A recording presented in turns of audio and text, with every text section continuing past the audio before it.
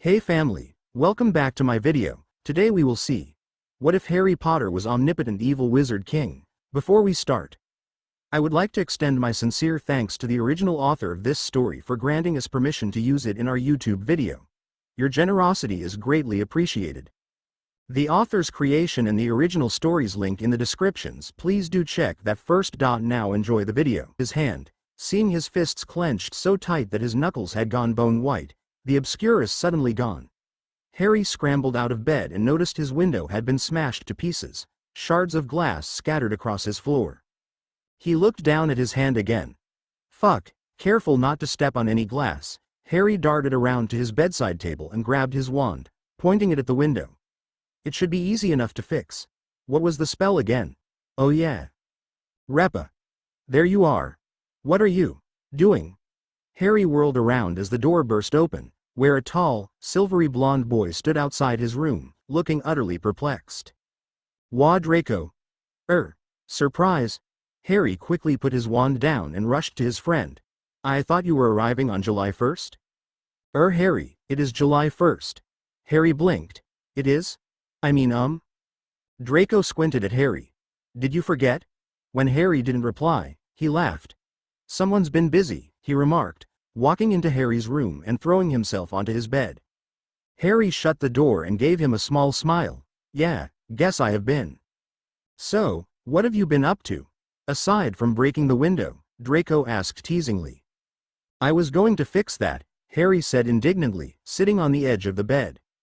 Draco smirked and took out his wand. Reparo. The broken shards of glass zoomed up and fixed themselves onto the window frame effortlessly. Thanks, Harry said sheepishly. Don't worry about it. What happened? Harry fumbled, trying to find an excuse. Just practicing a few spells, one rebounded by mistake. Draco sat up, watching Harry intently.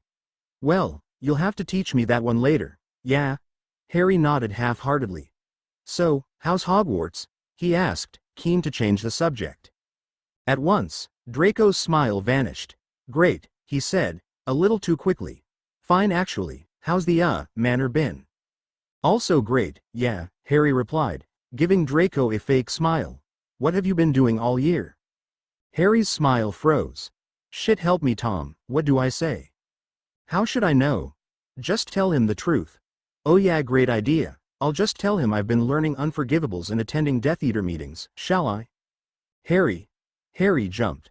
Not much really, you? Draco blushed slightly. Nothing much either, he fidgeted on Harry's bed, coughing and looking away from the boy guiltily. You've been reading much? He asked, gesturing to the open book on Harry's bed. Harry looked at it in horror and quickly snatched it off his bed, opening his bedside drawer and throwing it unceremoniously inside. A bit yeah, he said calmly after he slammed the drawer shut, throwing Draco an innocent smile. Smooth. Shut up. Draco stared at Harry. Then he sighed. Okay, we're clearly both lying to each other, should I say first or you? Harry looked taken aback. I'm not, Harry. Okay fine. Harry sighed and sat next to Draco on his bed. How could you tell? How could he not tell? Shut up. Draco rolled his eyes. We're rubbish liars, Harry. At least to each other. I'll go first, shall I? Harry bit his lip and nodded. Draco took a deep breath. I kissed my friend Pansy at an end-of-year party. Harry, who was expecting a confession of embarrassment or perhaps something sad, was completely taken aback. What? I was drunk, she was drunk, I don't know, it all happened so fast. Harry looked at the boy awkwardly. What exactly was he meant to do in this situation? Did you like it? Draco looked horrified. No, it wasn't awful but, she's my friend and I don't know actually, he frowned. It didn't feel right exactly. Because she's your friend? I don't know, maybe? Did she like it? Harry asked. Was there an edge of jealousy to his voice or was he just imagining it? Draco looked embarrassed. Probably not, I sort of pushed her off me. I don't know why, he added quickly. I just sort of panicked and pulled away, she's quite offended actually, hasn't been near me since it happened. Harry nodded, feeling something rest in the pit of his stomach. Was it relief? No, that's stupid. Well good for you mate, he said, snorting slightly. Draco rolled his eyes. "Oh, shut up," he said, though Harry could see him smile. Then his smile vanished. "Oh, Merlin, I told her we were friends." Harry felt his own smile wipe off his face. "What? It's fine, it's fine. I don't think she believed me." "You better hope so, Draco," Harry said. "Thought you said you weren't allowed to tell people you knew me?" "I know, but I was drunk," Draco moaned, burying his face in his hands. "Right, that's it, I'm never drinking again." "Ooh, let me make a note of that. I want to see how long that promise lasts." "Fuck you," Draco said as Harry grinned. "Right, your turn." Harry felt his grin vanish. "Oh, okay, well, I assume you heard about the Death Eater breakout?" Draco nodded. "I sort of, attended a your drawing room." Draco's eyes widened. "What?" Harry jumped at the boy's yell. "What, Harry? Why the hell didn't you lead with that?" "I thought. Your kiss? My kiss is stupid compared to that. What happened? Were mother and father okay?" "They were fine, Draco, don't worry." "They didn't tell me anything." Draco's shocked face looked momentarily hurt. Harry felt himself pitying the boy. "I'm sure they just didn't want you to worry." "What else?" Draco interrupted, jumping up from the bed and standing in front of Harry. "What happened?" Harry bit his lip. Well, I sort of set a snake at one of them." Draco stared at him, dumbfounded. "You did what?" he breathed. "I just called one from the garden and hid it in my robes before the meeting, and then one of the Death Eaters pissed me off and it sort of lunged at him." Utter disbelief shone in Draco's eyes. "Which one?" he whispered. I think his name was Yaxley." "Yaxley!" Draco yelled. "Merlin, Harry. You set a fucking snake on Yaxley. It was quite funny, really." Okay, what else?" Draco asked, shaking his head. I met your aunt." Draco's look of shock was replaced with one of confusion. "My aunt? Your mother's sister?" Draco looked at him inquisitively. "Bellatrix Lestrange?" "Oh." Recognition flickered on his face. "Her," Harry nodded awkwardly. "I suppose my uncle was there too then?" "I think so. There was a man sitting next to her. Do you know him?" Draco bit his lip. "I never met any of them," he said. "They were sent to Azkaban when I was 1. "Oh, was it bad that Harry had met Draco's own family before him? Was it worse to say they unsettled him?" "I'm sorry, Draco."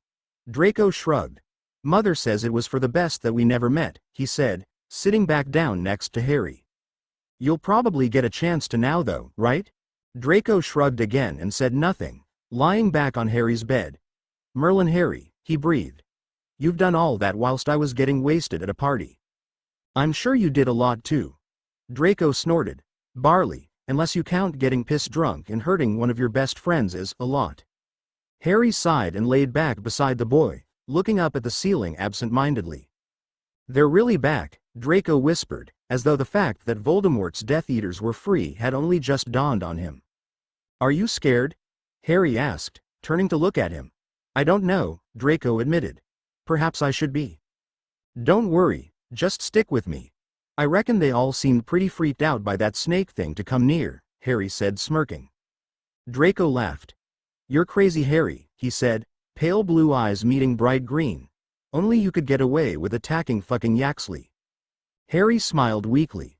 "Absolutely crazy," Draco mumbled. "Well, he's not wrong there," Tom said. Harry said nothing.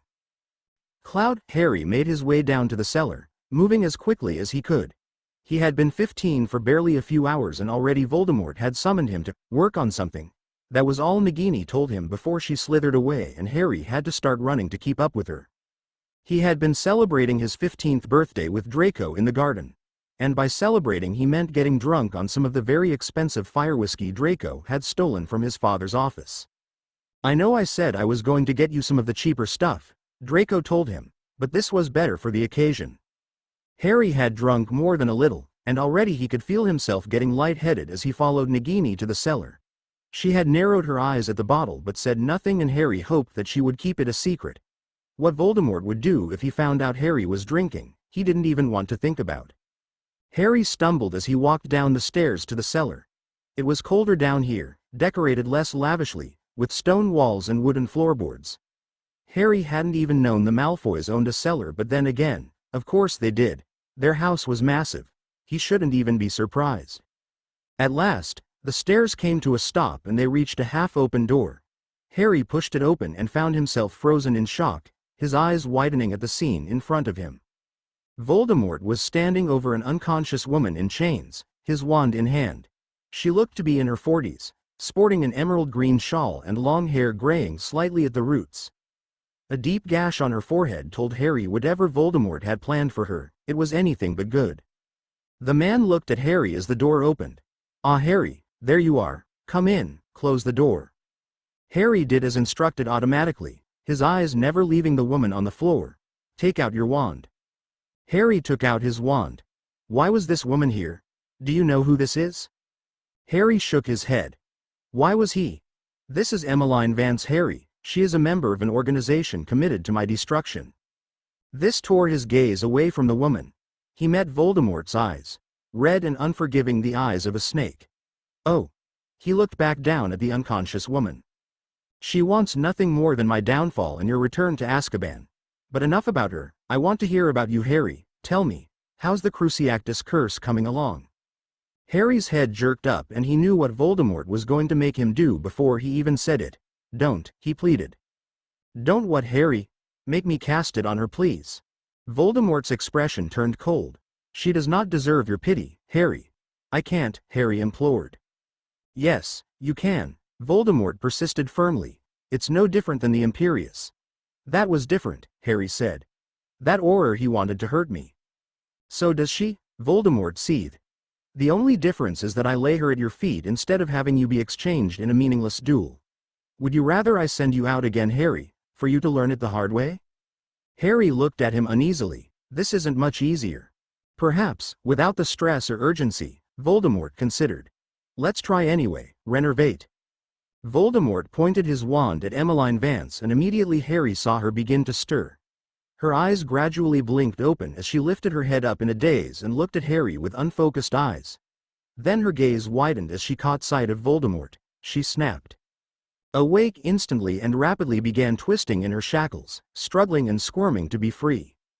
"Cast the spell, Harry," Voldemort said. "You know how."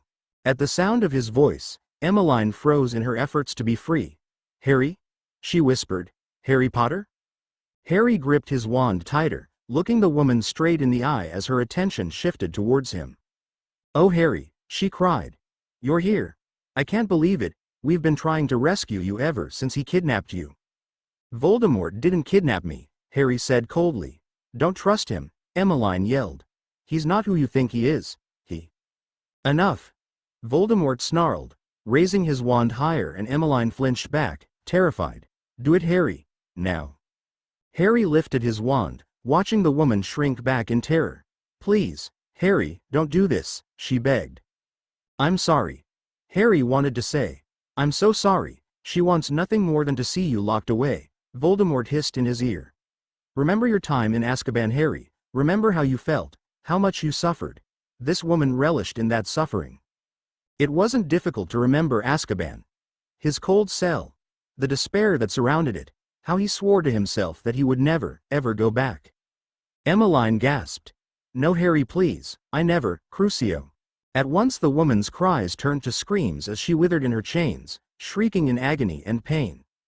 Harry watched her with wide eyes, his hand wobbling slightly as he held his wand.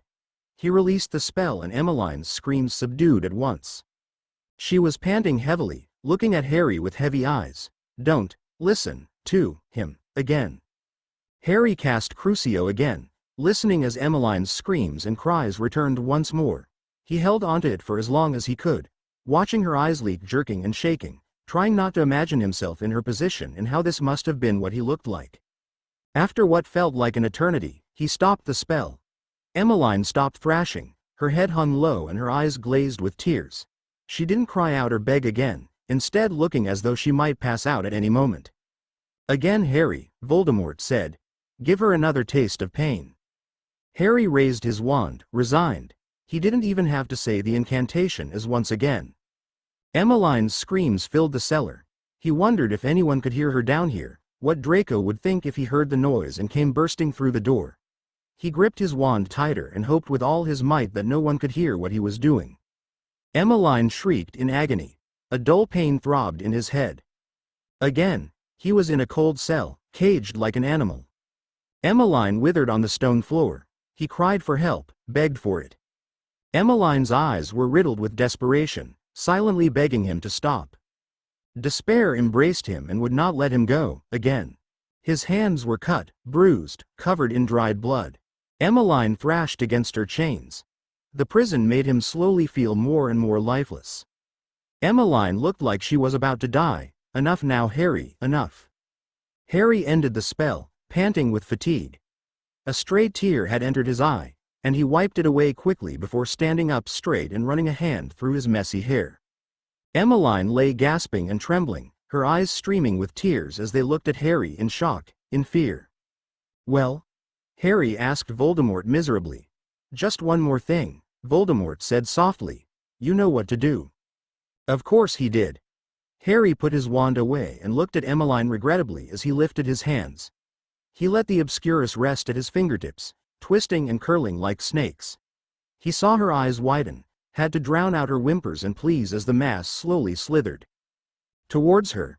She struggled weakly in her chains, trying to pull her face away from the obscurus, tears reappearing as it drew closer and closer. The obscurus latched onto her face and Emiline screamed as the black mass entered her mouth and nose. Voldemort watched impassively as her skin darkened, her eyes became black and her head shook as Harry slowly suffocated her. On and on the torture seemed to go on until at last her screams suddenly vanished, her head stopped shaking. Harry withdrew the obscurus and Emiline slumped lifelessly against her bonds, silent at last. "Well done, Harry," Voldemort said quietly. "You may leave." Harry felt numb as he walked from the cellar. As he closed the door, he heard Voldemort speak to Nagini. "Dinner, Nagini, my precious one." The door slammed shut. "Cloud, where were you?" Draco asked as Harry walked back outside, towards him. "Are you oh? Gimme that." Harry snatched the bottle of fire whiskey from Draco's hands, downing the rest of it in one go. It burned his throat and made his insides feel like they were on fire, but that was fine. That was absolutely nothing compared to Vance's torture. Draco stared at him in shock. "Harry, what the hell?" "More," Harry interrupted. "Please, I need more." "What happened?" Draco repeated, firmer. Harry looked at him flatly. "It's Voldemort, Draco. What do you expect?" The boy looked at him worriedly. "Harry." "I can't do this right now, Draco," Harry said tiredly. Just please give me more." Draco looked conflicted for a second but resigned upon seeing Harry's pleading face. He sighed and gestured for the boy to follow him back inside. "Come on," he said. "I have more in my trunk." "Your father's?" Harry asked. Draco shook his head. "That was only for tonight. I thought we'd just have a bit and then I'd put it back. I didn't want him to know we took it." Draco hesitated. "Well, never mind now, I guess. My friend Crabbe gave me some cheap booze to take home. It's not great, but it'll get you drunk quick enough." Harry nodded rapidly. That was all he needed. Just a few hours to forget about what he had just done. He clumsily walked to Draco's room, where the boy moved clothes and books around in his trunk until Harry caught sight of a few small bottles lingering at the bottom. Maybe just have a bit. Harry had already thrown the lid off one and gulped down the drink, ignoring as a bit splashed onto his shirt. Harry, maybe just slow down. "No," Harry gasped. "No." He downed the rest of the bottle. It wasn't very big, it wasn't enough. He made to get another one when Draco held him back. "I think you've had enough, Harry," he said quietly. Harry pushed Draco off him. "What would you know?" he screamed. "What would you know?" Draco looked aghast. "Harry. I need this, Draco," Harry cried, tears beginning to spill from his eyes. "Don't take this away from me." You can't drink it all," Draco protested. Harry ignored him, picking up the second bottle. "No depulso." The bottle went flying out of Harry's hands, where it hit the opposite wall and shattered. "What the fuck, Draco?" Harry shouted. "Stop," Draco said shortly. "Whatever happened, this isn't going to make you feel any better. You said it makes you feel better all the time." "That's different, okay," Draco snapped. "Whatever you want it for, it won't work." "Give me a bloody chance to find out," Harry growled, making his way to the last bottle. Quickly, Draco snatched it away from him. Harry looked at him angrily. "Give me the bottle, Draco," he said. Draco shook his head. "No." Harry felt his anger rise. Draco, just stop, okay? Please, let me help you. This will help me, Harry hissed. Draco scoffed. Yeah, because becoming a knockout drunk is really going to help with your mental issues, Harry. And then Harry punched him. Draco dropped the bottle, the booze smashing onto his foot and causing him to howl in pain. Fuck you. Harry screamed over the noise. Fuck you. Harry, my foot, Draco gasped. Harry ignored him, turning away from the injured boy and quickly searching his trunk in case there were any more bottles he may have missed. There were none left. Oh fuck, Harry whispered, his voice trembling. Harry. Harry turned around, staring at Draco, who had sunk to the ground. His eyes widened as though he had just realized Draco was injured. Draco, you're bleeding. He rushed over to the boy, the sudden movement causing black spots to dance along his vision, his head to swim with dizziness. Harry. Draco watched in horror as his friend collapsed, his green eyes fluttering shut, a single tear dripping onto the floor. Harry groaned and blinked, his eyes open. Headache? Draco was peering down at him, a glass of water in his hand. Yeah, Harry mumbled, slowly sitting up. Here. Draco thrusted the glass to Harry. That's what happens when you drink too much. Thanks, Harry muttered, downing the glass in one go. He rubbed his aching head before suddenly stopping abruptly and feeling his eyes widen as the memory of last night came flashing back. Oh God, Draco, I'm so sorry. Draco shook his head. It's fine, Harry, he said. I can get more booze next time. No, Draco, that's not what I'm sorry for. I know, Draco said quietly, but we're not going to talk about that, okay? Harry looked at him weakly. Your foot. It's fine, Draco said. I got Dobby to heal it. Mother knows nothing. I punched you. You were drunk, Draco reminded. And hysterical. It's not your fault, okay? I'm so sore. It's fine, Harry. I'm not mad. Don't apologize. All right. Harry nodded, his eyes swimming with tears. Do you want to tell me what happened? Draco asked gently. Harry shook his head. Not aloud, he mumbled. This was a lie, but Harry found that Vance's death was something he didn't want Draco to ever know about. Draco sighed. Okay, well, I brought you breakfast if you want it. Harry looked toward Draco's desk and saw a tray of food there. He resisted the urge to throw up the thought of eating made him feel sick, especially after knowing what Voldemort had done with Vance's corpse. He made to get up, but Draco put a maybe just take it easy, he suggested quietly. No, I should go. Harry froze as he caught sight of a pile of pillows and a blanket on the floor of Draco's room. He suddenly realized he was in Draco's bed. Oh God, I'm sorry, Draco. I'm making you sleep on the floor. I put you there, Harry, Draco said shortly. You were in no position to be moved and I didn't think you needed me to join you this time. And stop apologizing, he added. I told you, you were drunk, you weren't in control of your actions. Harry groaned and laid back down on Draco's bed, squeezing his eyes shut. What is wrong with me? He moaned. Harry felt the bed dip as Draco sat beside him. It's not your fault, he said softly, a gentle hand carding through Harry's hair. You have a lot on your plate. I wish I was dead, Harry murmured. He felt Draco fees. Can't do this anymore. The last thing Harry heard before he passed out was Draco's voice, sad and pitiful. Oh. Harry. Cloud, Draco's father, did find out about the bottle. Harry heard him shout at Draco from his room. The words disappointment and failure drifting towards him from the thick walls of the manor. When Lucius had left, Harry crept into Draco's bedroom, finding him seated on his bed. He didn't say anything, just held Draco close as the boy cried a bit. When Draco's sniffs had subdued, Harry rubbed his back a bit, asking if there was anything he could do. I'll be fine, Harry, don't worry. I can stay if you need me. Draco shook his head, wiping the tears from his eyes. It's getting late, we should get some sleep. Look, I'll go to your father, okay? I drank the bottle, not you. Draco rapidly shook his head. Don't, Harry, he already doesn't, just don't, please. He shouldn't have yelled at you like that, Harry said bitterly. It was my fault. No, he was right to. I shouldn't have stolen the bottle in the first place. Harry stared at him incredulously. Draco, are you seriously blaming yourself? It's getting late, Harry, Draco repeated. We should get some sleep. Good night. Good night, Draco. Harry climbed off his bed and walked out of Draco's room, feeling slightly ashamed at the thought of the boy getting blamed for his mess.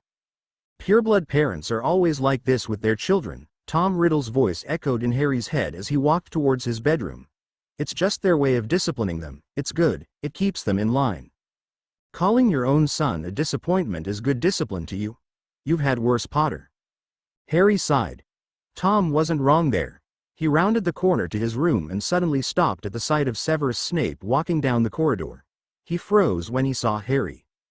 "Oh, hi," Harry said awkwardly. Snape gave him a curt nod. "Potter." For a second, they stood awkwardly across each other until Snape cleared his throat. How have you been, Harry?" "Fine," Harry said, shrugging. "How is the Cruciatus coming along?" Harry peered at him. "How did you know about that?" "Narcissa informed me." "Oh, it's fine, I guess. I've only tortured someone with it." "Have you learnt it?"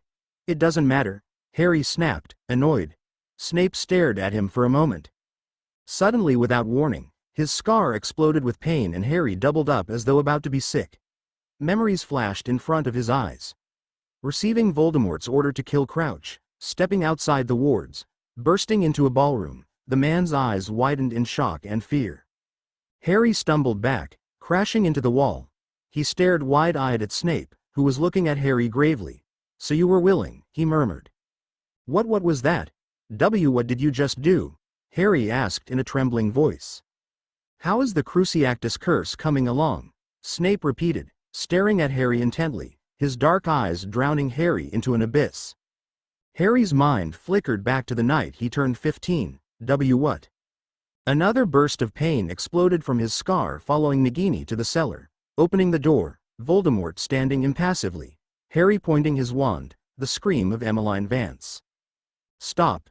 A dark force shot into Snape, hurling him against the wall. "What have you done?" Harry's veins were blackened, his eyes darkened and full of anger as they stared furiously into Snape's. "Calm yourself, Potter," the man said, drawing his wand. "What have you done?" The obscurus shot into Snape, who had rapidly materialized a shield from his own wand, forming some kind of bubble around him as the obscurus tried its hardest to penetrate it. It slammed into the bubble, hovered away, then slammed into it again and again.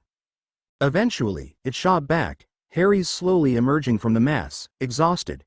His eyes faded back to green, his blackened veins returning to normal. Snape eyed him tensely. "Have you finished?" he asked. Harry only scowled in response, and Snape sighed, waving his wand and vanishing his shield. "I know you think I'm hurting you," Snape said. "But I need you to trust me." "I don't," Harry snapped. "I don't trust you, whoever you are. Whatever you're trying to do to me, just leave me alone." He angrily shoved past Snape, opening the door to his bedroom and slamming it shut behind him, standing close by it in case Snape tried to follow him in. He didn't.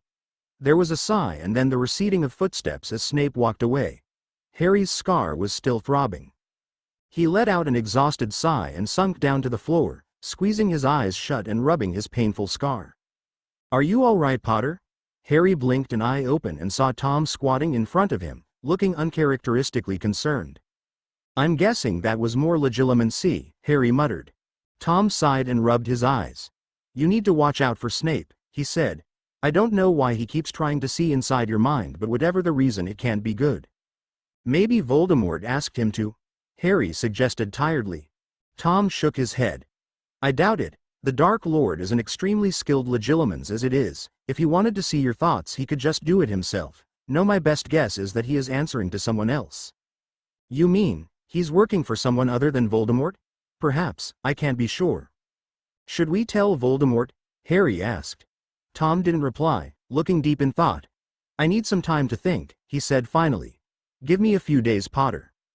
Harry blinked and the boy had suddenly vanished. He sighed and rubbed his scar again, trying not to think about the recent reappearance of Crouch or Vance, nor the eyes that he had been trying so hard to forget. Fear. Pure fear trembled inside of them, an image that had been burnt into the back of Harry's mind and took an exceedingly long time to fade. That was until Snape brought it up again. Harry slowly made his way over to his bed. Whoever that man was, whatever he wanted, Harry would have to make sure to avoid him. "Tom," Harry murmured quietly. There was a sigh. Didn't I just tell you to give me some time to think, Potter? Should I tell Voldemort what Snape's doing to me? Harry asked, ignoring Tom's disdain. There was a pause. No, not yet, Tom said slowly. I need some time to think about that man. Just wait a bit, Potter, and in the meantime, if you see Snape coming your way, turn around and walk in the other direction. Harry sighed. For once, he thought he may actually follow Tom's advice. The day before Draco was due to return to Hogwarts, Harry found himself being shaken awake at dawn. Harry, wake up. What is it? Harry asked sleepily. Get up, I need to tell you something. Harry cracked one eye open lazily. Draco? Quickly? Reluctantly, Harry sat up in his bed, rubbing his eyes and yawning. What is it, Draco? He asked the boy. I think I know how you can visit me in Hogwarts. Now he had Harry's attention. What? But the wards. Don't worry about the wards. Listen. He shoved a small potion bottle into Harry's hand and sat on the edge of his bed excitedly. Do you know what polyjuice potion is? Harry shook his head. It's a potion that allows someone to take on the appearance short amount of time. All you need is a bit of that person. Sorry, a bit of a person.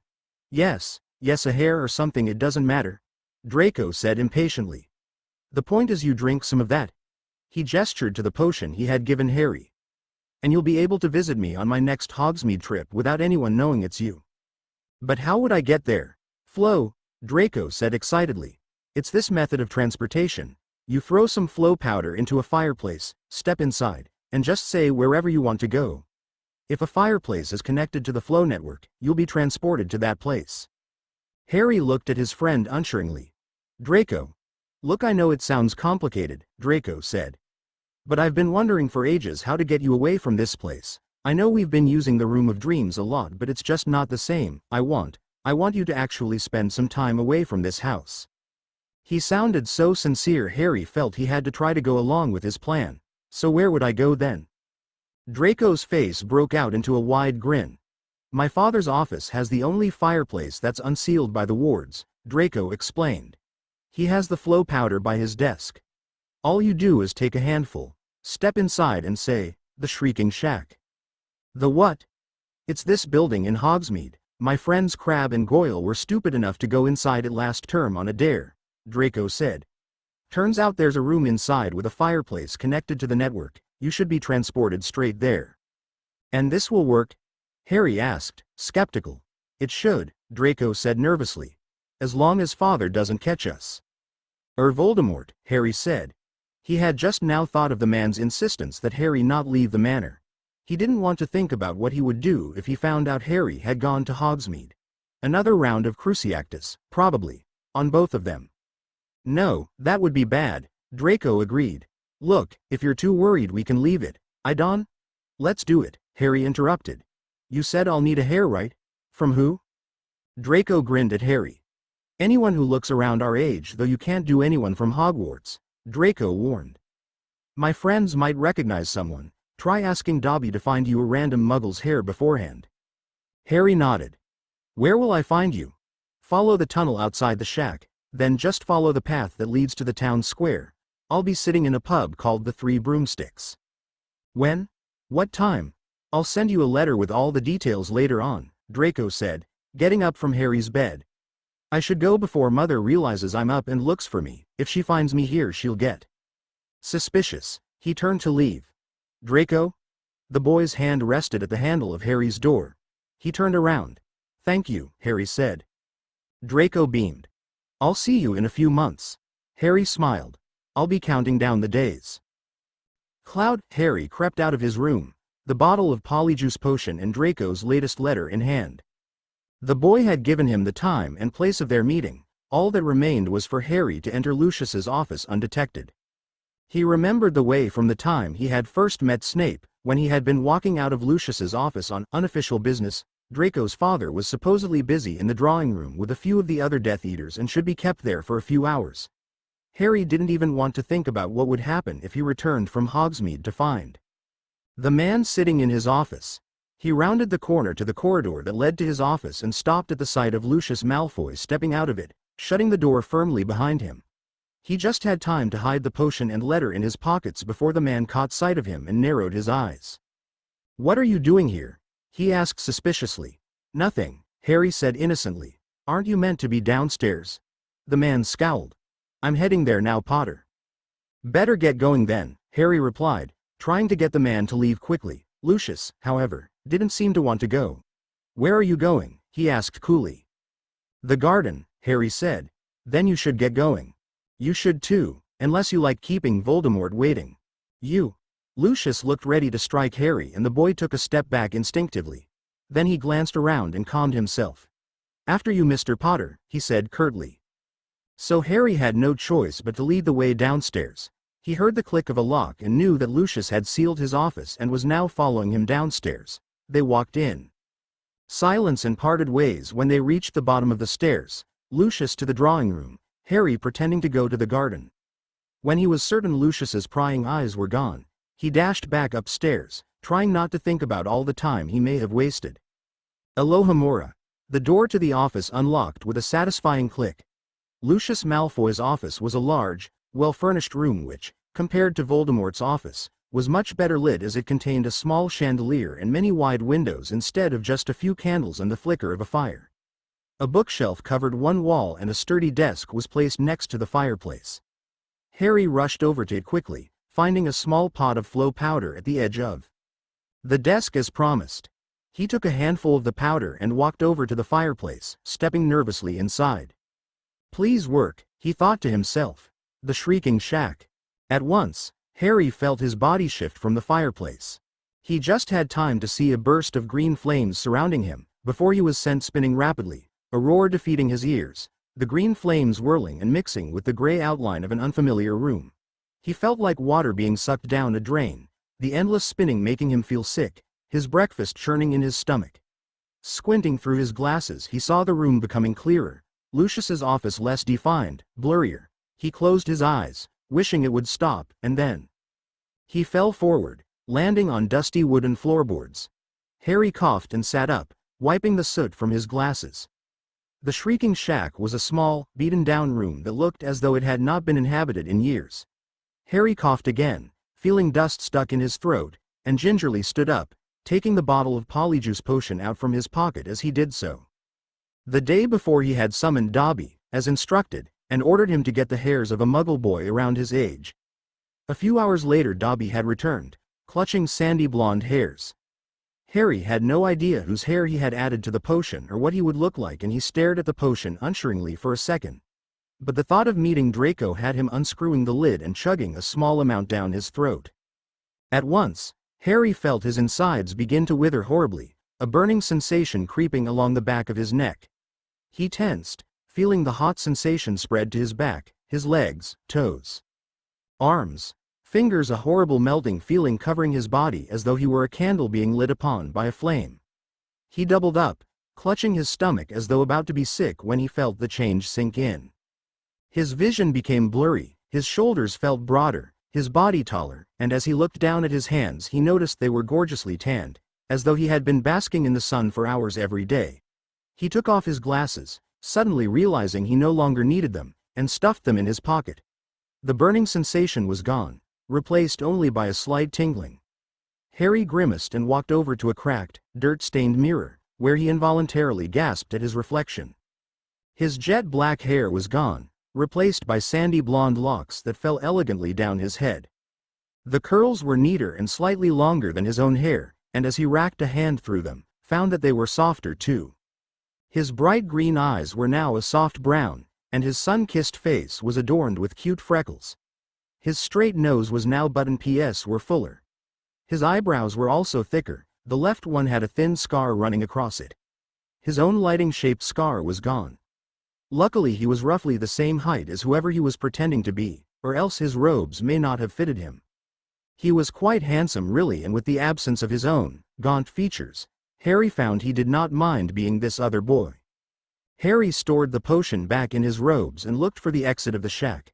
He found the door, or rather, a chipped piece of wood hanging off its frame by its hinges, and walked through it, following the tunnel that led outside. It was so dark Harry had to use his hands to guide him out, and as he stumbled over the uneven, rocky ground, He was half tempted to return to the shack when all of a sudden, he saw light shining from the end of the tunnel. He quickly ran to it, relieved when he stepped out of the dark, damp space. Outside, the air was chillier, the ground showing signs of recent rain. Harry inhaled deeply, feeling the chilly air enter his lungs. It was better than even the garden. He was outside at last, away from Malfoy Manor for the first time in years. Sure, he had left to carry out Voldemort's orders, but he never had a chance to spend much time outside, unless he counted the time he had awoken to a destroyed forest.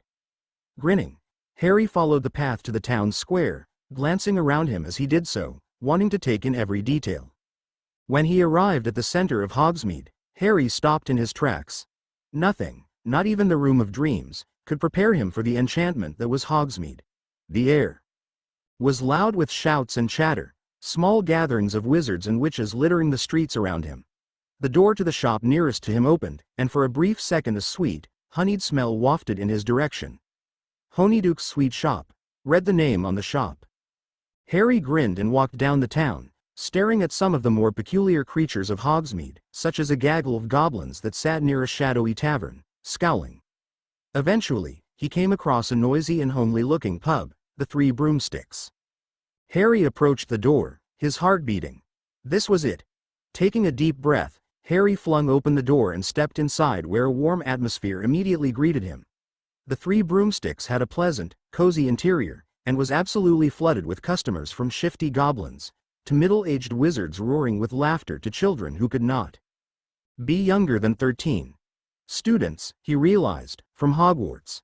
Many seemed to be gathered in the pub, and for a moment Harry was worried that he wouldn't be able to find Draco. He stepped inside, his eyes scanning the pub until he caught sight of familiar pale, blonde hair. He saw Draco sitting with a group of 5 other students, 4 boys and a girl Harry assumed was Pansy, at the very back of the pub, around a round wooden table. He stepped over to them, his eyes meeting Draco. He nodded at him, and the boy's face broke out into a recognizing smile. "You came," he said, jumping out of his seat and striding over to him. "Wouldn't miss it," Harry said, grinning. "How'd I look?" "Perfect," Draco whispered. "Come and meet everyone." "Oi Malfoy. Who's your friend?" the boy nearest to them asked. "Everyone. This is my cousin Tom. Tom, these are my friends," Draco said, his hand around Harry's shoulders. Harry made a note to thank him for the name he had stupidly not thought of one. "Didn't know you had a cousin Draco," the girl said. "From my father's side, his younger brother. They don't talk much, so I rarely get to see him." "Tom's not a very Malfoy name," a dark-skinned boy said suspiciously. "Tom's father was a pathetic muggle lover, fell out with my grandfather a few years ago," Draco said convincingly, waving his hand in the air. "Sad for Tom here, his father disappointing everyone like that. It's why my father doesn't see him much," Draco explained. "Logically, Tom here isn't stupid like his father, right Tom?" Yeah," Harry said. Dunno what he was thinking. "Well, good to meet you Tom," the boy nearest said, reaching out to shake Harry's hand. "I'm not Theodore, not, but you can call me Theo," he said, smiling. Harry smiled back at him. Theo had curly dark hair that, unlike Harry's, had been cut short, neat and elegant. His eyes were a lot like Malfoy's. Very pale blue, as though the vividness had been drained from them. However, whilst Draco's eyes were tinted gray, the blue in Theo's was more noticeable. Harry found them quite pretty. Theo gestured for Harry to have a seat next to him, and Malfoy sat beside Harry, completing the table. "What brings you here, Tom?" he asked. He's visiting my family for a few weeks. He's from France," Malfoy said plausibly. "Really? Which part?" the girl Harry presumed was Pansy asked. "Gaverny, near Paris," Draco said, and Harry added, thanking him for creating a believable backstory to the list. "Shouldn't you be enrolled in Beauxbatons?" the dark-skinned boy asked, looking apprehensively at Harry. "What the hell is Beauxbatons?" Harry thought. "French wizarding school," Tom replied. "Our term finishes earlier than yours. I'm on break," Harry found himself replying. "France must be beautiful this time of year. I've always wanted to go," the girl said. "It is," Harry responded. "You're Pansy, aren't you?" The girl smiled and nodded. "Did Draco tell you?" Harry nodded. "Said you guys had a terrible kiss last year, Tom." Draco looked appalled. Pansy, however, looked amused. Yeah, it wasn't great. I forgave him though in due course, at least now I know Draco prefers boys. Harry looked at him, surprised. You do? Shut up. I do not, Draco hissed. Well, that must be the only reason you didn't like kissing me, Pansy replied, smirking and tossing her sleek black hair behind her. Theo and two other boys seated opposite Harry laughed. The dark-skinned boy, however, was still observing Harry with narrowed eyes. Didn't quite catch all your names, Harry said. That's Blaise Zabini, Draco said, nodding at the skeptical-looking boy. Blaise was a tall, attractive boy with high cheekbones and long, slanting eyes, though Harry thought he would have looked nicer if they weren't narrowed in his direction. Hi, Harry said, in an effort to clear the air. Blaise merely nodded. Don't mind him, he's like that with everyone, Draco said dismissively, and Blaise scowled but said nothing. That's Gregory Goyle, Draco said, indicating to a stocky and muscly boy next to Blaise. And that's Vincent Crabbe, Draco said, pointing to the boy next to Goyle, who was slightly shorter and fatter though also reasonably burly. We call them Greg and Vince though. Harry nodded politely at them. Nice to meet you. They both nodded in his direction.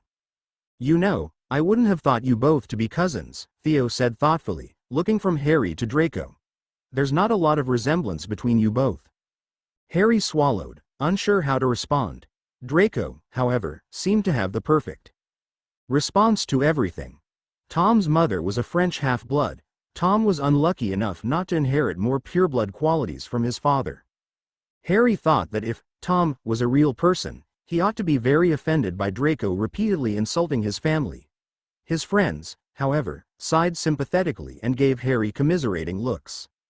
Half-blood mate, sorry to hear that. It's all right, we don't mind too much. Harry stared at them before Draco kicked him under the table. Ow, thanks guys, yeah. At least your mother's not a muggle born, Blaise said briskly. I think I'd rather die than have such scum for a parent. Why do you think that? Harry asked before he could stop himself. Blaise stared at him incredulously. Who wants to have their blood mixed with vermin like muggles? He asked as though Harry were being mad. But they're not muggles, are they? They can do magic. Blaise laughed maliciously. Magic that they probably stole from actual wizards. Harry frowned. How can someone steal? Yes, well, moving on, D. Cayley. What did you guys think of that charms quiz yesterday? As the group rapidly began denigrating their charms professor for his surprise test, Harry sat there, shocked that anyone could hold such contempt for other people. He wasn't sure why he was so surprised the Dursleys were muggles and they had been awful. But Draco had also told him that his own mother was a muggle-born, and though Harry never knew her, he couldn't help but feel protective over her blood status. Well, charms is plain stupid obviously, Pansy said. But it can't be worse than herbology, can it? Theo groaned. Don't even mention that subject. Professor Sprout gave me and Vince detention for misbehaving with our mandrakes, he said the last part mockingly. Yeah, and we weren't even misbehaving, we were just chucking one around a bit, Vince chimed in, causing the group to laugh. Do you remember last herbology lesson, Draco? With Longbottom? Pansy asked, smirking. Draco sniggered. How could I forget? He got slapped in the face by a bouncing bulb and screamed like a little girl. The group cackled with laughter, Theo shaking his head, and Sprout thinks he's one of the better students. Longbottom's useless, she must be confounded or something, Pansy said, and Draco laughed. Harry felt a familiar feeling nestling in the pit of his stomach. Was it jealousy? Again? Was he seriously jealous of Draco's close friendship with Pansy? But he doesn't like her more than that, Harry, said the small voice in the back of his mind. Then he had to remind himself that he didn't care. Look, speak of the devil, Theo muttered, smirking. A group of 3 had suddenly walked into the pub, 2 boys and a girl. One of the boys was quite tall, with bright ginger hair and a face dotted with freckles not unlike Harry's. The other boy was shorter, sporting tangles of dark brown that fell messily in front of his large brown eyes. The girl had extremely bushy brown hair tied up in a messy ponytail, and she seemed to be laughing at something the tall boy had said. How you doin', Longbottom? Greg yelled across the bar, and the group erupted into snide giggles. Harry saw the ginger boy's expression darken, the brown-headed boy's smile wiped clean from his face, and Harry assumed that he was the boy called Neville. His friend looked as though he wanted to stride over to their table and confront them, but the girl grabbed his hand and dragged her friends away from them, ignoring Vince's and Greg's hooting laughter as the ginger boy threw them a dirty look over his shoulder. Harry sat uncomfortably with the group, whose behavior was a bleak reminder of his cousin Dudley's relentless bullying. Draco seemed to notice Harry's unease because he cleared his throat and drew the group's discussion away from the trio. Harry appreciated the gesture, even if he was a little put off by Draco's group of friends. Still, Theo and Pansy seemed to like him well enough, and Greg and Vince seemed okay. Only Blaise remained slightly cold towards Harry, though he didn't say anything else towards the boy for the next half hour as they talked about some game called Quidditch. Theo seemed appalled that Harry knew so little about it. "You've really never heard of Quidditch? Really? You don't even watch any of the games? Guess it's not so popular in France," Harry said, shrugging. Theo looked at him incredulously. "Well, I'll have to teach you all about it then, won't I?" Harry smiled. "If you want." Draco coughed. "Tom's going to be quite busy though. I'm not sure when he can next visit us." "No matter, I'll just write to you, assuming that's okay?" Theo asked. Harry nodded. "Yeah, that's fine." Draco looked bitter but said nothing else. Greg nudged Vince. "Look at that," he said, pointing at a newspaper on a nearby table. He brought it over to the group and laid the cover out in the center of the table. "Auror still missing, you know, WHO believed to be responsible." "Ah, of course," Theo said dryly. "Don't mind us, Tom, we regularly gossip about the state of the wizarding world," Pansy said. "You mean Harry Potter?" Harry asked, his mouth suddenly gone dry. "Him, the Dark Lord, all of that really," Theo said. "Who's the paper about Greg?" Pansy asked. Greg opened the newspaper and briefly scanned the first page. Some lady called Emiline Vance. Harry let in an intake of breath, but the noise wasn't heard by Draco's friends, who all seemed too preoccupied with the paper. Only Draco seemed to register the noise, his eyes flickering over to Harry for a second, puzzled, before turning back to the newspaper in front of him. "Never heard of her. How long's she been missing?" he asked. "Sometime around the end of June, I think it says," Greg replied, and the group sighed, shaking their heads. "Well, what did we think, boys? Potter or the Dark Lord?" Pansy asked. "Or the Death Eaters," Blaise suggested. "No, we couldn't forget about them," Theo said laconically. "I reckon it could be Potter again. He's proved he's capable before," Vince said. "Seems a bit low for him though, doesn't it? Bones and Crouch had some status," Blaise mused. "She seemed to be quite well known though. Long-serving Auror, disappearance condemned by Fudge. Not too bad for Potter's standards, Greg said, reading from the paper. "Still, Bones and Crouch were higher," Pansy said, clicking her tongue. Greg hummed. "Shame they were purebloods, but if you go against the Drac Lord, there it was again. What was it with wizards obsessing over their blood?" "You guys think she's dead?" Harry asked unssuringly. "Has to be if she hasn't been seen since June. People can only go missing for so long," Pansy said expertly. Draco glanced at his watch and yelped, "Merlin, Tom, you better." He trailed off as his friends shot him inquisitive looks, instead gesturing at Harry to look at the large clock that hung on the pub's wall above the counter. Harry looked at it and felt his face fall. 3:49 it read. Lucius was expected to return to his office at 4. Harry coughed and stood up. "Sorry, I just remembered I have a thing I have to get to." Blaise raised his eyebrows. "A thing?" "Don't worry about it, Tom, you better go," Draco said, looking as though he were trying to not look panicked as best as he could. "Will you come back to visit?" Pansy asked. "I'll try," Harry said distractedly, putting on his cloak and fiddling with the clasp. "Try to," Theo said, reaching forward to clasp his hand. "See you, Tom, mate." Harry nodded.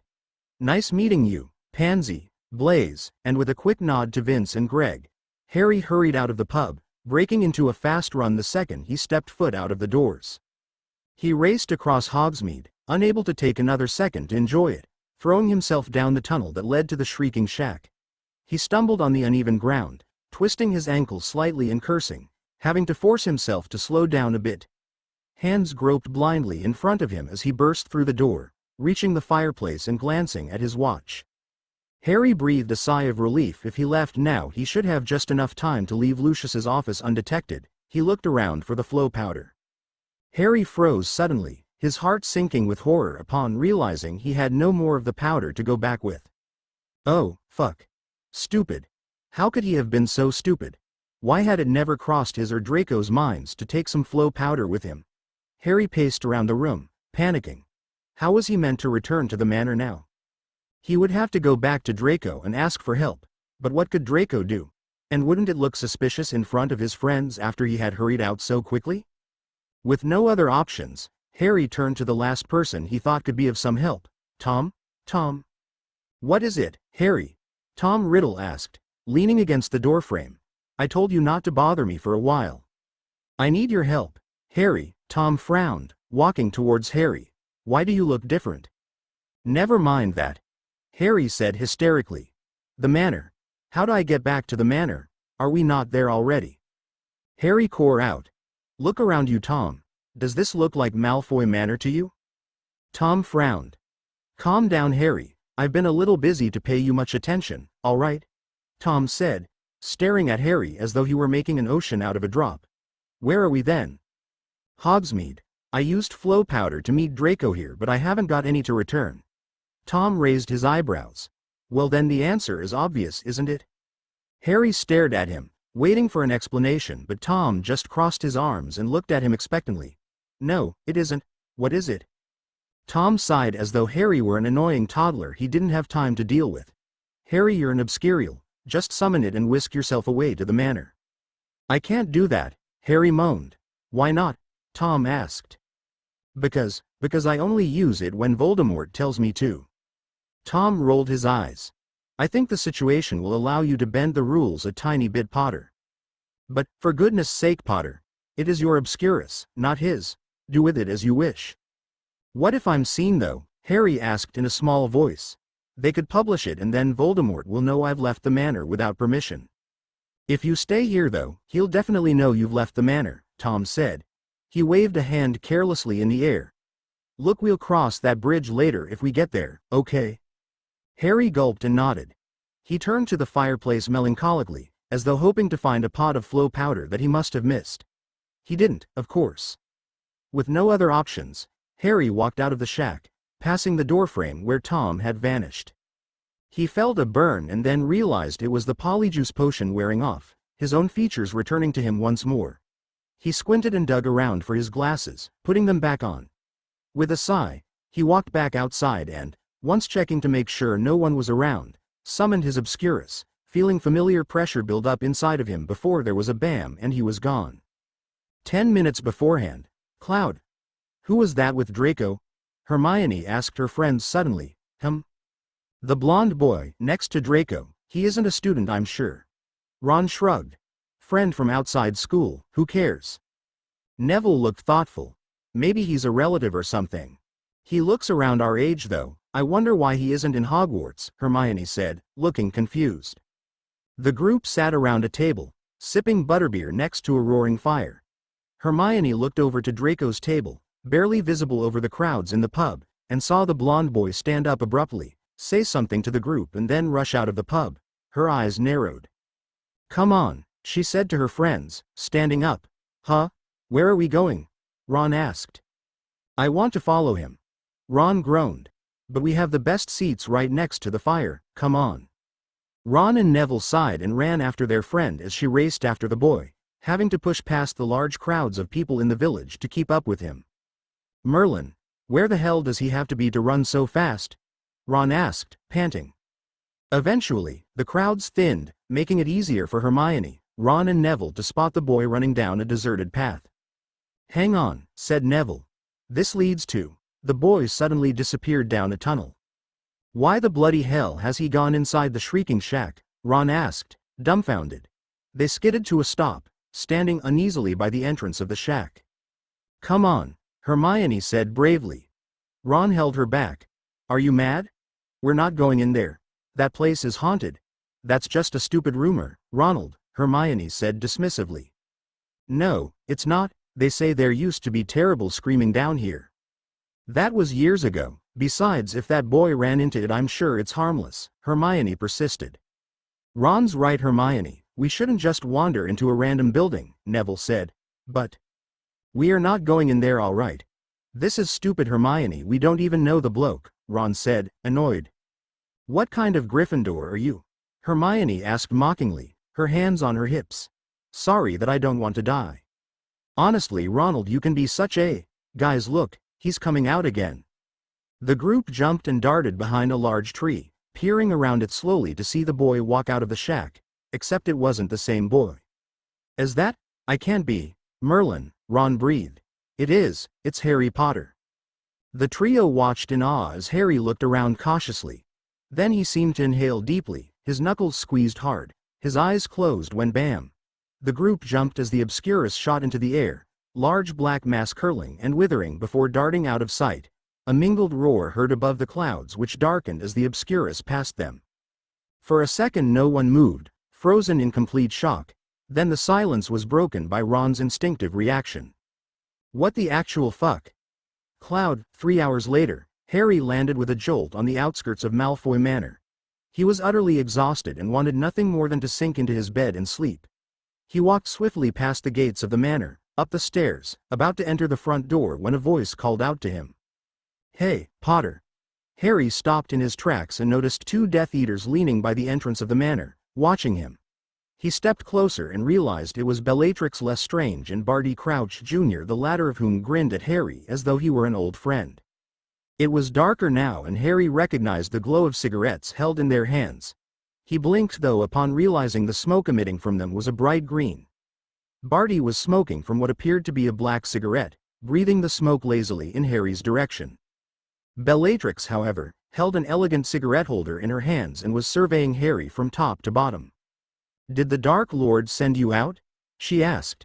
Yes, Harry lied. Who was it this time? Shit. Dunno, no one that important, I think. Bellatrix's eyes were narrowed. She inhaled her cigarette and blew the smoke directly in Harry's face. It clogged up in his lungs but he didn't cough. Why would the Dark Lord murder someone of little importance in such a publicizing way? She asked. Dunno. Ask him if you want. Barty cackled loudly. He was swaying on his feet slightly, the cigarette held loosely in his hands. What you got there? Harry asked, nodding in the direction of his cigarette and ignoring Bellatrix's scowl. Alahat sea leaves, Barty said, grinning. Would Lucius mind you smoking in his house?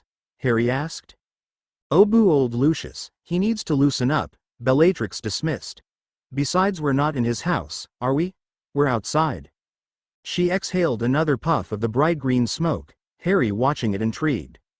Barty followed his gaze. Wanna try some? He asked, holding the cigarette out in front of Harry.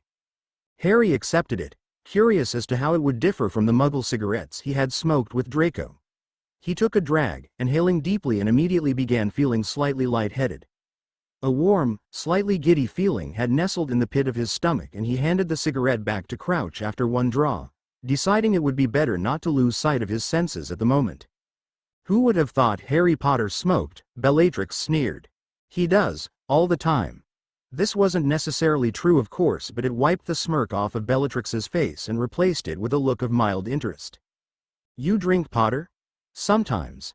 Another underestimate. You ever been drunk? Not enough to make me lose my head. The lies just slipped out of his tongue.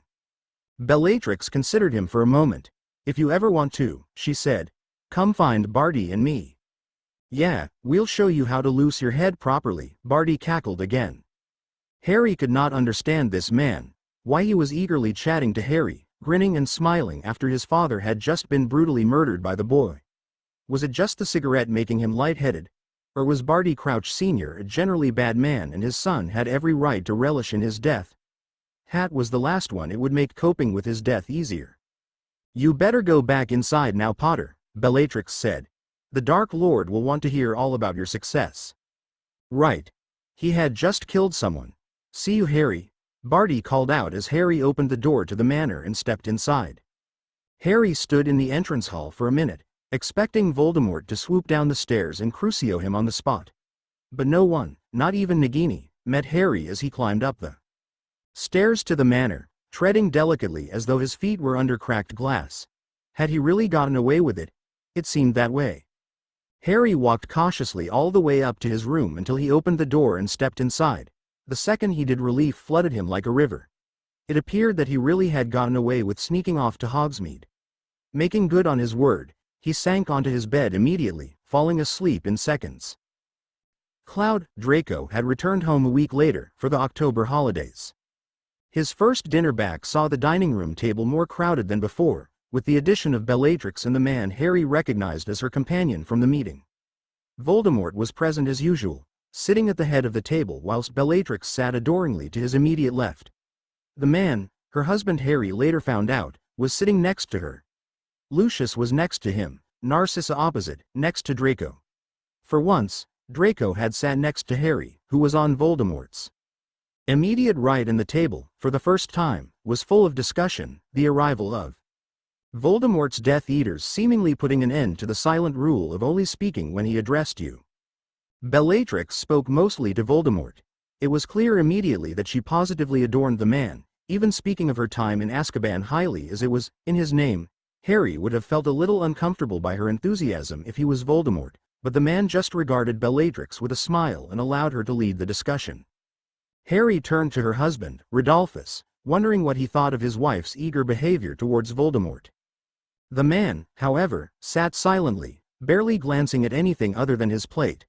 Although this made him sound meek, Harry knew from the deep bruises on his knuckles, his thick-set frame and the dark shadows in his eyes that this was not a man whom he should underestimate. He was tall and serious-looking, sporting wild tangles of graying black hair and small, half-healed cuts on his face Harry assumed he had received in Azkaban. Even Tom Riddle seemed to respect him. Loyal, powerful, silent at times but incredibly dangerous. Watch out for him, Harry.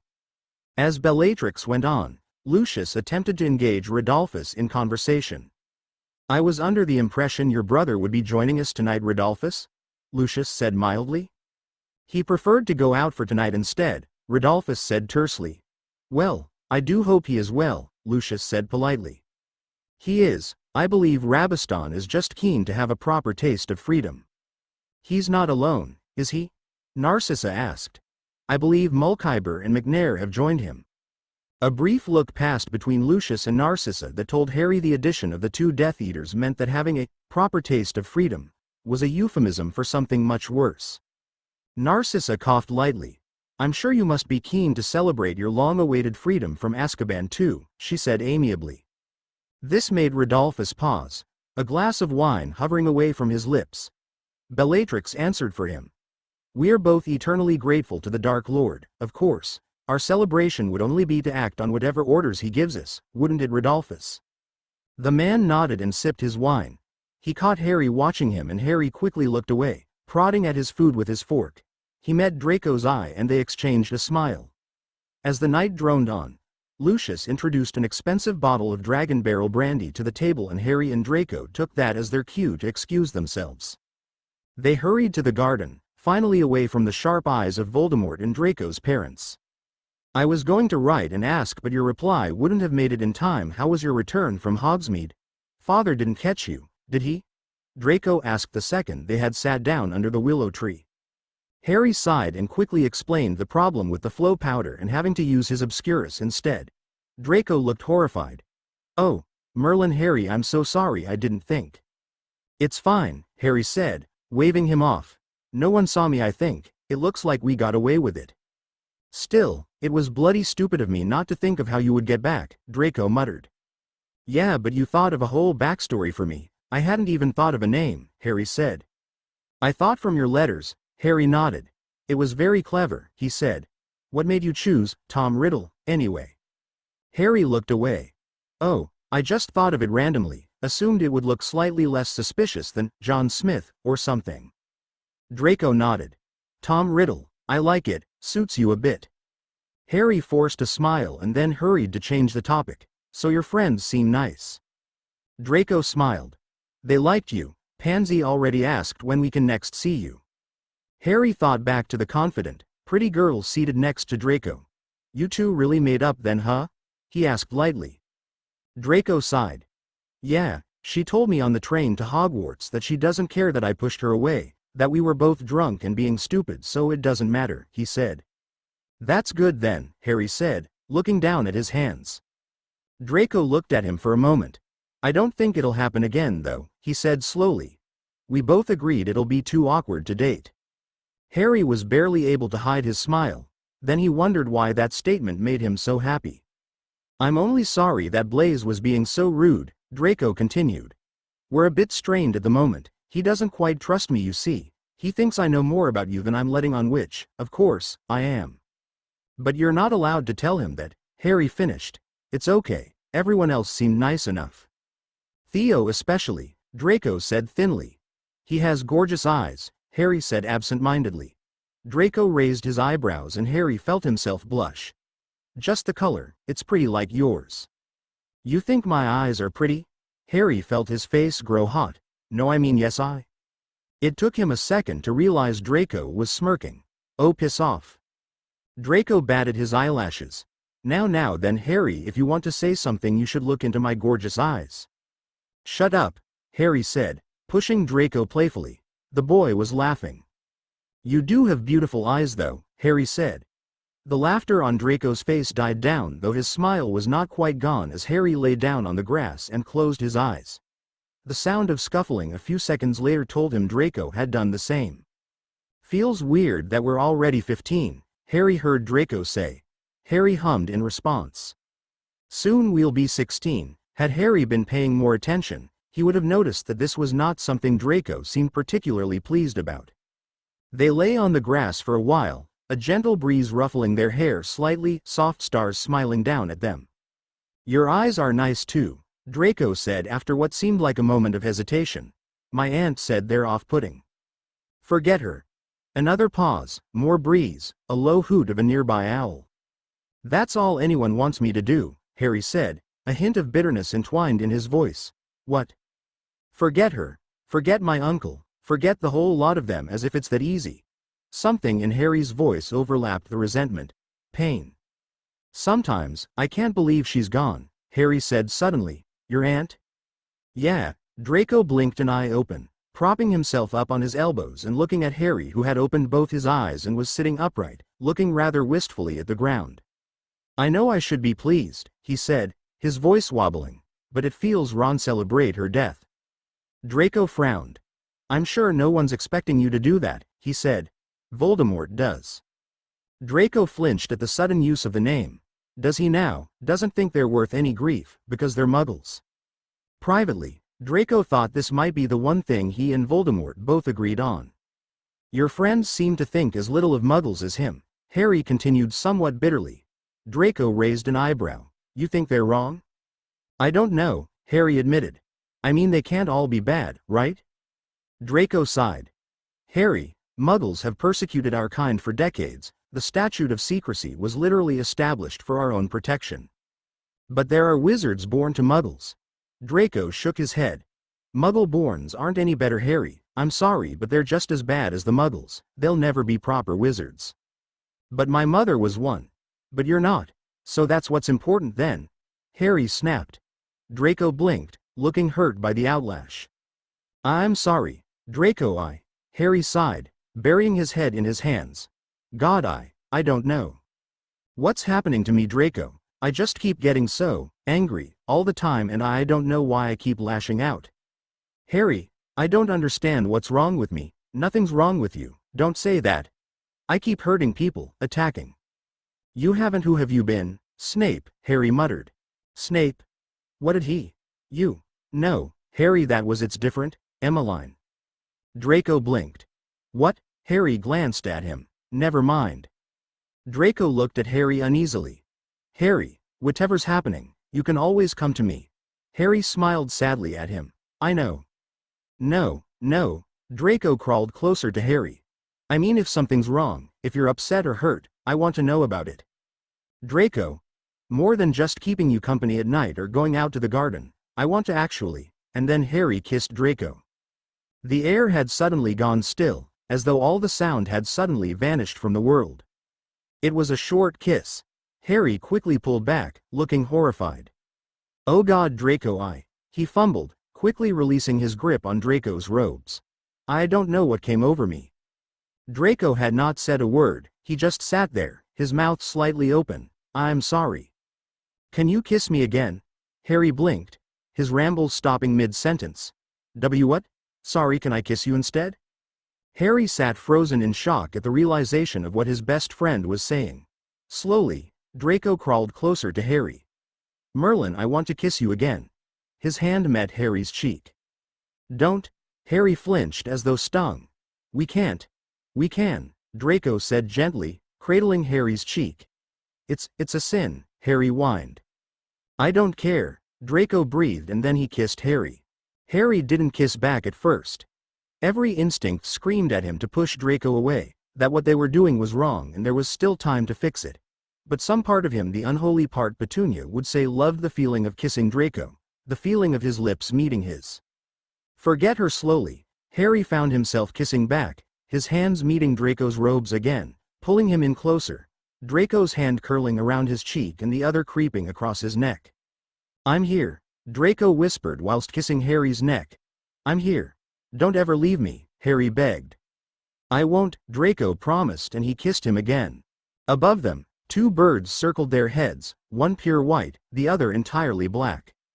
Chapter end notes. Yay, we finally got there. It only took 16 chapters, they're slow burn guys. On a side note, my friend was wondering if being drunk whilst writing about a character being drunk helps make the drunkenness more realistic. All I learnt from that is to drink more to improve the FIC. It will be hard, but I suppose I'll have to cope, for the sake of your enjoyment, of course. Atonement chapter notes. Right, quick heads up, I realized I forgot to add a small part into chapter 14. It's not a lot, but basically, when Harry got the node to kill Crouch, I forgot to add a line that's going to be brought up in this chapter. You can go back and read it if you want, or I'll just add it below. It's not too important, but just so no one gets confused. That night Harry found a note on his bedside table, 2 lines written in an elegant scrawl. Barty Crouch Sr., The Fortune Ball, London. Harry wasn't going to let him down anymore. The man had told him he could choose when he was ready to use his obscurus again. Now seemed like the perfect time. He was ready, after all. Ready to stop letting Voldemort down. This was his choice, as promised. Just 'cause I stupidly forgot that I added that bit into my drafts after Voldemort told Harry he could use his obscurus when he wanted. Chapter 11. When I posted the chapter I didn't post the updated draft with that bit added. It's confusing IK, so if you don't have a clue what I'm talking about DW, enjoy the chapter less than 3. See the end of the chapter for more notes. Not for the first time in his life, Harry felt diseased, evil, the sin of kissing Draco clawing its way into his mind and leaving what was initially a loving moment wretched with guilt and disgust. In the aftermath of the kiss, once the giddiness and excitement had worn off, Harry had barely made it back to his room in time before he threw up, trying to get the taste of Draco's lips off of his own. Harry shuddered to think about what the Dursleys would say if they could see him now. He had gone against all their morals, he had learnt magic, committed acts of murder and left a trail of destruction longer than the scars on his back. That was already unforgivable. But this? Somehow the idea that he had kissed his best friend and enjoyed it seemed 100 times worse than everything he had done put together. What the hell was he thinking? Harry needed to atone, repent, make amends for what he had done. He stared at himself in the bathroom mirror and saw nothing but a sinner, washed in guilt and wickedness, his green eyes a doorway to his heart that ached with contrition. Choking back a sob, Harry exited his bathroom, stopping dead in his tracks when he saw Draco standing by the door. Hey, the boy said, failing in his efforts to sound casual. Hi, Harry responded tensely. They just stared at each other for a moment, until Draco sighed and shut the door, stepping closer to Harry, who instinctively took a step back. Draco noticed this and stopped suddenly, looking hurt. Listen, he started, trying to brush it off. We don't need to talk about it, Harry said quickly. Draco blinked, looking confused. What? The kiss, we can forget it happened, we don't have to ever do it again. Draco frowned. Harry, that wasn't what I was going to say.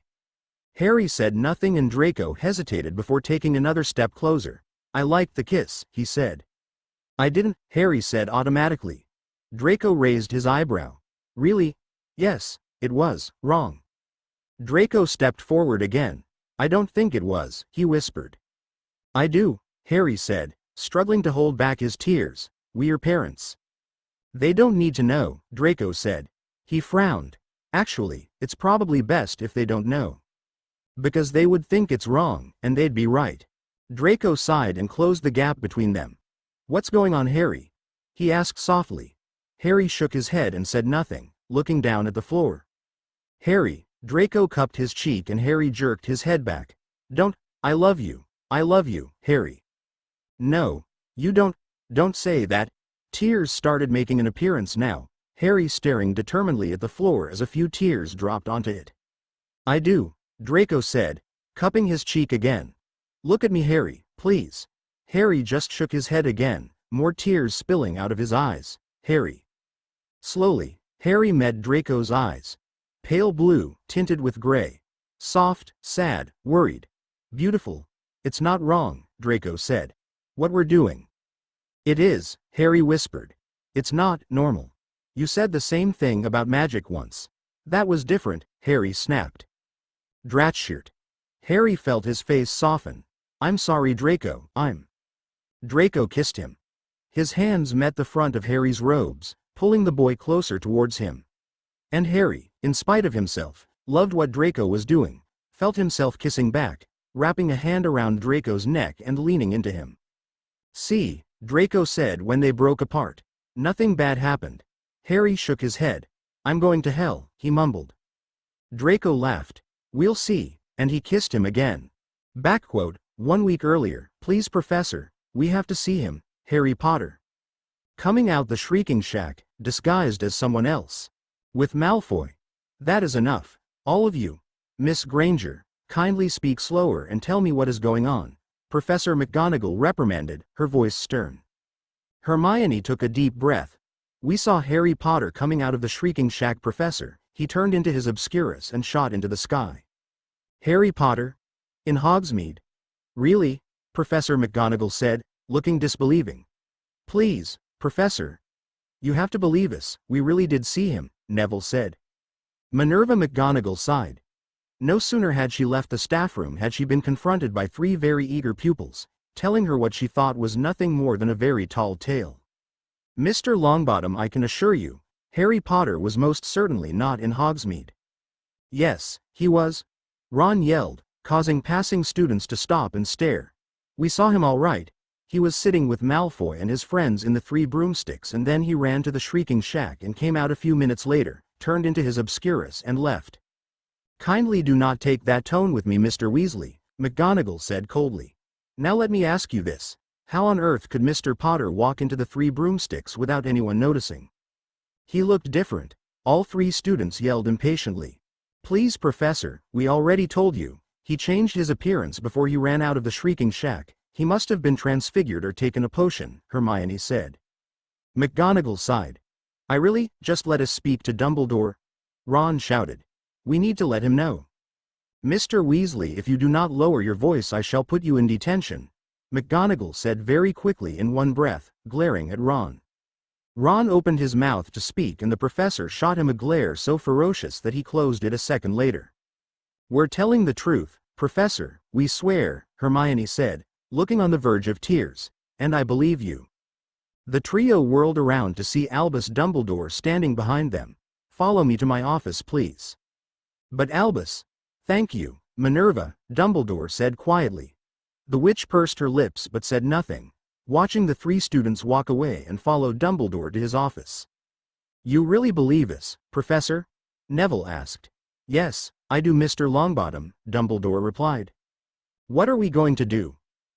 Kindly wait until we are in my office, Miss Granger, Dumbledore interrupted. Hermione went very pink and said nothing else as he led the way to the headmaster's tower, muttering the password to the stone gargoyle. Fizzing Whisby. Neville and Ron exchanged bewildered glances, and gestured for the students to get on the circular, moving stone staircase, where he unlocked the door and beckoned them inside. For a second the trio stopped and admired the office, with its many delicate instruments and snoozing portraits of previous headmasters and headmistresses. Dumbledore walked over to his desk and sat behind it, and nervously, the 3 students walked forward to stand behind it. If you could please tell me the full story, from the top, Dumbledore asked quietly. Hermione looked at her friends and they nodded. Slowly, she explained to Dumbledore how they had followed the mysterious, sandy blonde boy from the 3 broomsticks, where he ran into the shrieking shack and emerged a few minutes later as none other than Harry Potter, who had transformed into his obscurus and vanished within seconds. When she was done, Dumbledore did not immediately answer, looking deep in thought. Professor," Hermione said timidly, scared of disrupting the man. You do believe us, right?" "Of course I do, Miss Granger," Dumbledore replied. "I admit I have known that Potter has had afflictions with Draco. I never would have thought they would be meeting outside of the manor though." He trailed off, getting lost in his thoughts. "Will Malfoy be getting in trouble, sir?" Ron asked eagerly. "No," Dumbledore said firmly. "Nor will any of his friends. I do not believe they truly knew it was Harry there in the first place." "But Malfoy—" "Phineas," Dumbledore interrupted, calling to a portrait of a clever-looking headmaster with black hair and a pointed beard. The man, however, seemed to be asleep. "Phineas," Dumbledore repeated. The man reluctantly opened one dark eye lazily. "Can I assist?" he asked boredly in a manner that clearly indicated he had no interest whatsoever in helping the headmaster. "I need you to go to your portrait in Grimwald. Tell Sirius to send a message for a meeting tonight." The man sighed. "If I must." A second later he had walked out of his frame. "Professor." "Listen to me," Dumbledore said, staring at the trio with an intensity they had never seen before. "You have done remarkably well to tell me this, but I must beg of you not to tell anyone else. But Malfoy could be our only chance of getting Potter away from Voldemort. Please, for his sake, speak nothing of this." Neville and Ron flinched when Dumbledore spoke the dark wizard's name. Hermione, however, stepped forward bravely. "What do you mean, Professor?" Dumbledore regarded her for a moment. "Potter is being manipulated by Lord Voldemort," he said slowly. "And I do not believe that he knows Harry is leaving the manor they reside in to meet with Mr. Malfoy in Hogsmeade." Hermione nodded slowly. "You think we can get to him there then? Convince him to get away from you-know-who?" she asked. Dumbledore nodded gravely. "You must not confront Draco," he said, standing from his desk. "You must not tell anyone what you've told me, do you understand?" Neville, Hermione and Ron all nodded, the latter looking slightly disappointed. "Thank you," Dumbledore said, walking over to the door of his office. "If we can save Harry, your simple act would have had a huge effect on the state of our wizarding world." The trio sighed and walked towards the door of the office, leaving one by one. Neville stopped as he was about to leave. "You really think we can get him back, Professor?" he asked, turning back to Dumbledore. The man looked him straight in the eye. "I do, Mr. Longbottom, and if we do we shall have you to thank." As Neville walked out the office, he just had time to hear the headmaster called Phineas return to his portrait. "It's done, Dumbledore. You know, I still think it would be kinder to kill the boy." Just before the door shut, Neville heard Dumbledore's sigh. "Enough, Phineas." Neville made note of the tiredness in his voice. Backquote, "He was just there, in Hogsmeade?" Molly Weasley asked in disbelief. Dumbledore nodded. "Merlin's beard," Arthur said, looking both shocked and amazed. Molly tutted. What on earth was Ron thinking? Could have been seriously injured. "I believe we all owe your son a great deal of thanks, Molly," Dumbledore said. "If we can get Harry back it would have been thanks to him." "What does this mean?" Hestia Jones asked. "It means Potter's been getting closer to the Malfoy boy," Moody replied gruffly. "It seems we can still use him to get to the boy," he said to Dumbledore. The man nodded. "So it may seem. Well, what's the plan?" Sirius demanded. "Assuming that the boy returns to Hogsmeade during the next visit, we need to find a way to speak to him without startling him," Dumbledore said. "Sirius," Lupin murmured softly to himself. The Order glanced at the werewolf, who looked up, sighing. "He's the only one of us who has had contact with Harry, he'll trust him." Sirius snorted. "Barley." "No, Remus is right," Dumbledore said. "I would verse, but if the boy sees me I doubt he won't run away in the other direction." Sirius looked around him, surprised. "Albus, I was in my animagus form. Harry barely spoke to me." "Which is precisely why he would trust you," McGonagall said. "If he recognizes you, he'd want to see you again." "There's no telling he would remember me." "Oh, I'm sure he will," Snape said. "He seemed to recognize Dolohov and Rowell in the meeting, and they were the ones who brought him to the manor 4 years ago. Plus I'm pretty sure watching a dog get blown off its 4 legs would be a pretty key memory for an 11-year-old, Tonks added. Sirius looked at the order helplessly. I don't know. For goodness sake, Black. All that talk of helping your godson and you're only now hesitating. Snape snapped. The order held their breath, expecting a fight to break out. Sirius, however, just frowned slightly. In any case, it's the best plan we have, Dumbledore said. We need to act quickly. Sirius, if Voldemort were to find out Harry is leaving the manor, he'd be sure to put an end to it. This could be our only chance to save him. Will you do it? Slowly, Sirius nodded. Yes. Excellent, now we'll have to find out. The meeting went on for several more hours, until eventually, the order departed sleepily, murmuring drowsy goodbyes in exciting Grimmauld Place's kitchen, tired but triumphant at their first possible chance of success.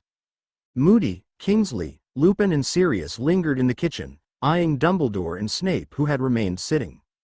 I trust you have had more contact with the boy Severus? Dumbledore asked quietly. Snape nodded.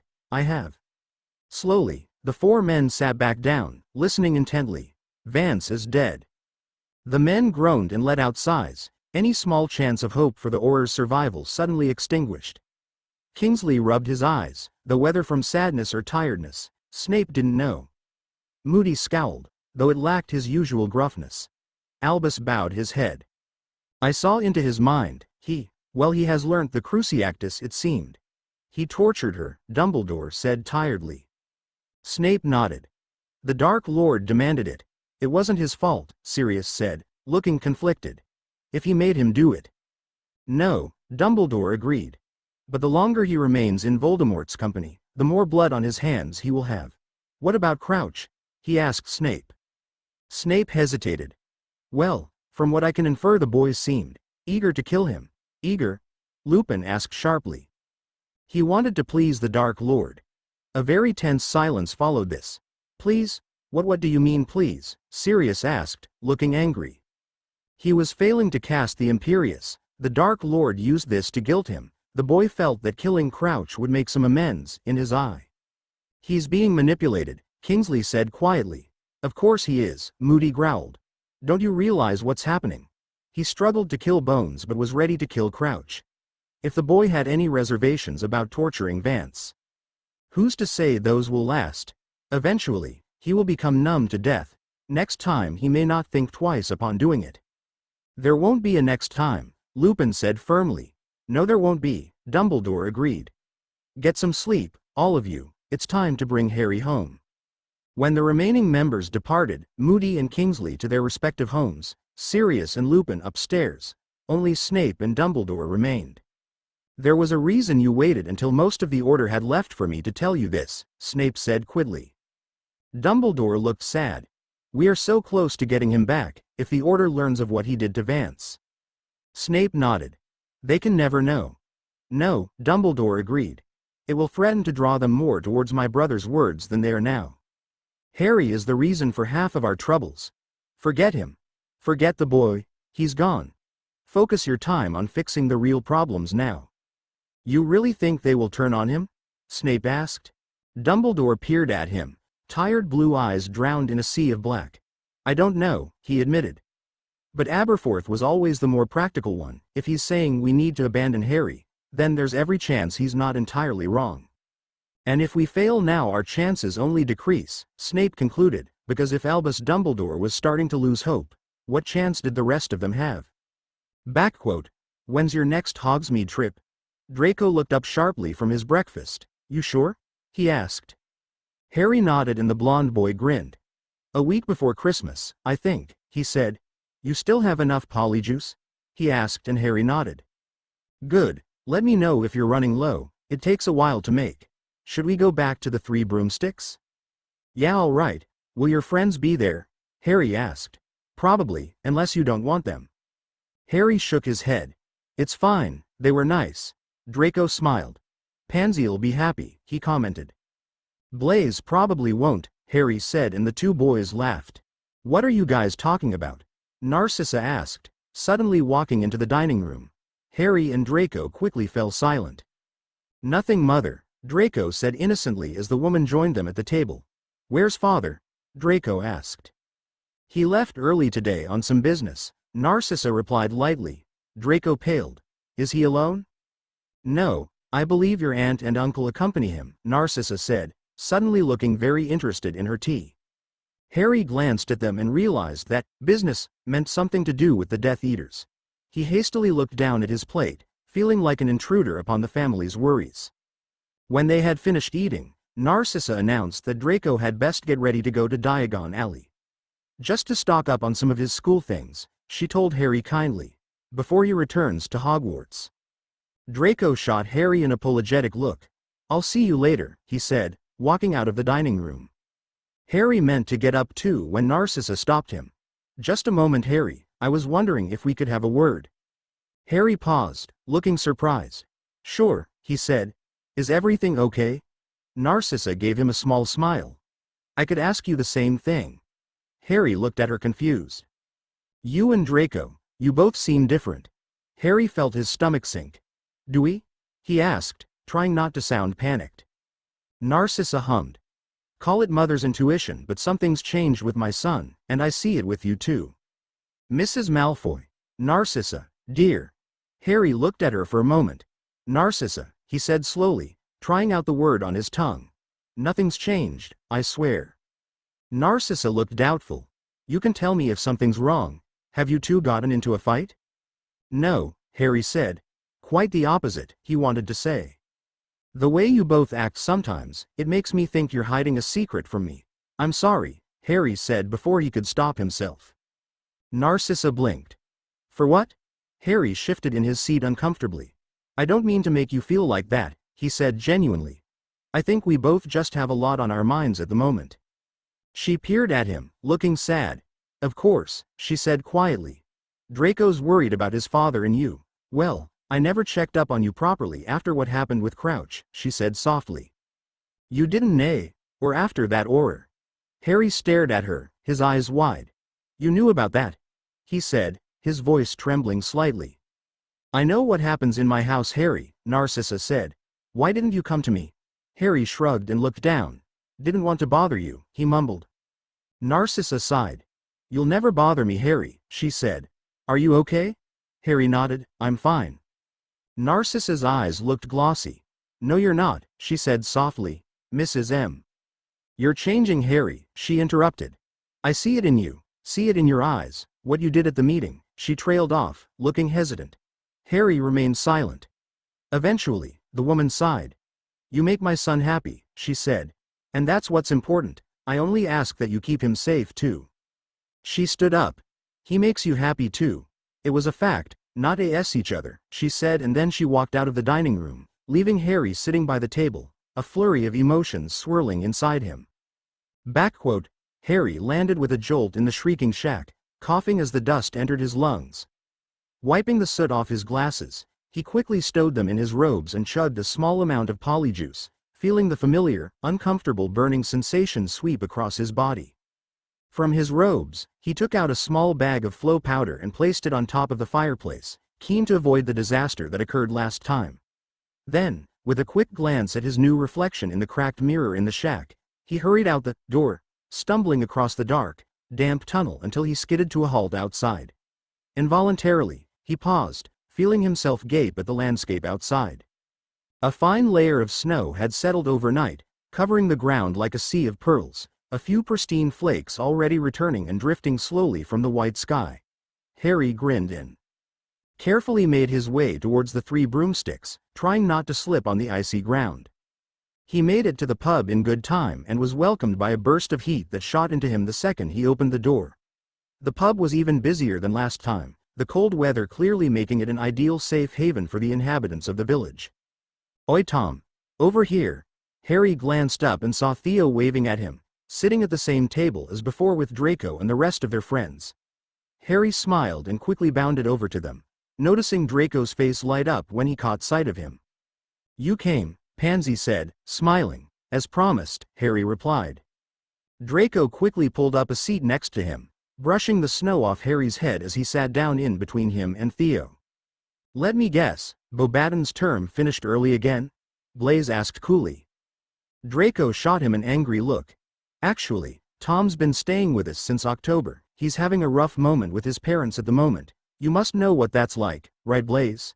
He said, and Blaise scowled at him. Parent issues him. I'm sorry to hear that, Tom, Pansy said, eyeing the two boys opposite her and shooting them a glance that clearly told them not to fight. Harry shrugged. It's okay, happens a lot, he added, just to be convincing. Well, we've all been there, mate, Greg said sympathetically. It'll either get better or it won't. Great advice, Greg, Theo said sarcastically, and Harry laughed. It's fine, really, Harry said. How's Hogwarts been? He asked the group, and simultaneously, they all groaned. Complete nightmare. Tons of homework. Exams are ages away. What's the point? Harry grinned. Not so good then, huh? Draco rolled his eyes. Just ignore them, Tom. They love being pessimistic. Says the guy who complained about that transfiguration essay for half an hour last night, Pansy muttered. Okay. That was completely reasonable. McGonagall gave me a P when I clearly deserved an A. I mean, what does lack of effort even mean? Harry and Theo caught each other's eyes and smirked as Pansy and Draco began arguing about last week's homework. The group broke out into conversation, mostly about how boring school was, though Theo eventually moved the subject onto Quidditch, in which he spent 10 minutes eagerly explaining the rules of the game to Harry, who admitted it sounded pretty interesting. Draco paid for Harry to have a butterbeer, and he shocked the group yet again when he admitted he had never tried any. He fell in love with the drink instantly, a warm, frothy, sweet concoction that left a buttery caramel aftertaste in his mouth. So you all play Quidditch then? Harry asked interestedly whilst sipping his butterbeer. Theo nodded eagerly. Me and Blaze are chasers, Greg and Vince are the beaters, and Draco's the seeker. Harry looked at Pansy. What do you do? Cheer adoringly from the sides, she said, smirking. Harry gave her an inquisitive look. No girls on the team, she explained. Harry frowned. Why? Pansy shrugged. Captain's choice, I guess, though to be honest hardly any girl wants to play Quidditch with these idiots on the team. Ha ha, Theo said sarcastically, and Harry giggled. Are you good at seeking? Harry asked Draco. The boy looked smug. I've caught the snitch every game. Except when Girl Weasley stole it from right under your nose last match, Pansy reminded, and Draco scowled. As Theo began talking about the last Quidditch World Cup, Harry's neck prickled uncomfortably, as it so often did whenever he got the feeling he was being watched. He turned around, eyes scanning the busy pub, when he noticed the door swing open and close, allowing Harry to get a flash of a large, black dog. Harry froze. And then Tom, you all right, mate? Theo asked, noticing Harry staring at the door wide-eyed. Harry didn't reply, absent-mindedly standing up. Tom? It was Draco now, whose hand reached up to clutch Harry's arm. Harry shook him off. I'll be right back, he murmured, walking away from the group. Give me a minute, he added at Draco, who had half risen from his seat. Quickly, he squeezed past the people in the pub and bolted towards the door, swinging it open as a blast of cold air suddenly hit him. He blinked, eyes having to adjust to the white landscape and biting snow that suddenly fell a lot heavier than before. He looked around wildly, wondering if he just imagined the dog. There it was. Sitting on the other side of the road, still a statue. It just stared at Harry, its gaze too still to be normal, black fur a stark contrast to the pale backdrop it was sitting in.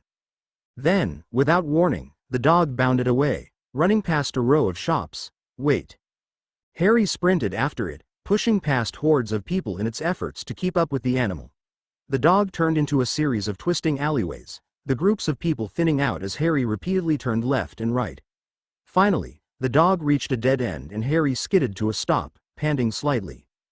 The dog turned around calmly, surveying Harry silently as the boy treaded towards it and knelt down to study it carefully. Could it really be the same dog that he had met when he was 11? He ran a hand through its thick fur and the dog whined slightly, leaning into the touch. It didn't seem as thin as before, and the hair was a lot neater than Harry remembered it being, and yet it had an uncanny resemblance Harry couldn't shake off. Do you remember me? Harry asked quietly. The dog barked, and suddenly, Harry heard a figure walk up behind him. He whirled around, wand in hand, when he froze, recognizing yet another familiar face. You. A tall man with long, silvery white hair and half-moon spectacles stood calmly in front of Harry. Hello, Harry. How do you know who I am? May I? Dumbledore raised his wand and pointed it at Harry, who rapidly felt a tingling sensation creep across him as the polyjuice potion began to wear off. His vision quickly became blurry and Harry hurried to put on his glasses, his hands fumbling to find them in the tangles of his robes. Suddenly, it dawned on him that the man had last seen him in Azkaban, and that Harry was technically a wanted criminal. His wand twitched in his hand, and Dumbledore, who noticed this, quickly put his away. "I'm not here to hurt you," he said quietly. "What do you want?" Harry asked. The man peered at him. "Does Voldemort know you're here, Harry?" Harry felt his blood run cold. What? Has he given you permission to be in Hogsmeade?" Harry stared at the man. "Maybe. What's it to you?" "Do you trust him?" Dumbledore asked quietly, and Harry felt himself taken aback by the question. "What do you want?" he repeated. "To help you. Do you trust him?" Dumbledore said again. "Yes, I do. And who says I need any help?" "Because what he is making you do," Dumbledore said, his voice low, "is despicable." "How do you know it's not my choice?" Harry asked, feeling his anger wavering. The man's brow furrowed. "Harry, you are not a violent person." "Don't pretend to know who I am," Harry yelled suddenly, raising his wand towears. "You think it's not my choice." The man gazed at him. "Did you really want to kill those people?" "Maybe they would have tried to kill me," Harry said, his wand hand trembling slightly. Dumbledore shook his head. "My dear boy, no one wishes to hurt you. Voldemort says they do, and I trust him. You are being manipulated, I am not." "Yes, you are. Voldemort is not your ally, Harry. He is the reason for all your suffering." "No," Harry said, his wand still pointed at the man. "He's only trying to help me." "Lies," Dumbledore said, shaking his head. "He lied to you, Harry, and you being dragged into a world you had not a clue about easily fell for them because what else did you know? Voldemort is not your friend, nor does he want to help you. He is using your curse, your gift as he chooses to call it, for his own benefit." "I'm using it," Harry whispered, "because I want to." "Why?" "To defend myself," Harry spat, "from wizards like you." "I will not cause you harm," Dumbledore said quietly. "Harry, you need to trust me." "I don't," Harry screamed. "I don't trust you, I don't even know you." The dog barked and suddenly ran in front of Dumbledore, his eyes looking at Harry almost imploringly. Harry looked at it sadly. "I'm guessing this was your doing." Dumbledore bowed his head. "I had to find some way to talk to you. I need to go," Harry said suddenly. "Get out of my way." The man remained where he was. "I need you to listen to me, Harry. You cannot return to Voldemort." "I want to," Harry said shortly. "I'm choosing to. You can't." "Quit telling me what I can and can't do," Harry said, his anger rising once more. "Get out of my way." The man's eyes looked pained. "Oh, Harry!" Harry roared, and a jet of black mass shot from his hand straight at Dumbledore, whose wand was out in a blink, swiping in the air where a shield materialized in front of him and the dog. "Don't do this, Harry," the man pleaded. "I am not your enemy." "Liar," Harry snarled. "You lured me out with this dog." "That," Dumbledore said gently, "is your godfather." This momentarily threw Harry off. He stared at Dumbledore incredulously. "I don't have a godfather." "You do," Dumbledore persisted. "You have many people who care about you. Had Voldemort been honest, he would have told you." "That dog, the dog is my—" "Do you even hear yourself?" Harry said angrily. The dog jumped forward, his black fur, ears and tail suddenly vanished, his 4 legs turned into 2 and a man landed in his place. Harry stared at him, completely stunned. "Hello, Harry," the man said softly. "What the actual—" Enough of this. Tom Riddle suddenly stepped into view, standing beside Harry. "Dumbledore," he sneered at the man. "This old fool, spilling lies into one ear and false promises into another. Don't listen to a word he says, Harry." Harry shook his head. "I don't know what's going on here," he said, "but I want to leave." "Yes," Dumbledore said absent-mindedly, Tom's sudden appearance seemingly taking him by surprise. His eyes suddenly turned away from Harry, who frowned. "I said I want to leave," Harry repeated. "I understood," the man said, and Harry felt his confusion grow. Because the man was not looking at him, he was staring at Tom Riddle. The dog, no man, was looking at Harry concerningly, oblivious to the arrival of Tom. "Look," Harry said uneasily. "I'm not here to cause any trouble, okay? I just want to go back to, it's quite rude not to look at someone when they're speaking to you, Harry snapped. Dumbledore's gaze flickered back to Harry, who glared at him. My apologies, he said. Harry sighed impatiently. Are you going to let me go or not? Dumbledore blinked. You have committed several crimes, Harry, he said. You have murdered innocent people and caused an immense amount of damage. So you're going to arrest me then? Harry asked, clenching his fists tightly and feeling his knuckles begin to turn black. Of course not, Dumbledore said. I want you to come with me so that I can rightfully clear your name. Harry scoffed. Yeah, and I'm just going to believe you, am I? I would not be the most untrustworthy person you believe, Harry. Harry felt his own anger as well as Tom's rise. You. Harry's fists were clenched, his obscurus begging to be released when suddenly, his scar exploded in a burst of pain. Harry fell to his knees, gasping and clutching his forehead painfully. He barely had time to react before Voldemort was suddenly standing in front of him, materializing like a shadow in his dark robes, his wand out and pointed right at Dumbledore. Dumbledore and the man he claimed was his godfather quickly pointed their own wands at the man. Tom had suddenly vanished. Get away from him, Harry, the man, dog yelled. Harry stood frozen at the sudden appearance of Voldemort. He was not supposed to be here, he was not supposed to be here, Tom, Dumbledore said quietly. Voldemort scoffed. Well, has your attempt to manipulate the boy worked? It is no I who lies, Tom, Dumbledore said calmly. I told him nothing but the truth, that the world would rather see an obscurus dead than accept one as their own.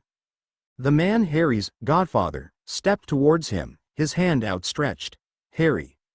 Voldemort swiped with his wand and the man was violently blown off his feet. He slammed against a wall and sank down slowly, unconscious. Mine, Voldemort hissed. Dumbledore shook his head. It's over, Tom, he said. Let him go. Go? Oh, the boy has been more than free to go, Albus, can't you see he chooses to stay with me? His jaw clenched as he said the first part and Harry knew that Voldemort was furious that he left without permission. Tom, without warning, Voldemort shot a spell at Dumbledore who barely had time to block it before another one was sent his way, spell after spell lighting up the dull alleyway as Dumbledore quickly retorted, wand moving so fast in his hand it seemed like a blur. Harry watched helplessly as the two wizards dueled expertly, their spells bouncing off each other in torrents of red and blue. If the situation wasn't so tense, Harry may have found it beautiful. Dumbledore aimed a spell at Voldemort who sent it flying away from him, where it rebounded off the brick walls and sent chunks of rock hurtling straight at Harry. Voldemort quickly materialized a shield in front of him and Dumbledore took the distraction as a chance to send another spell at Voldemort, who this time did not react quick enough and was hit squarely in the chest. No. Harry shot into Dumbledore, the man stumbling back and generating a shield just in time as a swarm of black mass hit him, striking hard and furiously. Harry slowly emerged from the mist, watching as it continued to blast into Dumbledore, the attack slowly becoming weaker as Harry became more and more whole. Suddenly, Voldemort grabbed onto Harry and Dumbledore and the alleyway twisted and morphed into the outline of Voldemort's office, the obscurus curling around the pair like a shadowy cloak until Harry landed with a jerk in Voldemort's dark office, the obscurus gone. You fool! Voldemort hissed as Harry stumbled away from him. How dare you leave this manor? Harry looked at him, panting slightly, I'm sorry. Voldemort stared at him, blood-red eyes glaring in Harry's direction. No, you're not, he said softly. I didn't believe him, Harry said quickly. He asked me to go with him and I refused. I wasn't going to leave you. But you left, Voldemort said curtly. I needed a break, Harry said weakly. I was never going to leave permanently, I just needed an hour or two away from the manor. I've been here 4 years. And you'll stay until I decide you may go, Voldemort snapped. I trusted you, Potter. I gave you a safe place away from the Ministry and the Aurors. You betrayed me. You betrayed my trust. You constantly feel the urge to test the limits of my patience. I'm Crucio. Harry screamed and fell to the ground, withering on the floor of Voldemort's office as his spell shot mercilessly into the boy. Harry felt his boy begin to shake as a vase stabbed at his skin, felt his eyes flicker from green to black as the obscurus slowly began emerging from his body. Voldemort released the spell, leaving Harry choking and gasping on the ground. I won't do it again, he stuttered. No, you won't, Voldemort said coldly. Harry felt the man move around the room, shuffling things about as Harry slowly pushed himself onto his knees. Suddenly, Harry felt a strange shiver run across him and heard a low, wind-like whooshing sound. He looked up at Voldemort, who had his wand out. I've changed the wards, Voldemort said. Only those with my dark mark will be able to leave this manor. The wards will only permit you to leave with my direct permission. So what? I'm your prisoner now? Harry asked, unable to stop the anger from creeping into his voice. Voldemort shook his head. This is for your own protection, Harry, he said. All that I have done for you has been for your own good. You can't lock me up like this, Harry spat, shakily standing up and leaning against the wall for support. I believe I just have. Harry glared at the man who offered him no such look in return. This isn't fair, I never would have gone with him, Harry yelled. I didn't trust him for a second, I know, Harry, Voldemort said quietly. I know. Harry fell silent, looking defeated. He wanted to say more, wanted to beg Voldemort to change the wards back to how they were, to give him another chance. Instead, he turned and walked out of the office without so much as another glance at the man. It's not your fault, Potter, Tom Riddle said from the depths of Harry's mind as he walked down the corridor outside Voldemort's office. Stupid to have left, Harry muttered. Now I'm stuck here for good. Not forever, Tom said. No, not until there'll be someone else for me to kill. There was silence for a bit as Harry turned the corner and walked down an equally long corridor, the paintings watching him pass by silently. Could he see you? Harry asked suddenly. Dumbledore? I don't know, Tom admitted. I don't think so, or else he would have said something, I'm sure. But Dumbledore is a powerful wizard and I have a feeling he may have sensed something. Everyone else does not. Even Voldemort? Harry asked dully. Perhaps he does too, though he may just brush it off knowing it's because you have a part of his soul. Harry frowned. You never explained why a bit of his soul is in me. I already told you, I don't know myself. But you must know something, Harry persisted. Surely you would know how you came to be here. Tom said nothing and Harry sighed, making his way over to the stairs. I've thought of what to do with Snape, Tom said after a bit of silence. Oh yeah, what's that? You need to learn occlumency. Harry felt himself frown. What's that? The magic of closing your mind against legilmency. It will ensure Snape is unable to access your thoughts and feelings if he so dares to try again. I thought you were going to figure out why he was doing it in the first place. I was. This was the best I could come up with. Harry sighed. So more work then. Great. Listen, you can try and tell Voldemort what Snape was doing to you, but I doubt you would get far. The man seems to be growing in Voldemort's favor and I doubt you're in his good graces at the moment to make a fuss. Reluctantly, Harry knew Tom was right. Fine, how'd I learn? Occlumency. Yeah, that. How'd I learn it? Patience, Potter, you'll need to fi. Potter? Harry stopped as he reached the bottom of the stairs, where he found Barty Crouch Jr. leaning against the banister. Oh, hey. Fancy meeting you here, Barty said, clapping him on the shoulder.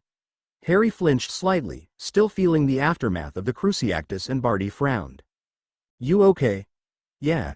It was just Voldemort. Ah, Barty's face broke out into a knowing grin. Difficult man to please. What did you do? Insult him? Fail a task he sent you out to do? Harry hesitated for a moment. Then, deciding there could be no harm in Barty knowing, explained to him what had happened. I snuck out of the manor without telling him and got caught by Dumbledore, so he had to intervene. Barty's eyes widened. Merlin Potter, he breathed. You must feel so, Harry sighed, ashamed. Honyard. Harry stared at the man. What? To have the Dark Lord personally save you from Dumbledore. You must be considered extremely important to our master if he saw fit to help you personally. Harry frowned. I guess. I didn't need his help with Dumbledore though. Barty cackled. You thought you could take him out by yourself, huh? Harry shrugged uneasily. He didn't want to say that Dumbledore wasn't attacking him in the first place. You're pretty devoted to him, aren't you? He remarked. Of course, I live to serve the Dark Lord. Even if he cruciates you? Harry asked sullenly. It would only be my fault if he did. You cannot disobey him without expecting consequences, not when he offers you so much. Harry sighed and rubbed his eyes tiredly. I don't think I'll ever reach your level of devotion, Barty. The Death Eater eyed Harry interestingly. Say, Potter, where'd you even go? Hogsmeade, I was meeting a friend. Who? No one important, Harry said shortly. And he cruciated you for it. Harry nodded. Stopped me from leaving too. Now only those with the dark mark can leave through the wards. Barty hummed. Yes, I felt that. His left forearm twitched slightly. Harry sighed. God, I fucked up, he murmured, burying his face in his hands. Barty watched him for a while. Want a drink, Potter? He asked. What? Come to my quarters, you look like you could use a break. You're staying here? Harry asked, surprised. Barty nodded. East Wing, room's probably not as nice as yours, but I promise the booze will make up for it. He gave him a sly smile. Harry looked at him for a moment and shrugged. Fuck it, lead the way. Barty grinned. That's the spirit, Potter, follow me. Harry walked with him to the East Wing, trying not to think about how badly the last time he had gotten drunk went, with Draco.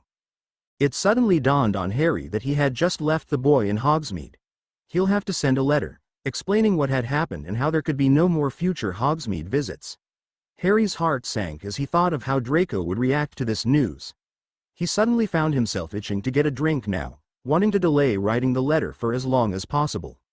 And 1,000 miles away, in Hogsmeade, Draco was sitting in the Three Broomsticks until the last possible minute, even after all his friends had left, anxiously wondering where Harry had gone. Chapter endnotes. Okay, so I know I said I'm going to be really busy in May, I am starting this week.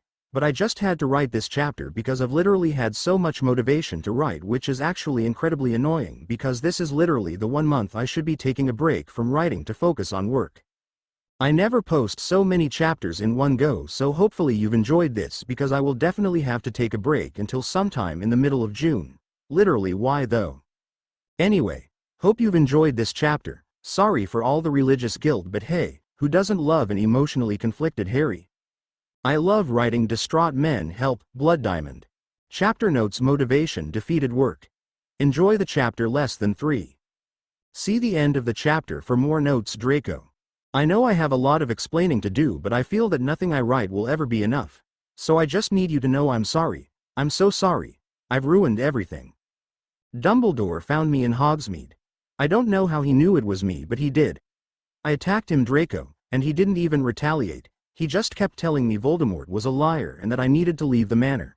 As if I would ever leave you. Then Voldemort himself came. I don't know how he knew I was in Hogsmeade either. But he came and brought me back, and now he's changed the leave. You need the dark mark to do that, which obviously I don't have. Yet. I've never seen him this angry, Draco, and I have a feeling I haven't heard the last of this. But if I could go back, I'd do it again. It was amazing to leave the manor, even if it was for a little bit. And I have you to thank for that. Tell your friends I have to leave to go back to France. They seemed amazing, all of them, even Blaise. I loved getting to know them. I know I'm seeing you in a week for Christmas, but I just had to let you know that I'm sorry for fucking this all up. Hogsmeade was incredible. You are too. I'll never be able to put into words how much everything you've done means to me. All my love. Harry Potter. The winter holidays were a somber event. Harry waited in Draco's room until he returned, and when he did, the boy said nothing, watching Draco walk slowly over to him and pull him into a soft kiss. They didn't say anything, but they didn't need to. The kiss spoke 1,000 words. Later they lay in Draco's bed, Harry lying against Draco's chest whilst the boy slowly carted a hand across Harry's hair. You signed your name on the letter, Draco whispered. I'm not hiding anymore, Harry said. Dumbledore knows I've been with you. If he has a problem with me writing you letters, he can tell me to my face. Harry paused. Well, actually no, I guess he can't. Draco sighed. We'll find another way, Harry, he said. Harry shook his head. Don't, Draco, it's not worth it. You can't just stay here forever. It won't be forever, Harry said softly. You think he'll eventually change the wards? Draco asked lightly. Maybe, or he'll do something else. What? Draco asked. Harry sighed. You know what, Draco? The boy seemed to deflate. I know, he said, but I don't want you to get it. I might not have a choice, Harry said simply. If he wants me to get the dark mark, I'll have to get it. But that's only for Death Eaters, Draco pleaded, looking worried. You're not a Death Eater, you can't. I know Draco, Harry said softly, his eyes traveling up to meet Draco's. But it probably won't be up to me. I'll get it with you. Draco, I'll have to, eventually. Father will be expecting it. If you get one, so will I. You don't need to do that, Harry said softly. I will, Draco said, though he had gotten pale. It'll be soon anyway. When I come of age it'll be expected. In 3 years? 2 years, Draco gently corrected. Wizards come of age when we're 17. Harry sighed. It may never happen, he pointed out. We may not get marked. No, Draco agreed, but he looked doubtful. They lay in silence for a bit, the only sound coming from the bellowing wind outside that rattled threateningly against the windows. It seemed like a metaphor, really, for the future that awaited them. They were shielded from getting the dark mark only by their age. Do the new wards affect you? Harry asked. No, Draco said firmly. His wards are different to the Malfoy ones. They don't affect us the same way. I don't need a dark mark to enter or leave. My blood is enough. Tell me about the wards. Draco shrugged. There's not a lot to know. The manor was given to Armand Malfoy when he first arrived in England with William the Conqueror, and since then generations of the family have all lived here. Each Malfoy adds their own brand of magic to the wards so that over time it's been strengthened. The Dark Lord added his own, of course, but since he's not a Malfoy by blood, it's not the same. It's a beautiful manor. It's old, Draco said with disdain. And it was never ours to begin with. The land was seized from local landowners. Muggles? Harry asked softly. Probably, Draco said, suddenly sounding unsure. Harry hummed but said nothing else. His eyes traveled to the constellation on Draco's canopy, to the countless stars that shone brightly against the black velvet. Harry thought of Narcissa's family tree and its many members, all represented by tiny stars and silvery lines connecting them together. Do the Malfoys have a family tree? Harry asked. Yes, Draco replied, sounding surprised at the question. Father keeps his in the gallery. It's not quite as pretty as Mother's though. Can I see it? Harry asked shyly. Draco smiled softly. Of course you can, he said. I'll show you it tomorrow. Harry smiled. Then he frowned. Hang on, the manor has a gallery? Draco laughed. You didn't know? Merlin, Harry, you'd think with all the time you have you'd explore a little bit. Didn't think your father would appreciate me poking around, Harry said lightly. Draco scowled. You wouldn't be poking around, he said, looking cross. Besides, you've been living here for 4 years, this is your home too, and I. Draco's rant was cut short when Harry suddenly tugged at his shirt and pulled him down for a kiss. The boy instantly kissed back, his hand tightening in Harry's hair as black-haired boy gripped his shirt and slowly sat up, pulling himself off of Draco's chest and straddling his waist instead. His hands curled around the blonde's neck and tugged him closer when Draco suddenly pulled away abruptly. What is it? Harry asked, suddenly nervous. Was he taking it too far? You've reminded me of something, Draco replied. What? Our first kiss. Harry grimaced. Am I that bad a kisser? No, it's before we kissed, Draco said uneasily. Harry felt his eyebrow raised. What do you mean? Harry, you mentioned someone called Vance. Harry's face fell. Can we not talk about it? He asked in a small voice. I know it's difficult, Draco said softly, pulling a strand of Harry's hair away from his eyes and tucking it behind his ear. But I need to know, was that the same aura that went missing? Harry sighed. Yes. He removed his hand from the back of Draco's neck, getting off his waist and crawling off the bed. Draco watched him as he turned his back to the blonde boy, his arms crossed, his gaze turned down towards the floor. Draco couldn't see his face, but it was obvious from his demeanor that he was hesitant to say more. You got a smoke? Harry asked without turning around. First drawer in my desk. Harry opened it and paused when he found a small trinket placed carefully inside. He picked it up, smiling softly in spite of himself. You liked it? He asked. It's beautiful, Draco said as Harry shook the snow globe and the two figures appeared next to the Eiffel Tower. We'll have to make it real someday. Harry placed the snow globe back in the drawer. Perhaps. He fumbled around until he found a pack of cigarettes, taking one out and using Draco's wand, which he had left on his desk, to light the tip of it.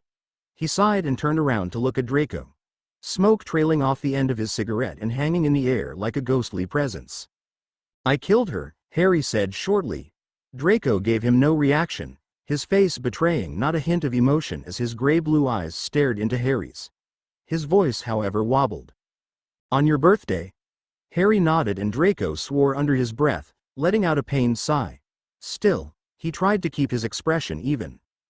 "It wasn't quick," Harry said, taking another drag of the cigarette. "It felt rough, the heavy smoke forcing its way into his lungs and clogging up his airways like a thick, suffocating fog, choking the air out of every breath. He made me Crucio her first." A flicker of emotion betrayed Draco's face. His eyes widened. Ever so slightly. "Did he want information out of her?" Draco asked quietly. Harry shook his head. "I think he just wanted me to learn the curse. I killed her after it was done." "I see." Draco didn't look shocked, or surprised, or scared. The lack of emotion was killing Harry. "God, say something please." Draco's face crumbled a bit. I can see why you were so upset now." Harry's eyes were glossy. "Are you disgusted?" "With the Dark Lord, yes. And what about me?" Draco tilted his head. "What about you?" "For God's sake, Draco." "I tortured her," Harry hissed, his voice trembling. "I bloody killed her. Do you not? Are you not afraid?" "Never be afraid of you, Harry. I'm a murderer."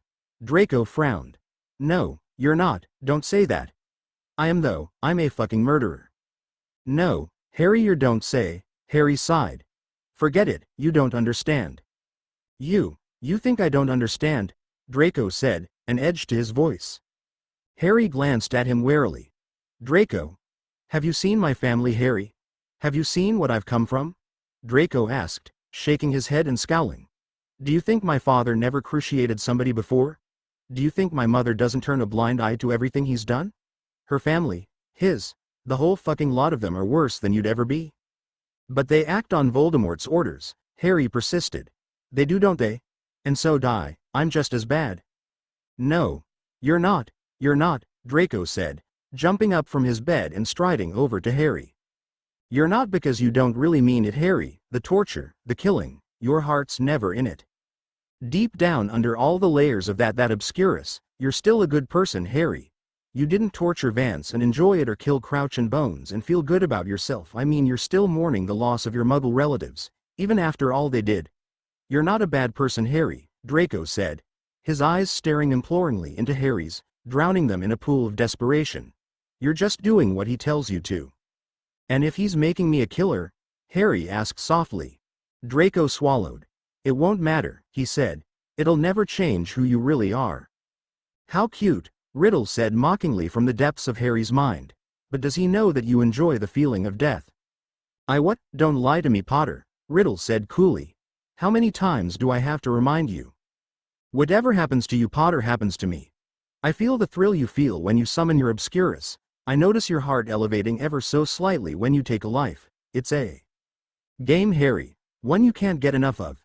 Harry said nothing, Riddle's words leaving a cold feeling drenched over him, as though he had suddenly been submerged in icy water.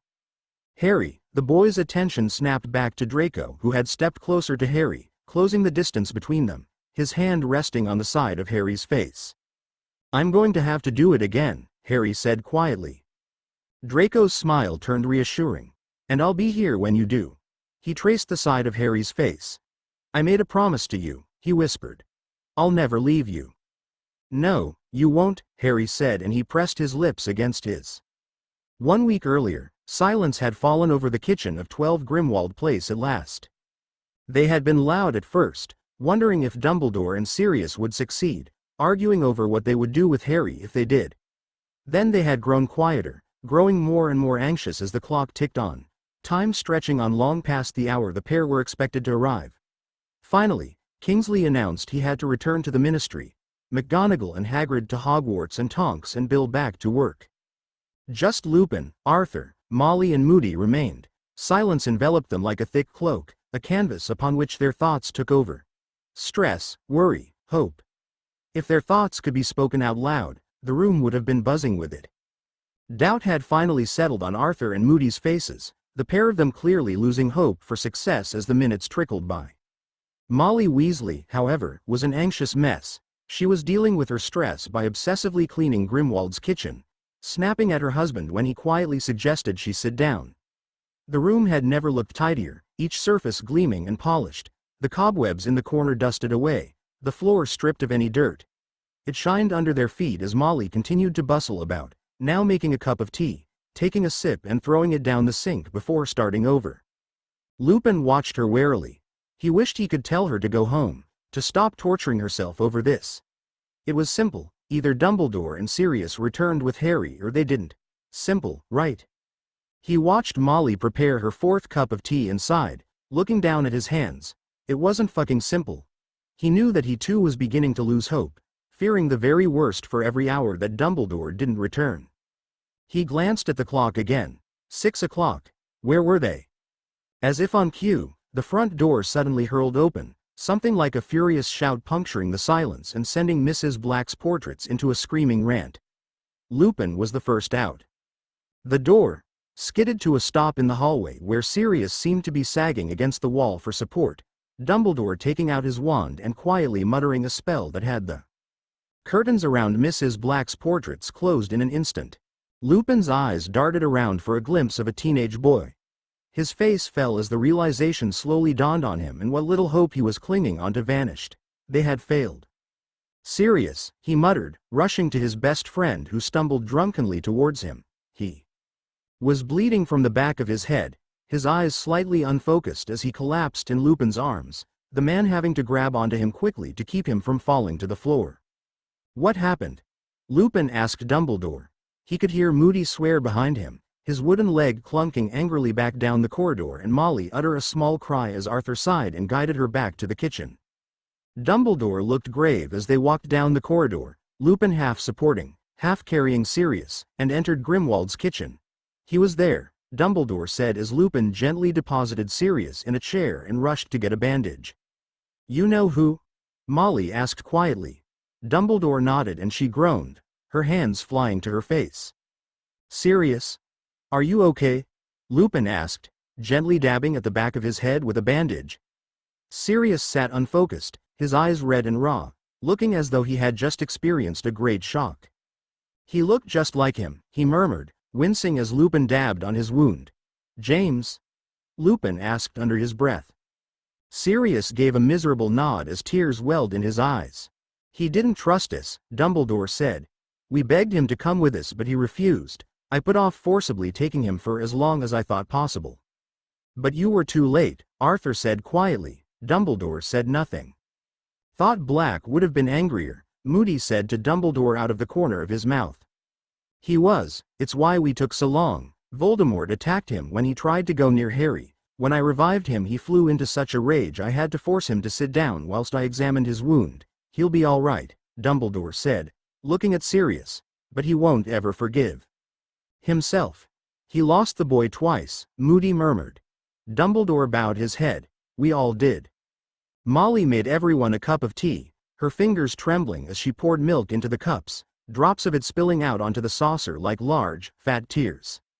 Here Molly, let me. Arthur intervened, taking the jug of milk out of his wife's hand and guiding her to a seat. For a few minutes, they all just sat around the table, sipping lukewarm tea melancholily. Silence draped over them like a heavy quilt, weaving through the threads of their guilt and anguish. I sensed something near him, Dumbledore said softly after it had been some time. Lupin's head jerked towards him. What? Dumbledore looked lost in his thoughts. Something dark emitted from the boy. From his obscurus? Arthur asked.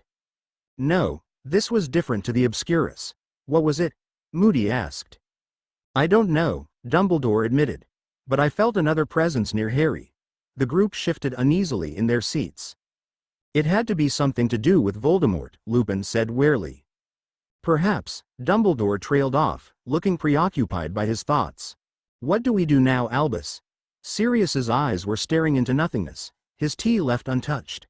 Slowly, his gaze found Dumbledore's.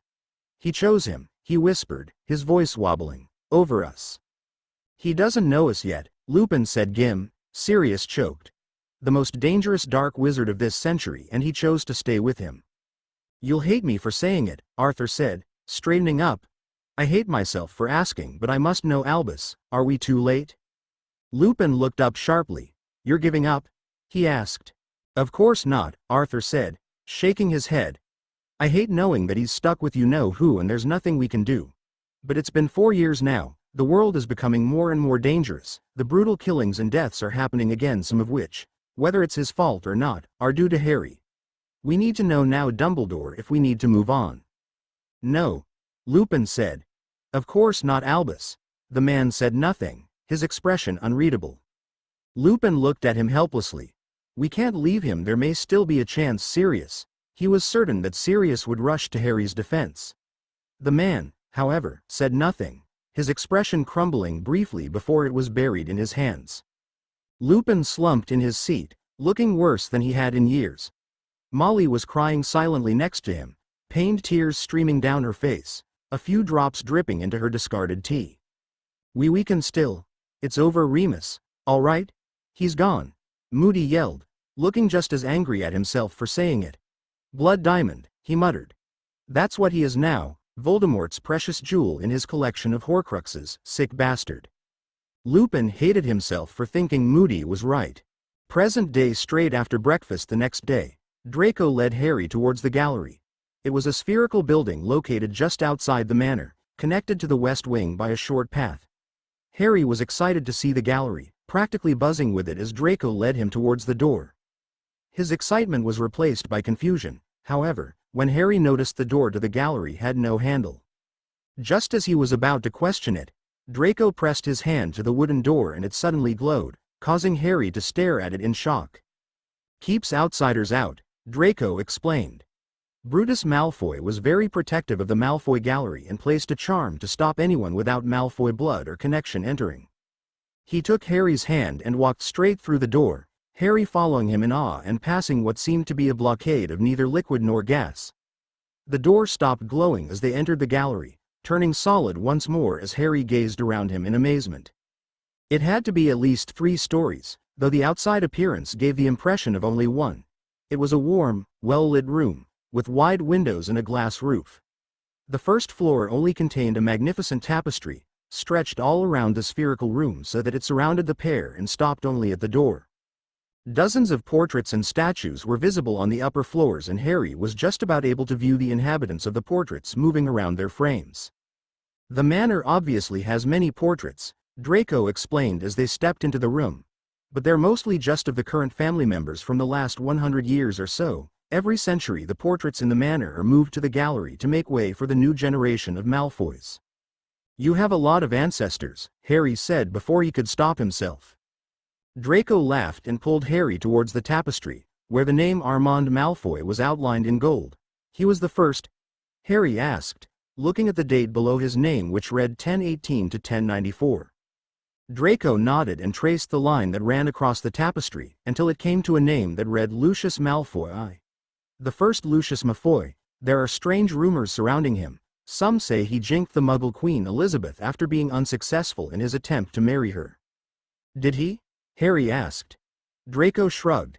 He denied it, so probably. It was never proven though, and all his descendants claim the rumor was false. Draco continued walking across the tapestry until he came to a name reading Abraxas. Malfoy. Draco's expression seemed to crumple for a second. My grandfather, he said, his voice wobbling. Died a few years ago. There was nothing we could do. I'm sorry, Harry said softly. Draco shook his head. Never mind that now, he said sighing. There's me, see? He pointed to a name near it reading Draco Lucius Malfoy. Next to it was nothing but empty space and Harry assumed the next few names would appear once Draco had children. What do you think? Draco asked. Secretly, Harry thought it was odd that such a huge family had so few descendants today as he noticed the tapestry gain fewer and fewer members as it stretched across the room.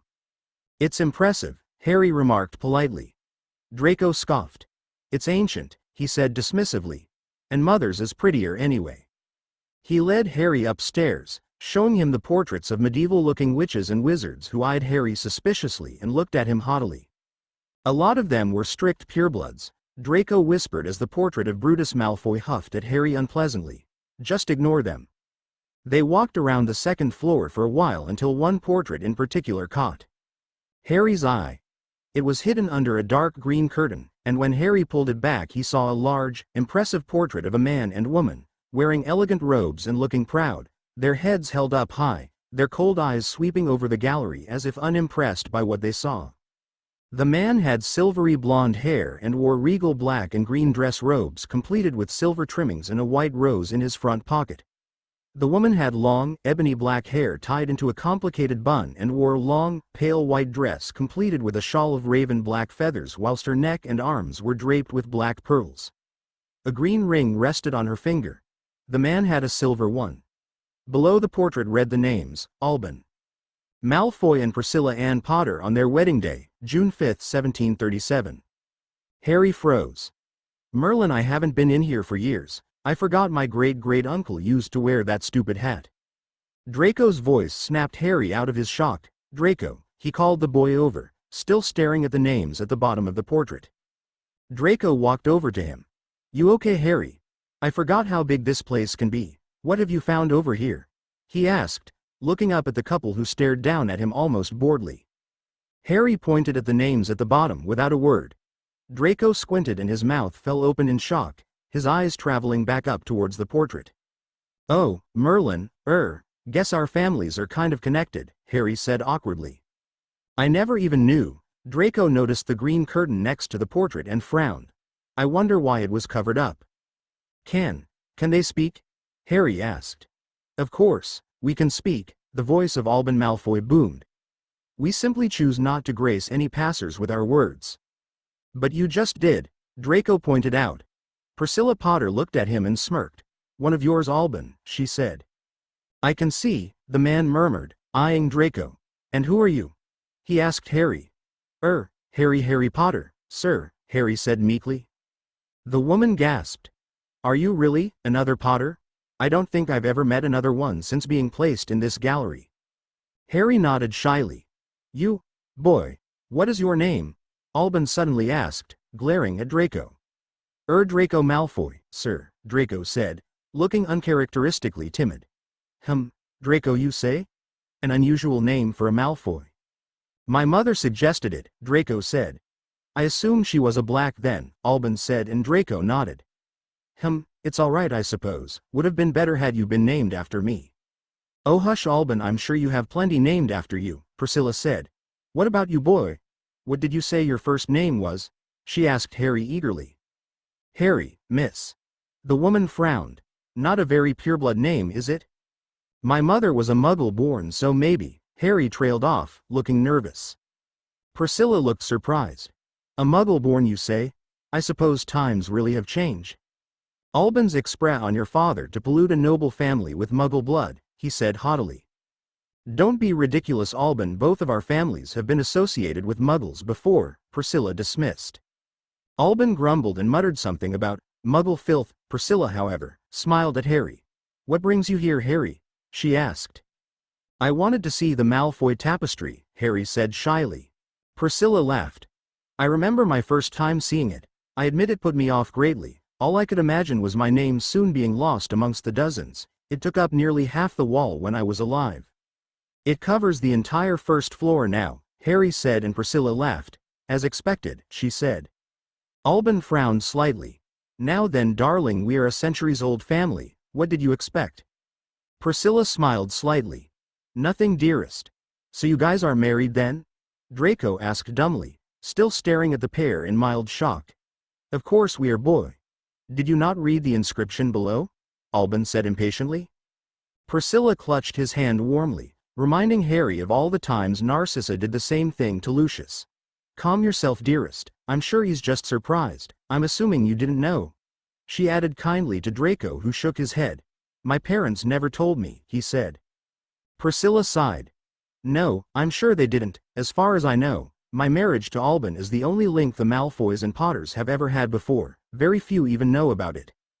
Why was your portrait covered up? Harry asked. Albus and Priscilla shifted uncomfortably in their frames. We're not supposed to say. Try to, Draco said irritably. Mind your manners, boy. Albus reprimanded. In my day children respected their elders. You both better be off now, haven't you dawdled here enough? Draco caught Harry's eye and he shrugged. Together, they walked away from the portrait and made their way over to the gallery stairs. Goodbye, Priscilla called as they left. Come back to visit if you can. That was odd, Harry said as they exited the gallery. Fancy there being a marriage between our two families, Yeah, Draco responded absent-mindedly. You okay? Harry asked. Just thinking, Draco said. He glanced at Harry. That Alban guy seemed pretty short-tempered. Harry laughed. He reminds me a bit of your father. Draco pulled a face. That's probably where he gets it from, all that stuff he was saying about your blood status. Harry smiled. It's okay, he said. Priscilla seemed nice enough anyway. Yeah, Draco responded. It must be cool meeting one of your ancestors. Harry nodded. Better than the Dursleys at any rate, he said, and they both laughed. Later that night, as Harry lay in bed, a strange image of him and Draco appeared in his mind. They were getting their own portrait done, wearing similar robes and rings on both their fingers, looking happy but proud. Harry grinned and turned over on his bed, falling asleep a few minutes later. A few days later. Where are you going? Harry froze, his hand hovering inches away from the door handle. Slowly, he turned around and saw Draco watching him sleepily from his bed, a few soft rays of lights draping over him from the curtain-obscured windows. Nowhere, get back to sleep. Draco frowned and sat up. Where are you going, Harry? He repeated. Harry sighed. It's Voldemort, all right, I'll be back in a minute. Draco's expression darkened. Do you need me to come with you? No, Harry said quickly. Just go back to sleep, okay? He could see Draco look conflicted, torn between wanting to join Harry and staying far away from the man he feared. Eventually, he sighed, murmuring a sleepy goodbye and snuggling back into his large bed. Harry watched him for a moment, tempted to just ignore Voldemort and crawl back into bed with Draco, but he knew that he couldn't afford to anger the man anymore. He closed the door to Draco's room and trudged down the corridor to Voldemort's office, bitterly reflecting on his abrupt awakening. It felt as though he had finally fallen asleep when he sensed something curl around him in the early hours of the morning. Harry, thinking it was just Draco's arms, initially ignored the scaly touch until a large hiss jerked him awake and sent him crashing to the floor, trying to muffle his scream to not wake the blonde boy up. Nagini! Harry half yelled, half hissed, what the fuck? But the snake was already slithering out of the room, hissing something about Voldemort wanting to see him. Next time tell him to send a note, Harry whispered furiously, picking himself off the floor and scowling at the end of the snake's tail. He reached the door of Voldemort's office and hesitated, worried as to why Voldemort wanted to see him at 5 o'clock in the morning. Harry peered behind him, to where the portrait of Draco rested, the image engraved into the back of Harry's mind from all the times he had passed it. He reached out to tenderly touch the side of Draco's face, remembering how much more alike Draco and his portrait used to look. Then he sighed and knocked on the door too. Voldemort's office, entering when he heard Voldemort say, "Come in, good morning, Harry," the man said calmly from behind his desk. Harry scowled at him. Not so sure it was good, he said. Your snake scared me half to death. Harry stalled just as he was about to say he nearly woke Draco up, not wanting Voldemort to know where he had spent the night. Nearly what? Voldemort asked, his eyes narrowed. Nothing, Harry said. What did you want to see me about? Voldemort got up from his seat and made his way over to Harry, standing in front of him and forcing the boy to look up to meet his gaze. After your little escape from the manor, I've decided to keep a closer eye on you. It wasn't an esca. Starting from today, I'm assigning a Death Eater to watch over you at all times. Harry felt his blood run cold. You're what? You betrayed my trust, Harry. I'm afraid now you must face the consequence for your actions. No, Harry said at once. No, I don't need to. I already can't leave with the wards. Why do you have to? I've made my decision, Voldemort said shortly. This is ridiculous. Harry seethed. I don't need a babysitter. I will take that into consideration, Harry. Harry wanted to scream and tried forcing himself to calm down, knowing anger would get him nowhere with Voldemort. Look, he said sourly. I made one mistake, okay? And I promise I won't ever do it again. Of course you won't, the wards won't permit you to. Fuck's sake, will you just? Harry clenched his fists, trying to stop his anger from spilling out of him. "This seems a little bit much, I think," he said as calmly as he could. "Really?" Voldemort sneered. "And how many times did you leave this manor without my permission, Harry?" "Just twice. I thought you said it was only one mistake?" Harry wanted to rip his hair out. "What?" he said slowly, gritting his teeth. "Is the point of assigning someone to my watch if I already can't leave this house? How do I know you won't try and find some other way to leave? How do I know you won't betray my trust again?" "I won't, I promise." "Ah, of course," Voldemort said coldly. "And I'll just take your word for it, shall I? I'll believe you as I did before." Harry said nothing, folding his arms and glaring at Voldemort. "Let me remind you," Voldemort said slowly, taking a step towards the boy whose glare faltered, "that there are much nastier ways I could do this, Harry. Take Nagini for instance," he said, gesturing to the giant snake curled in the corner of the office. "One simple bite and I'll have her venom injected straight into your blood with enchantments allowing me to see your location at all times. Would you prefer that?" he asked coldly. Harry stared at him, shocked. "I asked you a question, Potter." "No," Harry muttered. "That's what I thought," Voldemort said, walking back around his desk and taking a seat. "Rodolphus Lestrange will be assigned to your watch. He won't be intrusive, but he'll always be a few steps behind, I assure you, Harry." He glanced at the sulking boy and sighed. "You were spotted by Albus Dumbledore, Harry. Had I been a second too late, that man would have sent you straight to Azkaban and thrown away the key," he said. "Rodolphus is one of my most capable. He won't just watch over you, he will protect you." "I don't need protection," Harry grumbled. Voldemort regarded him for a moment. "Take it anyway," he said. Harry sighed and walked out of the office, letting the door swing behind him loudly, wondering how he would ever get to be with Draco with someone watching his every move. "What do you know about your uncle?" Draco glanced at Harry, taken aback. Not much. Why?" Harry sighed. "Voldemort's having him watch over me, after that whole Hogsmeade disaster." Draco's eyes widened. "What? He can't do that."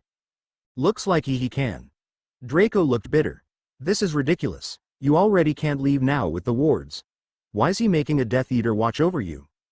"Trust me, I told him the same thing," Harry groaned, leaning back on Draco's bed. He had moodily stalked back to the boy's room after leaving Voldemort's office, where he found Draco up and alert, wanting to hear every detail about Harry's meeting with the wizard. Harry said nothing at first, tiredly crawling back to bed whilst Draco watched him worriedly. His abrupt question made the boy frown, however. "What's his name again?" "Rodolphus," Draco said, shifting uneasily on the bed. "Do you call him Roddy?" Harry asked with a small glint of a smile. "Not unless I want to get punched," Draco replied, and Harry smirked. He rested his head against Draco's shoulder, the blond boy curling an inviting arm around his shoulder and pulling him in closer. "What's he like?" Harry murmured. Draco shrugged. "Honestly, the first time I met him properly was at that dinner in October. I barely know anything about him." Draco looked thoughtful. "I can tell he doesn't seem to be the chatty sort, though." Harry remembered the tall, serious man at the dinner who barely attempted to converse with anyone around him and gave a grim smile. "No, he didn't," he said absent-mindedly.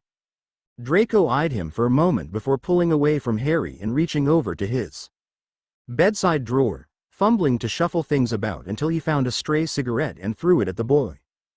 "Don't worry about him, Harry," he said as Harry sat up and leaned forward so Draco could light the tip of the cigarette for him with his wand. "If the Dark Lord ordered him to watch over you, you can be certain you'll at least be safe." "But will we still be able to talk, like this?" Harry murmured, passing the cigarette to Draco, who took a considerate drag. "It'll be okay, Harry," he said after a short pause. "We'll find a way through it." He passed the cigarette back to Harry and shuffled closer towards him again. That was how they shared their first smoke. Sitting lazily on Draco's bed and watching the sun glow brighter and brighter through the curtains, thinking about Voldemort and Death Eaters and what the future would hold for them both, Harry brimming with both worry and fear for what would happen next. As Harry made his way back to his room, he wondered how long it would be until he met Rodolphus Lestrange. Turns out he didn't need to wait long. The man was waiting for him as he reached the wing that led to his room. He nodded at him. "Potter." Harry blinked and came to a stop in front of the man. He felt his anger at Voldemort return and decided to ignore the man, walking promptly down the wing towards his bedroom. Rodolphus, however, lingered behind him without another word, following Harry as he walked down the corridor. "Look," Harry said, whirling around. "I know you don't want to be here, okay? And I don't need you trailing after me like some lost kitten, so don't. You can go and I won't tell." "Voldemort." The man raised his eyebrow. "The Dark Lord requested I be here, Potter. I have no intention of going anywhere." Harry let out an exasperated sigh. "But you don't want to be here, that's beside the point." Harry eyed him warily. "I'm going to my room," he announced. Rodolphus merely nodded. "Where will you be? I have been assigned quarters near yours." "Well, stay in them," Harry grumbled, marching away from Rodolphus and into his bedroom, slamming the door shut with a little more force than intended. That went well. "Shut up, Tom." Harry collapsed on his bed, suddenly feeling drained. He lay back and was soon fast asleep. The troubles of the day lingering in his dreams and providing a restless few hours of sleep. At 1 o'clock he awoke feeling exhausted and left his room to go down to lunch. He sighed when he found Rodolphus waiting outside to escort him. "Still don't have to be here. I'll consider that, Potter." Before they entered the dining room, however, the man stalled. "Aren't you coming in?" Harry asked, his hand on the doorknob. "No, I'll eat later." "Suit yourself," Harry said, shrugging. Narcissa greeted him as he stepped inside the large room. She and Draco were sat together, steaming bowls of soup and heaves of bread laid out in front of them. "Sit down, Harry, you must be hungry, you never came down to breakfast." "I was asleep," Harry said, which wasn't a lie. "Where's Rodolphus?" "I thought he's been assigned to your watch," she asked lightly. "Said he'd eat later," Harry said, stirring a spoon around his bowl of soup. Then he froze, looking up guiltily at Narcissa. "Mrs. Malfoy." "I'm not angry," she said quietly. "I wish you and Draco had told me what you were planning, though. It was a dangerous thing to do, Harry. Perhaps I could have been of some assistance." Draco shifted guiltily in his seat, throwing Harry a look. "I hope it was worth it at any rate," she said, "seeing as you now won't be able to leave the manor with the new wards." "I can with his permission," Harry said, but he knew saying it meant nothing.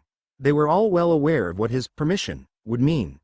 "I'm more annoyed about having Rodolphus follow me around now."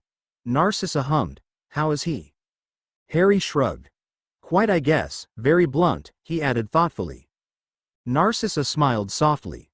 "A man of few words, he never wastes time, Harry, not even when we were at school." Harry looked at her in surprise. "You went to school with him?"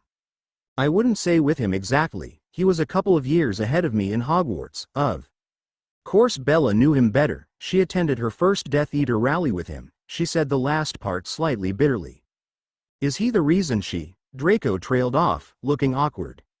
"He got her indoctrinated with the Death Eaters," Narcissa said softly. "Back before you were born. The Dark Lord used to host small gatherings for any wizards or witches interested in his causes. Rodolphus's father was one of his closest friends, went to Hogwarts with him, I believe, so naturally Rodolphus attended many of these meetings. I believe during the summer of Bella's 6th year she joined him in a rally. And that's how she met the Dark Lord," Draco said slowly. Narcissa nodded. Drawn to him immediately, Bella was. Always jumped at the chance to attend another gathering any time Rodolphus asked. When our parents started looking for potential suitors, it was she who suggested Rodolphus. "Did she love him?" Harry asked. "I don't know," Narcissa admitted. "They had gotten quite close during their time attending Voldemort's rallies, but I think Bella was always more fascinated with the Dark Lord than Rodolphus. I assume she only suggested his name, preferring to marry someone she knew over someone she did not." Harry frowned. "What, like an arranged marriage?" Narcissa nodded. "It's often organized by pureblood families," she explained. Harry turned to Draco. "Are you going to have an arranged marriage?" he asked, trying not to sound accusing. Draco looked uncomfortable. "Eventually.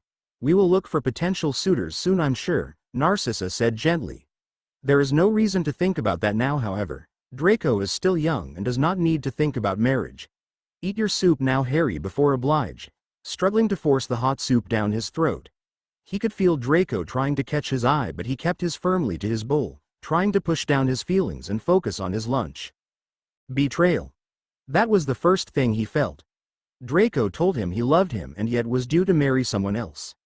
Slowly, Harry felt bitter. Of course this was going to happen. How could anyone ever love him?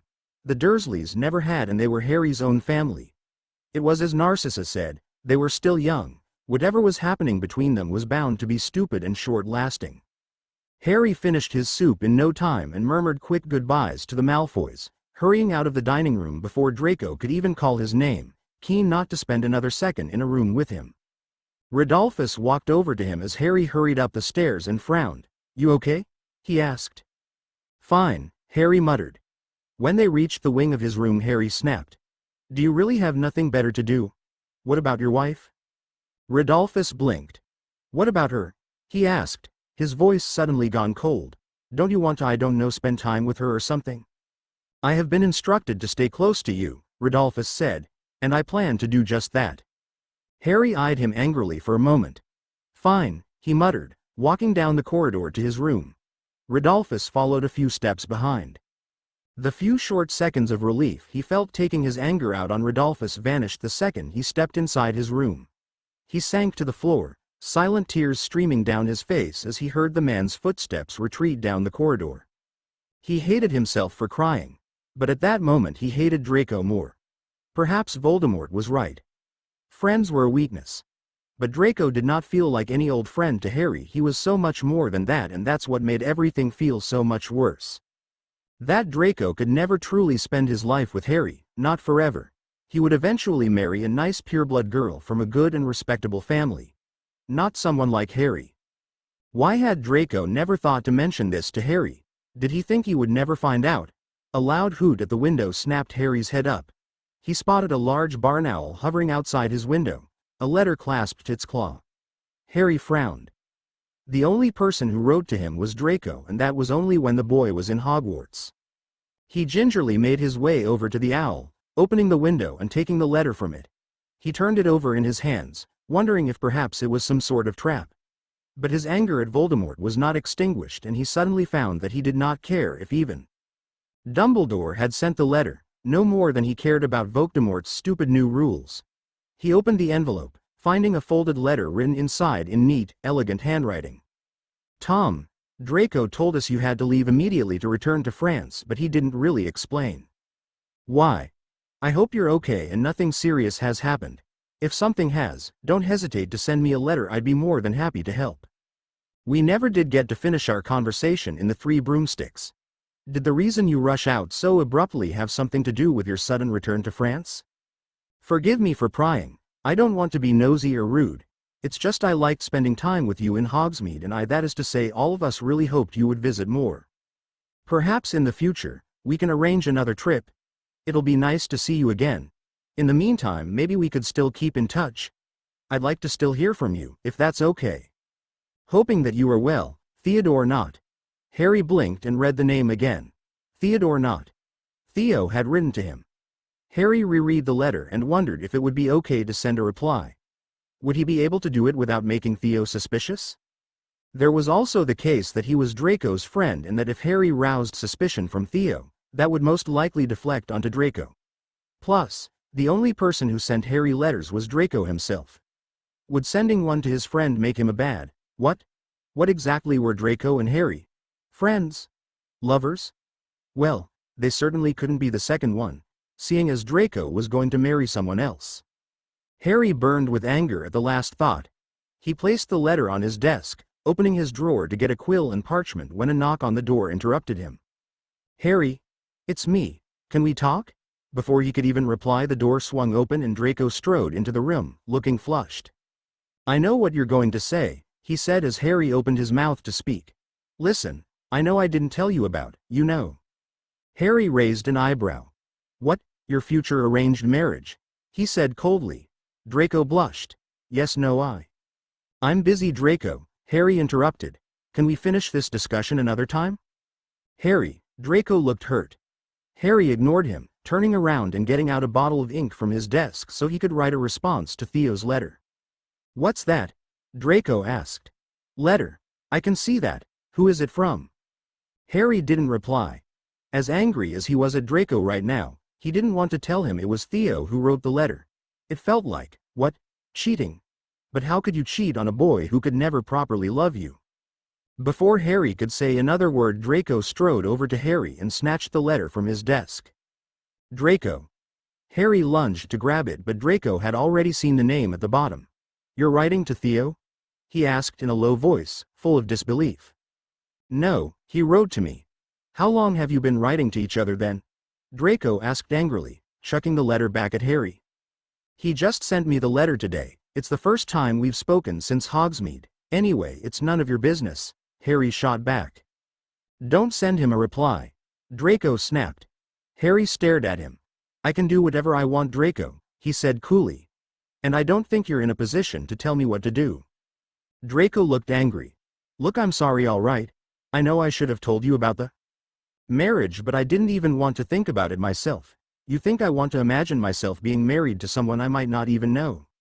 "Of course not," Harry retorted, equally angry, "but it would have been nice to know that before you let me think that we could." He broke off suddenly.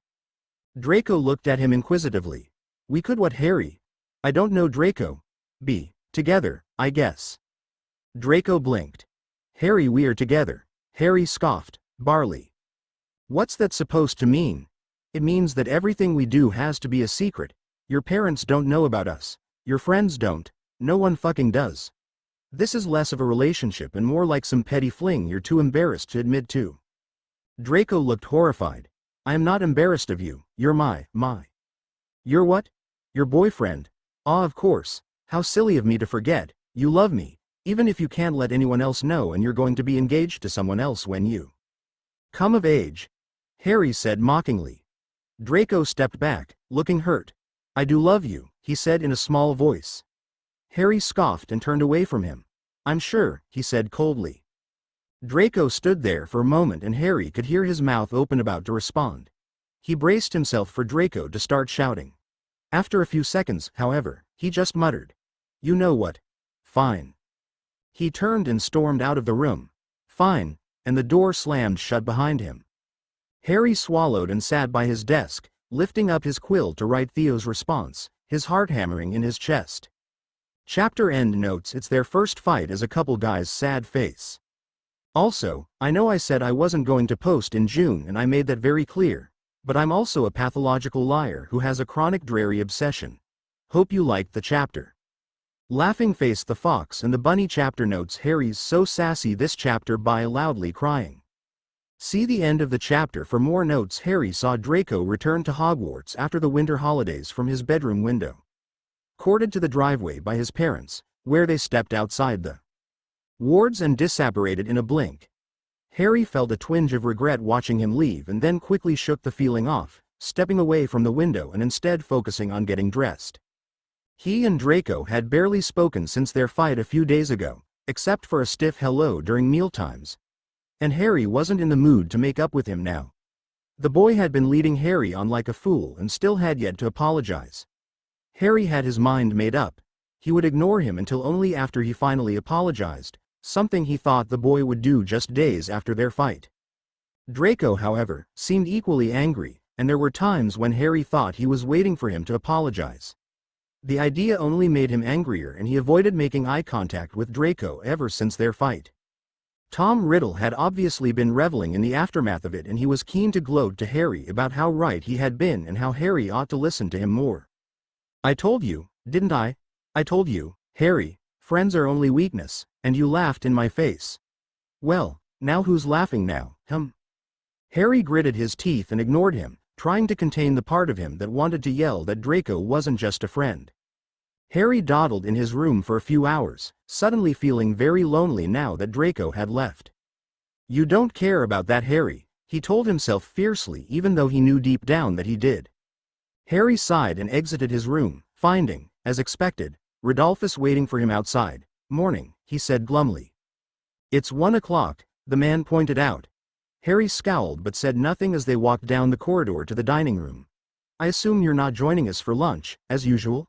Harry asked. Rodolphus shook his head. "Where do you even go during the time that I eat?" The man shrugged.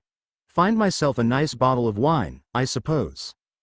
Harry scoffed slightly but said nothing. When they arrived at the outside of the dining room he paused. "You can come in, you know," he said. Rodolphus shook his head. "I know better than to disturb my sister-in-law. Go inside, Potter." Harry did as he was told, wondering whether Narcissa was more unhappy with Rodolphus than she let on. He entered the dining room, where she greeted him warmly. "There you are, Harry. How have you been?" Harry shrugged and took a seat opposite her. It was just the two of them today, and the room seemed even more emptier than usual thanks to it. "Is everything okay, Harry? You've been very quiet these past few days." Harry hesitated. "It's nothing, Mrs. Malfoy." She peered at him. "Is it Draco?" "No," Harry said a little bit too quickly. "Why? What did he say?" "Nothing, Harry," she said, staring at him. "You both just seem a little off." "We're fine," Harry said, slumping slightly in his seat. "If you say so," Narcissa said, giving him a look that told him she didn't believe a word he said. She tried chatting to him throughout lunch, but his mind kept wandering to Draco, resulting in short, distracted answers. Eventually, Narcissa gave up and they sat in silence, the only sound the clinking of their cutlery. After lunch, Harry excused himself to return to his room. Before he shut the dining room door, however, he glanced back, noticing Narcissa staring at her plate absent-mindedly, suddenly looking very lonely. Harry felt a pang in his heart as he watched her, and he wondered whether he ought to stay instead and keep her company. The absence of Rodolphus, however, took his attention away from Narcissa. The man usually waited for him just outside the dining room, yet today he was nowhere to be found. Harry, guilty, closed the dining room door and looked around for the Death Eater, unable to find him anywhere. He shrugged and continued walking down the corridor, thinking perhaps he had gotten distracted searching for that bottle of wine. Instead of going to his room, however, he found himself walking down the lower floor of the West Wing, his feet seemingly taking him somewhere his brain was unaware of. Harry froze in his steps when he heard a loud laugh coming from the pantry. He peeked inside, noticing Rodolphus talking to a man who resembled him and another Death Eater Harry didn't recognize. Harry assumed the man resembling him was his brother, Rabaston, whom he barely ever saw in the manor. He had a bottle of something sparkling in his hand and was pouring a large volume of it into a glass Rodolphus was holding, despite the man shaking his head at him. "Shouldn't drink right now," he said. "I'm sure the Dark Lord wouldn't object to you having one glass, brother," Rabaston said with a drunk sort of grin. "It's his third, I think," the Death Eater Harry didn't recognize said. "Well, he doesn't need to know that," Rabaston said, and the two of them burst out laughing. Harry wondered whether he should knock on the door and remind Rodolphus that he was meant to be escorting him back to his room. That was what Voldemort would have wanted him to do. So naturally, Harry continued walking down the West Wing, until he came to a door that led outside. Harry stopped, remembering the gallery and the portrait of Priscilla Potter and her husband. It was located just outside this door, connected to the wing by a short path. Harry wondered whether he should go without telling Rodolphus, and then shrugged, deciding that the man was busy with his brother and he shouldn't disturb him. He opened the door and stepped outside, the frosty air greeting him as he walked to the gallery, making Harry shiver and wish he had worn thicker robes. As Harry reached the door of the gallery, he suddenly froze, remembering what Draco said about how only a Malfoy could gain access. Harry silently cursed himself for forgetting, trying to think if there was any way he could get around this so he could visit Priscilla. He remembered Draco telling him you could also enter by having a connection to a Malfoy, which Harry assumed meant someone like Narcissa being married to Lucius. Harry lingered outside the door, wondering if anything would happen if he pressed his hand against the door. Was the connection only attainable through marriage, or was it more of an emotional connection, such as love? Would the door recognize Harry and Draco's relationship for what it was, even if they had gotten into a fight? Harry shrugged, telling himself there was only one way to find out. He pressed his hand on the door, fully expecting nothing to happen. To his surprise, however, the door glowed and seemed to melt under Harry's touch, becoming that strange mass of neither solid nor liquid. Harry stood stunned for a moment, before quickly entering the gallery, where the icy wind was snuffed out the second he stepped foot inside, replaced by warm, mellow air. The familiar tapestry greeted him, surrounding him as it stretched across the spherical room. Curiosity got the better of Harry, and he searched the family tree for Priscilla's name, eventually finding it in Alban Malfoy's towards the middle of the tapestry, a thin gold line connecting them both. Alban Septimus Malfoy shown in bright gold, and below it the date 1716 to 1811. Next to it read Priscilla Ann Malfoy, née Potter in gleaming silver, and below it the date 1719 to 1819. Priscilla was right about one thing: their names were certainly lost by the surrounding Malfoys of that era, many of whom seemed to have much larger families that took up more space on the tapestry, leaving their names squeezed towards the bottom. Harry walked up the stairs to the second floor and found their portrait in no time, noticing that no one had covered it up again with the dark green curtain. Priscilla's face lit up when she caught sight of Harry. "You came," she said happily. "Didn't I say he would all be?" "So you did, darling," her husband said without looking at her, his eyes looking down at Harry, unimpressed. "How have you been, Harry?" Priscilla asked, smiling at him. Harry shrugged. "Better, I suppose." "What's happened?" she asked, noticing his gloominess. "And where's the other boy?" Alban asked. Wise sighed. "He left to return to Hogwarts today. We sort of had a fight," he told Priscilla. Priscilla gave him a knowing smile. "Is that why you seem so glum?" "I'm sure it's nothing to worry about, Harry. You two will make up in no time." "We'll make up when he apologizes," Harry said crossly, folding his arms. "Which he has yet to do." Alban scoffed. "I'm sure the boy has done you no harm, as Malfoys rarely do. It should be you who apologizes." Harry glared at him. "Why don't you just mind your business, old man?" he snapped. Alban looked outraged. "Old man? I'll have you know I am 21 in this portrait, and I died exceedingly young for a wizard." Priscilla gripped his arm. Now dearest, I'm sure Harry just has a lot on his plate. Don't you remember when we were young, Albie? All the fights we used to have?" The man sniffed. "I suppose we did," he said. He turned back to Harry, his eyes narrowed. "Why are you not in Hogwarts yourself, boy?" he asked. "I can't go." Harry hesitated. "I'm not allowed." "Got expelled, did you?" "Just as I suspected. I told you this one looks like trouble, Priscilla." Harry scowled. "I was not expelled. I haven't even set foot in the place. I can't go because I'm an obscurial." The couple stared at him for a few moments, taking in his words. Their reaction, however, was not one Harry expected. "An obscurial?" Alban said, unimpressed. "Really? You don't look it, boy." "What?" Harry asked, genuinely confused. Why?"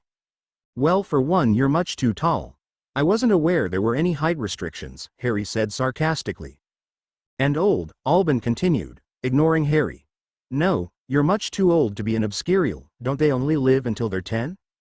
"Not necessarily, Albie," Priscilla said, looking at Harry interestedly. "Wasn't there one in the Middle Ages that lived until they were about 14? Well, I suppose there are exceptions. How old are you, boy?" 15. "Goodness," Priscilla said. "You are quite remarkable, Harry, and you must be very powerful too." "I don't know," Alban said, frowning at Harry. "I don't like the idea of an obscurial your age being in this manner. Do you live here, boy?" "Yes," Harry said, beginning to get annoyed at Alban for calling him boy. "That seems unwise," Alban said. "What if you lose control and wreak havoc? As you grow older, so does your obscurus grow in power. A 10-year-old obscurial is one thing, a 15-year-old is a whole other. Do you understand that this manor has been in the Malfoy family for 10 consecutive centuries, boy?" "I'm not going to wreak havoc," Harry said exasperatedly. "I mean, it happened once before when I was 12, but it was in the garden and they fixed all the damage, and anyway, it won't happen again because I can control the obscurus." "That's impossible," Alban said shortly. "Maybe in your time," Harry replied. "But I've been controlling it for about 3 years now."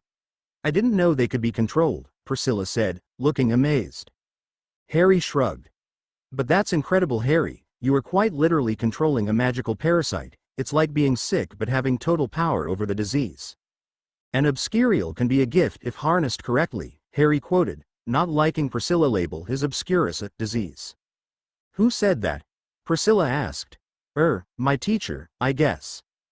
Harry eyed the couple curiously. "I'm surprised by your reactions. Most people in my time are terrified of an obscurial." "They were much more common during our era," Priscilla said, shaking her head. "So many of us were hunted by muggles before the statute of secrecy. The law only came into effect a few years after we were born.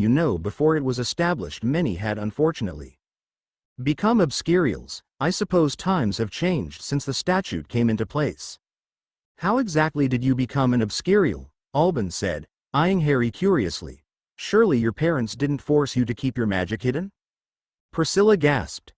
I completely forgot how obscurials are made. Oh Harry, did your parents really do this to you? No, they're dead, Harry said shortly. A tense silence followed this. Alban coughed. I am sorry to hear that, young man. Harry shrugged. Didn't really know them. My aunt and uncle always said they deserved it anyway. They're muggles who hated magic. It's the reason I'm an obscurial, I suppose. Alban looked angry. See, this is what happens when we integrate with the muggles, he hissed to his wife. Look at what they have done to your descendant Priscilla. A cowardly, disgusting thing to do, he added bitterly. Priscilla looked sad. I am sorry you had to go through that, Harry, she said softly. At least tell me the muggles who did this to you are dead, Alban demanded. Harry nodded and he gave a triumphant nod. Good. Priscilla gave him a reproaching look. Now Albie, they were still Harry's relatives. I am sure he is still quite sensitive over their deaths. No, Harry interrupted. I don't care anymore. They were horrible people who deserved it. Saying it out loud shocked Harry as much as it seemed to surprise Priscilla. I see, she said. If you say so. Harry cleared his throat, suddenly wanting to steer the discussion away from himself. I found your names on the tapestry, he piped. Priscilla looked amused. That must have taken you some time. No, Harry lied. It was quite easy. Priscilla laughed. I am no fool, Harry. We are not too significant on the Malfoy family tree. I suppose it is because Alban's brothers and their families were more influential in our generation. Harry looked at Alban, intrigued.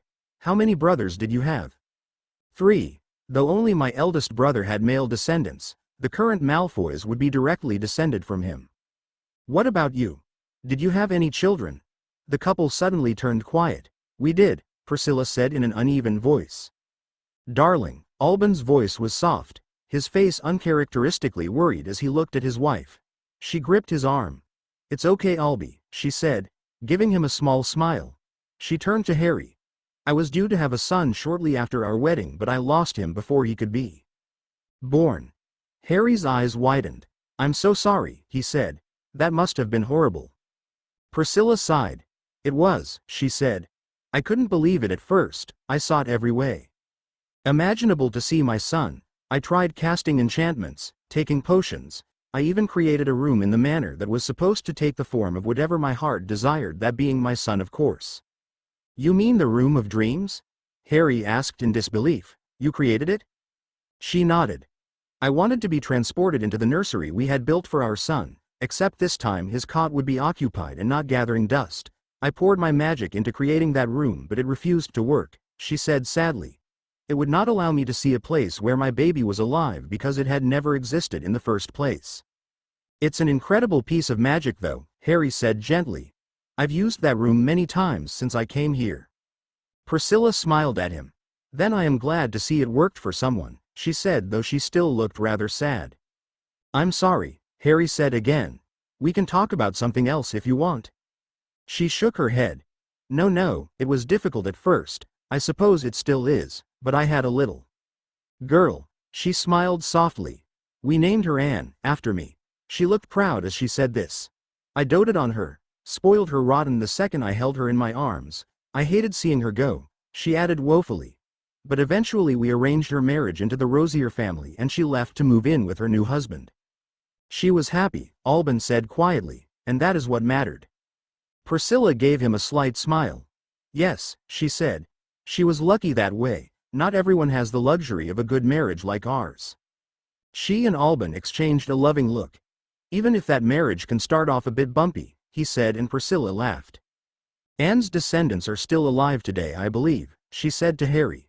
But with no son to our honor, I suppose our legacy isn't one many remember. Does that bother you? Harry asked. Priscilla shrugged. I was never one for the spotlight. Besides, we were happy for the most of it, that is what's important. Harry looked at Alban and he nodded. I'm happy to hear that, Harry said honestly. Priscilla smiled. You and Draco will be happy again too, she said. Harry sighed. I don't know, he said. I'm worried I may have messed everything up. If you feel that way and he's thinking the same, then everything will work out, Harry, she said. I promise.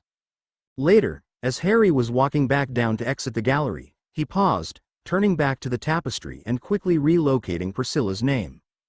She and Alban were next to each other, and below them were two lines.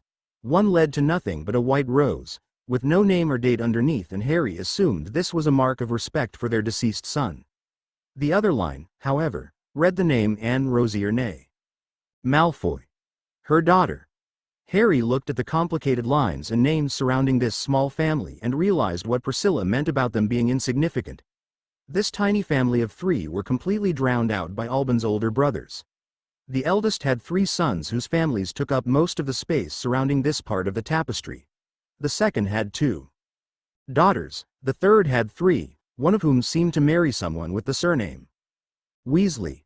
The name sparked something in Harry, but he couldn't remember why it sounded familiar. He gazed alongside the tapestry as the names and lines seemed to stretch on and on. Gold and silver were etched across the ancient drape, swirling elegantly like intertwined ribbons, connecting the sacred families together. Here and there, though, Harry saw an odd white rose or two, scattered amongst the tapestry like tiny stars on a never-ending night sky. There seemed to be a lot more at the beginning of the tapestry, though as Harry walked across it he noticed there was still an odd rose or two, dotted around the more modern part of the tapestry. There were fewer and fewer though, and by the time he reached Draco's name there seemed to be almost none. He stopped as he got to Draco, his fingers delicately touching the golden outlined name. Then he noticed a white rose next to his name and froze. Harry looked up at Narcissa and Lucius's names, noticing a second line that emerged from them before Draco's, one Harry must have missed the last time he saw the tapestry. It was connected to the flower. A white rose, symbolizing the death of an infant. Oh, Narcissa. Harry thought back to the lonely woman he had left in the dining room and felt his heart sink further. She had been so kind to Harry, treating him as if he were almost her son. To think she had lost one of hers. He thought of Draco again, with his gorgeous tapestry of stars mounted on the canopy above his bed and his many visits to Diagon Alley any time he needed something new, all accompanied by Narcissa. Was the death of her first child the reason she had spoiled Draco so much, doting on him as though he were the most precious jewel in the world? Just like Priscilla. Harry turned his back on the tapestry, suddenly feeling sick. Poor Narcissa. Poor Lucius as well, he supposed, for losing his child too. There always seemed to be more to the man that met Harry's eye. He just wished this didn't have to be it. Is it me, or does Weasley seem to be glaring at us more angrily than usual? Draco looked over to where Pansy had pointed out the red-headed boy watching the group from the Gryffindor table, looking sour. Blaise rolled his eyes. Who cares? He said. It's weird, Pansy said. What does he want? Draco looked away, feeling sick. He didn't want to think about Weasley right now. He had much better things to worry about than the Gryffindor. Next to him, he noticed Theo scribbling something under the table and felt himself scowl. Writing letters, are we? He said with a little more ferocity than intended. Theo blinked. Just adding notes to my timetable, he said, showing Draco a piece of paper where he was scrawling Quidditch practices in between free slots. What's up with you? Blaise asked. Nothing, Draco muttered, avoiding Theo's eyes that were looking at him concerned. Merlin Malfoy, you're even grumpier than Redhead today, Greg said, chuckling. Draco scowled at him. I'll see you all at class, he muttered, getting up from his seat. Where are you going? Pansy asked. Nature calls, Draco responded, quickly hurrying away from the group. His argument with Harry alongside Theo's cluelessness that he had caused it was driving Draco up the wall. Or was it really just the knowledge that it was his fault that they had argued, not Theo's? Draco scowled and firmly told himself it was Theo's. He didn't have to tell Harry everything, after all. He always meant to let him know about the marriage, but for the time being, he just wanted to forget all about it, to imagine a life where he could just be with Harry. Couldn't the boy see that? Draco remembered Harry's cruel mocking for saying he loved him. He clenched his fists at the thought of it. Harry never once said he loved Draco. He had kissed him plenty and slept in his bed whenever he was having a bad night, but he never said he loved him. Before Draco knew it, he was in the third-floor bathroom, staring at himself in the reflection. He used to come here to read Harry's letters in between classes, hiding in the toilet stalls in case anyone came in. He hadn't sent a single one to Harry so far, not one. He could feel tears about to make an appearance and wiped them away. The door to the bathroom opened and closed. Draco saw a strand of bright red hair and whirled around, reaching for his wand. What? He spat at Ron. The boy glared at him. What are you doing with Potter? He asked. The fuck are you talking about? Don't lie. Ron hissed, striding over to Draco. We saw him in Hogsmeade, all right? Why the hell was he visiting you? Draco's blood turned cold as he put two and two together. It was you, he breathed. You're the reason Dumbledore found Harry. It took Draco all of 2 seconds not to yell. You. He lunged at Ron, grabbing the boy's robes and wrestling him to the floor. You ruined everything, he roared. Get off me. Get off. There was a bang and Draco was flung away from the boy, landing a few feet away from Ron with a crash. He struggled to his feet, a searing pain in his ankle, and noticed Ron panting and pointing his wand at him. Confringo. Draco rolled out of the way just in time as a burst of orange light hit the toilet stall next to him and blew it off its hinges. Stupefy. Draco scrambled to his feet, reaching for his wand and pointing it at Ron as a jet of red light narrowly missed his face. Petrificus totalis. He screamed at Ron, who blocked his spell just in time as Draco sent a stupefy hurling his way. It missed him by inches, hitting a sink and causing it to explode, sending water gushing out of the wreckage like a bloody wound. Draco ignored it, too busy sending spell after spell at Ron, finally releasing days of pent-up anger at the struggling boy. Protega. Impediment. One of Draco's spells collided with Ron's shoulder, making him hiss in pain and stagger backwards. Protega. A feeble shield appeared in front of Ron, his injured arm causing his hand to shake trying to hold the spell. Draco let out a snarl and yelled, Expulso! And Ron's shield broke almost instantly, flinging the boy back from the force of the spell where he let out a scream as he hit one of the bathroom mirrors. A sickening crunch heard as it cracked behind the boy's head.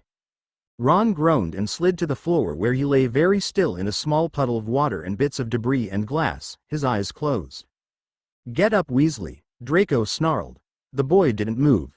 Slowly, Draco made his way over to him. Weasley?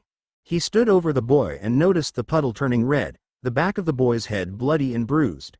No, Weasley. Get up. Get up. Ron. Draco dropped his wand, crouching down and shikake up. The door to the toilets burst open again. Ron? You in he? Neville froze at the sight of Ron, bleeding and unconscious on the floor as Draco knelt beside him, clutching his robes. What did you do?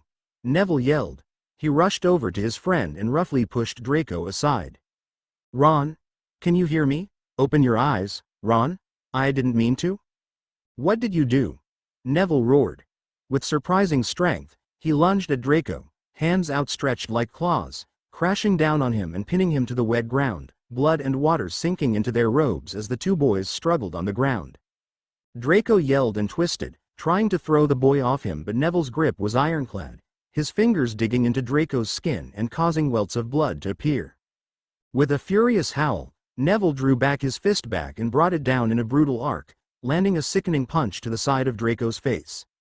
Draco felt his lips split open and saw blackness enter the sides of his vision, his head swimming with pain as he suddenly began feeling lightheaded. He groaned in agony and weakly tried to push Neville off him, stuttering as blood entered his mouth. Neville, stop. I didn't mean to, Ron. The door burst open again. The hell is going on here? Theo and Blaise skidded to a halt when they saw the scene in front of them.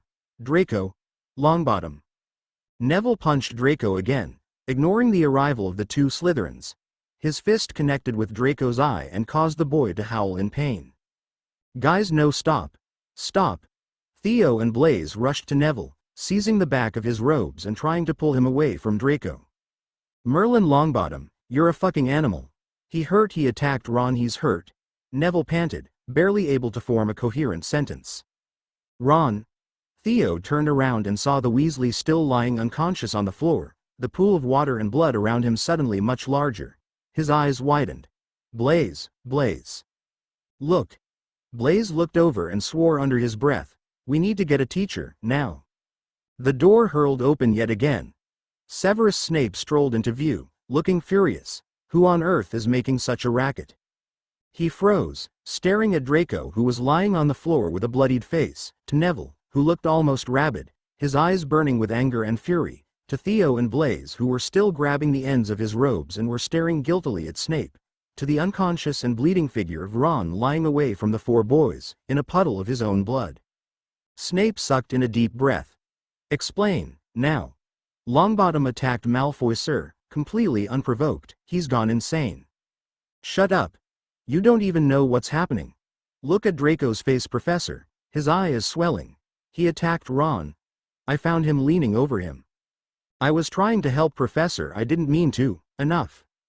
Snape stepped over to Ron, kneeling down and examining his wound. The four of you are to go to my office immediately, he bellowed, his eyes not leaving Ron. But sir, now. Grudgingly, Theo and Blaise let go of Neville's robes, walking over to Draco to help him up. We'll get you for this, Longbottom, Blaise muttered under his breath as they supported a staggering Malfoy and walked out of the toilets. Theo remembering to pick up the boy's dropped wand as they passed. Neville hesitated, looking back at his friend. Now means now, Longbottom, Snape muttered, his concentration fully on Ron as he slowly waved his wand over his bloody head. Slowly, Neville walked through the door, blood sinking into his wet robes like ink seeping into parchment, his knuckles raw and bruised. You're a fucking animal, Longbottom.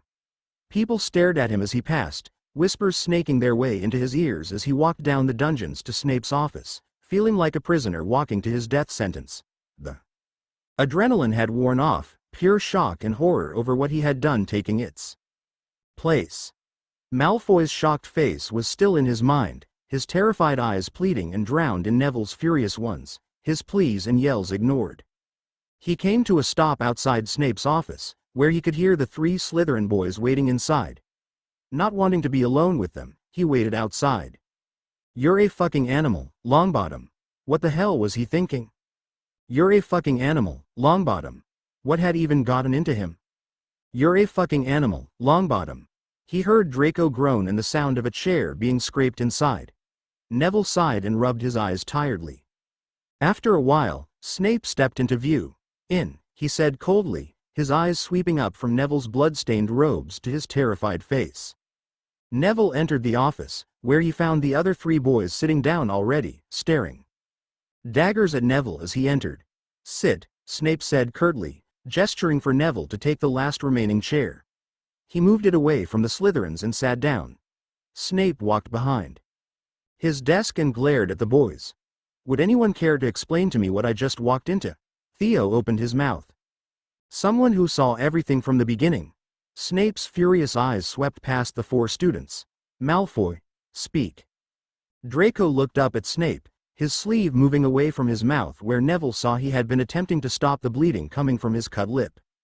Me and Weasley got into a duel in the toilet, he said stiffly. About what? Draco hesitated. Something stupid. It wasn't important. It wasn't important, and yet it left him lying in a pool of his own blood. Draco struggled.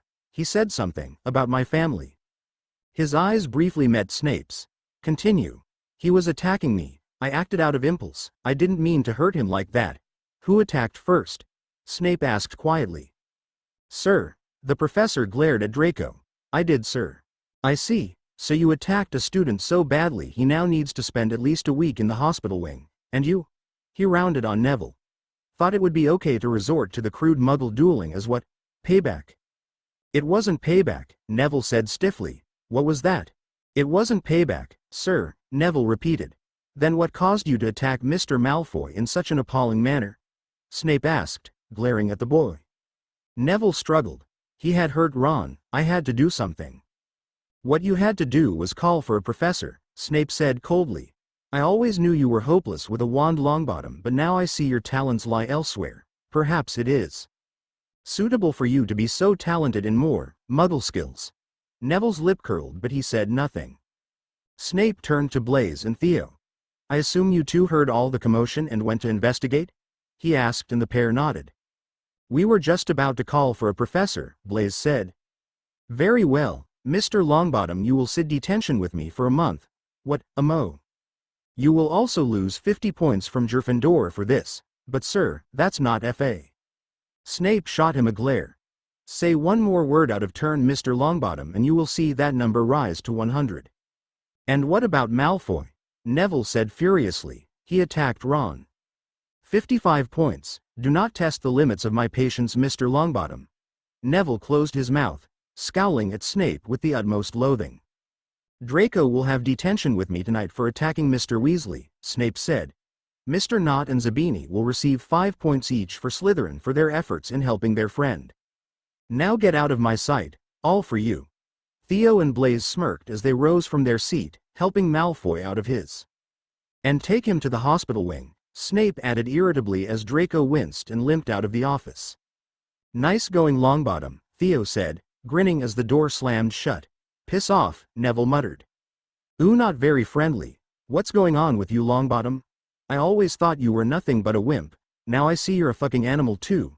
Guess you've been keeping that part of you a secret, Theo said, smirking. The words triggered something in Neville. I'm not the one here with secrets, Neville shot back, glaring at Drat to mean Longbottom.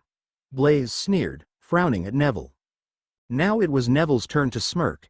You guys really don't know, and before any of them could say another word, he turned and walked away from the trio, towards the Gryffindor common room to change out of his blood-soaked robes, brimming with an anger that had replaced his shock and horror. He wants to see you. Harry had just stepped foot out of his room when Rodolphus spoke. Now? The man nodded. Harry sighed and closed his bedroom door. Turning to Rodolphus, he sneered. What are you, his little messenger as well? Rodolphus barely reacted. Don't keep him waiting, Potter, he said and began walking off. What happened to keeping an eye on me at all times? Harry called out, but the man didn't respond and soon he was out of sight. Harry rolled his eyes and began walking to Voldemort's office. When he arrived outside, he noticed the portrait of Draco again and something in his heart tugged. Trying to ignore it, he knocked on the door and entered at Voldemort's command. Good morning, Harry. Harry yawned loudly. Can we make this quick, please? I'm hungry. Voldemort waved his wand and a plate of toast appeared in front of Harry, suspended in midair. Eat quickly, he said. We're taking a trip. Harry eyed him suspiciously. Where? We're going to recruit some old allies again. Why'd I have to come? Because I said so. Now eat, we leave in 5 minutes. Harry sighed and took a slice of toast. Who are we recruiting then? Harry asked in between chews. The werewolves, if it goes according to plan. Harry swallowed. Werewolves? Voldemort glanced at him. Are you afraid, Harry? What? No, course not. Harry helped himself to another slice of toast as Voldemort watched him. Didn't know there was such a thing as werewolves, he said thoughtfully as he took a bite. Of course there are, Voldemort said dismissively. They're second-rate citizens and I detest them, but they do their job well enough. What job is that? Harry asked. Voldemort looked him in the eye. Whatever it is I tell them to do. Harry finished his toast and the plate vanished. Will Nagini be coming too? Voldemort paused. Do you want her to? Harry shrugged. Couldn't hurt. She'll be here when we get back. Come, Harry. He held his arm out. Thought nobody could apparate inside the manor? Harry asked. I am not nobody, Voldemort replied. Harry sighed and stepped over to Voldemort, grasping his arm. The apparition was immediate. Harry felt the uncomfortable sensation of being pulled apart and put back together again before he gasped, his feet landing on solid ground. Where are we? He asked, looking around to see sinister trees and lingering fog all around him. A forest I know no one will come across. We will wait here for them to arrive. Lord Voldemort, waiting for people, Harry said mockingly.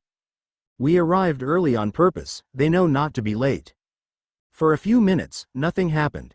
Harry grew bored and began fidgeting, pacing back and forth and examining more of his surroundings. Voldemort just stood still.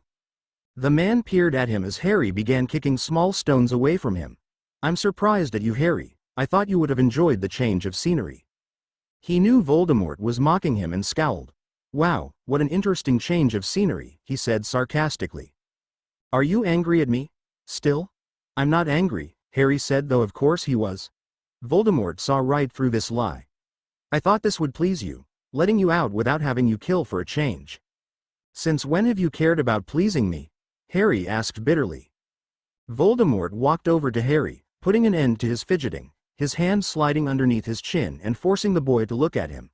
I have always cared about pleasing you, he said. A sudden rustle caught both of their attention. Voldemort released his grip on Harry, taking out his wand as 4 dark figures emerged in the distance. Harry leaned back against a tree, behind Voldemort, watching intently as the shadows became closer, allowing Harry to see a grim scene ahead. 3 large, intimidating figures strolled into view, grinning unpleasantly at Voldemort. The largest of them was a hairy, vicious-looking man, wearing tattered robes that did not cover his furry chest, allowing Harry to see many scars scrawled painfully across it. He had matted gray-black hair and yellowish teeth, several of which looked exceptionally sharp. His accomplices, a man and a woman, were both reasonably ferocious-looking themselves, though they wore neater robes and had less hair. The male accomplice was dragging someone with him, and Harry's heart leapt when he realized it was a thin and scrawly man with a hood over his head and his hands tied together with thick ropes, stumbling as the man dragged him along. "Greyback," Voldemort greeted coolly, "you have what I asked for." "Right here, my lord." The werewolf leered nastily, his ragged voice catching Harry off guard. He barely sounded human, the animal part of him distorting his voice, giving Harry the impression he was speaking to a beast and not a man. Greyback's accomplice pushed their prisoner to his knees, where he groaned painfully. "What do you have here, my lord?" Greyback asked, peering at Harry and grinning sickeningly. Voldemort's grip on his wand tightened. "He is mine, Greyback," he said coldly. The werewolf said nothing, though he continued to stare at Harry, who folded his arms, suddenly feeling uncomfortable. With a swipe of his wand, Voldemort removed the hood off of the man on the ground, allowing Harry to see a dirty, terrified face underneath. When he caught sight of Voldemort, he shrank back in terror.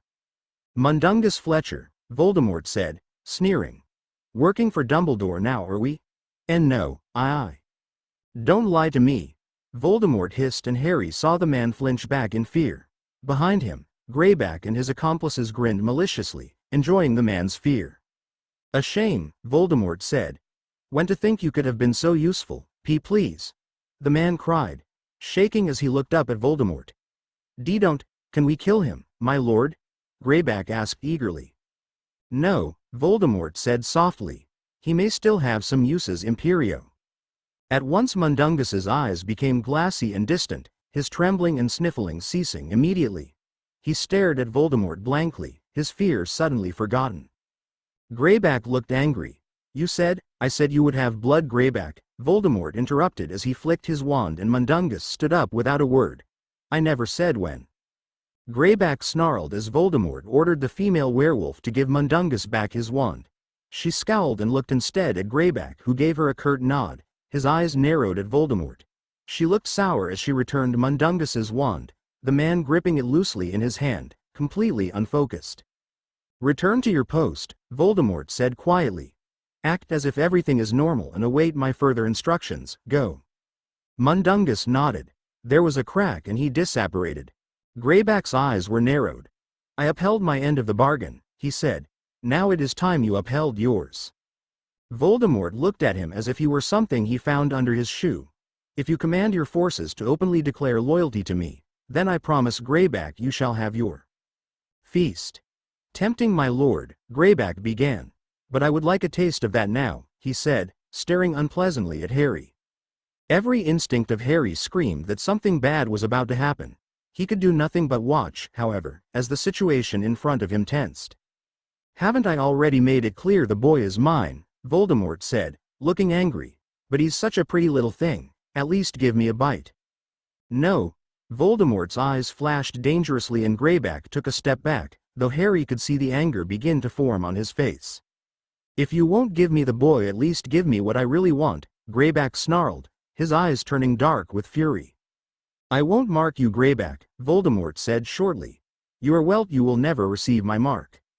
"You know I deserve more," the werewolf hissed. "Without me, you have no army." "There is always someone to fill the space of leadership," Voldemort said. "Is that a threat?" Greyback bared his teeth. Behind him, his 2 companions shifted. "It is a fact," Voldemort replied indifferently. "I will uphold my end of the bargain so long as you align your army to me. Do that and you will be free to prey on all those who go against me." "And then what?" Greyback spat. "You win this war and throw me out like a dog? I won't be doing your dirty work without a proper reward." Behind him, Harry heard the male werewolf whisper something to his companion. Her eyes widened and she stared at Harry, suddenly looking afraid. "This conversation is going nowhere," Voldemort said, oblivious to the other 2 werewolves' unease. I have already offered you more than you deserve, Greyback. I will give you 2 days to declare yours and your forces' allegiance to me, no longer. He turned his back on the werewolf, walking over to Harry. Come, Harry, he said. Let us return. Harry Potter, Greyback called out. Slowly, a smile formed on his face. You've been holding out on me, my lord. No wonder you were so reluctant to let me have him.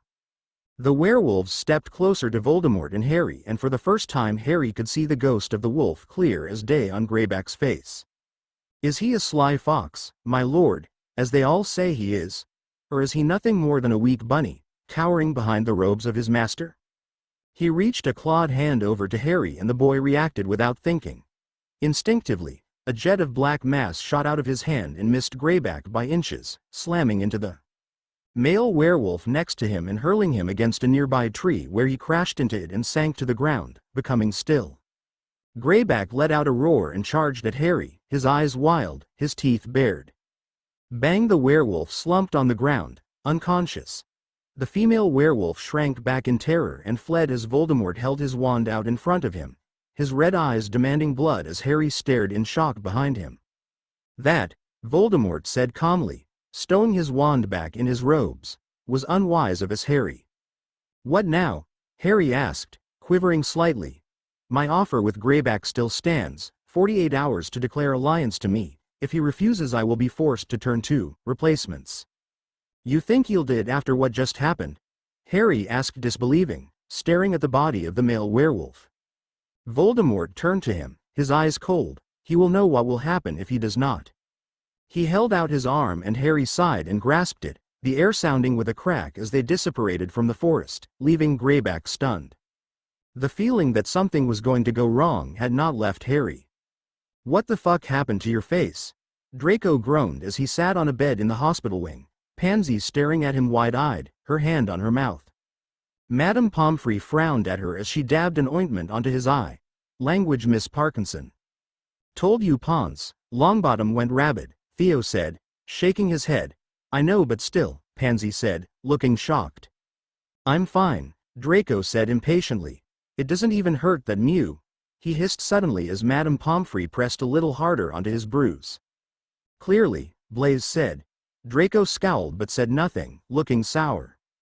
Cheer up, Draco. We promise we won't tell anyone you got your ass handed to you by Longbottom, Theo said cheerfully. Thanks, Theo, Draco said glumly. Madame Pomfrey finished dabbing the ointment onto his eye and worked on tying a bandage securely around it. Keep that on for at least a day, Mr. Malfoy, she said, once pleased it was tight enough. And avoid making sudden movements with your mouth. You'll split that lip of yours even more if you do. Draco sighed as she walked away. In front of him, his 3 friends gazed at him, concerned. Where's Greg and Vince? Draco asked after a few seconds of silence. Still eating lunch. They said they were going to bring you some food later when they were done, Pansy said. Blaise rolled his eyes. Don't count on that, mate. Draco made to get up, but Theo quickly placed his hands on his shoulders and held him down. Whoa, slow down, Draco. Don't you want to stay here a little longer? I'm fine, Draco muttered, pushing Theo's hands off him. He tried getting up again and winced, collapsing back on the bed. So you keep saying, it was that bloody Weasley. I think he rolled my ankle.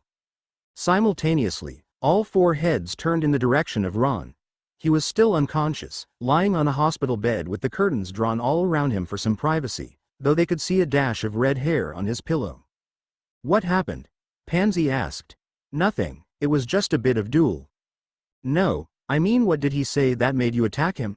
All 3 pairs of eyes were focused on Draco now. He swallowed.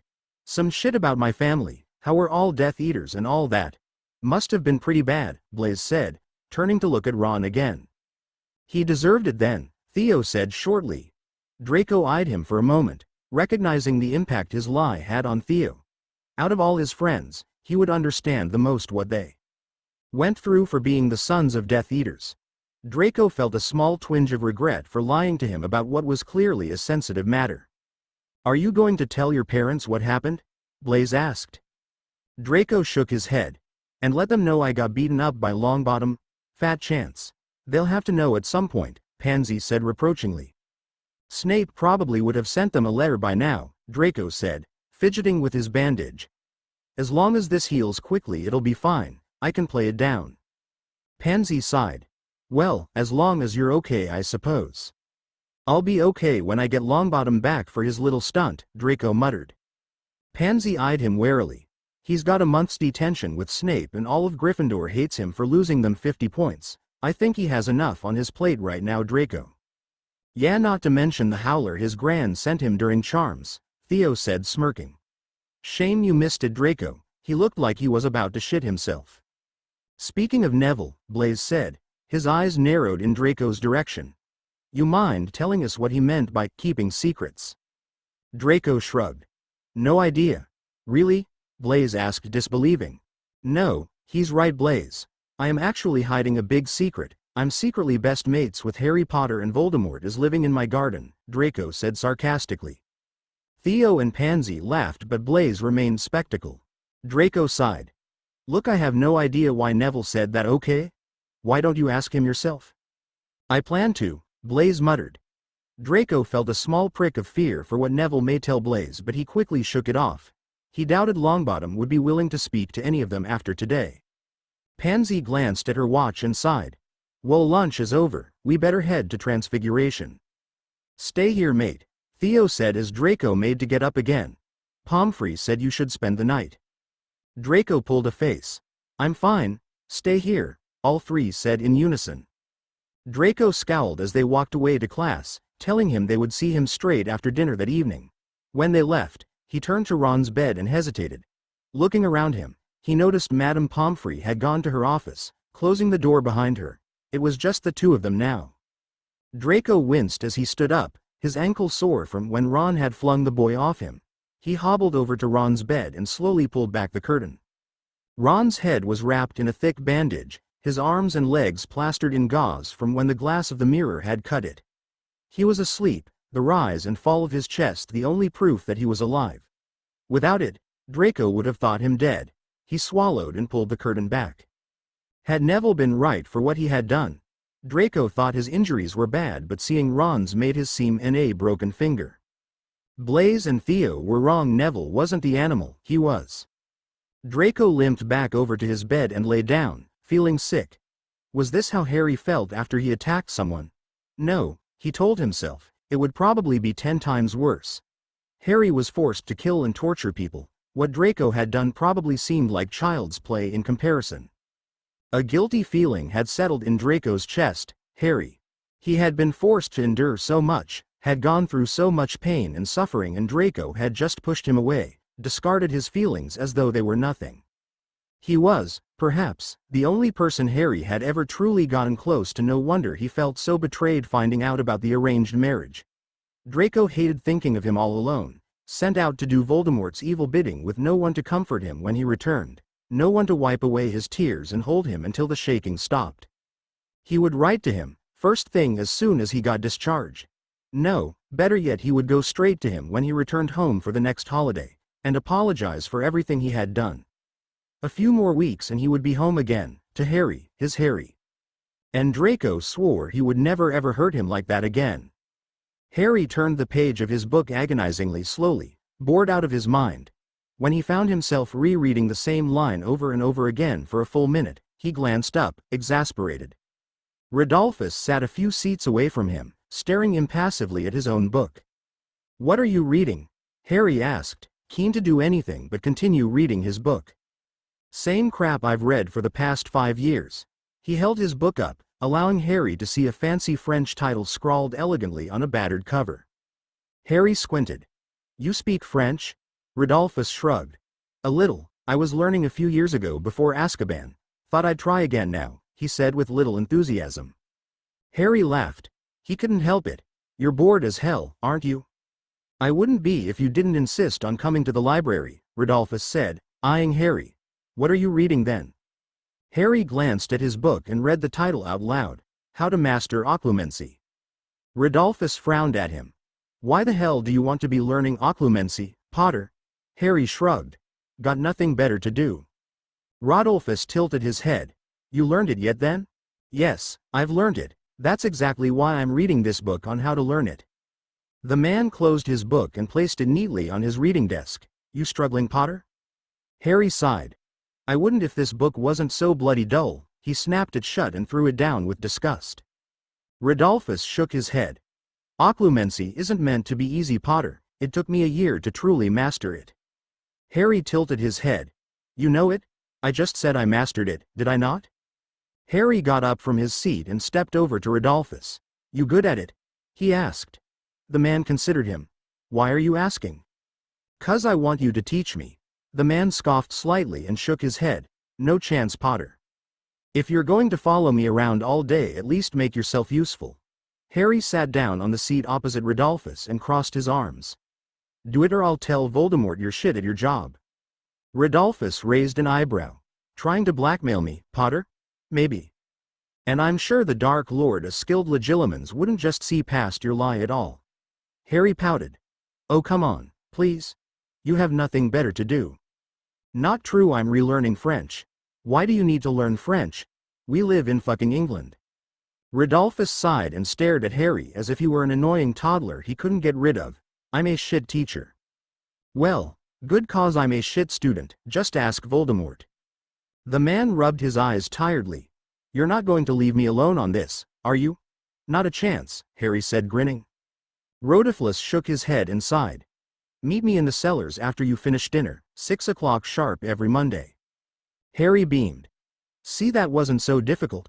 Thank you, he said, walking back to his reading desk and picking up his discarded book, turning away from Rodolphus to return it to its shelf. I warn you, you will regret it, Rodolphus called out to him. Whatever you say, Roddy. He almost wished his back wasn't turned so he could see the look on Rodolphus's face. Draco was due to arrive for the spring holidays on Friday. For the very first time in his life, Harry wasn't sure if the boy was going to be pleased to see him. He had received no letter from Draco, no indication that their fight was behind him. As the days went on, Harry found himself slowly regretting his words to Draco, pining over how he had mocked him the last time they had spoken. Was it over with Draco? Had he ruined the only relationship he ever had? Harry became a nervous wreck, wishing he could return to the day they fought and take back everything he had said. It was stupid, he was stupid. Why had he never tried to be more empathetic to Draco's situation? Of course, it was shocking to discover Draco was to be engaged soon, but the boy clearly seemed unhappy about it. Why had Harry not noticed that? He wasn't lying to Harry or keeping him in the dark. He was obviously not much happier than Harry was about the prospect of an arranged marriage. Harry felt stupid for being petty and demanding Draco say sorry first. Alban had been right. The boy had done nothing wrong. It was he, Harry, who should apologize. He would do it the second the boy walked through the gates of Malfoy Manor. He would rush to him and say sorry 1,000 times, even beg for forgiveness on his knees if he had to. Harry could not and would not lose Draco. So when Friday arrived and Narcissa and Lucius announced that they would be leaving to collect Draco, Harry waited by the entrance eagerly, standing at the top of the steps of the manor and searching for any signs of Draco emerging through the gates where they were due to arrive at 5 o'clock. He arrived early, giddy and slightly nervous with anticipation. Rodolphus had excused himself for an early night, leaving Harry alone by the entrance of the manor. 5 o'clock came. Draco did not. Harry began fidgeting impatiently. It's fine, he told himself, they won't arrive on the dot. 10 minutes later and the boy had still not arrived. Harry began pacing backwards and forwards, hating the stupid suspense of something he wanted to get done as soon as possible. 20 minutes later and still no one had crossed the gates of the manor. Harry gave up standing, seating himself on the stone steps and waiting. Waiting. 6 o'clock and still nothing. Harry excused himself to get a cigarette. When he arrived back at the entrance of the manor, Draco was still absent. 7 o'clock. The air had grown cold, darkness creeping up on him silently as Harry shivered. At 7:10, he was forced to retreat inside. Perhaps there was a delay on the train. Yes, that had to be it. Harry walked back up the stairs to Draco's room, sitting on his bed and continuing to wait. Waiting. Harry began going through Draco's things, bored. He opened his bedside drawer and found the snow globe he had given him for his birthday gone. He smiled slightly, thinking of Draco taking it with him to Hogwarts, shaking it and thinking of Harry. Then he remembered that The boy was probably still mad at him. The absence of letters proved that, and felt his smile drop. He helped himself to one of Draco's cigarettes and walked around the room, noticing that Draco had small moving photographs stuck onto his walls. One of his 5th birthday, where a much younger Narcissa and Lucius were smiling at him as he blew out the 5 candles of an impressive 2-tier cake, the tiny Draco in the picture beaming with happiness.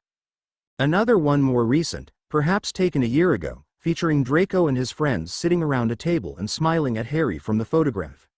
They all looked relatively the same except Crabbe, who lacked the muscles he had now, and Pansy WHH shorter. The photograph next to it showed Draco as a baby, an elderly-looking man holding him gently whilst an equally old woman smiled next to him. His grandparents, Harry thought. Even now Draco was recognizable through his wisps of pale silver hair. His grandfather had the same color of hair, though his was longer, tied neatly behind him in a low ponytail. Draco had always been surrounded by people who loved him. Who's to say he even needed Harry? Harry looked away from the photographs and shivered slightly, his thin robes doing little to keep him warm against the cold night.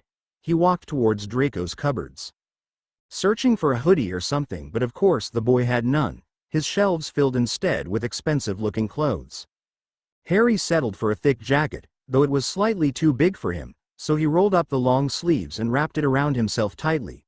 It was no ordinary jacket. The interior seemed to be stitched with some kind of thick, insulating fur Harry was certain didn't belong to any normal animal, and the buttons were clearly made out of silver, but Harry didn't mind too much.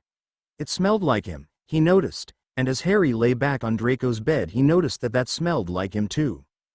Harry inhaled the scent, an expensive mixture of aromatic rosemary and clary sage combined with notes of something rich and musky. He looked up at the night sky enchanted onto the bed's canopy, his eyes searching for the constellation Draco was named after as he waited for the boy to return. Finally, at 8 o'clock, Harry heard the front door slam shut. He jumped out of Draco's bed and sprinted down the stairs quickly, brimming with both excitement and nervousness. He saw Narcissa and Lucius walking inside and looked around for Draco. His smile faltered, however, when he realized the boy was absent. "Where's Draco?" he asked no one in particular. Lucius turned to look at him, but for once his face was not riddled with disgust or anger. He looked terrible. Harry had only ever seen him look like this after a particularly bad meeting with Voldemort. Harry stared at the couple, noticing Narcissa's dazed, shocked eyes as she slowly stepped inside the manor. "Mrs. Malfoy," Harry said concerningly, and her gaze flickered over to him. "What happened?" For a moment she looked as if she was about to cry. Then she tried composing herself as she stepped over to Harry. "Draco," she said, her voice quivering and breaking slightly. He took him, Fenrir Greyback, he took Draco. Chapter end notes. Fun fact. I was actually going to make Priscilla's daughter Anne, Narcissa's grandmother. So basically it would have been Priscilla Anne Druella, Narcissa's canon mother, Narcissa. Then I realized that would make Narcissa and Lucius distantly related, so I cut it. Then I remembered that all purebloods are basically inbred, so I added it again.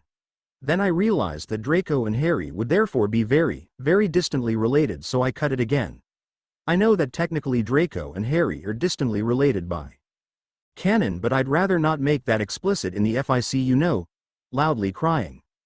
I was actually really excited to include that detail because I thought it would have been so cool, so this kind of sucks for me, lol. P.S. One of your comments literally predicted the ending of this chapter. ISTG, how are people able to do that? It's happened so many times. Skull. Prisoner. When Harry was 5, his Aunt Marge had come to visit with one of her beloved dogs, staying overnight for a weekend.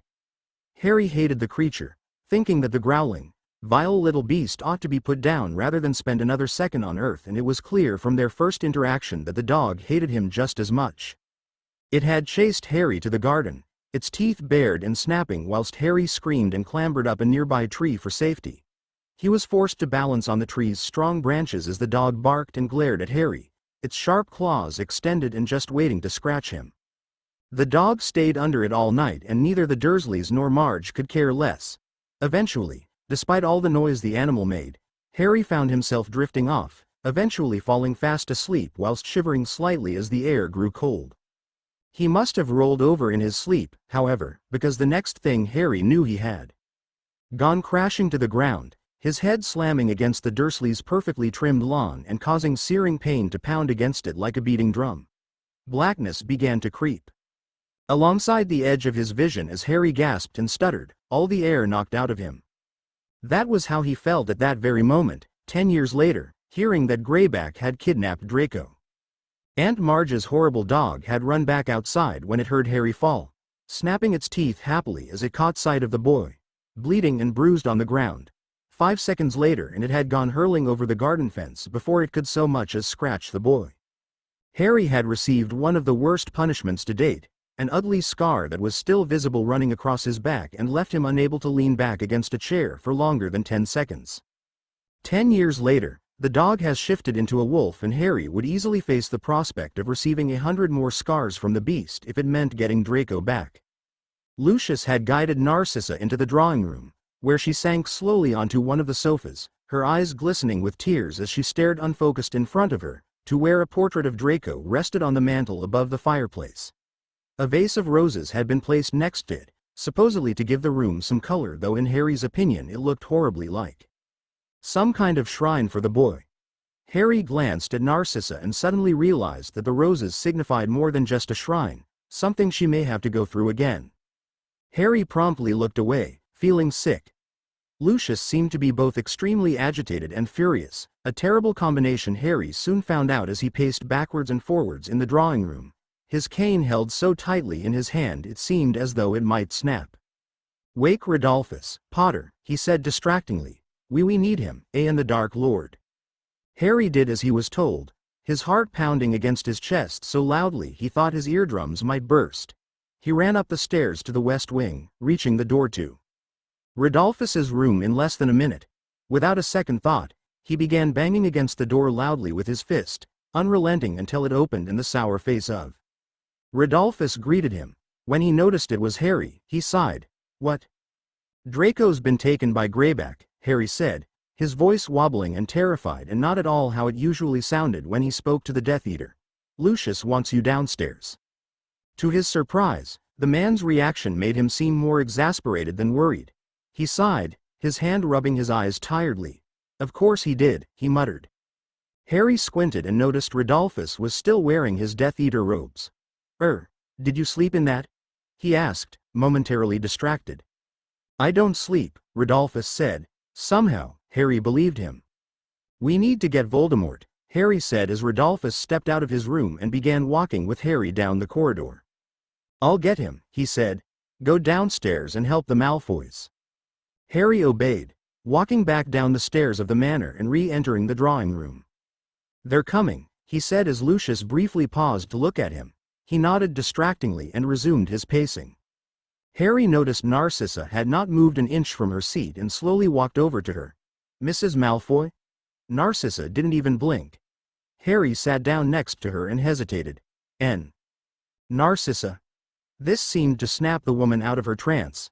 Her eyes flicked over to Harry. "Oh Harry," she said, her voice trembling. "He's gone. Draco's been taken." "What happened?" Harry asked quietly. Narcissa stifled a sob and buried her face in her hands. "He wasn't at the station when we arrived," Lucius said in a struggling voice at him. He must have been snatched by Greyback the second he stepped foot on the platform." "How do you know it was him?" Harry asked. "He left behind a note," Lucius said, with disdain. "Another werewolf approached us when we arrived. He told us that unless the Dark Lord complied with Greyback's wishes, Draco would." The man broke off here, his words becoming choked in his mouth. Tendrils of panic and fear wrapped around Harry tightly as the room fell silent, the sounds of Narcissa's quiet whimpers painfully puncturing the silence.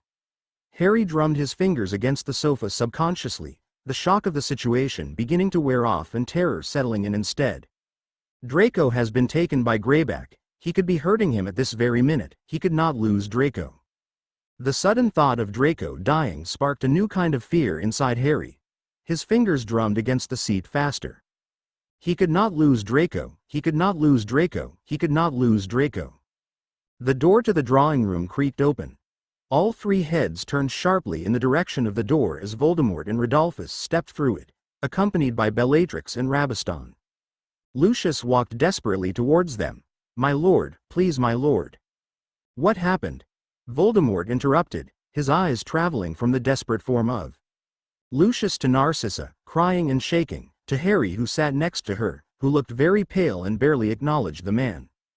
Quickly, Lucius recounted what he had told Harry, his voice shaking and quivering and so different from its usual sleek tones. Interesting, Voldemort said softly after Lucius was finished. The man could barely meet Voldemort's eyes, staring down determinedly as though trying to blink back tears. My lord, I admit I did not expect Greyback to react this way, Voldemort said, sounding almost amused. Lucius's head jerked towards Voldemort, annoyance flashing for a brief second in his eyes. My lord, he said in a strained voice. My son, please. You will get your son back, Lucius, Voldemort said with a wave of his hand. I will not allow a beast like Greyback to control me. Me. Voldemort didn't care about what happened to Draco, he only cared about ensuring Greyback didn't order him about. Harry clenched his fists. How are we going to find him? He asked in a voice struggling to stay calm. I know where Greyback and his associates are hiding, Voldemort said lazily. They won't be difficult to stop. Go now, Narcissa begged, her voice dry and scratchy, hoarse from crying. Please, I beg of you, go now. Patience, Narcissa, it would be unwise to enter a building full of werewolves without proper planning. Patience. Draco had been taken by the werewolves and Voldemort was talking about patience. Harry stared at the man, his face radiating shock and fury. Lucius, it seems, was thinking the same thing. My lord, please, they could give him the bite. Greyback will do no such thing. It was Rodolphus who spoke this time. Draco is being used as a hostage, and even a savage like Greyback knows you don't jeopardize your only hostage. Rodolphus is right, Lucius, Voldemort said. We needn't worry about Draco being bitten. If you want to see your son alive, however, we will need to think this through. Lucius opened his mouth, perhaps to argue, but Narcissa spoke first. Just do it, Lucius. Please, she said, her voice strained and in agony. We are wasting time. Come to my office, Voldemort said. We will discuss the best way to do this. Harry watched as Lucius and the Lestranges walked out of the drawing room, Lucius looking as though he were about to be sick at any moment. Harry tried to follow them, but Voldemort held him back, telling him he ought to go to bed. Forget about Greyback, he said to Harry. Focus on getting some sleep. But Harry did not get some sleep. He stayed in the drawing room whilst Narcissa wept and cried, not saying a word to the woman who grieved as if her son were already dead. A part of Harry hated her for acting as though there was no hope for saving Draco. But then he forced himself to remember that she had already lost one child. Now she may lose two. Harry resumed Lucius's pacing, his mind preoccupied only with thoughts of Draco. Where was he being held now? What was happening to him at this very minute? Harry remembered the leering, unpleasant character of Greyback and shuddered as he thought of Draco being stuck somewhere with him. An hour later, he heard the 5 adults walk down the stairs. Harry looked back at the trembling figure of Narcissa, his heart aching with guilt for a moment before he quickly walked out of the drawing room. I'm coming with you, he said as they approached the entrance. No, Voldemort said shortly, looking annoyed that Harry had disobeyed him and was still awake. Yes, Harry said. I don't want you near Greyback, Voldemort said firmly. I don't care, I'm going. For a moment they just stopped and glared at each other. Voldemort's red eyes tried to bore into Harry's, but he stared back defiantly, refusing to back down. Harry folded his arms. I'm not debating you on this, you know I can handle myself. Bellatrix let out a small cackle. Let him come, my lord, please, I want to see if the rumors about Potter's bloodlust are true. Rodolphus shot her an angry look, but she didn't seem to notice, her gaze solely on Harry, watching him hungrily as he stood before the Dark Lord. Lucius's eyes traveled between them back and forth, his cane tapping against the floor anxiously. My lord, please, we are running out of time. Voldemort narrowed his eyes at Harry. Stay with Rodolphus, he said. I don't want you leaving his side. For once Harry complied immediately. He went to walk beside the Death Eater, his determination slowly becoming replaced by fear as they stepped outside the manor. Don't let him be dead, Harry thought as Rabaston and Bellatrix disapparated. Please don't let him be dead. Hold on to me, Rodolphus murmured. Harry gripped his arm and tensed as he felt the jolt of an apparition. They landed outside an old, crumbling mansion that appeared to be on the outskirts of a small town. Harry gazed at it in contempt, hating the idea of Draco being held in such a grimy, dirty place. Several windows were cracked, some of them completely smashed in and broken as moss and ivy curled over the deteriorating stone like leafy veins. The roof was chipped in places, the front door hanging loosely off its hinges. A distant roar of laughter could be heard from the ruins of the mansion, and as Lucius apparated next to them, Harry saw him turn pale. He saw Rodolphus reach for his wand and made to do the same before realizing he had no wand on him. He had left it in his room and forgotten to take it with him in the panic and rushed to join Voldemort. It didn't matter. Harry clenched his fists, feeling raw power surge through them like lightning. Harry looked around for Voldemort, but the man was nowhere to be found. He had no time to ask where he was, however, as Bellatrix let out an excited cackle and led the way inside the mansion, blasting aside the door with a casual flick of her wand. Harry saw Rodolphus look pained for a brief second before his face slipped back into impassiveness, and he followed his wife inside, making sure Harry was right next to him as he did so. The interior of the manor seemed to be even worse than the outside. The wallpaper was slashed and peeling off, scratch marks rooted into it as some parts of the walls sported holes and cracks, as if someone had slammed into them with immense force. A glass chandelier rested above them, but no light was emitted, and Harry could see that shards of glass had fallen from the sculpture and now rested on their feet, alongside dirt and what looked horribly like decaying bones. The manor smelled like a horrible mixture of rot, filth, and what Harry recognized as Alahot sea leaves, the stench of it threatening to suffocate the boy as he stepped deeper inside. They were engulfed in darkness, with only the wispy tendrils of moonlight reaching in through the dirt-stained window. Anyone could live here was completely beyond Harry. Even he had never suffered in such a place. Lumos. Harry saw a glow of blue light, and then the face of Rabaston Lestrange became illuminated. He pointed his wand upwards and the glow of blue light ascended to where the chandelier rested, allowing Harry to get a good look around him. He almost wished he hadn't. The mansion looked even worse than he had thought in the pale light. There was a hiss and Harry jumped, noticing a thin and scrawly-looking werewolf get up from the filthy floor, his griminess camouflaging him against the dirty manor so Harry didn't even notice him at first. He shot them an annoyed look before hurrying out towards another room. There was a low cough and Harry whirled around, noticing two other werewolves slumped together by the door, equally camouflaged and passing around a black cigarette not unlike the one Barty Crouch Jr. had been smoking. Now Harry could understand why there was such a foul stench of Alahot sea in the room. The group pointed their wands at the werewolves, bracing themselves for an attack. They made no move to get up from the floor, however, watching the group instead with a drunk sort of interest. "Come on," Rodolphus muttered to Harry, putting a hand on his back and steering him to the next room. They walked past another battered door and Harry stopped momentarily in his tracks, staring at the scene in front of him. The next room was larger and in even worse condition than the last, which Harry didn't think could be possible. There seemed to be some sort of party going on. The werewolves in the room cheering and laughing drunkenly, taking no notice of the group of Death Eaters who had just entered. Here and there, Harry saw werewolves in tattered robes, roaring drunkenly with laughter, chipped bottles of wine or more Alahot sea smokes held in their hands, causing clouds of smoke to fill the room like fog. Harry looked at Lucius and saw he had grown even paler, staring at the scene in front of him in panic, and Harry knew he was horrified that Draco was being held somewhere in such a vile place. Suddenly a werewolf skidded by, his eyes widening slowly as he caught sight of the group. He paused, staring at them as though wondering whether or not he was imagining them. Then he saw Rabaston leer unpleasantly at him and paled. "Death Eaters! Death Eaters!" he yelled at his comrades, scampering away from the group. Everyone in the room suddenly stopped and stared at them, looks of shock and fear radiating off of the werewolves' faces. "We're not here to hurt anyone," Rodolphus said, his wand gripped behind his back. "We're here for the Malfoy boy." Anger quickly swept over the werewolves' faces. A few of them hissed and growled at the group. "Piss off, wizards!" one of them yelled. "We don't want your kind here." "Get the fuck out of here," another werewolf growled. He was large and had an ugly scar running across his eye to his chin. "Or I'll rip your throats out." "Manners, doggy," Bellatrix said, sneering.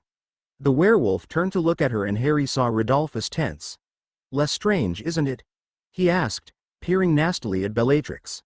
"I heard a lot about you. If you are what they say, then you're even more of a monster than I am." Harry saw Rodolphus lunge at the werewolf, but Bellatrix had gotten there first, pointing her wand at him and shrieking, "Incarcerus!"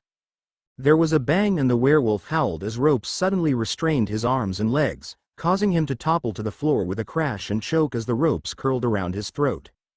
The other werewolves roared in anger and suddenly charged at the group. Harry had about a second to prepare before fighting broke out around the room. The werewolves lunging at the Death Eaters who had their wands raised and were sending streaks of red and green flying.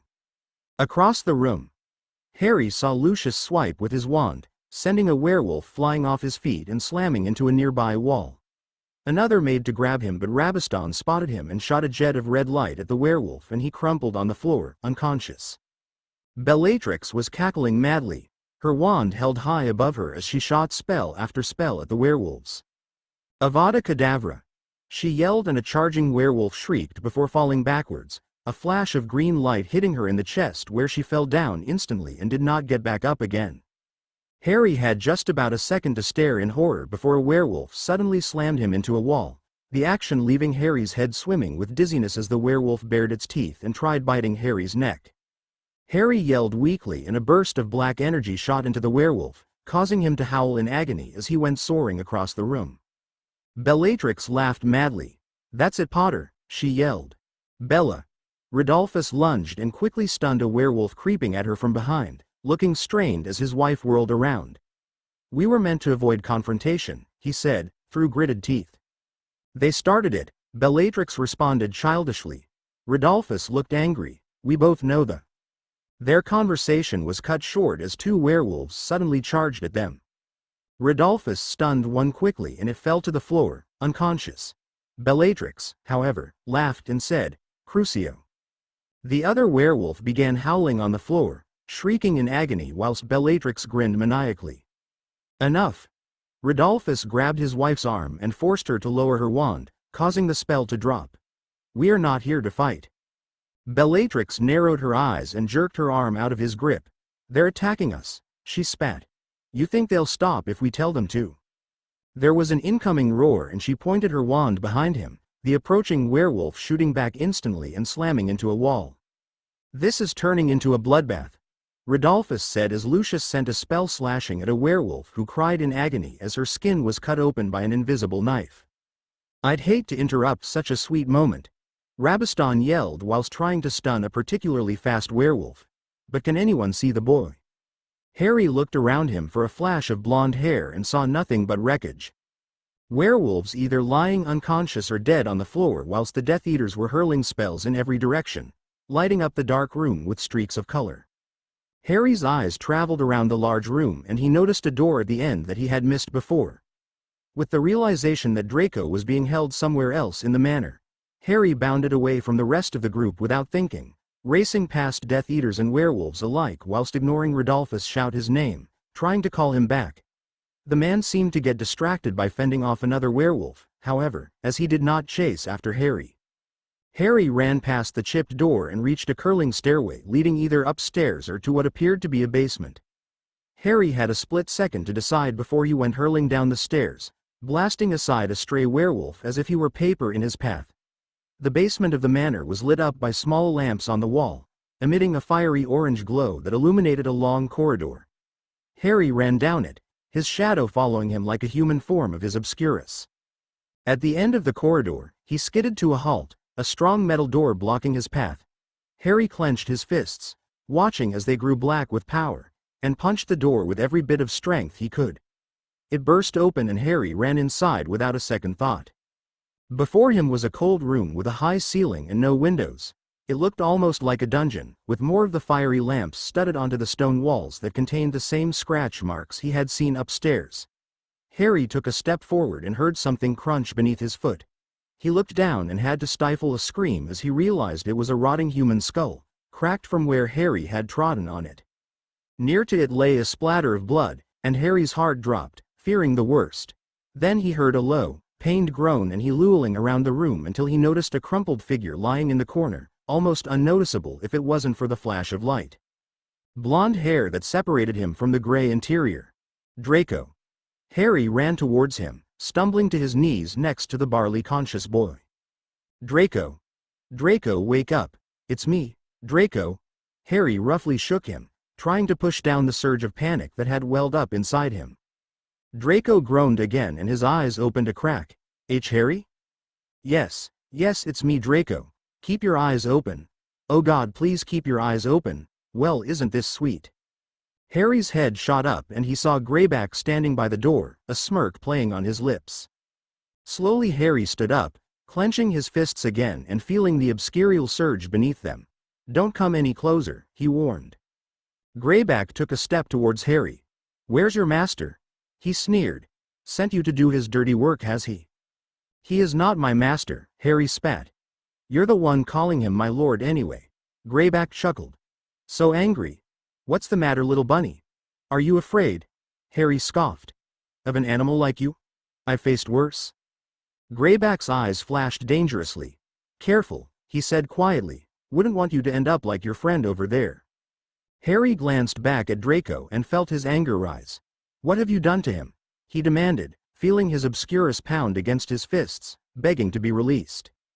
I barely touched him, Greyback scoffed. It's you who should be worried, little bunny. I won't go easy on the Dark Lord's pet. Despite his threat, Harry felt himself smirk. Even whilst trying to act tough, you're still a coward. What, too afraid to say Voldemort's actual name? Harry saw Greyback's eyes widen for just a second upon hearing Voldemort's name.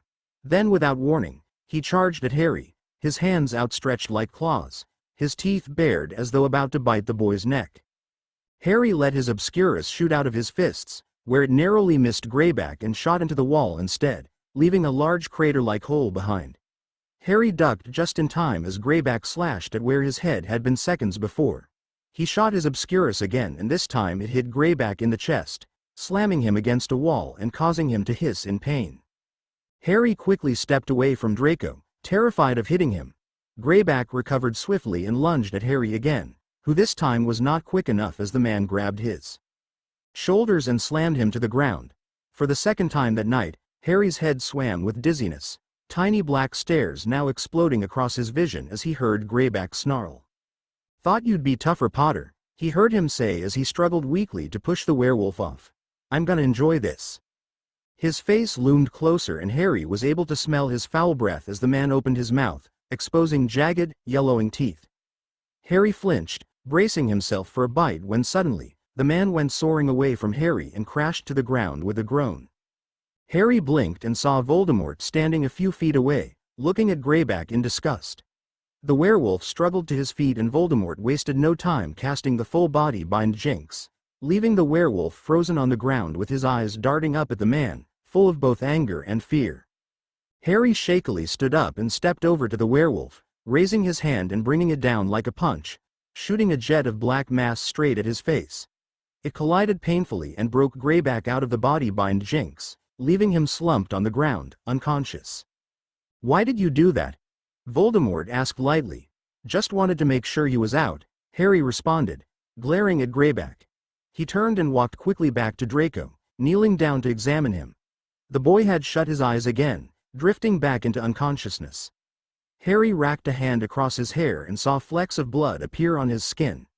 He turned the boy's head to the side and he noticed Draco had a bloody cut on the back of his head. Fuck, do something, he yelled panically at Voldemort. The man calmly waved his wand over the boy and Harry saw the blood vanish, the wounds suddenly closed up. Draco? Can you hear me? Open your eyes. Harry shook the boy gently but he remained unconscious, refusing to wake up.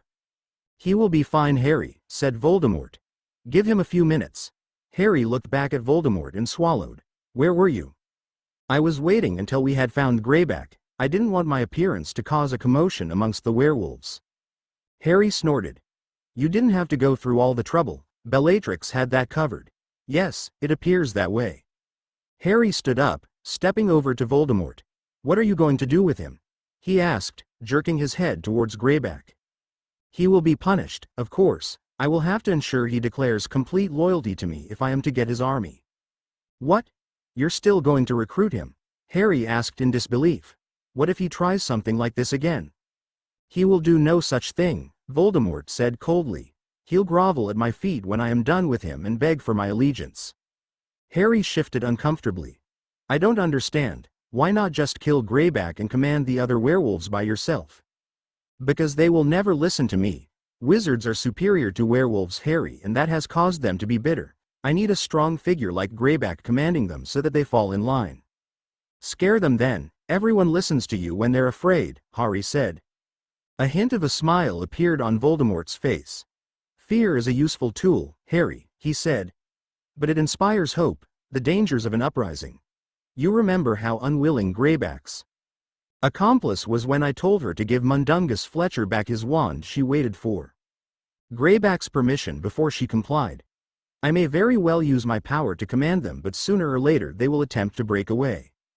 Voldemort turned once more to the unconscious figure of Greyback. Besides, I have better things to do than to command the werewolves. It is easier to command one who in turn will lead thousands. There was a commotion behind them and they turned around as Lucius pushed open the metal door, skidding into the room and coming to a stop before Voldemort, panting slightly. He looked terrible, his usual neat hair messy and disheveled, a small cut on his cheek dripping blood down his face like red tears. My lord, my son. He is fine, Lucius, Voldemort said. He has not been bitten. Lucius caught sight of Draco and let out a small cry, rushing over to him and cradling the boy in his arms. Harry watched him enviously, wishing it could be him kneeling next to Draco instead. Rodolphus entered the room and looked around, catching sight of Harry and glaring. You were supposed to stay near me, he growled, striding over to Harry. Sorry, Harry said innocently. I forgot. You forgot. It's fine, Rodolphus, Voldemort said with a wave of his hand. There has been no harm. Rodolphus shot Harry an annoyed look before turning towards Voldemort, nodding respectively. We've subdued the rest of the werewolves, he said. No one's been seriously injured. Good, I believe we are done here then. Take Harry and go back to the manor. Rodolphus nodded, giving Harry one last glare before turning around and walking out of the room. He doesn't seem too happy, Voldemort said, watching the man leave. Probably thought I got bitten or something, Harry said with a small chuckle. Voldemort looked at him. A bite from a werewolf is not something to joke about, Harry, he reprimanded. Go back upstairs and disapparate with Rodolphus. I will deal with Greyback. Harry glanced back at Draco before sighing and walking back out the door and along the corridor, treading slowly up the curling staircase until he re-entered the large room. The fight was over. Most of the werewolves were either restrained or unconscious. Harry walked past Rabaston, overhearing a bit of his conversation with his brother. Bones all around the house. Place must have below Greyback and his lot came here. Harry remembered the skull he had stepped on and suddenly felt sick, realizing now that it must have belonged to whoever had lived in the mansion before Greyback inhabited it. He had no moment to feel disgusted, however, as Bellatrix's loud voice suddenly snapped him out of his thoughts. Not bad, Potter, she called from across the room.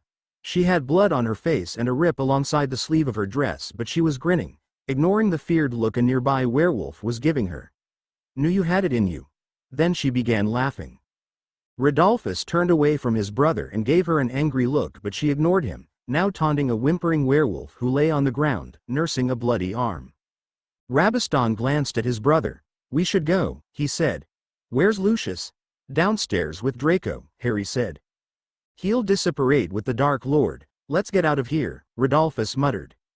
With a final cackle, Bellatrix led the way back out of the manor, and Harry noticed that the ground was littered with even more wreckage than it had before.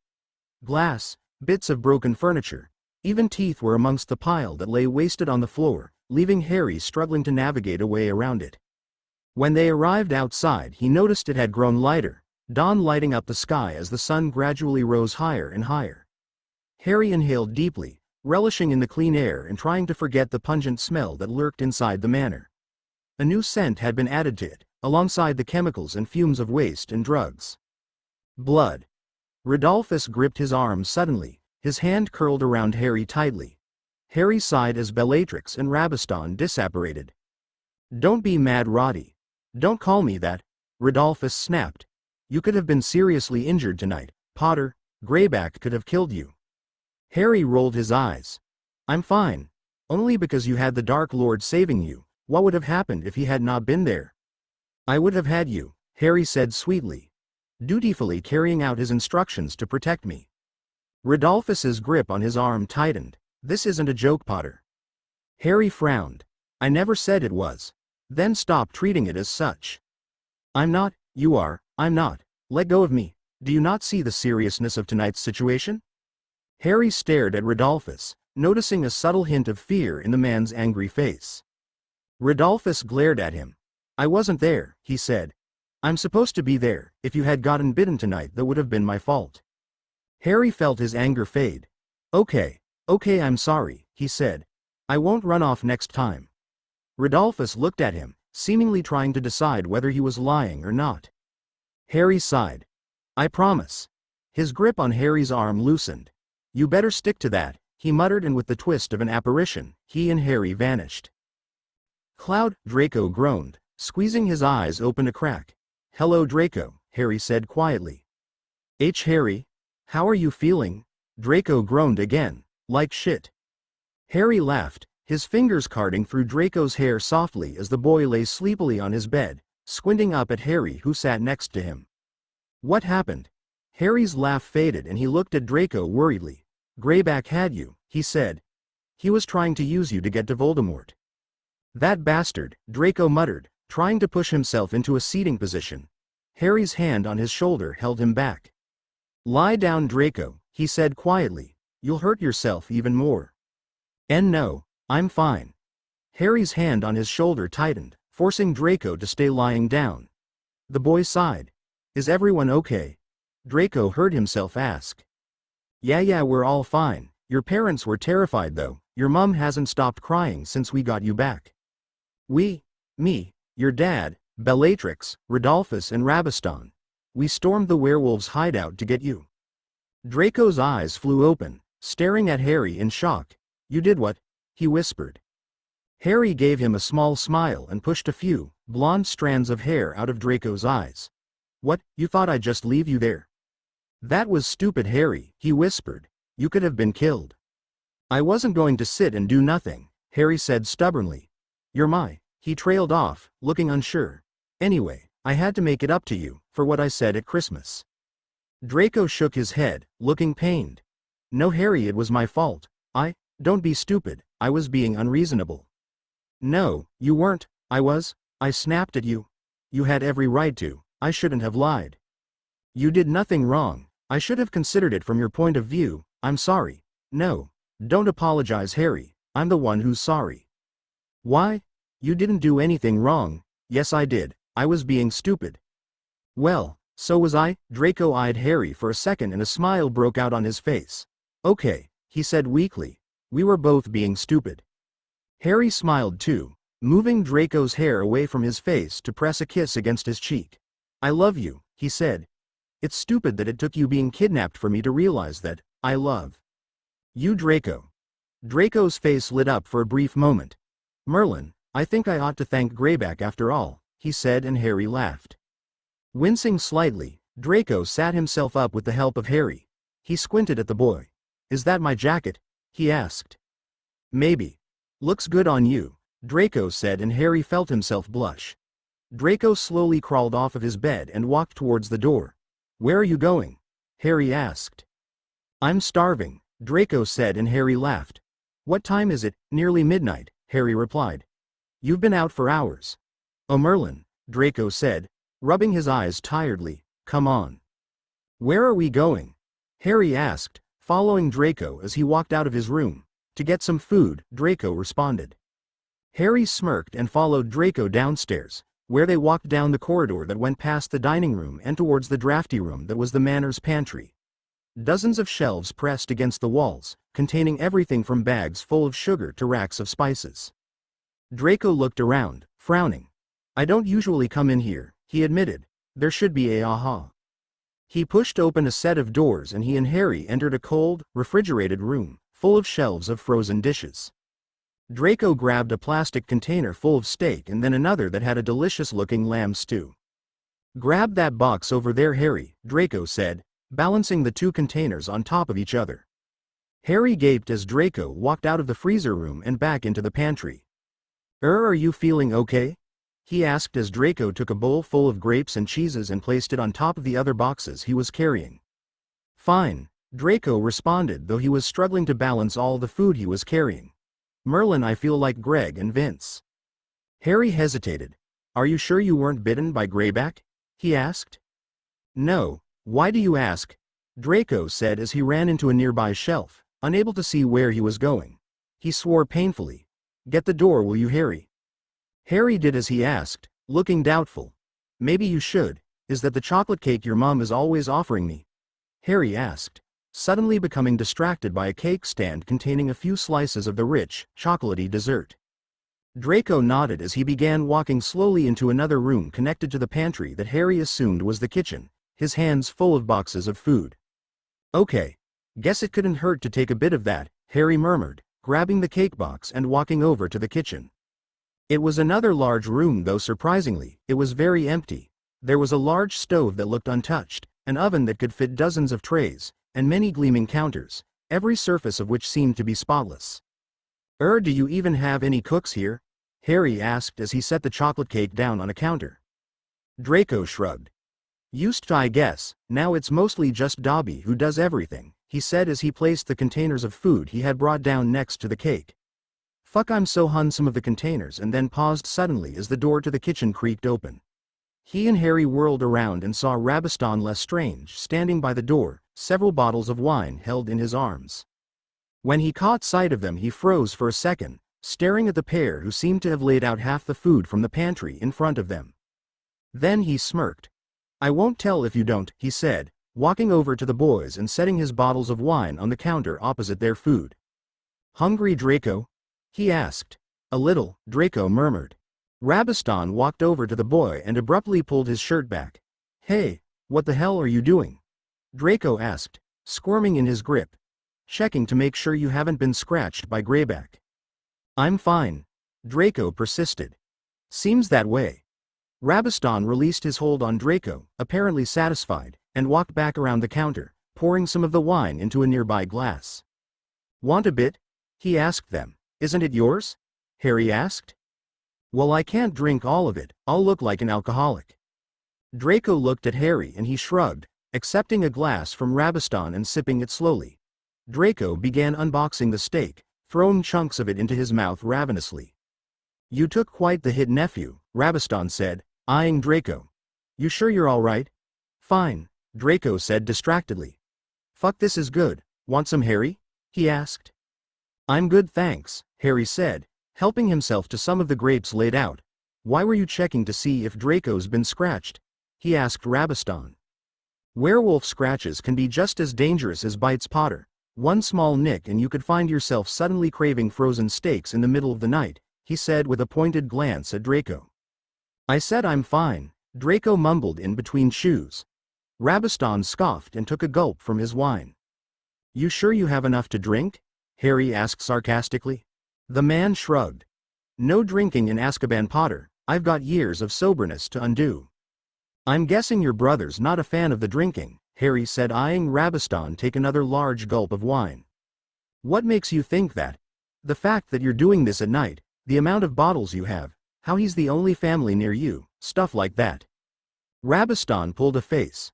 Rodolphus never was one to enjoy a drink, always preferred to remain sober, said he needed to stay sharp. He rolled his eyes and poured himself another generous amount of wine. He's too serious, Draco said between mouthfuls. He needs to smoke some Alahatsi. Rabaston laughed. Try telling him that, nephew, he said, shaking his head. Believe me, I've tried enough times to get him to lighten up. I mean, don't get me wrong, I love my brother and all, but sometimes I wonder how we're even related. Harry looked at the chucking, unserious man in front of him and privately agreed. It seemed so unlikely that this man would even know Rodolphus, let alone be his brother. Why's he gotta be so serious? Harry asked. Rabaston looked thoughtful. Eldest son always has to be, I suppose. It's their responsibility to keep the family line alive and respected. Wish I had you on my watch, Harry muttered. Then he can focus on keeping his line secure. Rodolphus driving you mad, Rabaston asked, smirking at Harry. Believe me, I know what that's like, Potter. He can get on my nerves sometimes. He sighed and took a sip from his glass. Still, No one better to keep you safe than Rodolphus. The Dark Lord knew what he was doing when he assigned him to your protection. But why'd I need protection? Harry asked, exasperated. I can handle myself. You're an underage wizard, Potter, with half the world out to get you. Trust me, you could use all the help you can get. I'd be fine without him, Harry persisted. I guarantee you, you won't. Agree to disagree.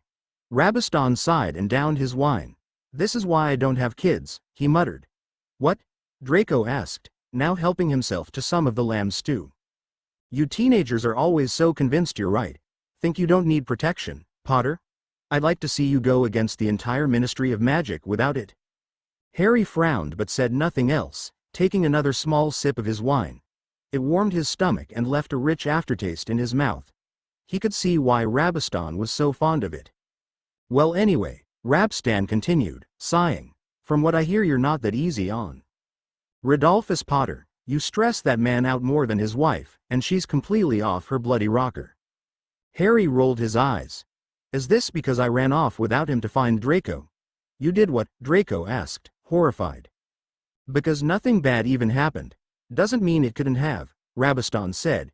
If something happens to you, the Dark Lord will take it out of Rodolphus. He may even kill him. He's got every right to get angry at you for what you did. So he cares more about saving his own skin than mine. Wow, what a great bodyguard, Harry muttered. Rabaston chuckled. He cares about both, he said. Harry sighed and helped himself to a slice of chocolate cake, liking the rich icing off of his fingers whilst Rabaston finished his glass of wine. Well, this has been fun, Rabaston said, putting the corks back onto the bottles and grabbing them one by one. Until next time, gentlemen. Wait, did you finish that all? Draco asked him in shock.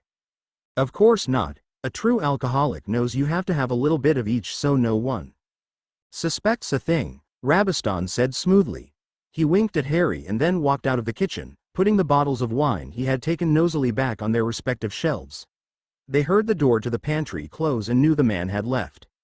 He seems fun, Harry said absent-mindedly. Draco laughed. Nice to know I have one normal relative, he said, putting the lids back onto the nearly empty boxes of food. Come on, let's get all this back. You sure you finished? Harry asked as he helped Draco store the containers back into the freezer room. I think you forgot to empty a few containers. Leave me alone, I haven't eaten in 12 hours, Draco said, and Harry smirked. They walked out of the pantry and crept back upstairs cautiously so they didn't wake anyone up. So when did you have time to get my jacket then? Draco asked teasingly. Harry felt his cheeks redden. I was cold, he said in a small voice. Draco laughed. Wear it more, he said.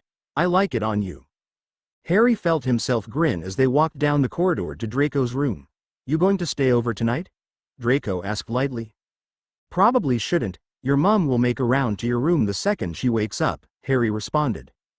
Draco nodded, looking uneasy. When they arrived by the door to his room, Harry smiled. Well, good night, Draco, he said, turning to leave. Harry, wait. Draco clasped his arm. Look, we shouldn't keep this a secret, from my parents I mean, it's not fair. Harry shook his head. They'll go mental when they hear, especially your dad. I don't care, Draco said, but Harry could tell he did. I don't want to keep hiding this from them. Me neither, Harry admitted, thinking of Narcissa. But telling them this will do more harm than good, trust me, Draco. He offered him a small smile and began walking away. I never said thank you, Draco called out to him. Harry turned around. For what?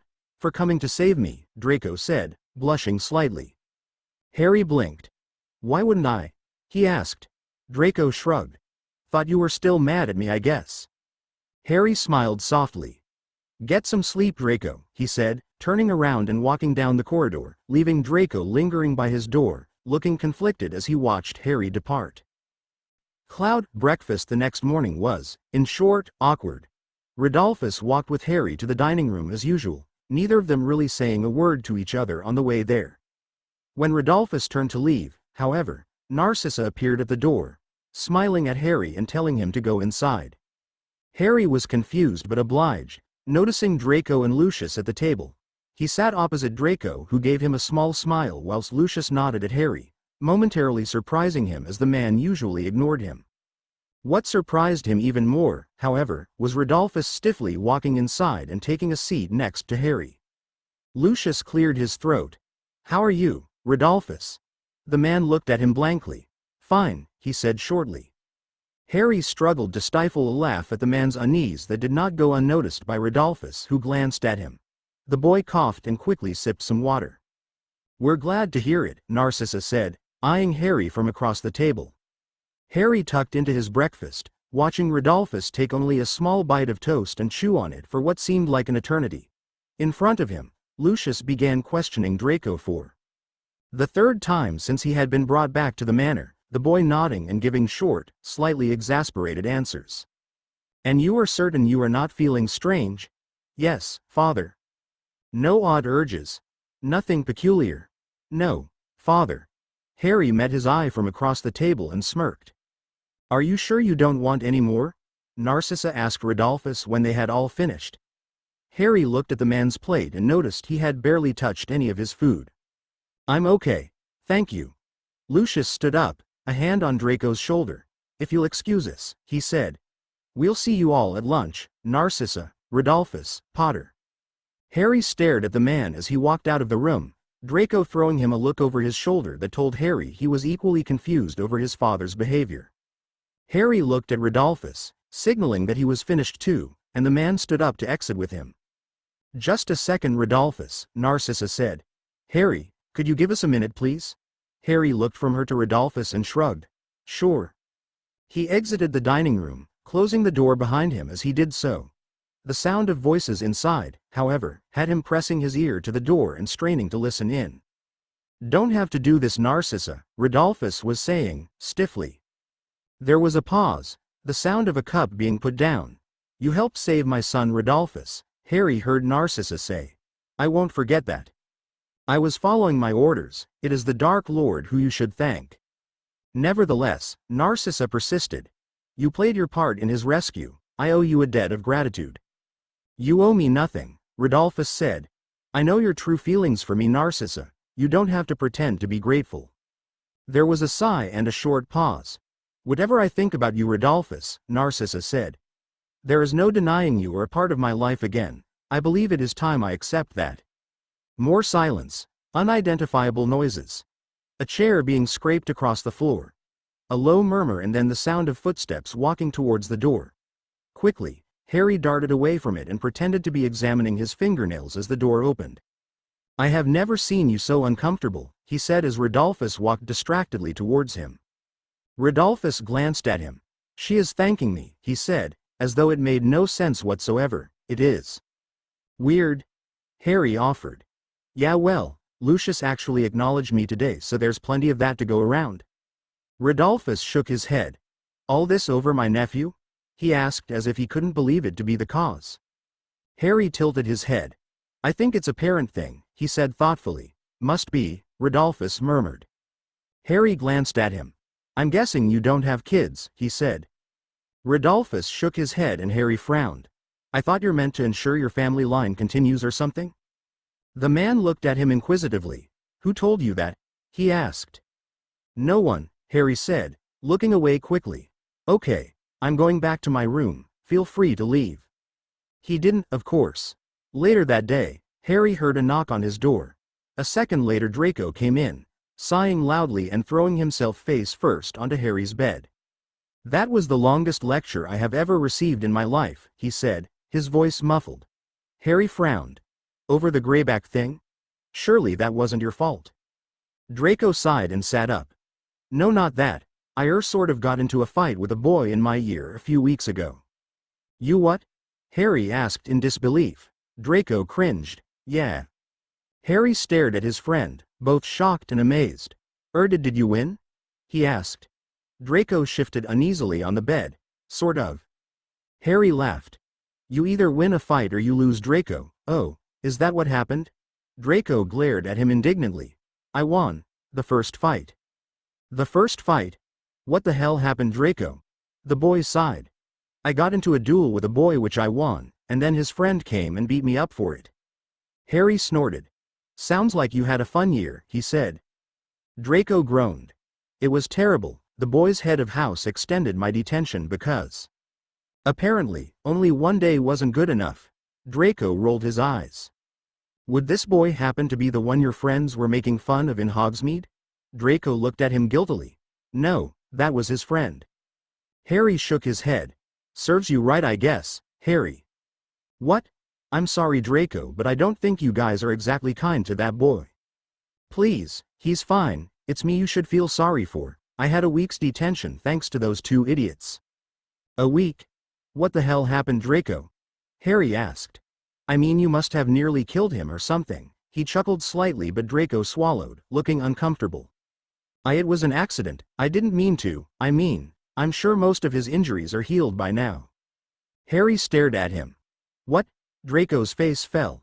Don't look at me like that, Harry. I've already heard the worst of it from Father. He went on and on about how humiliating it was to get a letter from Snape and how I brought shame to the whole F.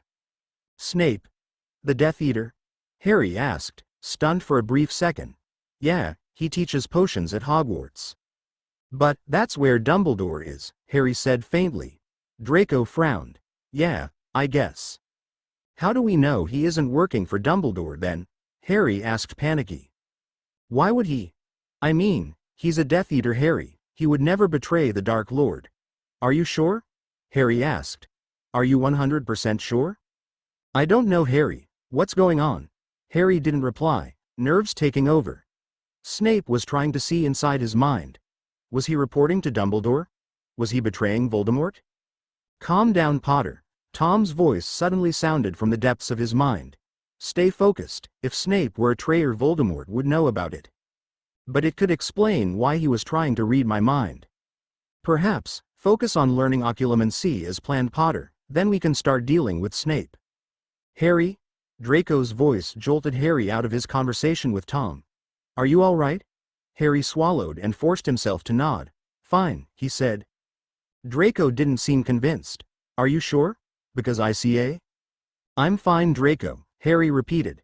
He smiled at him. I swear, so go on, what were you saying about your detention? Draco sighed. Had them every evening. The second dinner finished until 9 o'clock, that's why I didn't write to you, Harry. I wanted to, but by the time I returned to my dormitory I had to catch up on homework and sleep, plus my friends were questioning me on every little thing I had to do, so I didn't get any privacy. Don't worry about it, Harry interrupted. How are your friends? Did they buy the whole "Tom had to go back to France" story? They did. Draco hesitated. Are you still writing to Theo? Harry shrugged. A bit. He caught sight of Draco's expression and hastily added. I can stop writing if you want me to, though. Draco shook his head. No, of course you don't have to. It'll be good anyway. It makes your abrupt departure less suspicious. I suppose. There was silence for a bit as Draco fidgeted on Harry's bed. Harry hesitated and sat next to him. Don't worry about what your father said, he told the boy. Draco looked up, his eyes meeting Harry's. You should have seen him when you were taken, SS. Really? He sounded so unsure that Harry suddenly felt a twinge of pity for him. He loves you, Draco, Harry said. Even if he doesn't show it all the time. Draco nodded, something like a small smile appearing on his face. Not as much as me, though, Harry added slyly, and Draco laughed as Harry crawled over to him and kissed him hard on the lips. Cloud. We're going to have to press pause on that occlumency lesson today, Potter. Harry looked at Rodolphus, frowning. Then it hit him. He's still down there. Rodolphus nodded. Harry sighed and leaned against the wall outside his bedroom. He thought of Draco's crumpled form in the basement, the bones of the innocent muggles found in the mansion, Greyback looming over Harry about to bite him. I'm going to pay him a visit. The sentence was so abrupt that even the impassive face of Rodolphus was momentarily surprised. You're going to what? Just a quick visit. I'm going to have a few words with him, that's all. Rodolphus stared at him. No, he said, shaking his head. Don't go down there. Why not? He'll be restrained and Voldemort will be there. Nothing bad will happen. It doesn't matter, Rodolphus said. You don't need to give Greyback an excuse to hate you more.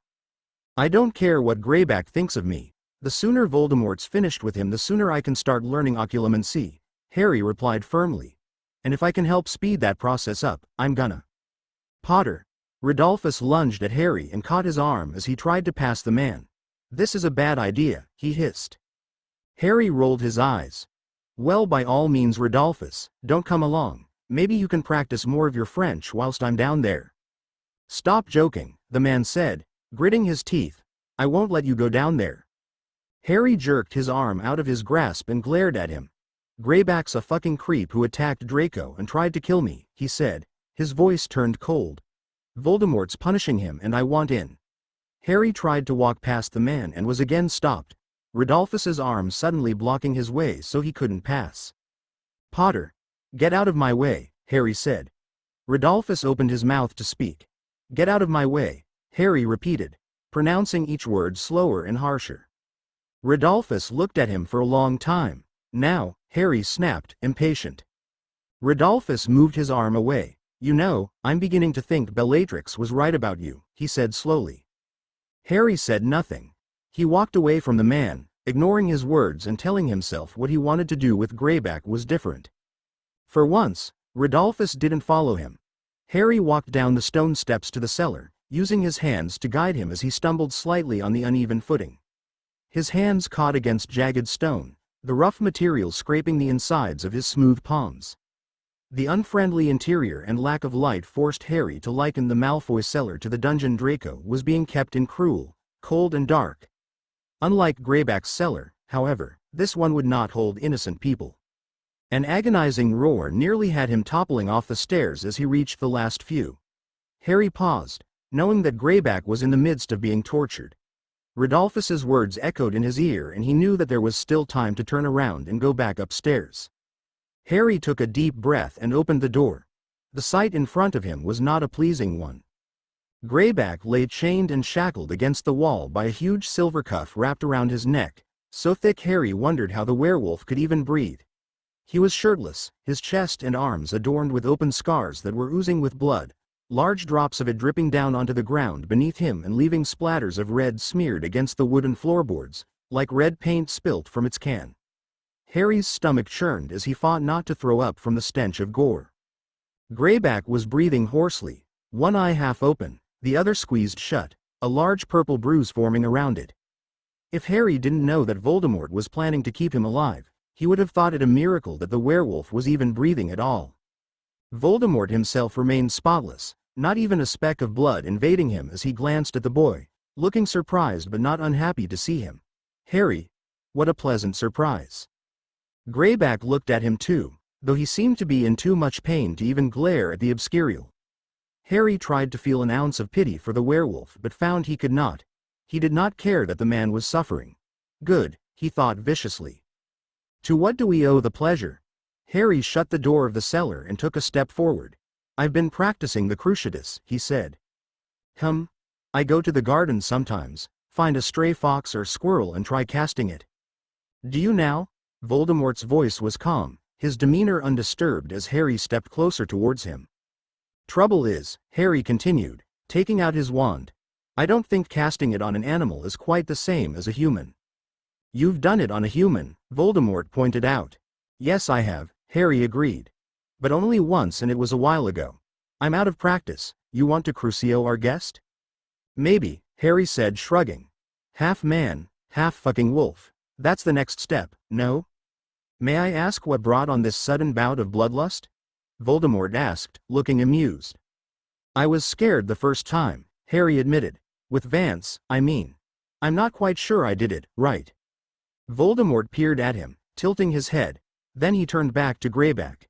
"Do you hear that, Greyback? It seems that young Harry wants to have his turn."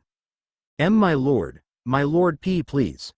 Voldemort flicked his wand and a deep slash appeared on Greyback's cheek, causing him to cry out in pain and jerk his head against the chain. It pulled him back painfully and left him gasping to breathe. "Did I say that you could speak?" Voldemort asked coldly. He turned back to Harry. "He's all yours, Harry. Do you want me to leave? Give you some privacy?" He smirked. Harry shrugged. "You can stay," he said. He thought of his desire to kill Greyback. "It's probably better that you stay." Voldemort backed away from Greyback, allowing Harry to take his place in front of him. The werewolf shifted himself to his knees, eyeing Harry with a fear in his face that was not there before. "Don't." He just about choked out. Harry tilted his head. "Don't what?" Do it, to me. Where are your manners, Greyback? The man snarled at him and Harry raised his wand threateningly higher. Greyback cowered back. Don't, please. Harry lowered his wand for a moment and the werewolf allowed himself a second to look hopeful. The silent crucio hit him unannounced, directly on his chest and causing Greyback to let out an excruciating scream and topple over, the silver chain around his neck tugging him painfully back and adding to the torture of Harry's crucio. He didn't even have to utter the incantation to cast it, pure hatred and anger at the werewolf enough to unleash the horror of the unforgivable against him. Harry wondered what that said of him. The pained screaming of Greyback getting louder, however, provided a distraction from this short moment of self-realization. He withdrew the spell, allowing Greyback to have a few seconds of ragged panting, before casting it again, watching the way his body jerked and withered on the bloody wooden floorboards. It was mesmerizing. Harry withdrew the cruciatus and left Greyback panting on the ground. I want to make him bleed, he told Voldemort. Whatever you want, Harry, the man replied. So after the cruciatus, Harry closed up all the cuts on Greyback's chest, leaving behind only thick scars. Then he sent a slashing spell his way and reopened them, blood bursting out of the scars like red fireworks erupting against a night sky. Ignoring Greyback's shouts, he sealed the cuts again and cut them open once more, repeating this until the floorboards beneath Greyback were soaked with red, splashes of it sent hurling towards Harry's shoes. He put one under Greyback, he told him, sneering. The man just about managed to snarl, his open mouth allowing Harry to see he had bitten through his tongue, his yellowed teeth dripping with drops of blood. Harry withdrew his shoe. On second thoughts, Harry flicked his wand and Greyback roared in pain as 3 of his teeth were knocked clean from his gums.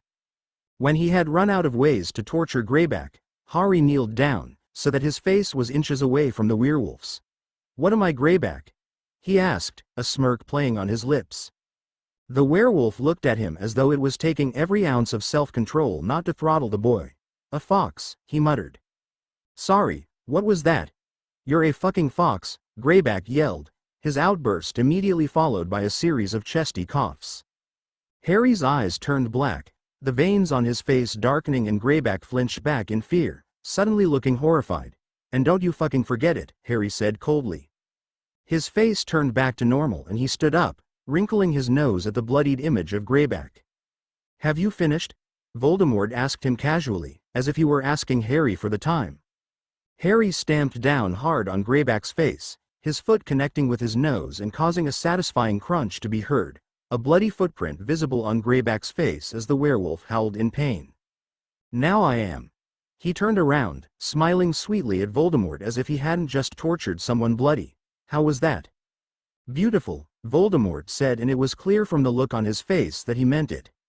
Harry stored his wand away and walked out of the cellar.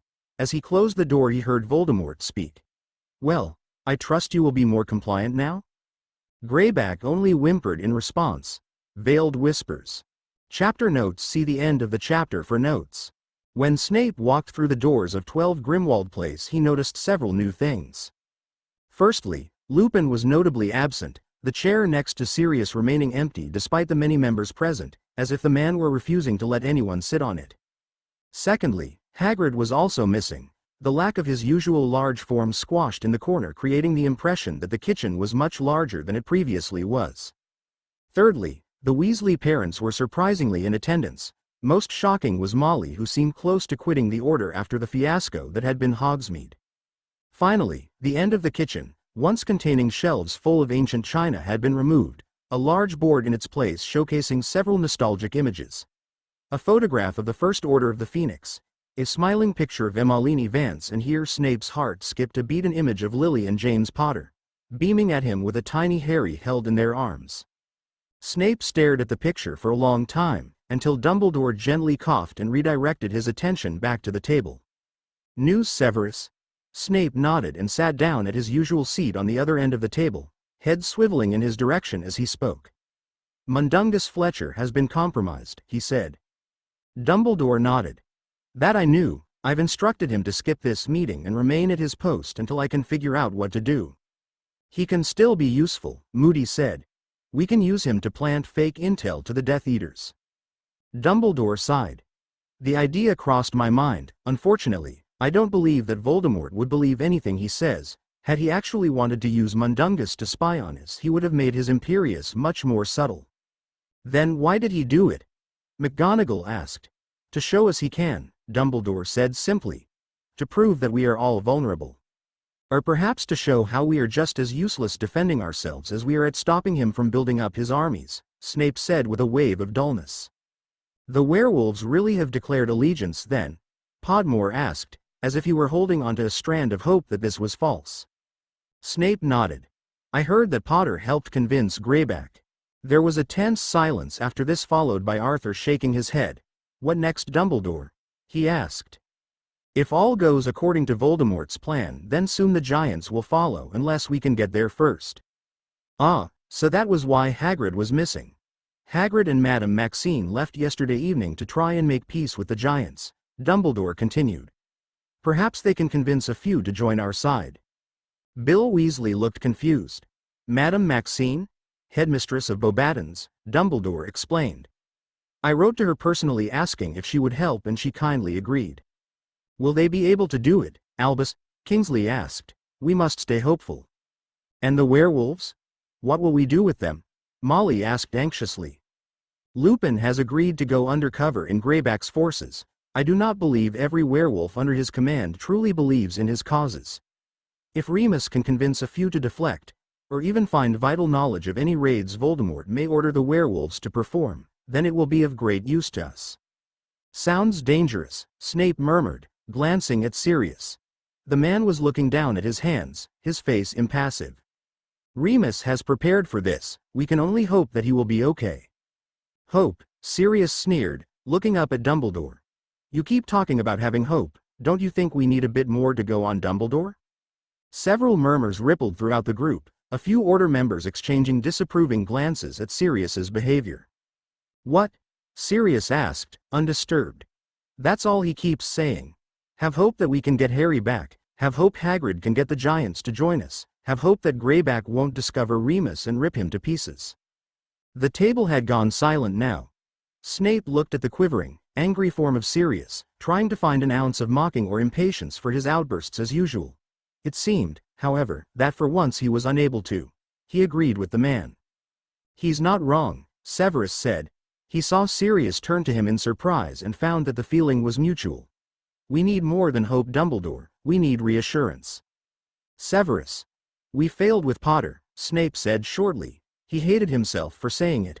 A few members of the Order shifted uncomfortably in their seats. Sirius's jaw tightened. We tried everything and failed. We keep saying maybe we'll get him back, maybe he'll deflect, but we all know our chances are slim. We need to have more confidence that we can stop Voldemort, now more than ever. Why the sudden urge, Severus? Moody asked dryly. Because having an obscurial that is willing to do whatever he wants suddenly makes Voldemort even more dangerous, Severus shot back, ignoring the damp feeling nestled at the pit of his stomach. I still can't believe it, Molly said faintly. I can't believe Harry has truly joined the man who murmured his parents. Maybe he still doesn't know, Hestia Jones suggested. 4 years and he never found out. The Dark Lord isn't secluding him, he's not locking him up and refusing the boy to have any knowledge of the outside world. He's done something to him, Kingsley said, shaking his head. Something to make Harry see past all that he's done. Perhaps Harry doesn't care, Tonks said thoughtfully. She saw shocked glances swiveling her way and hastily added. Look, if I never knew my parents and then someone offered me safety from an anti-obscurial ministry, I'd be willing to look past it. But surely Harry would realize that the Dark Lord is then to blame for him becoming an obscurial? McGonagall asked. Tonks shrugged. You know who's proved he's excellent at manipulating people. All he has to do is liken Harry's parents to the Dursleys to make it seem like Harry never stood a chance of being raised properly. The Order tensed, Tonks's words sinking in. Or, something like that, Tonks added hurriedly. This is assuming that the boy knows, Diggle said. Hestia could be right in assuming Harry is still being kept in the dark. Whatever the reason is, Dumbledore said, and all discussion stopped immediately. There is no point in exchanging THS. Severus can find out. He gave the man a rather pointed glance and Snape clenched his fists under the table.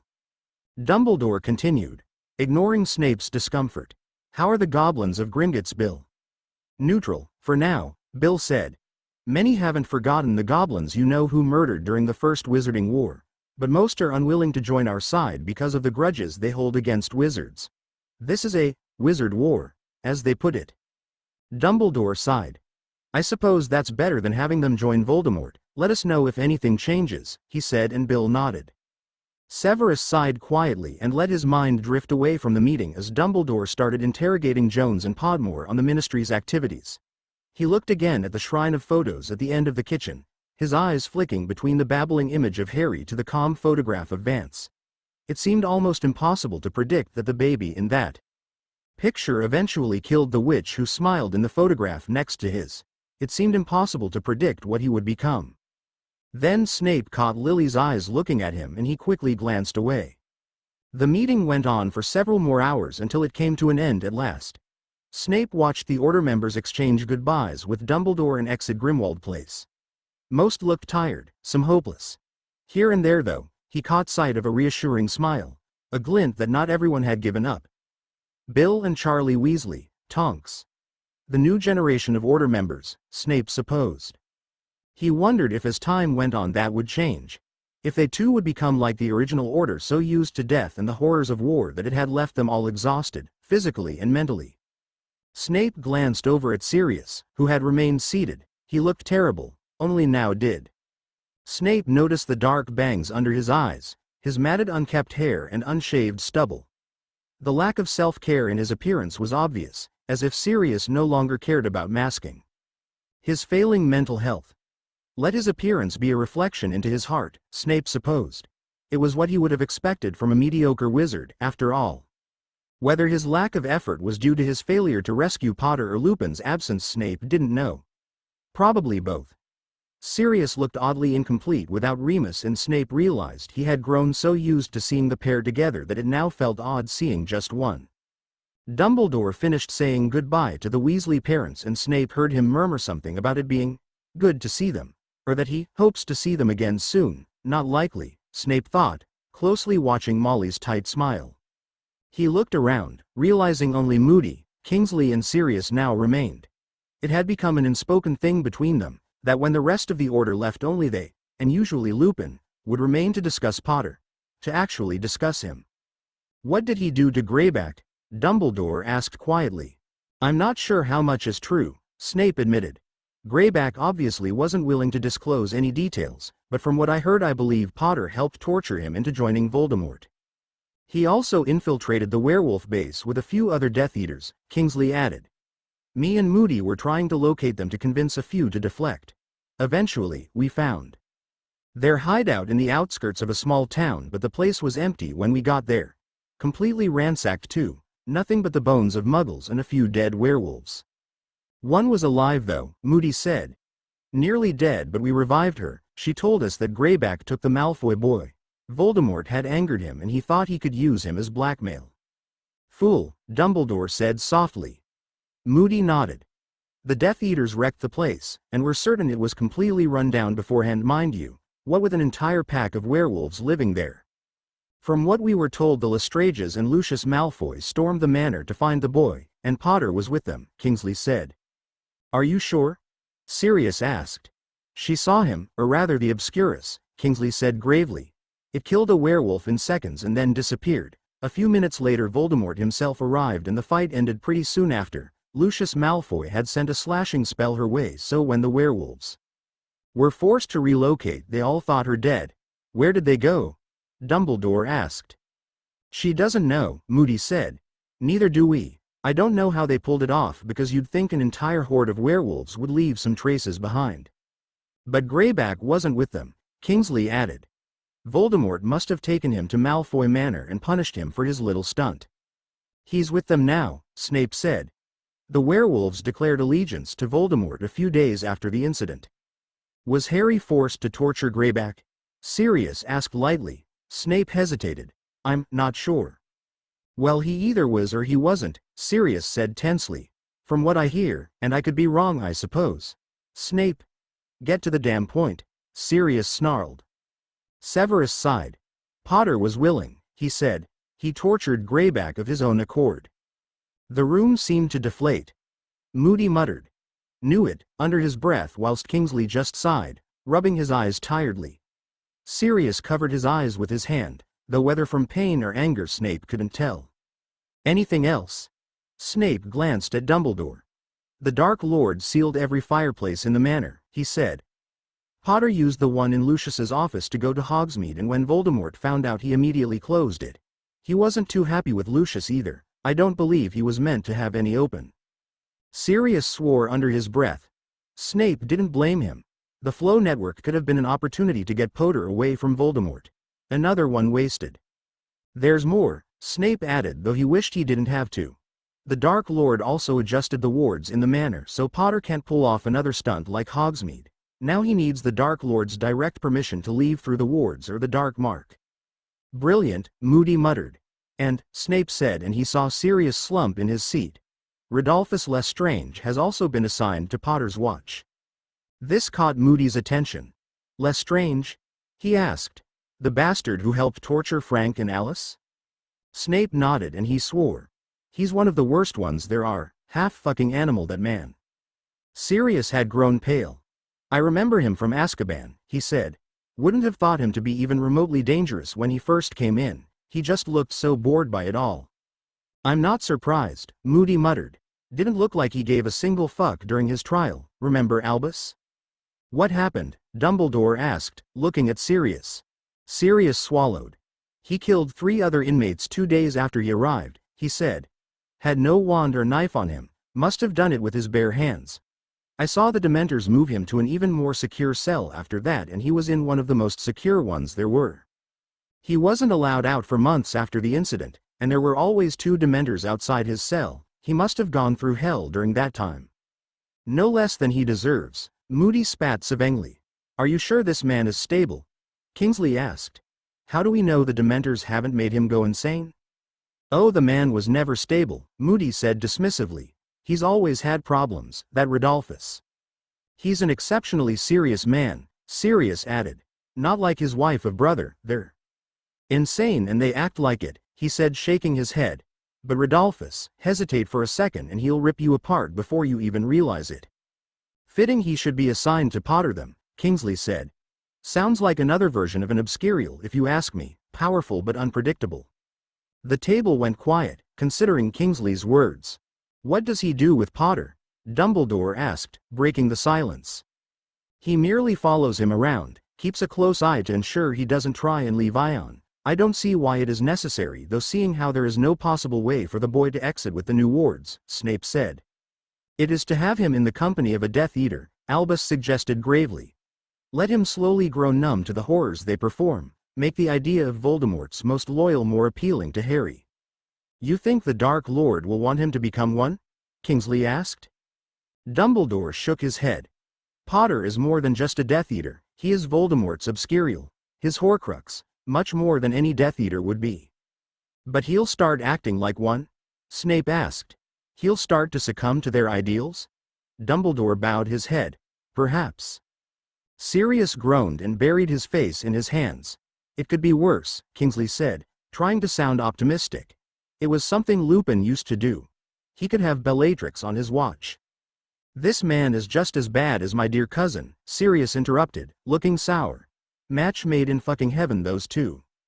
But he's not openly rash, Kingsley persisted. He is more contained. Which only makes him and his ideals seem more normal to Potter, Moody muttered, and does nothing to help us. Kingsley grew silent, his optimism crumbling. Snape stared at the men in front of him, unable to comprehend how one boy was causing them so many problems. They were strong, tough, powerful, and yet a teenager made them all look older and weaker than he ever thought possible. Like father like son, he supposed. Snape clenched his fists. Potter is doing us more harm than good, he said bitterly. Perhaps it is time to follow the rest of the Order's example and give up on the boy? Sirius's head jerked towards him, looking furious. Kingsley glanced at him in surprise. Even Moody, who criticized Harry more than anyone, raised an eyebrow. Dumbledore just looked at him for a long time, the disappointment evident on his face. No, Severus, he said. That boy has no one else but us, but you. A look passed between them. He doesn't trust me, Snape said, gritting his teeth. He doesn't even like me.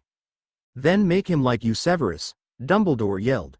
Make yourself known to him. Get him to trust you. You are our only hope. No one said anything.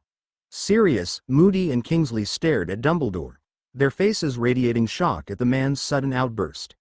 Snape just stared impassively at Dumbledore. Hope. There was that word again. They were clinging onto strands of hope like it was their lifeline. If I could send someone else I would, Dumbledore said shortly.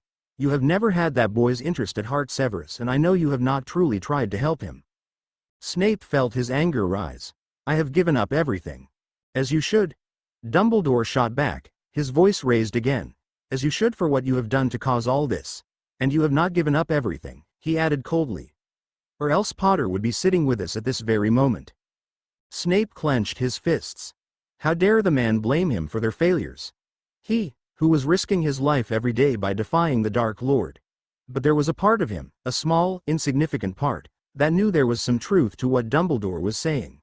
After all, it was he who had delivered part of the prophecy to Voldemort 16 years ago, he who put a price on Lily Potter's head.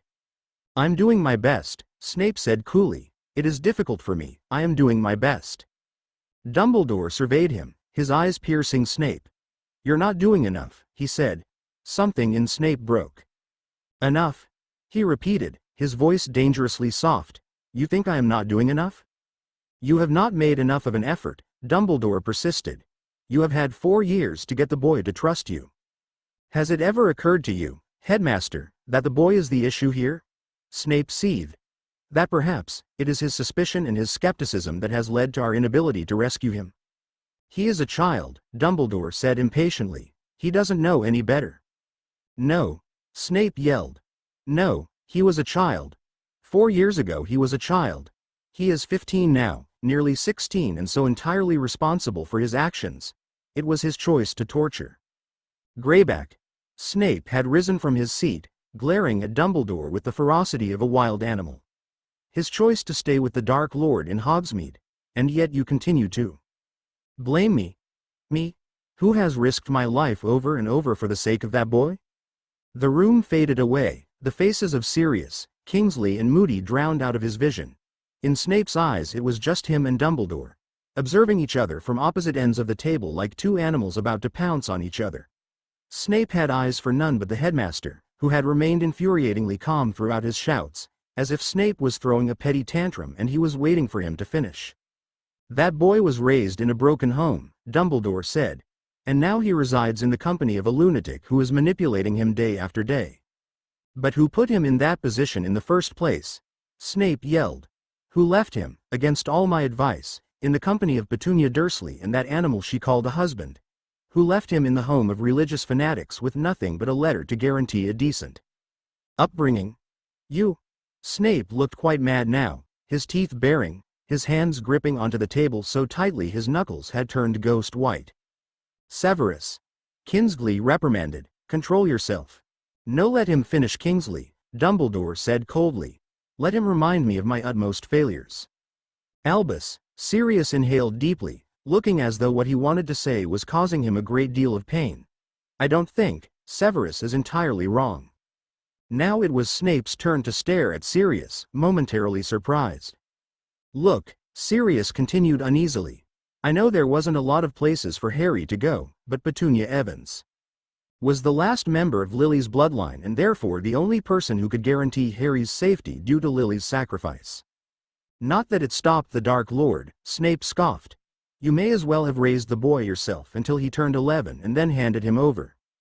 I wouldn't have been forced to leave him with Petunia Dursley if it wasn't for you, Severus.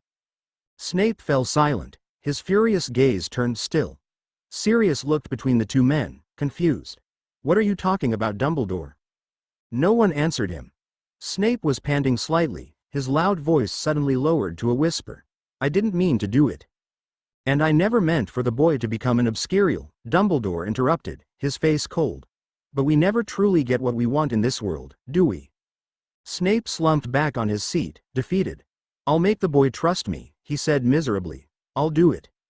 Oh, Severus, Dumbledore said, his voice quiet and pitiful. You make it sound as if you were ever given the choice. Backquote, Ron found himself being slowly awoken by hushed voices walking up the stairs. He squinted as the hallway light switched on, the shadows of two people walking down it creeping around his door. "Mum. Dad?" Ron croaked. The figures stopped just outside his door. It opened ever so slightly, the hallway light becoming blocked by the outlines of Arthur and Molly. "Ron?" Molly whispered, stepping quietly into Ron's room. "What's the matter? Is your head hurting you?" Ron sat himself up, rubbing his eyes tiredly. His fight with Malfoy had resulted in him being forced into the hospital wing for a week, his head wrapped in a turban of bandages, his arms and legs plastered in gauze from the broken shatters of the mirror. Though they had removed it all now, his skin still showed the scared fragments of glass, his head still sported a dark bruise. "Lie back, son," Arthur said softly. "Don't strain yourself." Ron ignored him. "Were you at another meeting?" Molly and Arthur stiffened. "Ron, you shouldn't. You weren't you? What's happening? Is it about Potter?" Molly frowned. "Haven't I told you enough times by now to stop focusing on Potter? I want to know what's happening," Ron said angrily. "You don't need to know, Mole. Or have you forgotten that your obsession with that boy led to you being incapacitated in the hospital wing for a week?" Ron made an angry noise and Molly opened her mouth to argue back when Arthur gripped her arm softly, shaking his head. "You can't keep him in the dark forever, Molly," he said. "He is just a child," Molly hissed. "He is too young." "Harry Potter was just a child when he became an obscurial, right?" Ron interrupted. Molly and Arthur turned to look at him, shocked. "He suffered way worse than me and for years, probably. How long are you going to wait for me to grow up, Mum? Because right now, what Potter is doing is affecting my future, not yours. So I'll keep trying to find out more about him, and if you'd be willing to tell me anything that'd be nice, if not, I'll just find other ways." He crossed his arms and glared at Molly, stubborn as ever. Her eyes were wide and she glanced at Arthur for support, but the man just shrugged, tilting his head towards her and giving her a look that said it wasn't worth arguing. Molly sighed. "What do you want to know?" "Everything," Ron said quickly. "What's happening? Where is he now? Are the Malfoys really letting him stay with them?" "Slow down, son," Arthur said. "One question at a time." Ron took a deep breath. "What meetings are you attending? Is it being done by the Ministry?" "No," Arthur said. "We're members of an organization called the Order of the Phoenix. It was founded by Dumbledore during the First Wizarding War." "You're fighting against you-know-who?" Ron whispered in awe. Molly stiffened. "Don't sound impressed, Ronald," she reprimanded. "It's a dangerous society to be a part of. I don't want you to have anything to do with it." "But Bill and Charlie have both joined," Arthur said gently, "and when you turn of age you will be allowed to join too, provided you have the correct training." Molly flashed him an angry look. "Which will never happen," she said sternly. "By the time you are of age, this war will be over." "So you guys are winning then?" Ron asked. Arthur hesitated. "It's difficult, Ron. We've had many setbacks." "To do with Potter?" Arthur sighed. "He's one of the reasons, yes. We've been trying to get him away from you-know-who," Molly said tightly. "When you stupidly decided to follow him to the Shrieking Shack, Dumbledore attempted to rescue him the next time he visited the village." "But you failed," Ron said, nodding. "I know, I overheard you guys talking about it." Molly frowned. "Ronald Weasley, you should not be eavesdropping." "It wasn't stupid, by the way," Ron interrupted. "We didn't even know it was him. And anyway, we were trying to help. Dumbledore himself thanked us." "Dumbledore doesn't exactly understand the meaning of danger to some people," Molly said coldly. "Molly's right, son," Arthur said gently. "I know it wasn't really your fault, but Potter is dangerous." "But he can't be entirely bad," Ron persisted. "I mean, you know who tried killing him as a baby. How do we know he isn't threatening him or something?" Molly and Arthur exchanged a glance. "Ron, the Order has reason to believe Potter is responsible for his actions, without the influence of you-know-who," Arthur said gently. Ron's eyes widened. "What?" "We think you know who's manipulating him," Arthur added quickly. "But Potter had a chance to escape from him in Hogsmeade and he refused." "Why would he do that? That makes no sense," Ron said. Arthur sighed. "I don't know, Ron. That boy has had a difficult life. Nothing about him is going to be simple." "So he's working for you-know-who?"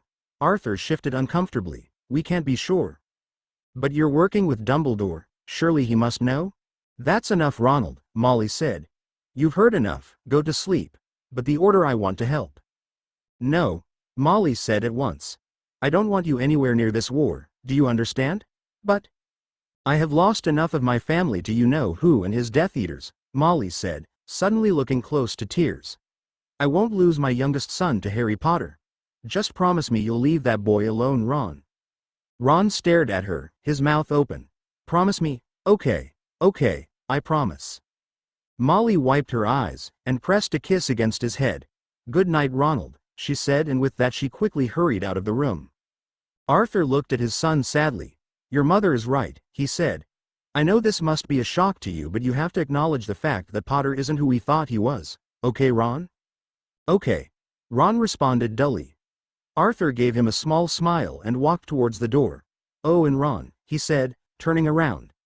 Not a word about this to anyone. Okay. Not even your friends, this is top secret. Understand? Ron nodded reluctantly.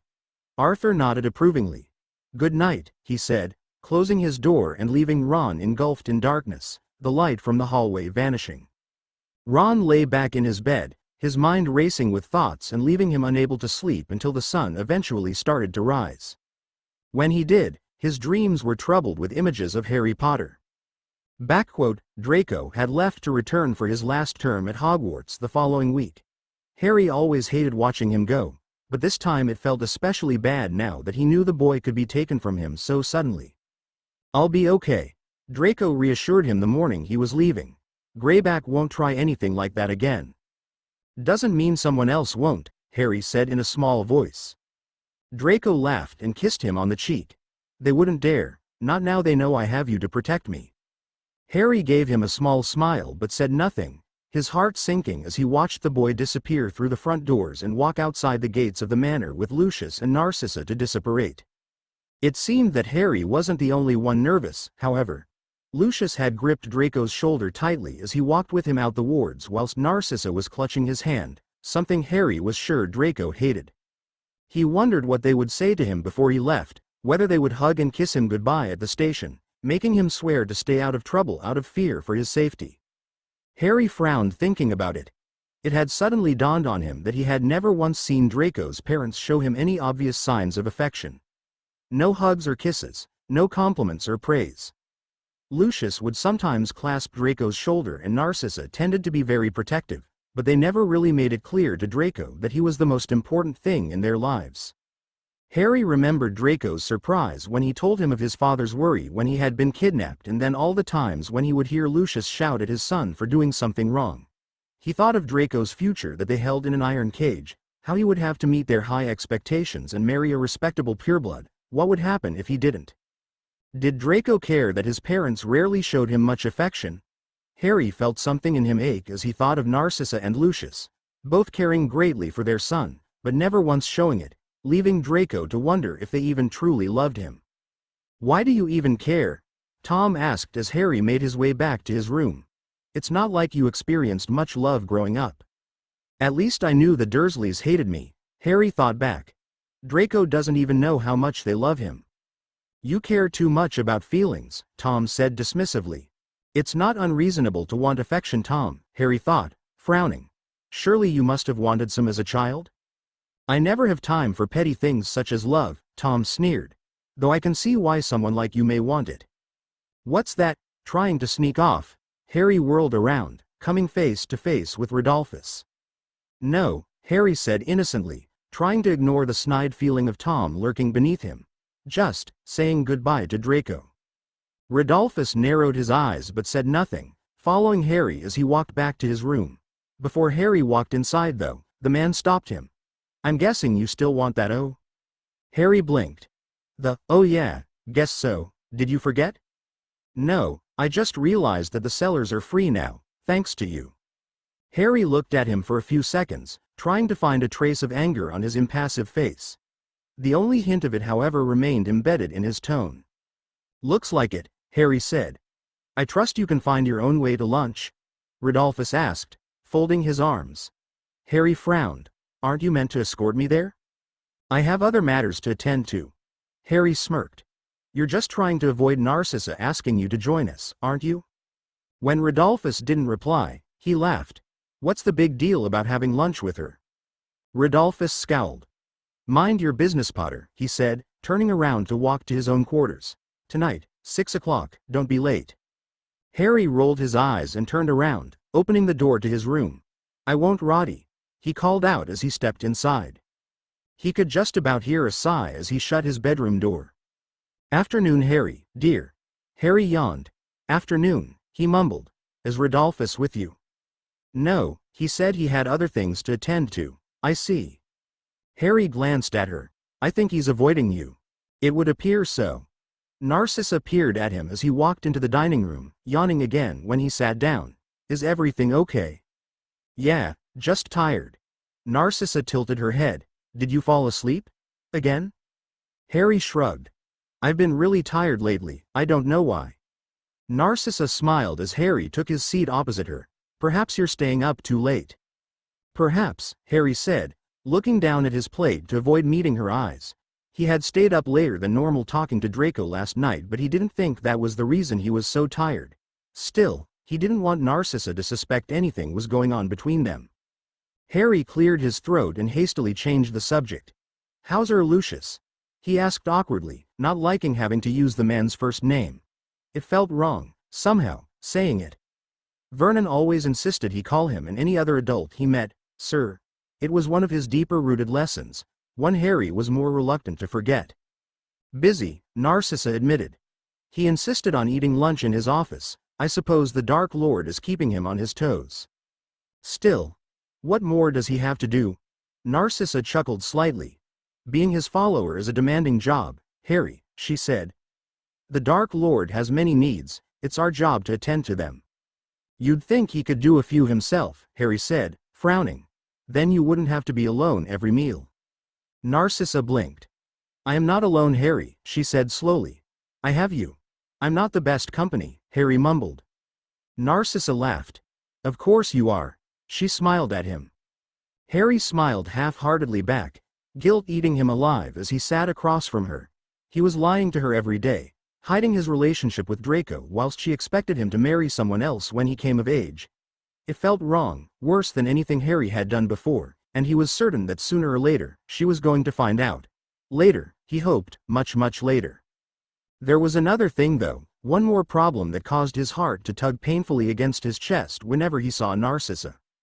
When they had finished eating, Harry cleared his throat, looking nervously at Narcissa as she set her cutlery down neatly on her plate. Narcissa, can I ask you a question? She looked up at him, surprised. Then her face broke out into a soft smile.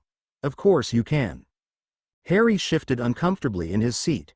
Draco showed me the Malfoy family tree a few weeks ago, he said, his fingers fidgeting under the table as he spoke. Here pointed out your names. Ah, the old tapestry. Narcissa gave him a knowing look. It's a bit intimidating, isn't it? Yes, well, I noticed something, connected to your name. Narcissa looked at him patiently, saying nothing. It was a white rose. Very slowly, Harry saw her blink, something like a pained expression fluttering in her eyes. And you want to know what it means? She asked in a delicate voice. Harry nodded. Unless it's too intrusive, I don't need to K. No, it's okay. Narcissa took a deep breath, placing her hands on her lap and clutching them together. Harry saw a small tremble in them and gripped his own hands against his seat anxiously. A white rose in the Malfoy family signifies many things, she explained slowly. Lucius wore one on our wedding day, as did all his relatives and ancestors. A man wears one in his front pocket, a woman around her wrist. On a wedding day, it signifies purity, love, the promise of something eternal. Harry remembered seeing Albus Malfoy have a white rose in his wedding portrait, pinned onto the front pocket of his robes, next to his heart. When a child is born, you place a white rose over them, usually in their cradle. It's a way of showing their relation to the family, their connection to it. The trembles in Narcissa's hands worsened. And when someone in the Malfoy family dies, you place a single rose on their casket, a way of saying goodbye, showing respect, love. Narcissa continued heavily. You enter and leave this world by a single white rose. Harry never looked away from her, listening intently to every word. Narcissa sighed, fiddling with the green ring around her finger. I struggled to have a child, Narcissa said, not looking up. It took me a long time. I thought I may never have one. Lucius and I tried all manners of potions and spells, consulted every healer imaginable to find a way to have a child. Then, at last, I did.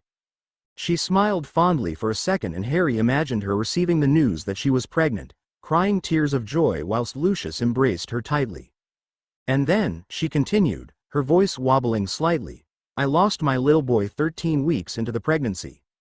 Her face crumpled for a second and she looked as if she were going to cry. I'm sorry, Harry said quickly. You don't have to go on. No, I'm fine, Narcissa said, dabbing the corners of her eyes with her napkin. She sniffed and continued. A white rose on the tapestry shows the death of an infant, she explained. It's a mark of respect for the family, a way of signifying grief. Why a white rose? Harry asked gently. They say they used to grow wild on the land when Armand Malfoy first inherited it, she said.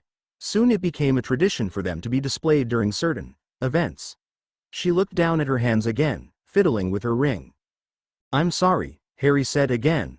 I shouldn't have asked. Narcissa offered him a sad smile. If we don't talk about grief, we can never truly grieve, wouldn't you say? I guess, Harry said uncomfortably. Narcissa sighed. I was upset at first, of course, and Lucius, well, he was distraught, to say the least. It was so important for him to have a child, an heir. Losing one was very difficult for him. I see, Harry said, a slight edge to his voice. Don't think too little of him, Narcissa said. That was how he was raised. Ensure you have an heir before anything else. That was how I was raised too, I suppose. I can see why Draco's so important then, Harry mumbled. Narcissa sighed again. I was terrified at first, she admitted. I didn't want to have to go through losing a child again, when I found out. She shook her head, taking a deep breath. We were both on edge. Lucius insisted I not leave the house for months until the baby was born. She smirked slightly, clearly amused at the memory. The day Draco was born was the happiest day of my life. Do you ever miss your son? Harry asked carefully. Sometimes, Narcissa admitted. But it's easier now, I'm less alone, Harry nodded, saying nothing. He thought of Narcissa losing her sister to Azkaban, her other one being shunned from her family for who she married. She thought of how she lost her first son, how she nearly lost Draco. You're very brave, Harry said honestly. Narcissa shook her head. It's nothing, what I went through, nothing compared to some people. Harry looked away, the table. Narcissa sighed. Well, if that's all, Harry. Who's Draco going to marry? Harry blurted out before he could stop himself. Narcissa paused, half risen from her seat. I beg your pardon. It's just, you said it's important to have an heir, so I was wondering. Harry trailed off, unsure. Narcissa sank back down to her seat. We haven't begun negotiations yet, she said. Negotiations? We make offers to some families, others make offers to ours. I believe Lucius is leaning towards the Greengrass family, but he wants to wait for Draco to turn 16 before he formally begins the process. Why him? Harry asked. That's how it always is, Narcissa explained lightly. A father chooses the groom or bride for their children. Though Lucius has mentioned he is happy to hear my suggestions when it comes to the marriage, I suppose I am lucky that way. Not every woman has the luxury. That's stupid, Harry said before he could stop himself. Narcissa blinked. I'm sorry, Harry said quickly. I only mean, it's not really fair for just the husband to choose, is it? He's your child too. Narcissa gave him a knowing smile. My sisters used to think the exact same thing. Bella used to say she'll never have children with a man who didn't grant her authority over them. Why an arranged marriage? Harry asked. What if Draco doesn't love the person he has to marry? Purebloods are used to the tradition, Harry, Narcissa explained gently. Draco will grow to love his wife, or at the very least they will show some kind of mutual respect for each other. Harry thought of his relationship with Draco and thought the idea of him loving someone else seemed unlikely. He hoped it was, in any case. If you had it your way, Harry asked slowly. If you got to decide, would you arrange a marriage for Draco? Narcissa went very quiet. I'm not sure, she admitted after a while. I can't abandon the tradition, Harry. Besides, a lot of arranged marriages end up working out. Look at Lucius and me. Harry shrugged.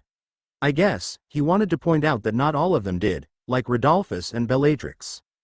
Narcissa peered at him. Is there any particular reason you're asking me this, Harry?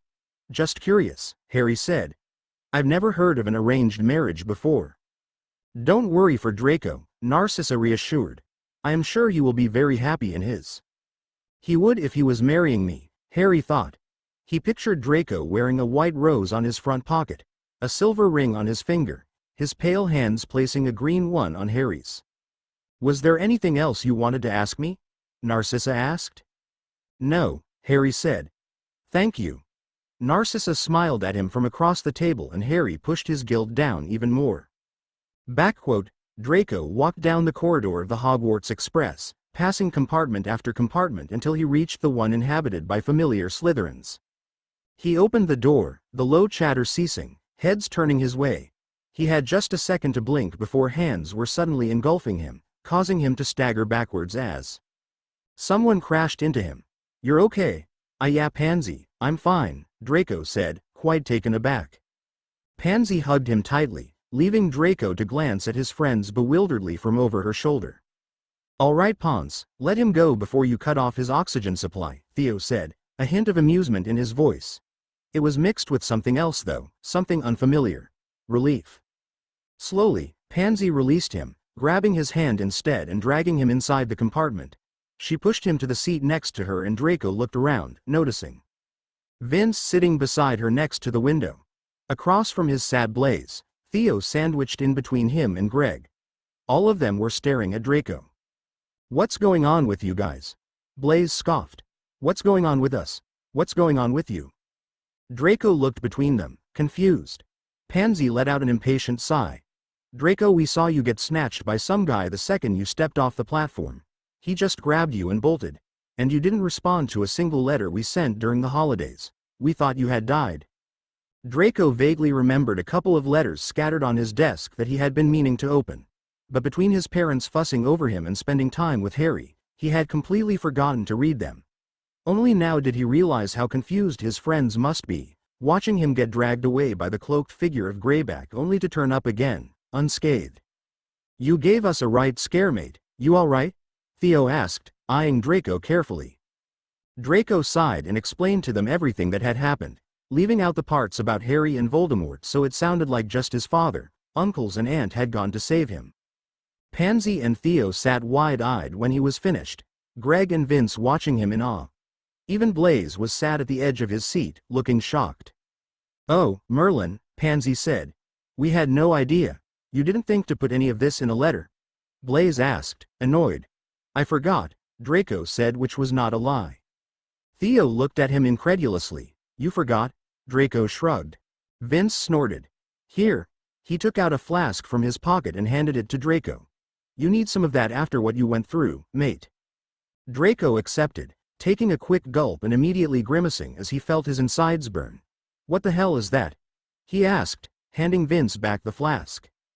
Fire whiskey, Vince said, looking confused by Draco's reaction. My father loves the stuff, he added, shrugging. Are you sure you're okay? Pansy asked, looking anxious.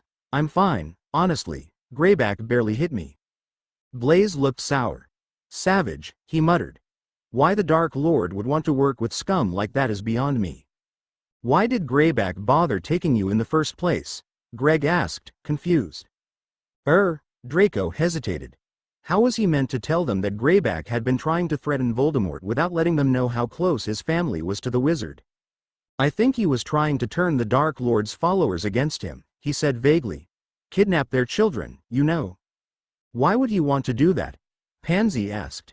Draco shrugged. Must have pissed him off or something. To his relief, his friends seemed to accept this. Makes sense, Greg murmured whilst Blaise shook his head. Idiot, he muttered. Was that why he did it? Theo asked, looking pale. Draco eyed him, realizing that he had made it sound as if Greyback would have taken Theo too. He glanced over at Greg and Vince, wondering if they were afraid too. Neither of the boys seemed to care much though, and Draco assumed that since his and Theo's fathers were much closer to Voldemort than either of theirs, they would most likely have been kidnapped by Greyback. Don't worry about it, he muttered to Theo. Greyback won't try anything like that again. Let's hope not, Pansy said, shivering. I saw in the paper the werewolves just declared allegiance to the Dark Lord, Greg said. He must have taken care of him then, put the beast back in line.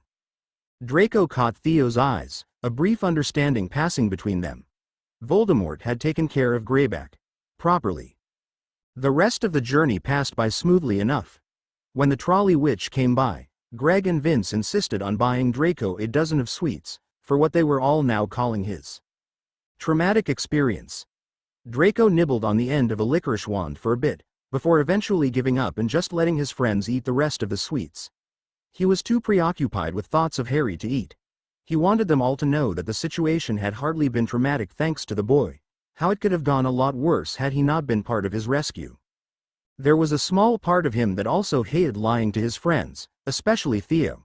He felt that if anyone should know about Harry and Voldemort, it should be him. The boy was going to find out soon enough anyway, when he was dragged to a Death Eater meeting alongside Draco. Did he also fear getting the mark, as Draco did? Perhaps he should ask him. Oh, stop. Draco made to get up with everyone else. Blaise, however, held him back, asking if he could have a quick word. Draco looked at him and shrugged, watching the Slytherins file out the compartment, Pansy throwing him a look over her shoulder as she left. Everything all right? Draco asked, slightly tense. Things hadn't been amazing between him and Blaise lately, which made it all the weirder that the boy wanted to speak to him in private. What was the name of your uncle again?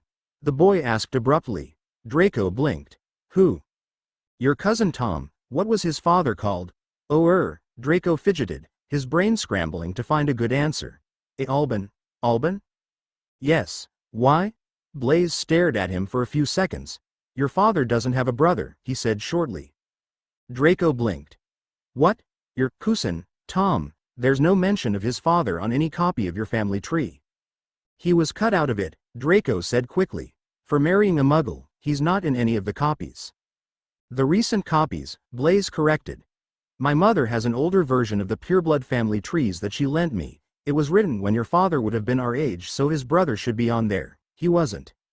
Why does your mother have a copy of the pureblood family trees? Draco asked irritably, though his heart was racing. Blaise pulled a face. Never mind that. Who the hell is Tom, Draco? He folded his arms, glaring at the boy. Draco struggled. He's a distant relative. That you pretended was your first cousin? Why would you do that? Out with it. Who is he really? Draco shook his head. Blaise. I haven't told any of them that you lied, Blaise hissed. Give me a good reason or I will. Draco eyed the boy warily. I can't, he said. Blaise stared at him. You can't, he repeated shortly. Draco fumbled. I'm sorry. You are unbelievable, Draco. Blaise. You have been acting weird this entire year. First, you get all defensive about Potter whenever we so much as bring up his name.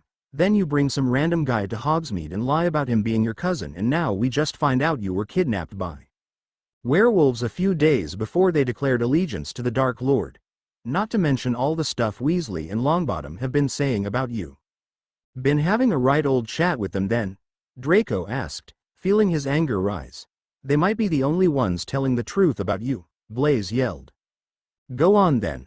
What did they say? He was standing up now, glaring at Blaise furiously. Nothing, Blaise spat, standing up as well. They refused to say a word about you. Still, it was obvious they knew something, probably the same thing you're hiding from all of us. What are you even saying, Blaise? Draco asked. Is there an actual point to this conversation, or are you just going to accuse me of being a liar? Blaise gazed at him for a few seconds. Do you know Potter? He asked brusquely. I what? Do you know him? Blaise repeated. No, why would you? You told Pansy you knew him. When did I? At the end of year party last year, you said that he was your friend, she told me. I was drunk, I didn't have a clue what I was on about. Blaise looked at him disbelievingly. I don't know Potter. Draco said angrily. And who's Tom, Draco? Draco opened his mouth, then closed it. Well? Draco struggled with himself. I can't say. Blaise eyed him for a moment. It's him, isn't it? Draco's silence gave him his answer. I knew it. Blaise, you can't tell, so you admit it then? No, yes, Blaise rolled his eyes. How long have you known him then? Draco stared at him helplessly. Well, I can't have this discussion right now, Draco said, trying to take a step towards the door. Don't you dare walk out of this compartment, Malfoy. Blaise glared at him with a ferocity Draco had never seen before. Look, he said warily. Look, I'll explain everything later. I promise I will, he added when Blaise scoffed. Just don't tell the others. Blaise eyed him for a moment. I'll consider it. Blaise, please. He caught the boy's arm as he tried to leave, the desperation evident on his face. No one can know that you know, he hissed, his voice low and panicky. Please don't tell anyone. Blaise shrugged his arm away, folding them instead. Why shouldn't I? He asked indignantly. Because if word got out that my family were harboring Potter, the Dark Lord would kill my parents. Blaise stared at him, his narrowed eyes widening slightly. Draco was panting slightly, looking terrified. Don't tell anyone, he repeated, please. Okay, I won't. Blaise looked at him warily, the judgment wiped clean off his face. Merlin Draco, what the hell has your family gotten themselves into? Draco groaned. No family's perfect, Blaise. The boy went silent. Can we just go before we miss the sorting? Draco asked. Blaise shrugged and opened the door to the compartment. We'll talk about this later, he said and walked swiftly out, leaving Draco rooted on the spot, melting into a puddle of fear and worry. Harry arrived at exactly 6 o'clock, pushing the doors to the cellar wide open and stepping briskly inside. Rodolphus wasn't there yet, so he fiddled around waiting for him, twirling his wand in his hand impatiently. He looked around the cellar, unable to understand how just a few short weeks ago, the place had been splattered in Greyback's blood whilst he had been standing over the broken werewolf and grinning maliciously, his wand raised high. The cellar was empty and scrubbed clean, not a trace of those events present. A place where horrors had occurred had never looked more normal. Was that bad? Did Harry want to see the blood? Eventually, the door opened and Harry whirled around. About time, he said, annoyed as Rodolphus stepped leisurely inside. How long were you waiting? 30 minutes. Rodolphus rolled his eyes. What? That's a long time, you said to be here for 6. The man shrugged and closed the door. Got held up, I'm sorry? Glad you're here. Are you ready? Harry scoffed but nodded nonetheless. So, how does this work? Patience, Potter, Rodolphus said, taking out his wand. First things first, how much do you actually know about occlumency? Harry shrugged. Not much, except it's supposed to shield you from legilimency. Rodolphus cocked his head. Has someone used legilimency against you, Potter? Harry shook his head. Of course not, I just don't want Voldemort to try and see my thoughts. You won't be able to stop him, Rodolphus said, shaking his head. He's immensely powerful. We'll see, Harry said. What first? You need to clear your mind of all thoughts, Rodolphus said. Leave not a trace behind. Harry raised his eyebrow. How am I meant to just not think? You rarely do. This part should be easy. Harry scowled. And how exactly does this help with occlumency?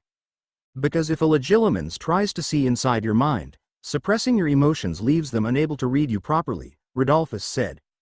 A more skilled occlumens will be able to replace their current thoughts and feelings with a layer of false ones to throw a legilimens off. So essentially you're just lying really hard, Rodolphus sighed. With that attitude, I suppose you have referred to legilimency as mind reading, too? I don't know, would you even be able to tell? I'm suppressing my emotions like crazy right now. Rodolphus pointed his wand at Harry. We'll see about that, are you ready? Ready for what? Legilimens. Harry was 5, waking up groggily in his tiny cupboard to Petunia's shrill screams, trying to cling onto his previous dream aid and running away from Dudley and his friends in school. Their taunts and yells echoing in his ear, now 9 and cowering away from Vernon, the man's fists raised high, about to come down 11 and feeling his anger surge through him. The Dursleys' backs turned to him, too busy watching television as he clenched his fists, something evil about to burst through. It hurt, it really hurt. Harry's back collided. We gasped, panting heavily as his eyes swiveled around him wildly. After a moment he realized was in the cellar, stumbled back against the wall and Rodolphus was just staring at him. I wasn't ready, Harry said in a small voice. No, Rodolphus had a strange look on his face. Would you like to stop? He asked carefully. What? No, Harry said, aghast. I need practice. Rodolphus lowered his wand, unsure. Do you want to remove any of your memories? We can find a pensieve if you'd like. Harry had no idea who or what a pensieve was, but not wanting to waste any more time, he shook his head. It's fine, just don't dig around too deep, yeah? Very well, but you must remember to resist. Clear your mind of any emotion, Potter, and shut me out with your brain. Harry nodded distractedly, trying to do as he said, but how was he meant to just let go of all his emotions? He still felt shaken from what he had seen, and trying to forget about it seemed near impossible. Only now did Harry realize he had almost forgotten what the Dursleys used to look like 4 years later, and he supposed it was only natural for them to appear much foggier in his mind, details from their faces missing from his memory until he had just stumbled back in the past. Was this a bad thing, though? Harry had no idea what he was meant to feel. Nothing, he told himself. You're meant to feel nothing. Ready? Rodolphus asked. On 3, 1, 2, 3 legilimens. He woke up to pain. A great black dog was bounding over to him, bam, and it was flung to the side. 2 wizards were walking towards him whilst he cowered back in fear. Now he was sitting in the garden with Draco, showing him all the flowers he had grown, and the garden morphed into a wreckage, the flowers destroyed and crumbling away into nothingness. Harry was staring at Draco, shocked, his face suddenly older, a cut on his lip that he reached out to touch. He had killed the Dursleys, killed them, killed Potter. Harry had fallen over, groaning on the floor. Why is this so hard? He whined, slowly picking himself up from the stony ground. Rodolphus sighed. You have too much emotion, you need to remove it. Easier said than done, Harry complained, rubbing the back of his head from where it had collided painfully against the floor. Let's stop this, Rodolphus said, moving to store his wand back in his robes. No, let me try again, please. This is something you may not be able to achieve, Potter, Rodolphus said. I have to, Harry said. Why? Harry hesitated. I just need to learn it. Rodolphus sighed. If this is about the Dark Lord, you are wasting your time. You will never be able to shut him out of your mind. It's not about him, Harry said, and Rodolphus looked at him inquisitively. Harry struggled. If I get caught again, like with Dumbledore or the Ministry, I don't want anyone to use legilimency against me. That won't happen, Potter, Rodolphus said. I should still learn it, Harry said. I want to learn it, please. Harry could see Rodolphus stall. Fine, he said at last. But if I think you're wasting my time, I'm ending this, understand? Harry nodded quickly. Rodolphus raised his wand, looking unsure. Harry took a deep breath, trying to calm down his beating heart, purging himself of all emotion. Legilimens. He was in Azkaban, feeling worse than he had ever felt in his life. He had burst into a ballroom. The shocked face of Bartimus Crouch flashed in front of him. Emiline Vance lay on the floor, whimpering at Harry's feet. Harry was panicking in the garden whilst Draco sat across him. Now the boy was coming in closer. Something in Harry bolted awake. No, said a voice in his head. Don't let him see that, he can't see that. The memory blurred, shifted, and Harry suddenly felt himself gaining control. He strained, trying to block out the memory from the intruding force. It put up a struggle, but the image of Draco was fading, and Harry could feel every one of his muscles clenched, trying to shut the force out. He let out a gasp and flung his eyes open, panting slightly. Rodolphus was looking at him, but this time he looked pleased. Not bad, Potter, he said. You got it eventually. Harry nodded distractedly, quivering slightly. One more time? He looked up at Rodolphus, hesitating for a split second before nodding. Rodolphus raised his wand. Legilimens. Voldemort was changing the wards, furious with him for leaving. Barty Crouch Jr. was handing him a bottle of something sparkling, grinning at the dejected boy. He and Draco were fighting. A letter held in Draco's hand. He was watching Draco leave, feeling lonely and upset, when a voice sounded in his head, snide and uncaring and echoing against his ears. The memory lurched, but this time it was not Harry's doing. He heard a hiss of pain and looked up, noticing Rodolphus rubbing his wrist where an angry red mark had appeared. Harry looked down and realized his wand was held in his hand. Did you mean to do that? Rodolphus asked. Say yes, Riddle hissed in his ear. Yeah, sorry. Not entirely what I meant by blocking me, Rodolphus said, frowning. What was that voice? What voice? The one I heard before you hit me with that stinging hex, sounded like someone mocking you. Harry shrugged. Internal monologue. I don't know. Rodolphus said nothing though his frown deepened. Harry cleared his throat. One more time? No, I think you've had enough for today, we'll carry on next week. Harry nodded and stuffed his wand back in his robes, ignoring the way Rodolphus was looking at him strangely. They walked back to the West Wing, Harry trying his best to ignore the terrible feeling clouded in his head, like storm clouds rumbling inside him. As he got to his door he hesitated. Thanks, he said turning around, for today. Don't mention it, Rodolphus muttered. Harry ignored the way he was looking at him as he entered his room and closed the door. It was weird, a mixture of confusion, suspicion and, was it worry? Perhaps these lessons hadn't been such a good idea after all. Out of nowhere, Harry's scar suddenly exploded in pain. He cried and flailed to the ground, clutching his head as without warning the face of Tom Riddle flashed before him, his dark eyes glowing red for a split second before Harry gasped and flung his own eyes open, panting heavily where he lay on the ground. The pain had disappeared, leaving as quickly as it came. You all right, Potter? Harry blinked and saw Tom was kneeling down, his eyes normal, watching him closely. The fuck just happened? Harry wheezed, pushing himself to a seating position. Riddle shrugged. You clearly don't take well to legilimency. No, this felt different. Take a deep breath, Potter, deep breath, all right? Something about Tom was weird. He looked a lot more solid. Harry reached out to clasp his hand but it went straight through, rippling slightly like a hologram. He nearly caught sight of me, Tom said quietly. You're lucky I stopped him with that stinging hex. How'd you do that? Harry murmured.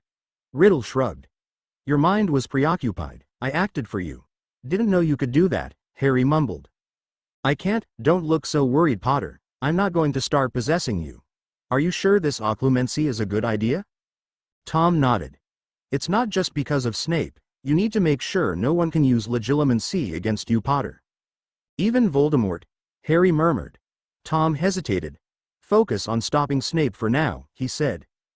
Though it was still rather early, Harry crawled into bed, suddenly feeling drained after having his mind opened so many times.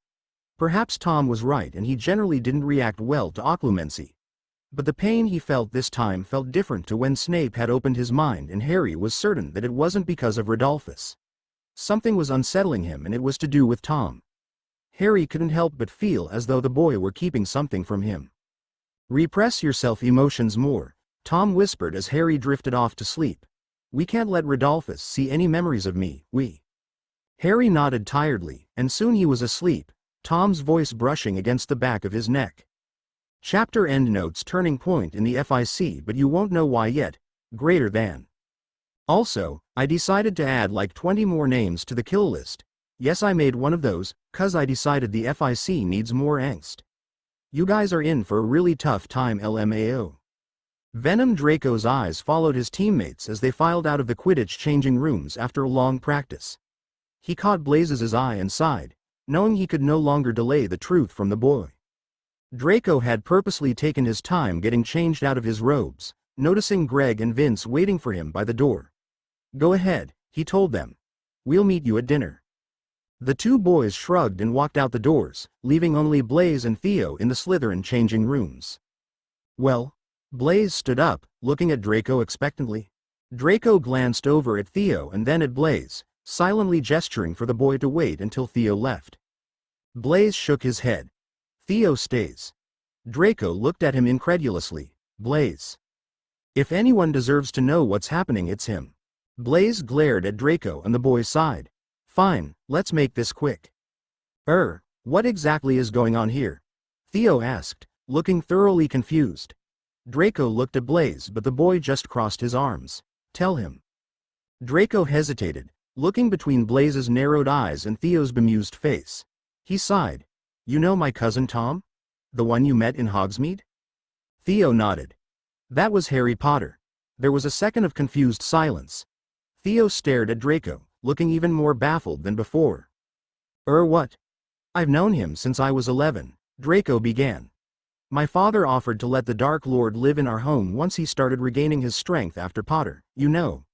When he found out Potter was an obscurial, he brought him to the manor. He's been staying with us ever since." "No," Theo said, shaking his head. "Draco, no, that can't be." "He's telling the truth," Blaise said coolly. "It's why he never arranges to meet up with us during the holidays. His parents are too scared of letting him out of the protective wards." "Draco," Theo's eyes were wide and focused solely on Draco, shocked. The blonde boy just shrugged. Theo struggled. "Well, I guess this explains why you're so protective of him." He glanced at Blaise and gave an awkward laugh that died out in seconds. "Oh Merlin, I sent him letters." "I know," Draco said, trying to keep his voice even. "He appreciates them." Theo's eyes flickered to him. "What, are you two friends then?" Of course they are," Blaise said impatiently. "That's why he was in Hogsmeade. Draco's been lying to us for years." "I haven't been lying," Draco said, becoming annoyed. "You wouldn't tell anyone you knew Harry Potter if the Dark Lord told you to." An awkward silence spread throughout the room. "So, you've met him?" Theo asked slowly. Draco nodded glumly. "He's living in my fucking home, Theo. Him and half his bloody Death Eaters, of course I've met him." "Merlin, you've gotten yourself right in the thick of it then," Theo said, looking pale. "What I don't understand," Blaise began, "is why you let Potter visit you in Hogsmeade." Draco shrugged. "He's not really allowed out of the manor with permission," he said uneasily. "So I got him some polyjuice potion from our stores and he snuck out." "You went behind the Dark Lord's back?" Theo asked, looking both shocked and amazed. "I guess so," Draco said uneasily. It had only now just dawned on him that Harry had received the full blame for sneaking out when in truth it had been his idea in the first place. Draco went cold at the possibility of Voldemort discovering that the only reason Harry left was because of him. What the man would do to him he shuddered to think. "And the reason we can't see Tom anymore, that's because he was caught, right?" Blaise asked, interrupting his thoughts. Draco sighed. "Yes. What did the Dark Lord do?" Theo asked. Draco hesitated. He changed the wards. Harry can't leave the manor without permission now, and he's sealed up all the fireplaces so he can't use the flow network to leave." "That's it?" Blaise asked, frowning. "You'd think Potter would have received a bigger punishment for disobeying him." "The Dark Lord clearly needs him," Theo murmured. "I mean, he's his obscurial, isn't he? He can't punish him too bad." "He doesn't belong to the Dark Lord," Draco said irritably. Theo blinked. "I didn't mean." "What's he like?" Blaise interrupted. "Potter. You've met him, Blaise," Draco said impatiently. "We met Tom," Blaise corrected as if they were two different people, "and he was so normal." "And Harry isn't Harry?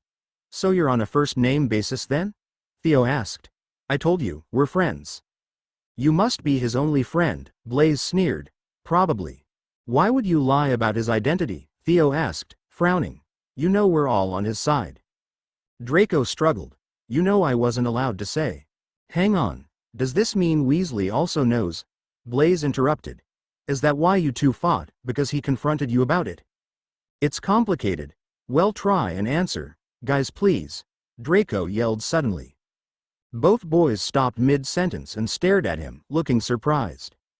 "Yes, I am friends with Harry Potter. No, he isn't some sort of freak.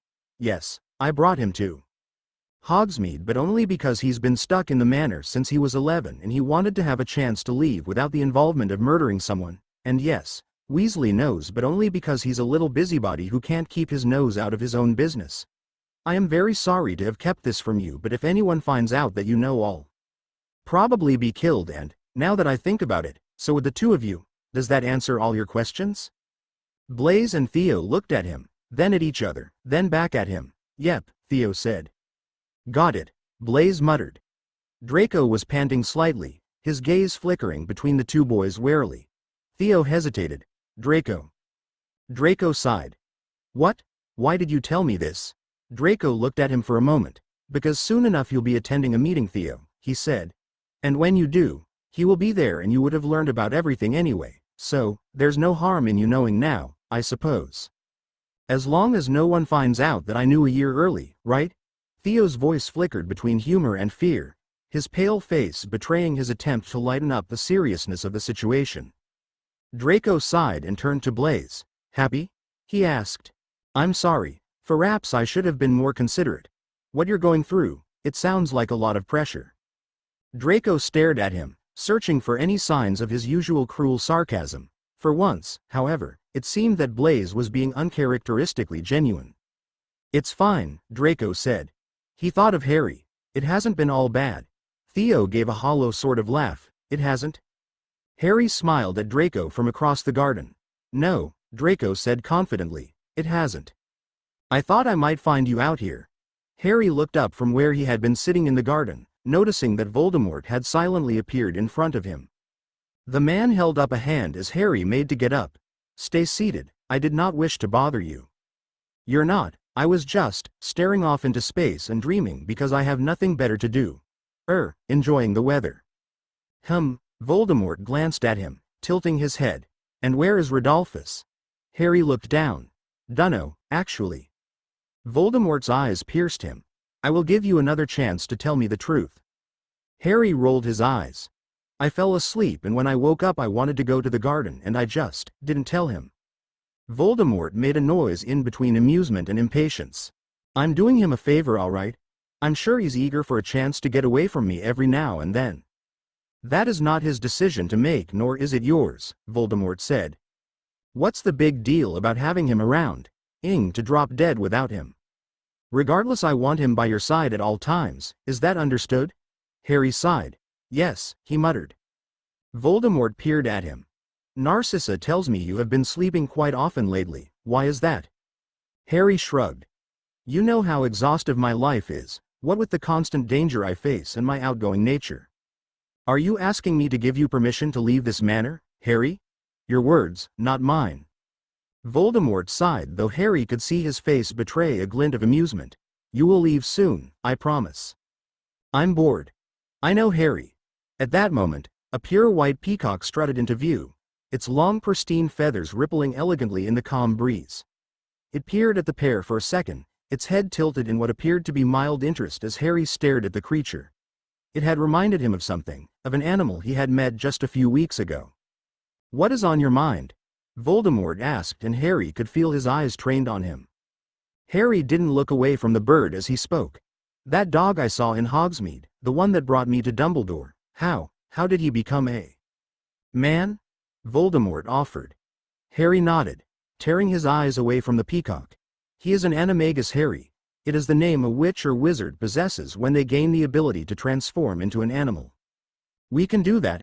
It takes time, skill and dedication, but yet, it is a skill possible to learn." "So, he was never really a dog," Harry said glumly.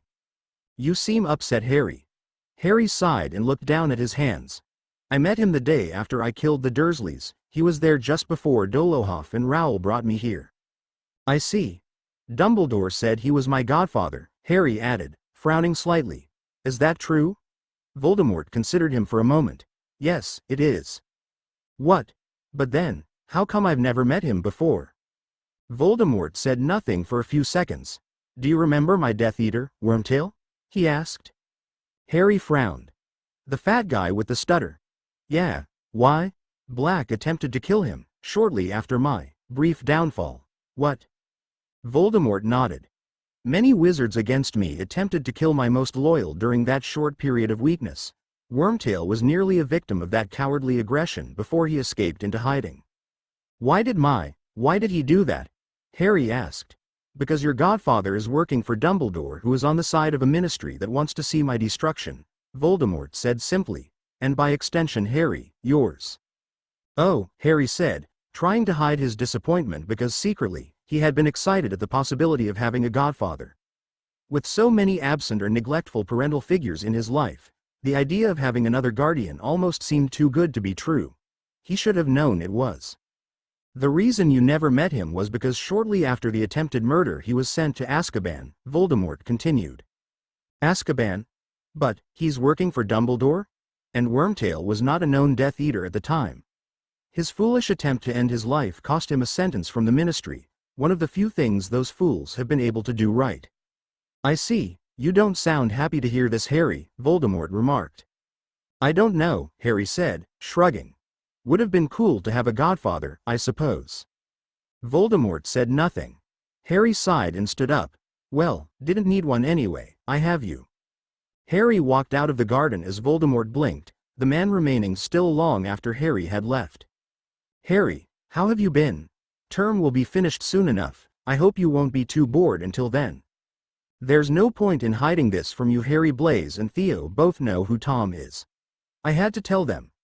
Blaise has been suspicious for months now and he confronted me about it when I arrived for the first day back. He made me tell Theo too.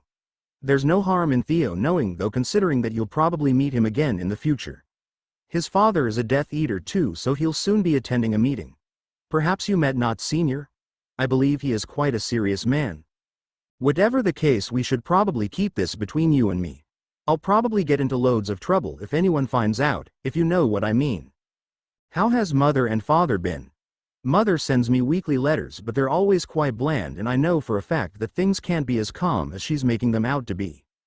They may not tell you more than they tell me, but there are signs that things are bad. For example, I know my father used to drink a lot when things were difficult. My mother always hated it when he did. Though I suppose that is quite extreme. I don't believe he's drunk heavily in years. Then again, he has been acting weird lately. Is he still treating you better? Sorry, that sounded rude. I'm glad he's being more lenient towards you. I hope he continues to be. Still weird, though. I wish I could send you more letters, but I've been so busy with owls. Perhaps you could go to the Room of Dreams and spend more time in Paris. It'll be good to start planning our trip together as early as possible. There's so much I want to do there that the more planning, the better. Stay safe, Harry. I'll be home before you know it. All my love. Draco reread the letter, hoping his hint about being punished would be understood by Harry. Should Voldemort find out that he told Blaise and Theo about Harry, he would surely be tortured, if not killed. He also tried to see if there was any way that someone else would understand what he was talking about by mentioning the secret.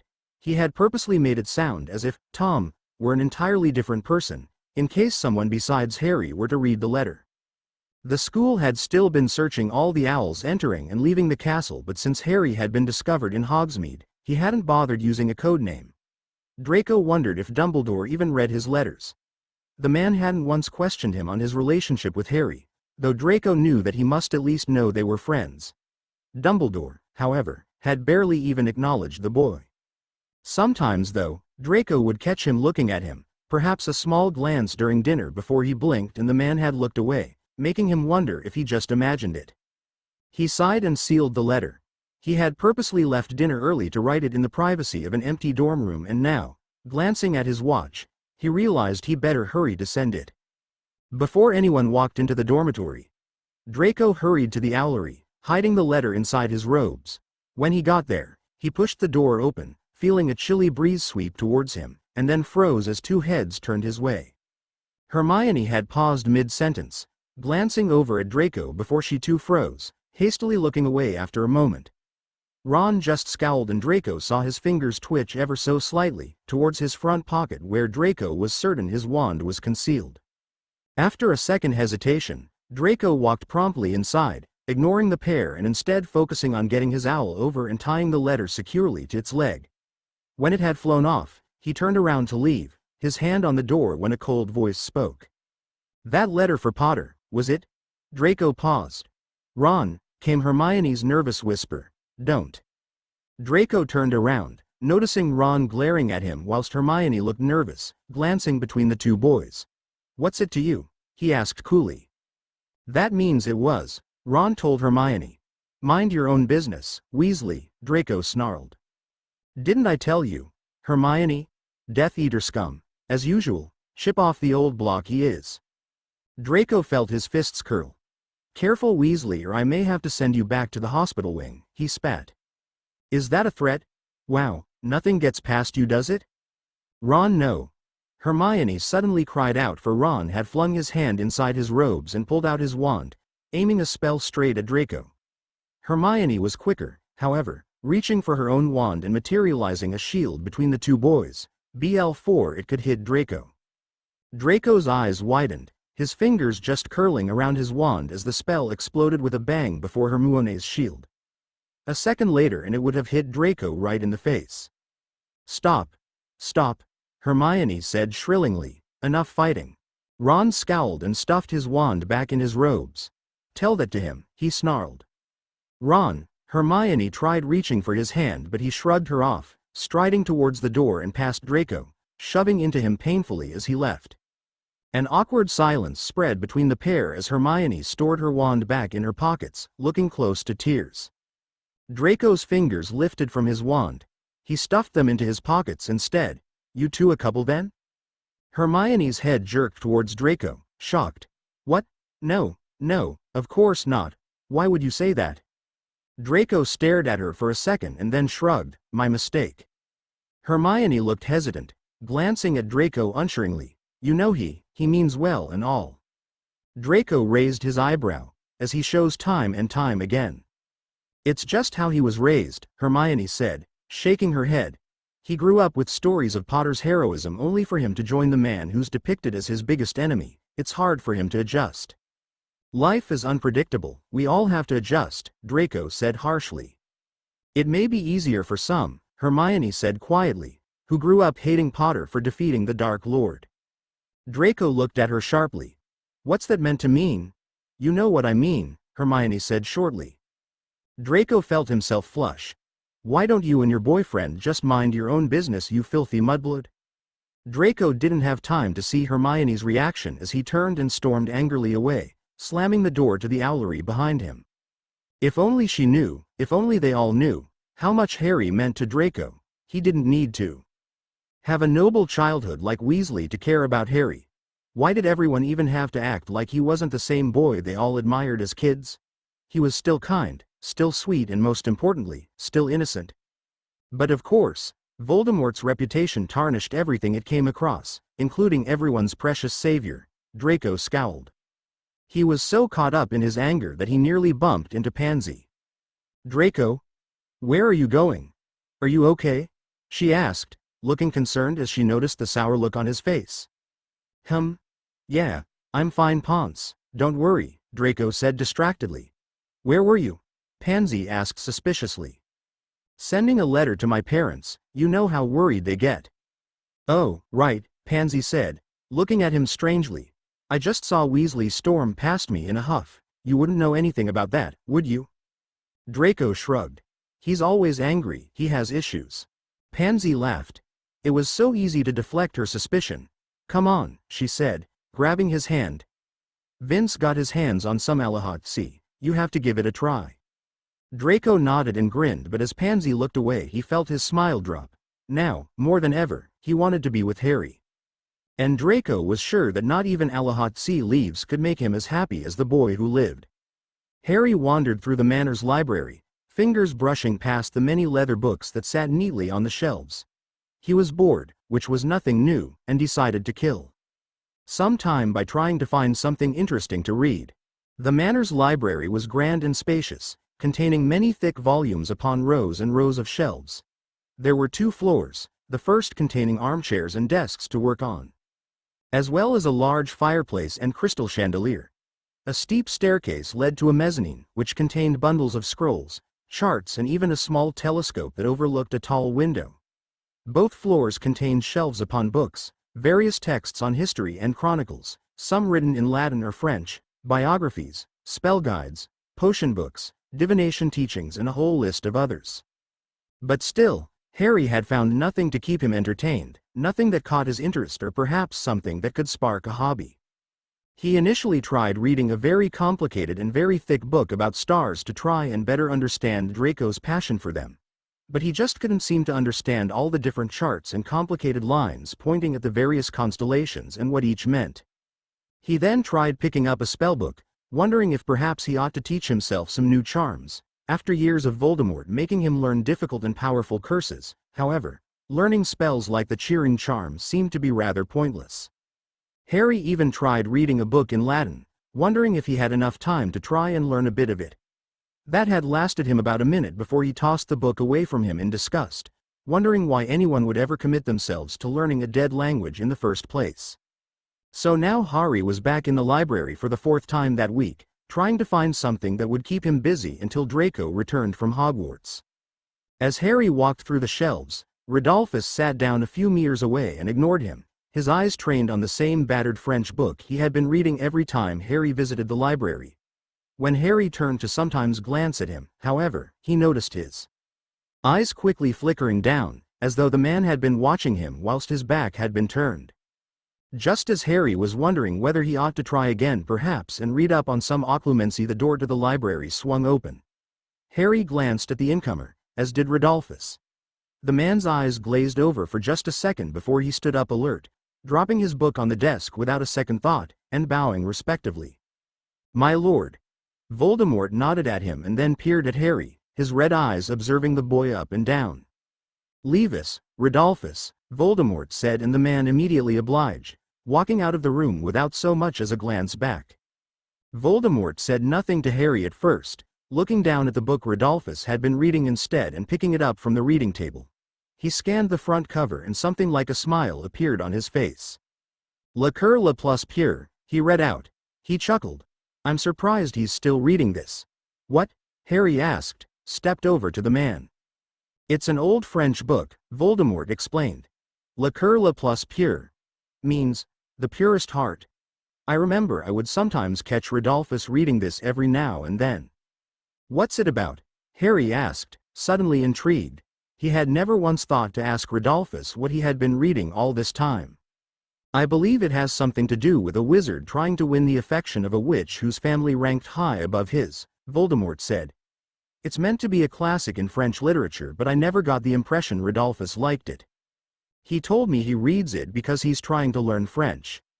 I wouldn't be surprised if that's true, though I admit I am surprised that he has the time for such a commitment."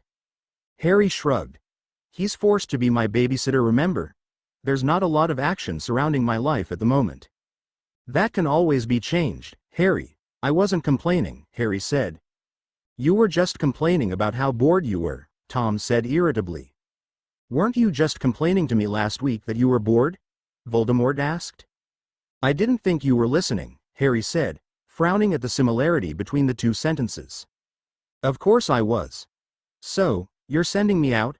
Harry's heart quickened, and he took a step forward, excited. Voldemort hummed but said nothing, looking down again at the book on the table. Harry followed his gaze. "Why's he even interested in learning French?" Harry asked, momentarily intrigued. The Lestrange family descended from France. Rodolphus's father was fluent in the language. "There is nothing wrong with trying to reconnect to the pure roots of your family tree, Harry." "There is if your roots involve the Dursleys," Harry muttered. "I said the pure roots, Harry." "A minute. Why are you here then?" he asked. "Nagini tells me you have been drifting along the manor like a ghost with nothing to do," he said. Harry scowled. "She can be a right snitch sometimes," he said. Voldemort laughed. "She means well, without her I wouldn't have come here to give you something to do." This perked Harry up. "What is it? Do you remember the Death Eater meeting you attended? How I spoke of one who was too afraid to return to my service?" Harry vaguely remembered seeing 4 empty chairs, feeling a twinge of pity for whoever had chosen not to come back. "I thought you already dealt with him?" "I've had to find him first," Voldemort said bitterly. "Igor Karkaroff, Harry. He betrayed his fellow Death Eaters to get himself out of Azkaban a few years ago. Now he roams free, refusing to return to the life he had promised me." "And you want me to take care of him?" Harry asked quickly. Voldemort laughed at his eagerness. "So quick to respond, Harry. Yes, I want you to make an example out of him, however, this time must be different." Harry listened intently, excited at the chance of finally getting out of the manor after weeks of boredom. "Before, I have instructed you to kill as publicly as possible, to make a spectacle out of the fools who undermine me," Voldemort said. "But the Ministry is getting restless with your actions, and I fear one more kill would finally have them snap. You need to be subtle, Harry, as quick as possible and avoiding all detection when you kill Karkaroff.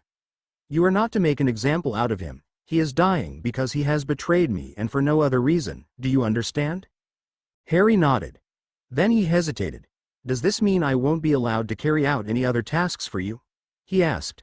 "Publicly, I mean." "When the Ministry has fallen, and it will, then I assure you, Harry, you will be free to release your obscurial to the world that wronged you." How long will that be? Voldemort laughed again. So impatient. Do you truly desire bloodlust, Harry? Harry shrugged. In truth, he just wanted to be out of this house. Day after day, he felt his obscurus grow restless, as if it were a wild animal that was being kept just out of reach from the prey it desired. It needed to be free, he needed to be free. Where will I find Karkaroff? He has attempted to escape to the north, Voldemort said, taking out his wand. He pressed it against Harry's temple and a silvery blue light glowed from the end it. In turn, Harry felt a set of instructions place itself inside his mind. These are the exact coordinates. Remember, Harry, be subtle. Hard to with an obscurus, Harry said, frowning slightly. Voldemort lowered his wand. There are other methods of killing, he said. You have enough experience by now to know there are simpler ways to end his life. Harry nodded and walked over to the door. He was about to step out when Voldemort spoke again. Oh, and Harry? He turned around. Don't make it too quick. I still want him to suffer. Harry was tempted to smile but didn't. I'll do my best, he said and walked out of the library. Harry finally landed outside an old shack, shivering the second he transformed out of the obscurus. It was freezing, thick snow tumbling aimlessly from a black night sky, a cold breeze chilling Harry to the bone. His teeth chattered as he wrapped his thin robes around him tighter. Why the hell had Voldemort not warned him to change into something warmer? Harry scowled and took out his wand. The shack seemed abandoned, but this was where Karkaroff was meant to be hiding.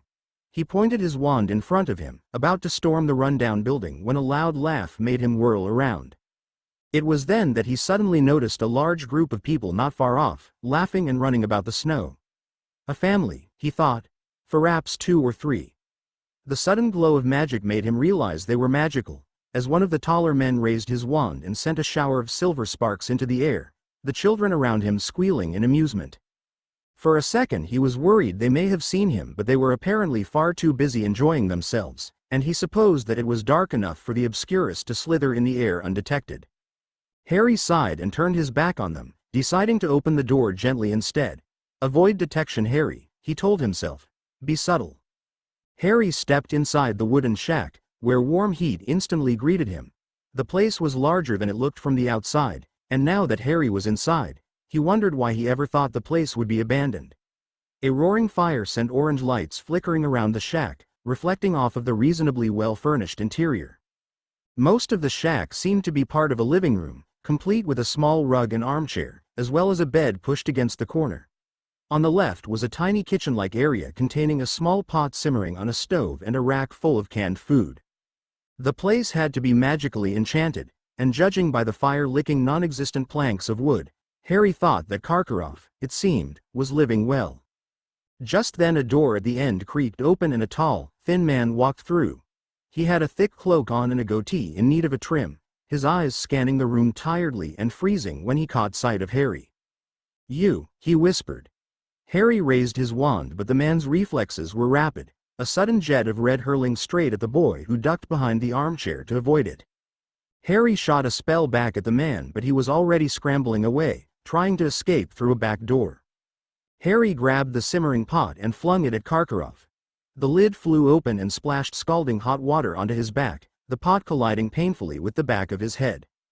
Karkaroff howled in agony and shot a spell behind him where it missed Harry by several inches, slamming into the wall near him and leaving a large hole in the shack. Cold air drifted in as Harry shot another spell at Karkaroff, which hit his leg and caused him to cry out as blood splurted out of it. He tried crawling desperately to the back door, but Harry pointed his wand at the fireplace, manipulating the fire into spreading out of the pit and shooting straight at the door Karkaroff was trying to open. He flinched back seconds before the fire hit the handle and caused the door to erupt in flames. His wand dropped from his hand in shock.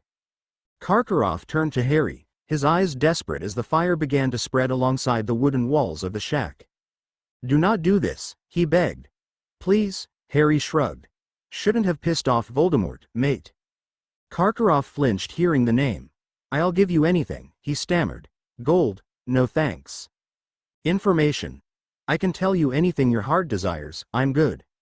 "Secrets." Karkaroff yelled. "I can tell you secrets about the Dark Lord he never would have told you." Harry raised his eyebrows. "You're bluffing," he said. Karkaroff shook his head quickly. No, no, I tell you, he is keeping things from you. I can reveal all that he. Enough, Harry said dully, not noticing Karkaroff groping blindly behind him. You're not the first to tell me this and I'm not interested. He raised his wand higher and Karkaroff suddenly shot a stinging jinx at Harry's face. He yelped and dropped his wand, clutching his cheek where an angry red welt had suddenly appeared. Red began to pour into Harry's vision. He grabbed his wand from the floor as Karkaroff limped past him. Expelliarmus! Karkaroff's wand soared out of his grip and hit the wall opposite him with a clatter, but the man was already at the door, opening and closing it with a slam. Something in Harry snapped. He took off his glasses and stuffed them in his pocket just as the obscurus roared out of him, finally released and bursting with energy. It became smaller and smaller, curling itself into a tiny ball of black mass before suddenly it exploded, reverberating across the shack and destroying everything within reach, the perfectly placed furniture being flung to the side, the wooden reeking until the wooden hut was nothing more than piles of ash and small bits of wreckage. It noticed Karkaroff just a few feet away. The blood from his leg splattered along the snow in a trail of red as he tried to limp away. The obscurus shot into him and the man screamed as he was lifted from the air, the creature pulling his limbs in all directions as though it was in a game of tug-of-war. There was a horrifying ripping sound and a sudden burst of blood before what was left of Karkaroff was dropped onto the floor, staining the snow in a large puddle of red. The obscurus could hear distant screams and roared furiously, becoming a tornado of death as it swarmed over to the sound of the screaming, not stopping until it heard nothing more. Then it left the scene of blood and chaos, of terror and destruction, vanishing into the night sky with snow shuddering black as it passed, nothing but complete horror left behind. Harry didn't know how long he had been sleeping.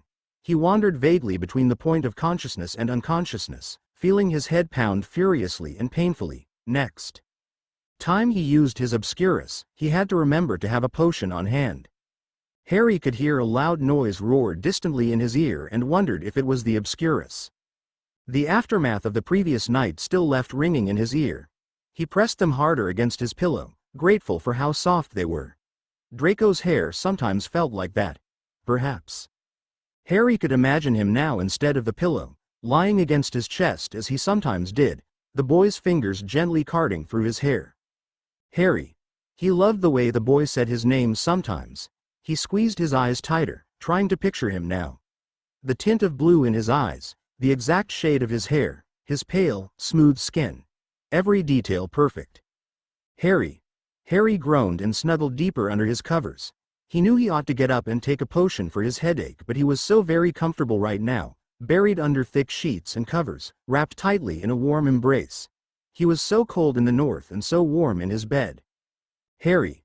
The door violently burst open, the sound of wood slamming against the wall causing Harry to groan as his head screamed louder. He sat up sleepily and blinked his eyes open. "That's me," he mumbled. 30 wizards dead. Voldemort roared, storming over to the side of Harry's bed.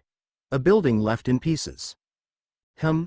Harry asked, rubbing his eyes and peering at the furious image of Voldemort. "Oh, yeah. Igor Karkaroff found dismembered." Harry briefly remembered doing that and giggled. "Yeah." Voldemort had never glared so hard at the boy as he did now, infuriated by his laughter. "What part of be subtle did you not understand?" he hissed, voice laced with venom. Harry looked up at him innocently, forgot. Voldemort looked like he wanted to strangle the boy. "I gave you one job, Harry. I trusted you to carry this out for me, and this is what you do." "What did I do again?" Voldemort really did try to strangle him now. His hands shot to the boy and Harry instinctively scrambled out of bed, getting tangled in his bedsheets and instead hitting the floor unceremoniously head first. "Ow," Harry groaned, clutching his pained head. "Get up," Voldemort snarled, stepping around the bed to where Harry now lay and leaning over him so that Harry could see every bit of his furious face looming above him. "Get up." "Voldemort, please," Harry whined. "Not so loud." In one swift motion, Voldemort grabbed Harry's hair, hauling him up painfully whilst the boy shrieked and tried to pry his fingers off. Voldemort threw him across the room where he stumbled back into his chair, clutching the desk behind him for support. He tried getting up but froze when Voldemort pointed his wand straight at him. "I should cruciate you now," he whispered. "Don't," Harry said weakly, rubbing his pained head. What was that? Don't you can't. Do not tell me what I can and can't do, Potter, Voldemort hissed, stepping closer to Harry. I can't do this right now. My head, Harry mumbled, burying his face in his hands, hurts. He could hear a sigh and then Voldemort yell for Dobby. The house elf appeared suddenly, bowing nervously in front of Voldemort. Why yes, Master? Get Harry a potion for his headache, Voldemort growled, quickly. Dobby disappeared and appeared moments later with a small blue bottle in his hands. Voldemort took it and dismissed the elf with a wave of his hand. Drink this, Voldemort said. Now, Harry eyed him warily but compiled, taking the bottle from his hand and gulping it down. Immediately, the pounding in his head was replaced by a light tingling. Better? Voldemort asked. Harry nodded and placed the bottle on his desk. Good, Voldemort said, his voice dangerously low. He leaned forward, gripping the handles of Harry's chair so that he was cornered against it. Perhaps now you care to explain to me what you were thinking last night. Harry shrank back in his chair, swallowing. I don't know, try again. Harry struggled. I lost control being stuck in this house, it just made me I really don't know. Wrong answer. Suddenly, Harry was being yanked from the chair and dragged outside his bedroom, a hand tightly gripping his arm and hauling him along corridor after corridor. Voldemort threw a door open and shoved Harry into his office where he staggered back, hitting the wall next to the fireplace. Nagini, Voldemort hissed and the giant snake slithered out from under his desk, curling her large body around Voldemort's shoulders. Vold. Silence. Voldemort said, glaring at Harry. I gave you enough chances, Potter. I have made excuse after excuse for your behavior. Why do you continue to disobey my orders? I didn't. Silence. But you just asked me a Crucio. Harry screamed, feeling his back digging into the wall behind him before his knees gave way and he fell to the floor, twisting and crying out in agony. Stop. Why should I do that? I can't. I don't. You think you don't deserve this? Voldemort withdrew the spell, leaving Harry panting and gasping on the ground. But why not, Harry? Why do you think you don't deserve to be punished for disobeying my orders? It was an accident, Harry wheezed, pushing himself into a seating position and leaning against the wall, breathing hoarsely. I won't do it again. So you keep saying, Voldemort said coolly, looking down at Harry. Do you know when else you said that, Potter? After you ignored my orders and left this manor without permission. And yet even after that promise, you continued to flaunt the line between immaturity and arrogance. You did so before and you continued to do so after. Harry glanced up at him through tear-stained eyes, giving him a confused look. I never left again without your permission, he said. Voldemort shook his head, looking almost disappointed. Did you think I wouldn't know about the drinking? Harry felt as though his insides had been submerged in ice-cold water.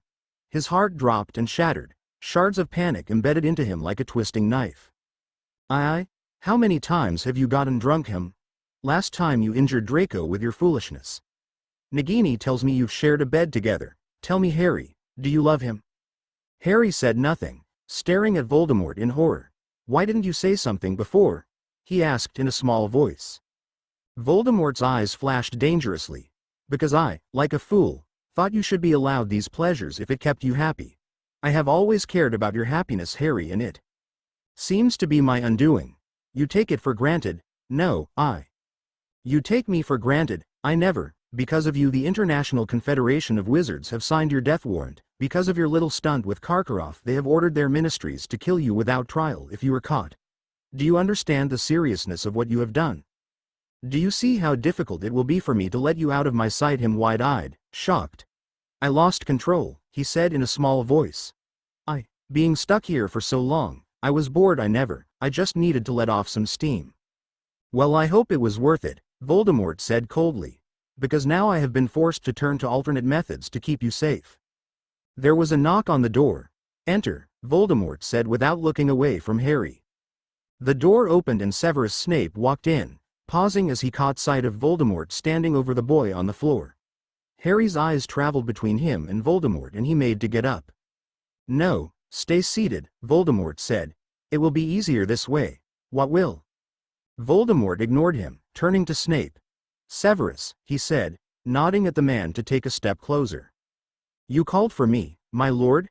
Snape said, tearing his eyes away from Harry. I will need you to restrain Harry here, ensure he does not move for this to work. Voldemort stroked Nagini's scales, his fingers brushing past her fangs. Harry's eyes widened. No, don't. It will be quick. Harry tried struggling to his feet, but Voldemort raised his wand threateningly. Do not make this any harder, Harry. Please, I'll be good, please. Harry's eyes swam with tears, but Voldemort ignored him, walking over to his large desk and placing Nagini delicately on it, waving his wand over her carefully, his face contorted with concentration. Harry saw Snape staring at him, his expression unreadable, and wiped the tears from his eyes. But when Voldemort walked back over to him, this time with Nagini slithering by his feet, he felt them threaten to reappear. I warned you, Harry, Voldemort said quietly. I thought changing the wards and assigning Rodolphus to your watch would keep you safe, but it seems you are just destined to cause me trouble. Don't do this, Harry gasped. Please, there has to be a better way, please. Perhaps there is, but this is the quickest and most effective. Besides, you've proven to me trying other methods on you is a waste of time. Voldemort nodded at Snape, and the man raised his wand, flicking it at Harry and causing every muscle in his body to become frozen. Harry struggled against the spell, but his efforts were futile. He couldn't even wipe away his tears. Her venom has been altered with a spell, Harry, he could hear Voldemort say.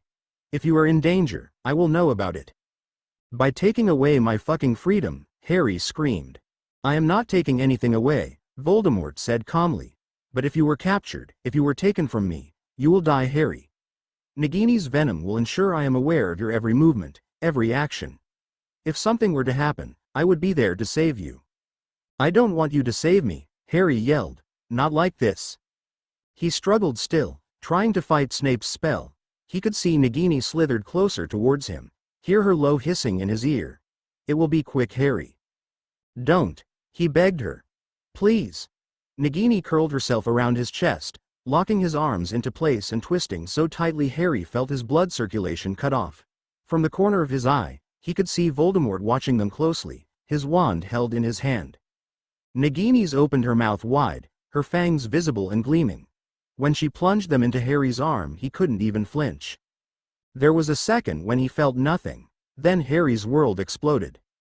Snape was forced to watch as Harry screamed on the ground, the noise leaving his ears ringing even after it was done.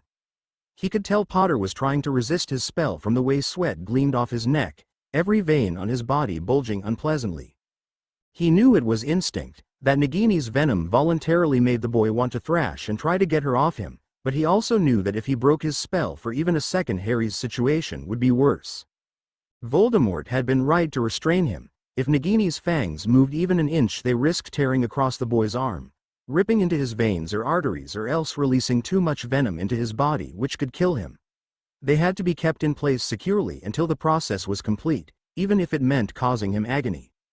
Voldemort himself was watching closely, waiting for any sign of trouble or danger with his wand out, ready to stop it if it did. Perhaps he expected Snape to falter with his spell and was making sure that it didn't happen. Still, he wished that Voldemort would restrain Harry himself, so he didn't have to listen to his pained screams or watch as the bulging veins on his right arm slowly turned black. It was different from when they turned black from the obscurus.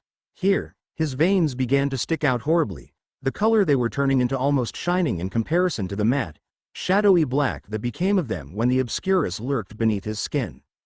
Harry's screams began to grow hoarse, his eyes slowly fluttering shut. When Nagini had finished, the boy was unconscious, every vein in his right arm now black, dark blood seeping out of 2 deep puncture marks ingrained onto his forearm. Snape ended the spell and the boy's head slumped to the side, his arm immediately sinking to the floor. Now he watched as Voldemort slowly coaxed Harry awake, crouching in front of him and whispering words Snape couldn't understand. Slowly, Snape saw Harry's eyes blink open in a daze, the pain in those green eyes causing his heart to tug painfully against his chest. He saw Harry turn his head to the side and stare at his arm, a few tears leaking from his eye. It will fade, he thought he heard Voldemort whisper. Harry said nothing. Voldemort did not turn around, his focus solely on Harry, and Snape understood that he was silently being dismissed. The last thing he saw as he glanced back was Harry sobbing against Voldemort's chest, his face buried in the expanse of black robes whilst the man's hands held him gently. Then Nagini hissed at him and he shut the door, feeling sick. Boys Don't Cry chapter notes. It was really interesting to see the last chapter's comments since a lot of you were divided on whether or not Harry deserved what happened. I was actually quite surprised by how many of you agreed with what Voldy did. Maybe this chapter will have you pity Harry enough to go back on his side lol. I always love hearing your thoughts, so thank you for all the comments. See the end of the chapter for more notes. Igor Karkaroff found dismembered, Potter believed to be responsible. 3 wizarding families killed by Obscurus, youngest was only 3. Shaq Karkaroff was hiding and found destroyed. International Confederation issues emergency decree after attack. Potter to be killed if convicted, Dumbledore appeals for a trial. Tragedy strikes yet again, or rather, Potter has. Last night at approximately 9 o'clock. Harry Potter, aged 15, killed Igor Karkaroff, former headmaster of Durmstrang Institute and a once-convicted Death Eater, who was hiding in a shack in Norway. It is rumored that Potter was once again acting on behalf of you-know-who, as Karkaroff betrayed him and many of his Death Eaters when he exchanged information with the Ministry in return for his release from Azkaban. I mean, it's not the first time he's done it, a Ministry wizard, who wished to remain anonymous, said. Everyone knows Potter is basically you-know-who's personal lapdog. He's been killing off his enemies for years now. Karkaroff betrayed you-know-who and now he's made him pay. Potter's gruesome and public murder of Karkaroff seems to be his outdoing, however, as the International Confederation of Wizards called an emergency meeting an hour after the murder was discovered. We have had enough of Potter's actions, Minister of Magic, Cornelius Fudge, commented after the meeting. It is with my approval that this council has agreed to sign Potter's death warrant. When we find him, and we will, he shall be immediately taken to the most secure cell we have in Azkaban to await his execution. Fudge has boasted of a new cell being built, one that will house over 20 Dementor guards, contain an impressive multitude of anti-JSES, and be known to only a handful of top Aurors in response to you-know-who famously breaking Potter out of the wizarding prison the last time he was caught. It won't happen again, Fudge reassured confidently. Potter will be brought to justice soon, I am sure of it. It comes after 30 wizards and witches, including children as young as 3, were also found murdered close to the attack. Their remains show the victims involved belonged to 3 large and separate wizarding families who were seemingly enjoying the snow and were savagely attacked by Potter. There has been suspicion surrounding their deaths, as it is the first time in years that Potter's victims include those thought to be unrelated to you-know-who. Karkaroff was killed on you-know-who's orders, said Fudge. There is no doubt about that. The murder of 30 innocents, however, is thought to be entirely on Potter. No doubt his bloodlust grows far out of control. It is precisely what swayed this council into implementing the harshest punishment for him. This could mean the end for many of Potter's devoted followers, as the boy who lived may soon be no more. One thing is for certain though, Potter is sure to go down in the history books as one of the most dangerous wizards to ever live, and after last night, there is no doubt that that is true. Harry could hear the distant sound of screaming, reverberating off the walls of the small office and causing the candles to flicker violently so that shadows of light were dancing across his trembling form. He had no idea where the noise was coming from, but it sounded pained, terrible, and was hurting his ears. His throat was hoarse. Waves of pain were flooding over him like a tsunami, and yet he could not move, could barely even breathe as Nagini wrapped her large form across his chest and held him securely in place. He felt every nerve in his body ache with the urge to shake and jerk the snake off him, but Snape's charm was effective, holding him securely in place on the floor of Voldemort's office. Harry's head grew dizzy, his limbs aching and sore, and, as he flicked his eyes over to the arm that Nagini had in an ironclad lock, he felt the sudden urge to be sick. Half the veins on his right arm began oozing with black venom, his blood darkening as it spread further and further along his arm. His arm was white in stark contrast, deathly pale so that his veins appeared unnatural against his skin. Harry felt faint looking at it and struggled more than ever to get the snake off of him. Dizziness enveloped him as his eyes fluttered weakly, the combination of shock, pain and horror making Harry almost wish he could pass out. Just before he fell unconscious, he tried to summon his obscurus, wanting to feel the familiar power course through his body and drive all of Nagini's venom out. Just before he could try, however, he felt his body suddenly released from Snape's spell and everything went black. Had Snape's spell been the only thing causing him to stay conscious throughout it? Harry vaguely heard a voice sound in his ear, the presence of someone else crouched in front of him. His arm hurt. Slowly, he fluttered one eye open, noticing a blurry, pale figure kneeling in front of him. He heard a low hissing sound and for a split second tensed, thinking it was Nagini, until words slowly formed from the hissing. "Open your eyes," the voice said. "It is over now, Harry, let me see your eyes." Weakly, Harry felt his eyes open wider, the blurriness beginning to vanish. He glanced down at his throbbing arm and had to stifle a sob. The entire thing had become covered in blackened veins, shining and bludgeoning in a way that was sickeningly inhuman. Too deep. Puncture wounds rested in the middle of his forearm, the blood dripping out of them dark and disgusting. Black blood. He could just about hear Voldemort say something about the blackness soon disappearing, the arm being healed by tomorrow. He continued to stare at the puncture marks of Nagini's fangs, however, certain that those would never heal. Another scar to add to the collection. His arm hurt. Harry opened his mouth to say something, anything, and began choking on tears. He spluttered, feeling fat. Salty droplets run down his cheeks, his words mumbled and mixed so that it sounded more like a combination of weak gasps. The next thing he knew, his vision was obscured in darkness, a surprisingly soft fabric pressed against his face. He could distantly hear the sound of a door being closed, scales against hard floorboards which told him that Nagini had slithered to her familiar corner. He cried for what felt like an eternity, until he was sure Voldemort's robes were wet with tears, his own glasses covered with them so that when Voldemort pulled away everything looked blurry again, the candles in the office twinkling in a distorted manner, like shimmering jewels. Slowly, Harry found his voice, scratchy and sore. I'm sorry," he stuttered. "I'm sorry, I'll be better, I promise." "I know you will, Harry," Voldemort said. His voice was hoarse. His vision was blurry. His arm still hurt. When Harry awoke again, he realized he was in his bed. He slowly sat up, wincing slightly from the pain in his arm.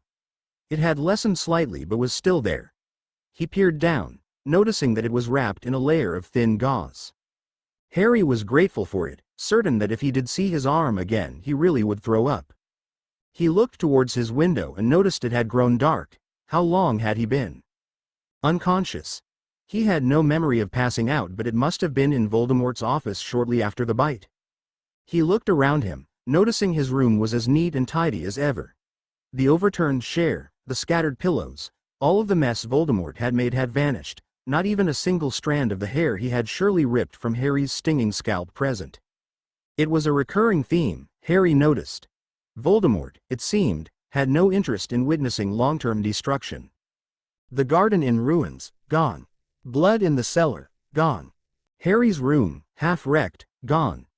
Harry himself still did not know if he preferred it that way. He looked down at his covered arm and felt his frown deepen. "You're awake." Harry's head shot up, wide eyes swiveling around the room wildly until he realized it was only Tom, sitting at the end of his bed calmly. "How observant," Harry said, annoyed at the boy for scaring him. "Ah, still poor-mannered, I see. If only Voldemort could fix that." Harry tensed upon hearing Voldemort's name. "What do you want, Tom?" he asked, sighing. "No need for that tone, Potter. I only came to see how you were doing after your punishment." "I'm fine." I can see." Harry knew he looked a mess and scowled. "Next time you decide to lose control, Potter, perhaps do not do it disobeying Voldemort's orders." "Why do you care? I'm sure you loved seeing me punished," Harry blurted out. Tom blinked. "Why would you think that?" he asked, his voice oddly confused. Harry scoffed. "I know how much you hate me. Tom, tell me, did you bask in the glory of my pain?" he asked mockingly. Tom shook his head. "You really don't listen, do you, Potter?" Slowly, he turned his arm around, allowing Harry to see the faint remnants of blackened veins, 2 deep puncture wounds ingrained into his pale skin. Harry felt his eyes widen. How? I've told you before, Potter," Tom said, sighing and turning over his arm. "What happens to you happens to me. But you're not real. How could you? I may be nothing more than a memory, but I am still very much real, Potter," Tom said. "Think of me as your shadow. I feel your pain, your anger and fear. I receive your scars and punishments. In many ways, I am you." Harry said nothing, looking down at his own bandaged arm. "I'm sorry," he said in a small voice. "Don't be," Tom said carelessly. "For once, this fault was not entirely your own. If he hadn't locked you in here for months, then you wouldn't have lost control. An obscurial cannot be contained, Potter." "Why did he do this?" Harry whispered, run down his bandaged arm. "Because Voldemort, powerful as he is, often lets his power overestimate his abilities. He thought he could cage a beast," Tom said, shaking his head. "You can't lock away something that's meant to roam free." Shakily, Harry began pulling the bandages away. "Hey, what are you doing?" "I want to look at it." "Potter, I want to look at it," Harry repeated. Tom said nothing as he slowly tore away layer after layer of gauze, until he was met by a sight identical to Tom's arm: faded veins and deep puncture wounds from Nagini's fangs resting in the middle of his right forearm. He had been right in assuming they would never heal. "There, are you happy now?" Tom asked impatiently. Slowly, Harry felt a tear drop onto his arm, then another. "No, Harry." Another, and another. Harry could not stop himself. One tear landed on one of the puncture holes and Harry felt himself wince, the tiny saltly droplet causing a stinging pain. More tears appeared. His eyes trained down on his arm. Harry heard Tom sigh and shuffled closer towards him. "Don't cry," he said quietly. "Please don't cry, Harry." "So it's Harry now, is it?" Harry said in an attempt at humor. His voice was so shaky, however, he only achieved sounding closer to sobs. "It'll be okay," he heard Tom whisper. "Just think, you're not going through this alone." Does it still hurt for you?" Harry asked. "A little," Tom said, "but it, like all pain, will eventually go." "It hurts," Harry whined. Another teardrop landed on one of the puncture holes. "Oh God, it really hurts." "Breathe, Potter." "Tom. Just breathe." His hands ripping onto his sheets tightly, Harry slowly felt his quickened breath return to normal, his tears eventually subduing. "Voldemort got what he wanted," Harry said after a few minutes of silence. From the corner of his eye, he saw Tom's head turn to look at him. He was finally able to cage this monster. Tom said nothing. The door opened a crack and a thin sheet of light crept into the tiny cupboard. Harry looked up, blinking through the darkness as a tall figure stood by his door, her outline black, her face blurry and just out of reach. "Why are you still crying?" she asked, her voice cold and cruel. Harry sniffed and wiped his nose with his sleeve. It was pulled back in the motion, a glimpse of a deep scar visible through the narrow light. It hurts," Harry said. "Stop it, I don't want to hear you complain, stop crying." Harry choked back a sob as a tear ran down his wet face, dripping down onto his tangled bedsheets. "Boys don't cry, Potter," Petunia said. "Stop crying, it's been 5 hours now, stop crying." Harry didn't even have a chance to apologize before the door was slammed shut, the light gone in an instant and leaving him plunged once again into darkness. He lay back, sniffling. His pillow was wet, his eyes were red and his arms still hurt. "You still with me, Harry?" Harry murmured something incoherent and Barty Crouch laughed. He made to take the bottle in Harry's hand away, but the boy, despite being half unconscious, pulled it away from him. He murmured, "No," just about escaping him. Barty shrugged and crossed the room to get a new bottle. Fire whiskey had never been Harry's favorite, but something about it now made it especially appealing. He was slumped on the floorboards of Barty's room, leaning against the end of his bed. A window had been opened, but the room still stank of alahostie and alcohol, alongside countless other shitty drugs Barty had introduced him to. He raised the fire whiskey to his lips, feeling most of it splash onto his shirt as his hand struggled with the bottle. Harry felt terrible, a combination of lightheaded and weak, combined with a mixture of drowsiness and nausea. He could barely even open his eyes when Barty suddenly pressed the end of a cigarette to his lips. Harry automatically took a drag, coughing as the smoke entered his lungs, and then he felt the cigarette retracted. Barty himself inhaled whatever it was he was smoking. Harry hadn't a clue, and blew the smoke directly into the boy's face. A hand met his arm, turning it over gently. The gauze was slowly peeled back and Harry heard Barty sigh. "Third time I've seen it and it still doesn't get any prettier." He pressed a finger to the bite and Harry hissed, weakly trying to jerk his arm out of Barty's grip. It wasn't tight, but he couldn't manage even that. Barty got the message and released Harry's arm, which fell uselessly by his side. "Gotta say, Potter," he said. You certainly know how to anger the Dark Lord. First, not that be bad, Harry slurred. Barty said nothing, blowing more smoke into Harry's face. Harry distantly heard the sound of approaching footsteps. Then, without warning, the door burst open. Harry flinched and covered his ears with his hands, the loud noise worsening his already pained head. Angry footsteps strode over to him. "Get up, Potter," said a rough voice. "Up, now. Calm down, Rod. Let the boy lie down for a bit," Harry heard Barty say. "What the fuck have you been doing with him?" Harry winced as Rodolphus's furious voice erupted a pounding pain on the side of his head. "He's fine, he can handle it." Harry heard Barty's laugh followed by a grunt as Rodolphus shoved the man away from him. "Potter, I'm going to give you 3 seconds to open your eyes and stand up." Roddy, please not so loud," Harry whined. He squeezed his eyes shut, begging for just a second or two of blissful nothing. Then, he felt 2 hands grip his shirt and yank him harshly off the floor. The bottle of fire whiskey flew out of his grip and smashed on the ground, a small shard biting into Harry's ankle. He cried out in pain and lurched forward against Rodolphus, throwing his weight against him. Distantly, he heard the man sigh. He was half dragged, half carried out of Barty's room, the corridor ahead of him spinning wildly out of control as Rodolphus marched him past hallway after hallway. "Bloody idiot," he could hear him mutter, "you trying to get yourself killed?" A door opened and Harry was pushed inside.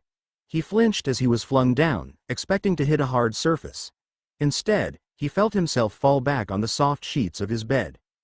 "Hold still," he heard Rodolphus say. There was a sharp pain followed by a soothing feeling to his ankle. "I leave you alone for 10 minutes and you end up with fucking Crouch," he could hear Rodolphus say. Harry squeezed his eyes shut, hoping he could fall asleep quickly and drown out the sound of Rodolphus's voice. "Don't you dare shut your eyes, Potter, I'm tired. I don't care what you are. How many times do I have to tell you to stay close to me? Roddy, please." Harry groaned and buried his face into his sheets. He heard a sigh. "We'll discuss this later." There was the sound of receding footsteps and then the door being slammed shut. Harry knew Rodolphus was angry at him and wondered whether he ought to get up and apologize. A few seconds later, however, he had fallen fast asleep, dragged back into nothingness. Harry gradually awoke to a hand being raked across his hair. He could hear voices looming closer to his ear, muffled noises slowly sounding more and more coherent. "Fucking stupid, could have died," came a gruff voice. "We'll tell the Dark Lord, Rodolphus. Barty will be punished," said a softer voice. "It's more than just that. How many times will I have to chase after him? This isn't the first time he's left without telling me." "Perhaps you can excuse it, just this once, given all that's happened." There was a sigh and the shuffling of feet, a chair being drawn.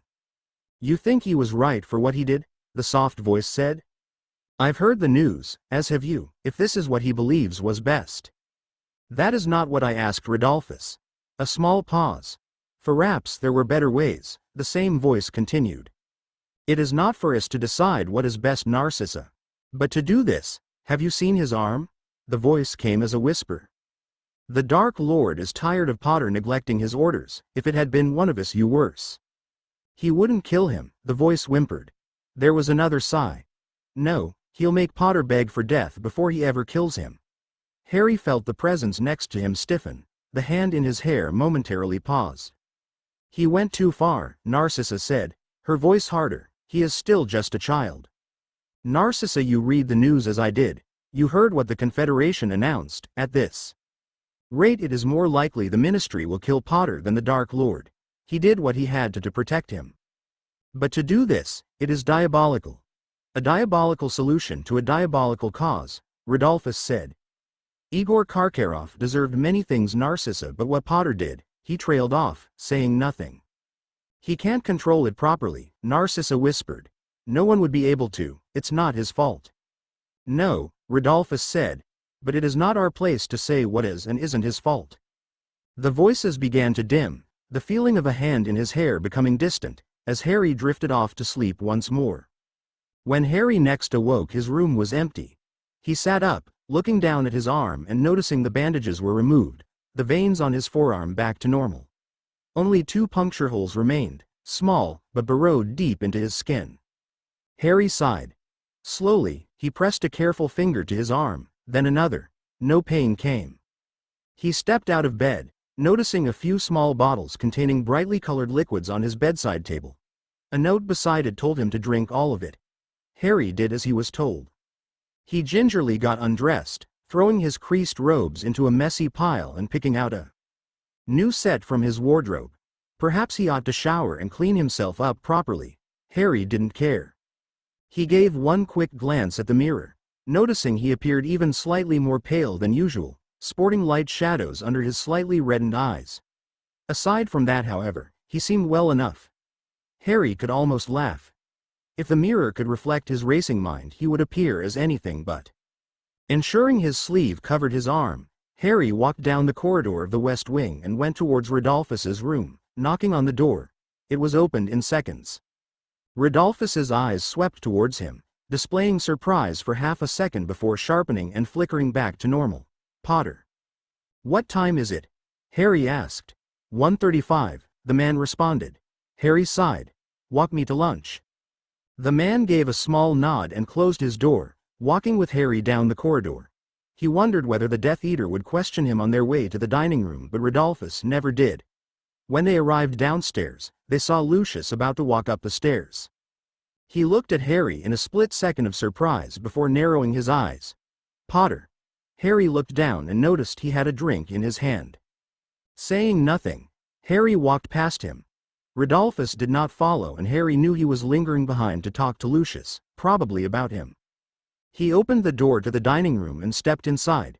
Narcissa glanced up, her eyes widening before she immediately dropped her cutlery, rushing to her feet in an instant. Oh, Harry! Hands engulfed him, pulling him into a tight hug. Harry did not hug back, merely allowing himself to be held for a bit. Narcissa pulled back, clutching Harry's cheeks in her pale hands. Oh my darling, how are you? Harry considered her for a second. Hungry, he responded. Narcissa gave an odd laugh that sounded slightly too high-pitched and quickly ushered him to his seat. Piles of food were laid out before him. Platters of meat surrounded by cooked vegetables, steaming bowls of soups, delicate tiny sandwiches and tall jugs of bright juices, all resting before him. Despite what he had said, the sight of food suddenly made Harry feel sick. He thought of Nagini and all the people she must have eaten, imagined her venom tearing through soft flesh and tissue and decaying the matter in her stomach. The same venom that now ran through his veins, alongside his tainted obscurus and God knows what other drugs he had recently taken. Harry sipped some water instead, feeling the cold liquid land on his empty stomach. Have some bread, Harry, just a bit, Narcissa said, perhaps noticing how pale he had gotten. Harry nibbled on a small piece, ignoring how it got stuck in his throat and had to be forced down. Would the venom in his body break down this substance like it was human flesh? Now Harry couldn't imagine anything else. He put the roll down, feeling sick. It's only bread, Harry, Narcissa said softly. I'll eat later, Harry said, not meeting her eye. Narcissa looked worried. Harry. But the boy had already gotten up, murmuring a quiet goodbye to Narcissa and walking out of the dining room, his back turned to the scared woman behind him. Harry ducked his head as he trudged to the kitchen to make breakfast, avoiding looking at his uncle who sat at the end of the table. It was a familiar routine. Oil the pan, crack the eggs, fry the bacon, pour the juice. Nothing he hadn't done before. Except today was different.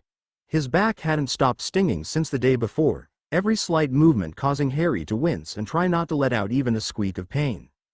His uncle hated his crying, and as Harry turned his back to him, he tried to muffle his sobs, hoping the sound of bacon sizzling in the pan would drown out any slight sound of crying. He plated his uncle's breakfast and handed it to him with his head down, quickly turning away to go back to his bedroom. Vernon grabbed his wrist before he could walk away and Harry flinched. Let me look at you, boy, he said in his gruff voice. Harry refused, trying in vain to wiggle out of the man's strong grip. He could feel his hands squeeze his small wrists and knew that the next day there would be bruises. Angrily, Vernon tugged Harry's wrist and forced him to turn around. Look up, boy, he barked, his eyes narrowing in disgust when Harry shakily complied. Have you been crying? He asked, his voice laced with disgust. Harry frantically shook his head. A vein on Vernon's forehead bulged. Don't fucking lie to me, boy, he growled. Have you been crying again? Harry said nothing. A slap resonated off the walls, the pained cry that joined it echoing across the room. "Don't start crying now," Vernon warned, turning back to his breakfast. "I've told you enough times, Potter, real boys don't fucking cry." Harry nodded and practically ran out of the room. He threw himself headfirst onto his bed, ignoring the way his back ached with pain, trying his hardest not to cry into his pillow. Stupid. He was so bloody stupid. Of course, Vernon could see that his eyes were still red. Harry punched his pillow angrily. Why did he have to be so weak? He hit his pillow with his small fists again and again until he collapsed, sobbing silently in his bed, hating himself with every ounce of his being. Harry was starving. He called Dobby, asking him to bring him ridiculous amounts of food. He wanted his request to be denied, wanted the elf to shake his head and say that it was not possible. But Dobby complied, and soon Harry's room was filled with an outrageous amount of delicacies. Steaks dripping with grease, tender chicken in a rich sauce, steaming plates of potatoes and cooked vegetables, his favorite chocolate cake, all of it laid out before him. Harry ate as though he had been starved for weeks. He knew it had only been a few days since he had gone without a proper meal, but something, perhaps Nagini's venom, made him eat like a wild animal. "Don't think about Nagini," he told himself, "don't think about her." Too late. Harry's knees buckled, his head just making it to the toilet in time before he threw up everything he had eaten, his fingers white and trembling as they clutched the toilet seat. Harry pulled the lid down and cried, burying his face in his hands and sobbing for what felt like an eternity. When he finally felt too numb to release any more tears, he crawled back into his room, digging around his desk drawer for one of Draco's cigarettes in his bedside table, a few steps away but so far from him. Instead, Harry flicked his hand and the end of the cigarette was lighted by a swish of a flame. He watched the end of it burn, and for a second, Harry had the mad desire to plunge the tip of the cigarette into his own flesh.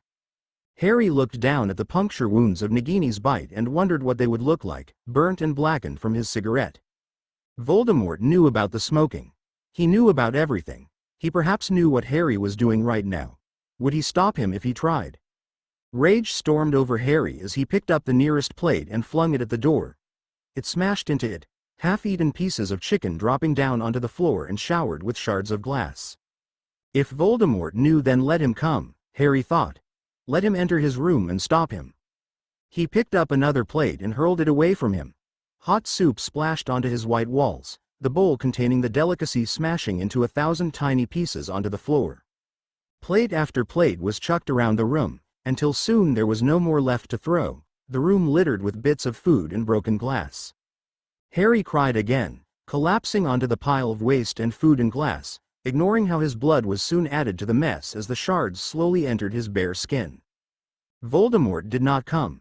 When Dobby returned to take Harry's plates away, he saw his round, tennis ball eyes widen at the mess, staring around him in shock. "Just leave it," Harry cried. "Leave it all." Dobby didn't. He waves his small hands over the room, the shards of glass lifting up from the ground and noisily clunking into Harry's bin. Dobby snapped his fingers and the food vanished, snapped them again and the windows to his room flung open, fresh air pouring in. The cigarette was taken away from Harry and he was tempted to light another one and actually burn it through the puncture marks on his forearm, willing to do anything to make Voldemort come and see what he had done. Dobby vanished and returned with a set of bandages, helping Harry to his bed and carefully pulling the tiny shards of glass out of his hands and feet, wrapping them up carefully with white gauze. Don't cover it," Harry slurred. Let me see it." He needed to see the mess he had caused. He refused to be like Voldemort and cover it up. Dobby ignored him and continued to tend to his wounds, now wrapping a bandage over Harry's left hand, which had a deep slash across the palm. And all the time Harry was crying, not just from pain or humiliation but because he had never felt more useless in his life.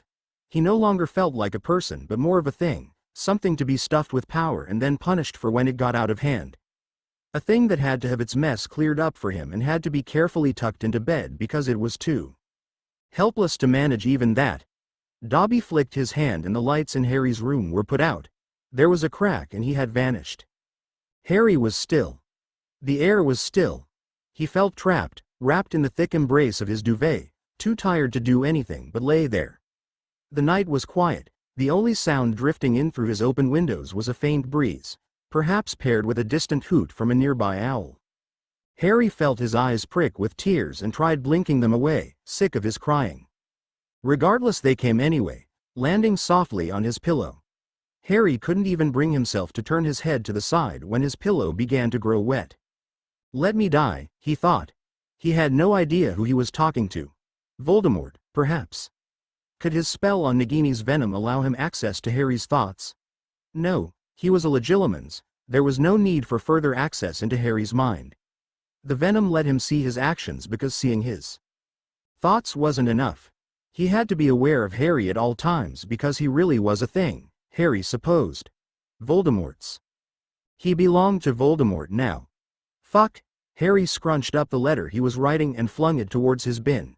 It hit the wall instead and slid down, to where a growing pile lay scattered. Harry dipped his quill in his ink bottle and held it above a new roll of parchment. He hesitated, watching as some of the ink dripped onto the parchment and left a small puddle of black on the yellowish paper. How was he meant to tell Draco all that had happened whilst leaving out all that had happened? He didn't want Draco to know what had been done to him, and he never wanted him to find out. Instead, Harry wished to leave him with the same image of the boy he had said goodbye to just a few weeks ago. Harry sighed and began to write. Draco, I am fine. Bored, lately, but otherwise well. You may have read what happened in the newspapers. Please don't be afraid. It's this house I think, and me being cooped up in it for too long.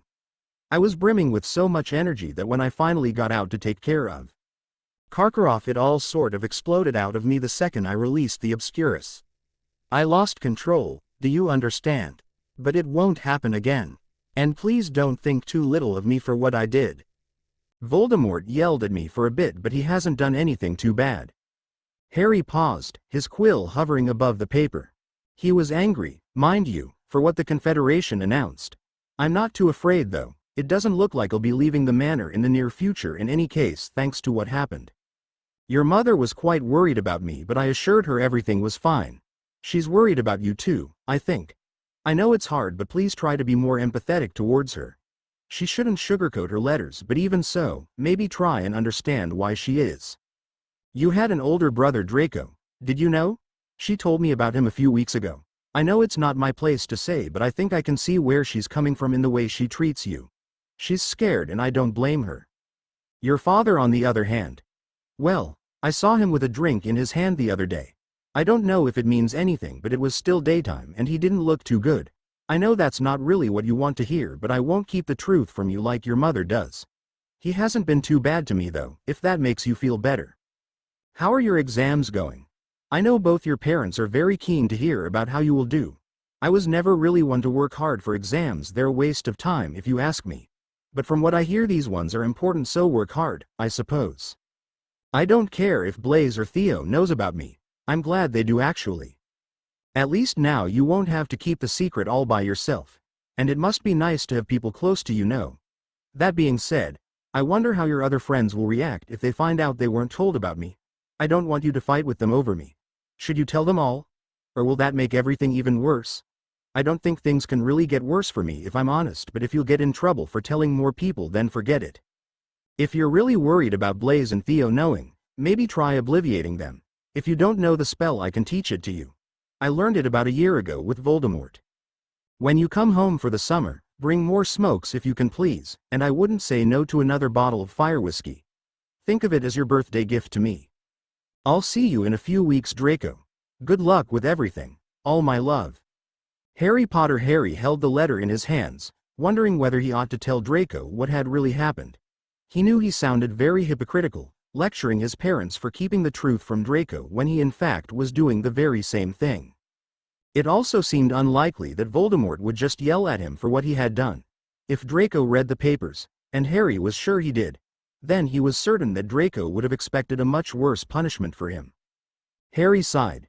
If Draco asked, he'll just say Voldemort cruciated him a ton. That wasn't a complete lie, after all. Haran sent it off, watching the owl depart and grow smaller and smaller until it was nothing more than a dot in the sky.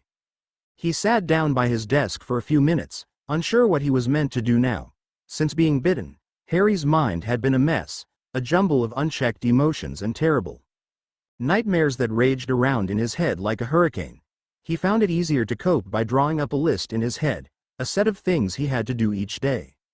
1. Wake up. 2. Get ready. 3. Eat breakfast. 4. Go for a walk in the garden. 5. Eat lunch. 5. Write a letter to Draco. Harry mentally checked the last item on his list. He knew the next thing was to eat dinner, but despite taking so long to write the letter, he still had a few more hours to spare before going down to the dining room. Harry could feel his trembles return and straightened up, composing himself a new list. He could either 1. Go to the library. 2. Go to the Room of Dreams. 3. Visit Priscilla and Albin's portrait. After a few seconds of consideration, Harry opted for the last option. He stepped out of his room, closing the door gently behind him, and began walking down the corridor. The door to Rodolphus's room opened just as he reached it. "I wasn't sneaking off without you," Harry said, dull and automatic. "I know," Rodolphus said. He followed Harry downstairs and along the corridor towards the gallery. As Harry walked past the pantry, he suddenly paused, unsure if he should visit Priscilla with Rodolphus there. "What is it?" Rodolphus asked. Harry turned around and saw him frown. He hesitated. A loud crash suddenly came from the pantry. It sounded like someone had dropped something made of glass. A crease appeared between Rodolphus's eyebrows. "Stay here," he muttered to Harry, walking over to the pantry and stepping inside. Harry lingered awkwardly outside until he heard the sound of raised voices. It sounded like Rodolphus was shouting at someone. He knew he was told to stay put, but Harry figured this was his chance. He turned and walked quickly down the corridor, stepping outside towards the gallery. He pressed his hand to the door, watching it glow after a few seconds, and stepped through, walking up the stairs to where the portrait was. Priscilla broke out into a smile when she saw him. "There you are," she said. "What took you so long to visit?" "Sorry," Harry said. "Got busy." Albin scoffed. "Doing what? It's not like you have schoolwork to be getting on with, young man." "Hush, Albie, let him speak," Priscilla reprimanded. "No, it's okay, you speak," Harry said. The less he told them the better. "About what?" Priscilla asked. Harry shrugged. "Tell me about yourselves. How did you two meet?" The couple glanced at each other and exchanged a smile. "It's a long story," Priscilla said, her gaze focused on Albin.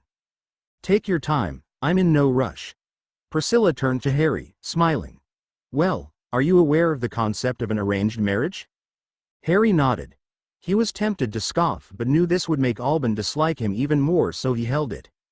"I was to marry Ivor Yaxley when I became of age. My father, against all my pleas, had begun arranging it." Priscilla shuddered. "He was 30 years my senior and nothing short of a cold man. I hated the prospect of marrying him." Harry hummed in acknowledgement. "I think I met his descendant. What was he like?" "Well, to put it in a way you'd understand, coldness must run in the family," Harry said, and Priscilla laughed. "I set a snake on him after he insulted me."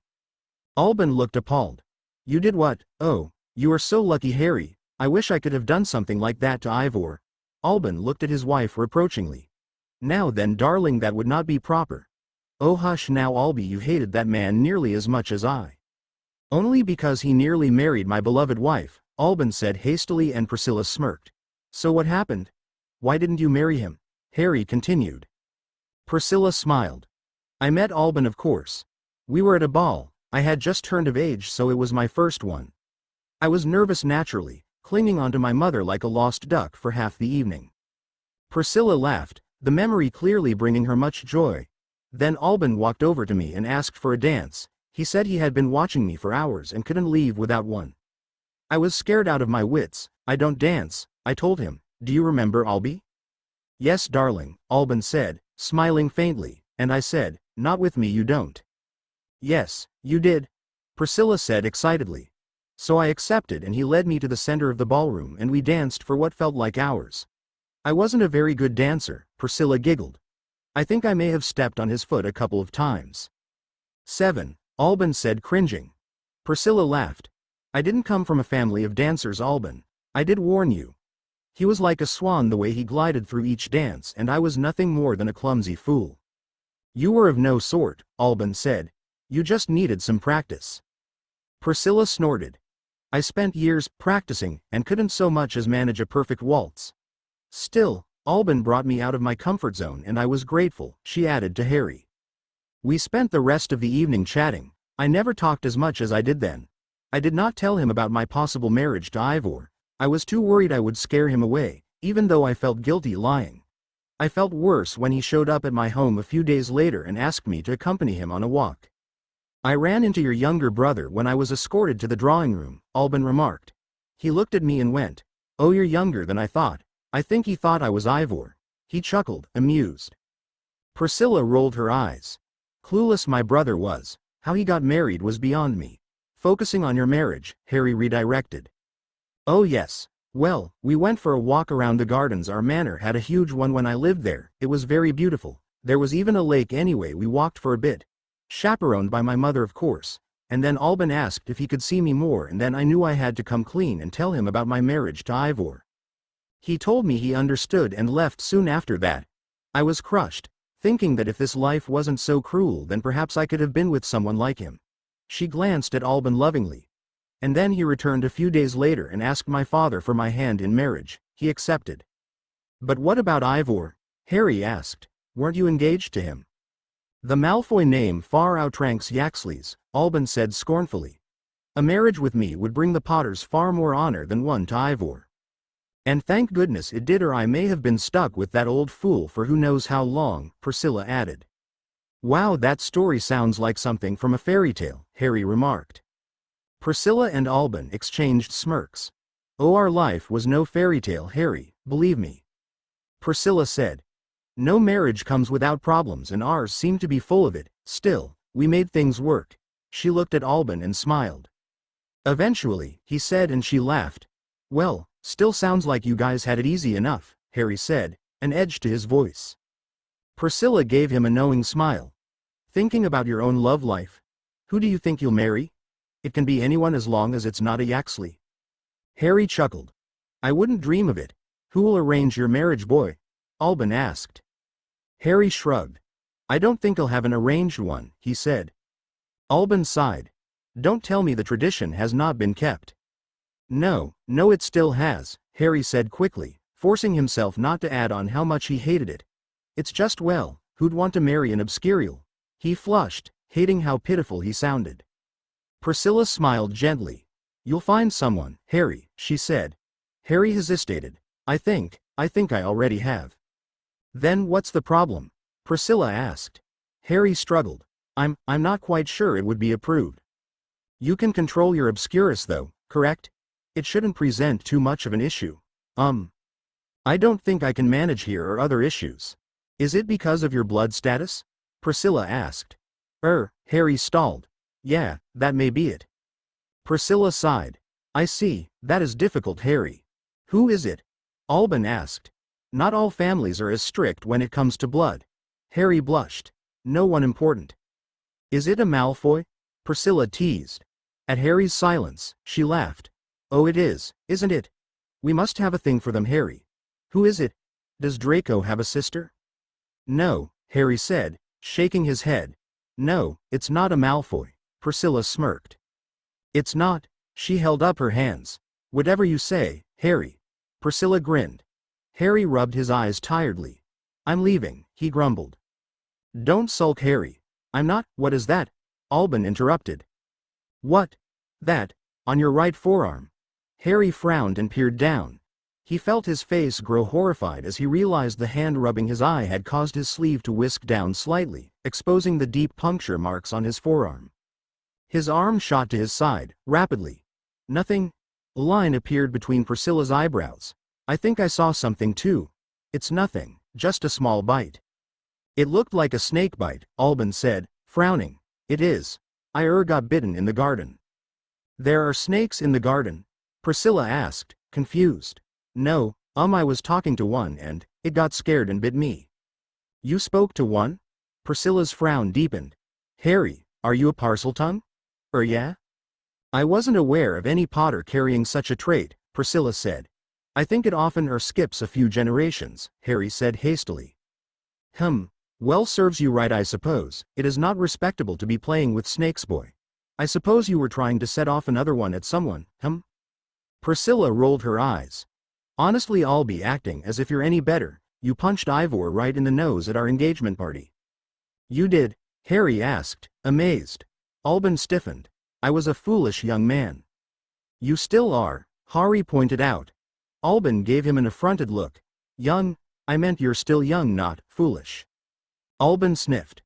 "Regardless, it was a poor display of behavior. Had my status not been so high, I would have suffered a terrible humiliation." "Well, I'm glad you did," Priscilla said, clutching his arm lovingly. "My hero," she added teasingly. Albin sighed, though he looked amused. "As long as you were happy, my darling." "Oh, I was. It was quite the spectacle. So why did you punch him?" Harry chimed in. "None of your business," Albin roared. Harry held up his hands and rolled his eyes. "Relax, Albie," he said, and Albin scowled, though Priscilla giggled. Harry glanced at the tall grandfather clock that was pushed against the wall on the far end of the second floor. It was nearly time for dinner. "Well, I should get going. Thank you for telling me all that. It was a pleasure, Harry," Priscilla said. Harry nodded and turned, walking towards the staircase. Priscilla called out to him, "Harry." He turned around as he reached the edge of the stairs. "If you love that girl and she loves you, then you needn't worry about blood status or being an obscurial. Even if it is a Malfoy, none of that matters when it comes to love." Harry smiled weakly. "Thank you, Priscilla," he said. Priscilla beamed, but as Harry turned away, his smile dropped. He knew she was trying to help, but all she accomplished was making him feel so much worse. In truth, Harry barely cared about his blood status or obscurus when it came to marriage. If only she knew the real reason as to why Harry felt he could not marry Draco, or why anyone would not permit them to wed. But then, what would her reaction be? Would she still tell him to love Draco unconditionally? Or would she wrinkle her nose and tell him to find someone else? "I wish he was a girl," Harry thought. It was a terrible thought, but no matter how hard he tried, Harry could not get the idea out of his head. He wished Draco really did have a sister that he could love instead. "How many times will you continue to disobey me?" Harry glanced up and saw Rodolphus standing by the door of the pantry, his arms folded. Harry shrugged. "You were taking too long." "I was gone 5 minutes, and that's a really long time." Rodolphus sighed. "Where did you go?" "Just a short walk. You didn't miss anything, I promise." "I doubt that," Rodolphus said, and Harry rolled his eyes. "Do you still want that occlumency lesson today, Potter?" Harry hesitated. He desperately wanted to learn occlumency now, more than ever. Anything for the chance to keep at least something from Voldemort. He may be able to see every one of Harry's actions now, but he refused to let him see his thoughts. That being said, he also didn't want Rodolphus to see inside his mind, specifically everything that had happened these past few days. Not to mention, he knew he had to have a clear mind to learn it, something he most definitely did not possess at that current moment. "Maybe next week." Rodolphus nodded and said nothing more about it. Harry glanced at the door beside him. "So, what was all that about then?" Rodolphus's jaw tightened. "Nothing." "Was it your brother?" The Death Eater narrowed his eyes. "No," he said curtly. "What was the point of you learning occlumency if you can't even lie properly?" Rodolphus sighed. "It's nothing to worry about, Potter." "Is it about his drinking?" Rodolphus squinted at him. "So you knew about it then?" Harry shrugged. "Not a lot." "And you didn't think to tell me?" "I'm not getting involved. He's your brother, not mine." Rodolphus sighed. "He is a fool. The one good thing that came out of Azkaban was Rabaston becoming sober, and now he wants to throw it all away." "Did you tell him that?" "I tried, or perhaps you left so quickly you did not hear all the shouting." Harry shrugged. "Didn't want to intrude." "Go to dinner, Potter," Rodolphus said, shaking his head, "and stop sneaking off, it's getting annoying." He escorted Harry to the dining room, a firm eye kept on him for the entire length of the journey. "I assume you're not joining us," Harry said as he opened the door. Rodolphus didn't reply. His eyes were trained on the dining room table. Harry frowned and turned his head, freezing when he caught sight of Voldemort sitting at the head of the table, Lucius and Narcissa sitting on his immediate right. He was engaged in low conversation with Narcissa, the woman's hands clenched tightly under the table, whilst Lucius just looked down at his food and said nothing. Harry was just about to turn away and walk back to his room when Voldemort caught sight of him and called him over, Narcissa's head snapping over to him worriedly. Harry hesitated for a split second before Rodolphus lightly prodded his back, urging him to step forward. "Sit, Harry," Voldemort said, gesturing to the seat on his immediate left. Harry sat down, wishing he could instead sit as far away from the man as possible. The door closed.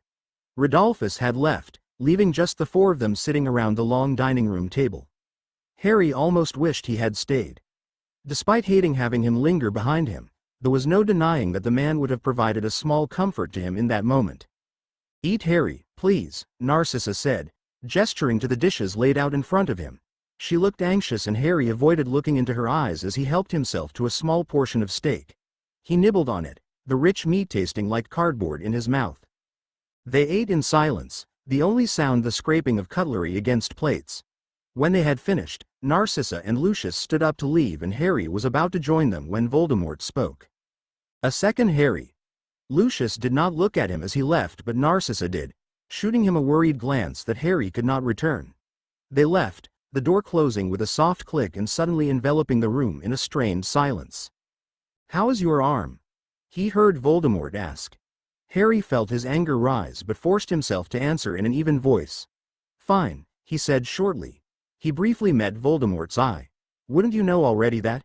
"He couldn't I'm not watching your every move," Voldemort said, sounding amused. Harry looked up at him, frowning. "What?" "Shocking as it is, I do not have the time to watch you every second of the day," Voldemort said. "Then what was the point?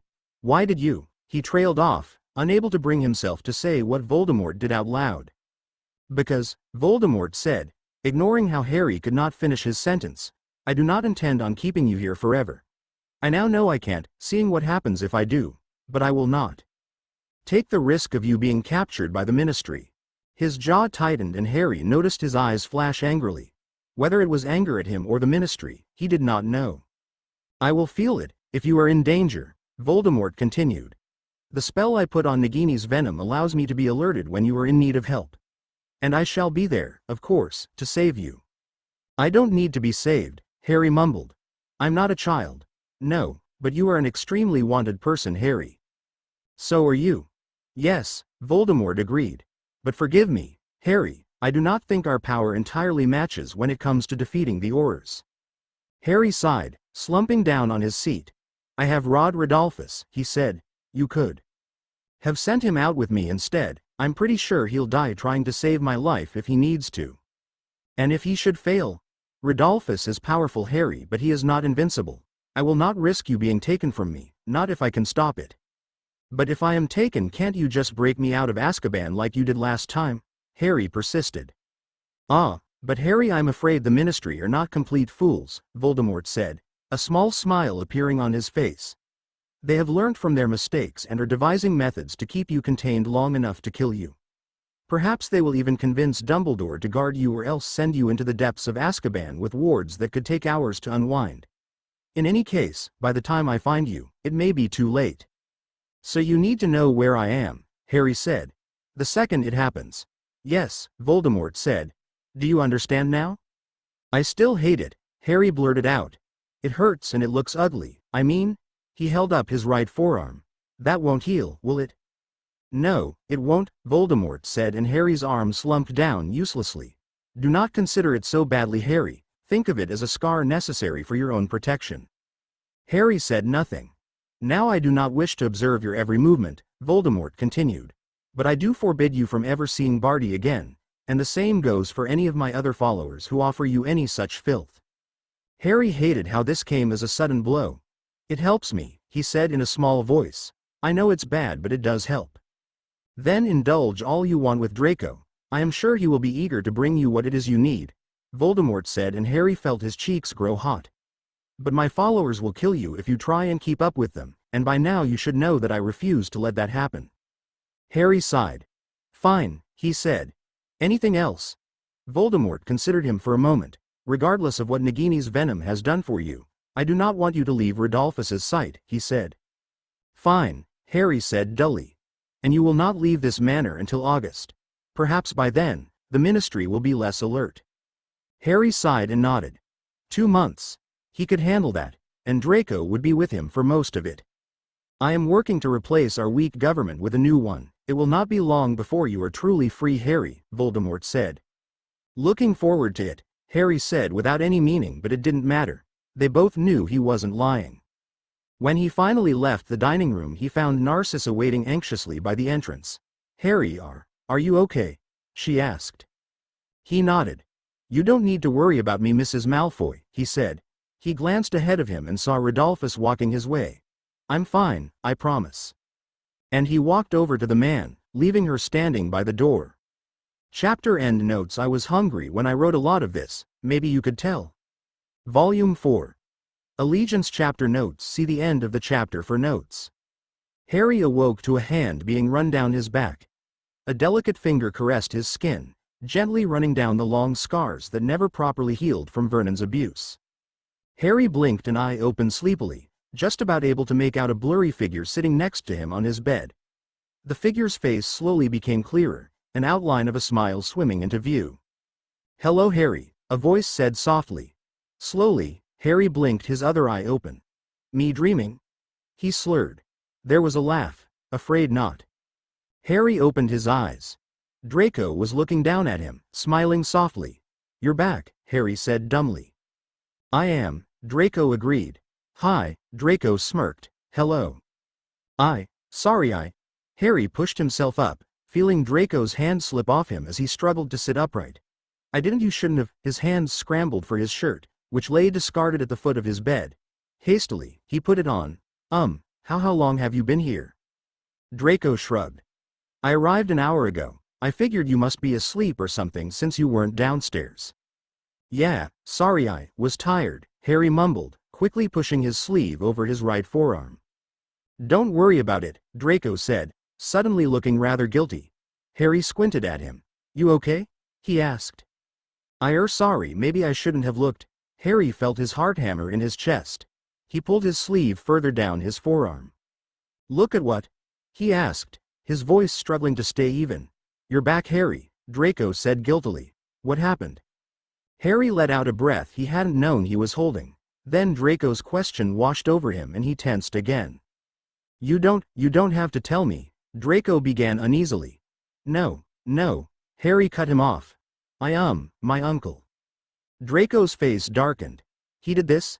It was my fault, really. I attacked one of my aunt's dogs, flung it over the garden fence. Actually, she isn't really my aunt, she's his sister, and her dog was a complete nightmare. I didn't mean for it to happen." "Was it accidental magic?"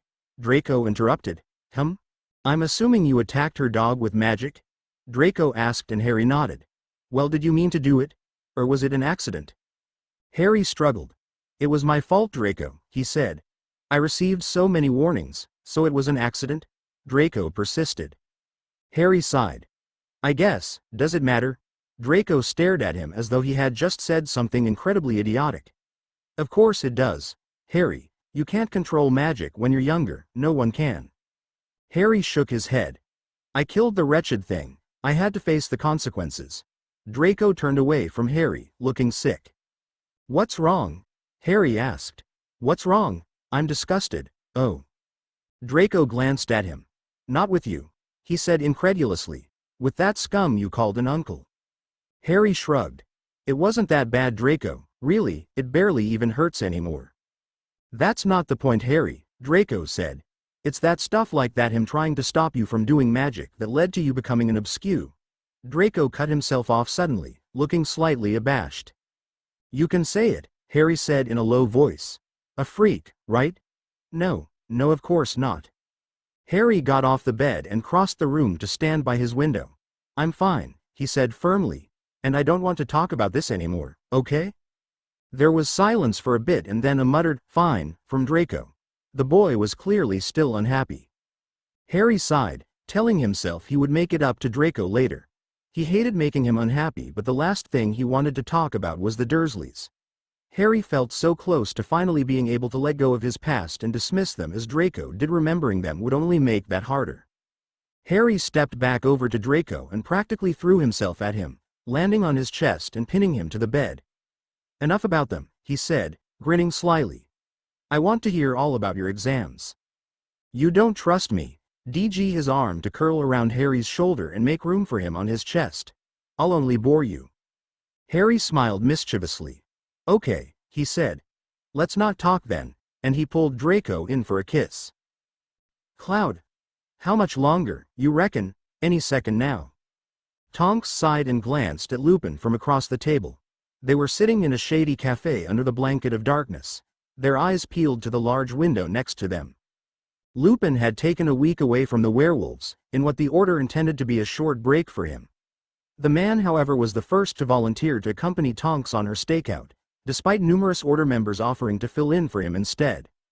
Why do these Death Eaters always have to be late? I swear they have no respect for the people trying to catch them. She glanced at Lupin, hoping to see a flicker of a smile on his serious face, but the man only frowned deeper, giving her a short hum of agreement. Tonks sighed and turned back to the window.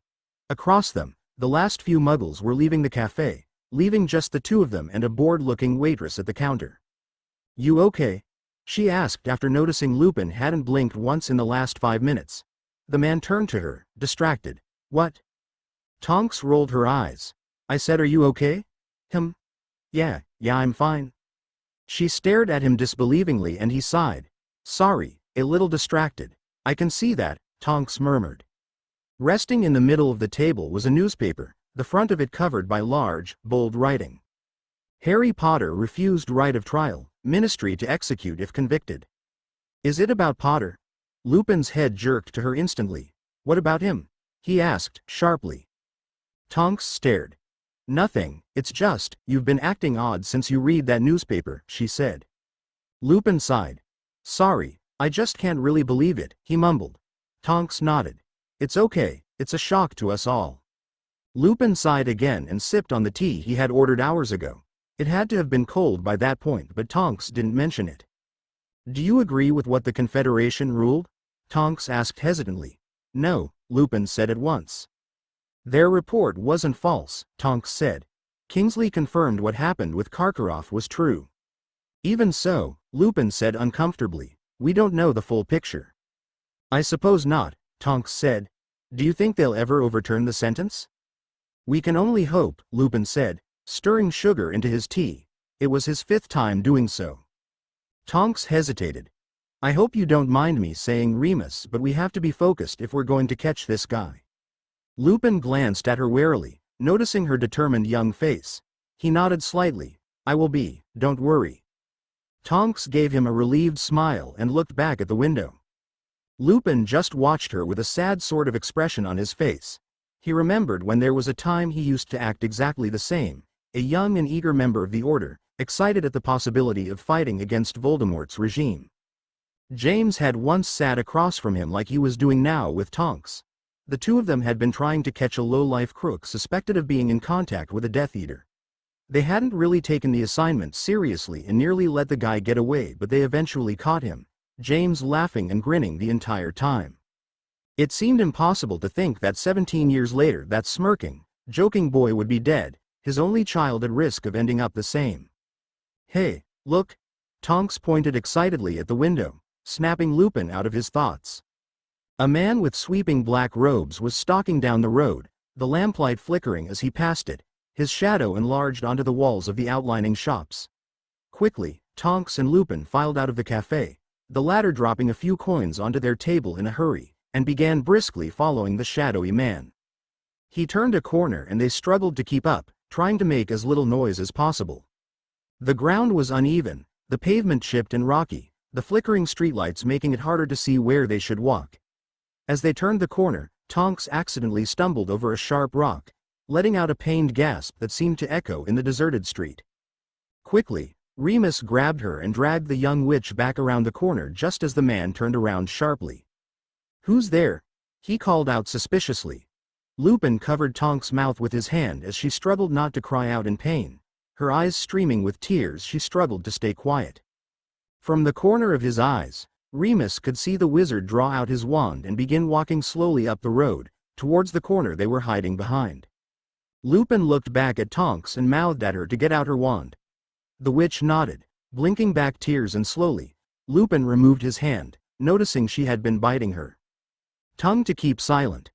They quietly reached into their pockets for their wands as the footsteps drew closer, becoming louder and louder with each step and reverberating across the empty road.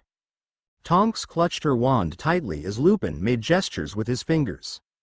3, 2, 1, go! Lupin ducked around the corner, his wand raised and sending a spark of red into the direction of the wizard whilst Tonks covered him, spawning a shield in front of them as the man sent a curse straight at Lupin a second too late, groaning as he was hit with Lupin's stupefy a second later. He fell on his back with a pained shout, his wand flying out of his hand. Incarcerus. Ropes flew out of Lupin's wand and twisted themselves around the man tightly as Tonks hurried to pick up his dropped wand. The snarling face of Antonin Dolohov greeted the pair as they stepped warily closer towards him. "The fuck is this?" he growled, struggling angrily against his restraints. Tonks lingered behind Lupin, looking cautious. Lupin, however, approached the man without fear, his wand held just a few centimeters away from his chin threateningly. "Antonin Dolohov?" he asked. "What's it to you?" the man spat. "That's him," Tonks said quietly. "That's the guy Sirius told us about, the one who took Harry." Lupin's grip on his wand tightened. "Harry? You mean the Potter boy?" Dolohov's twisted face morphed into an unpleasant grin. "Oh, don't tell me. You're a part of that little organization Dumbledore created, you think.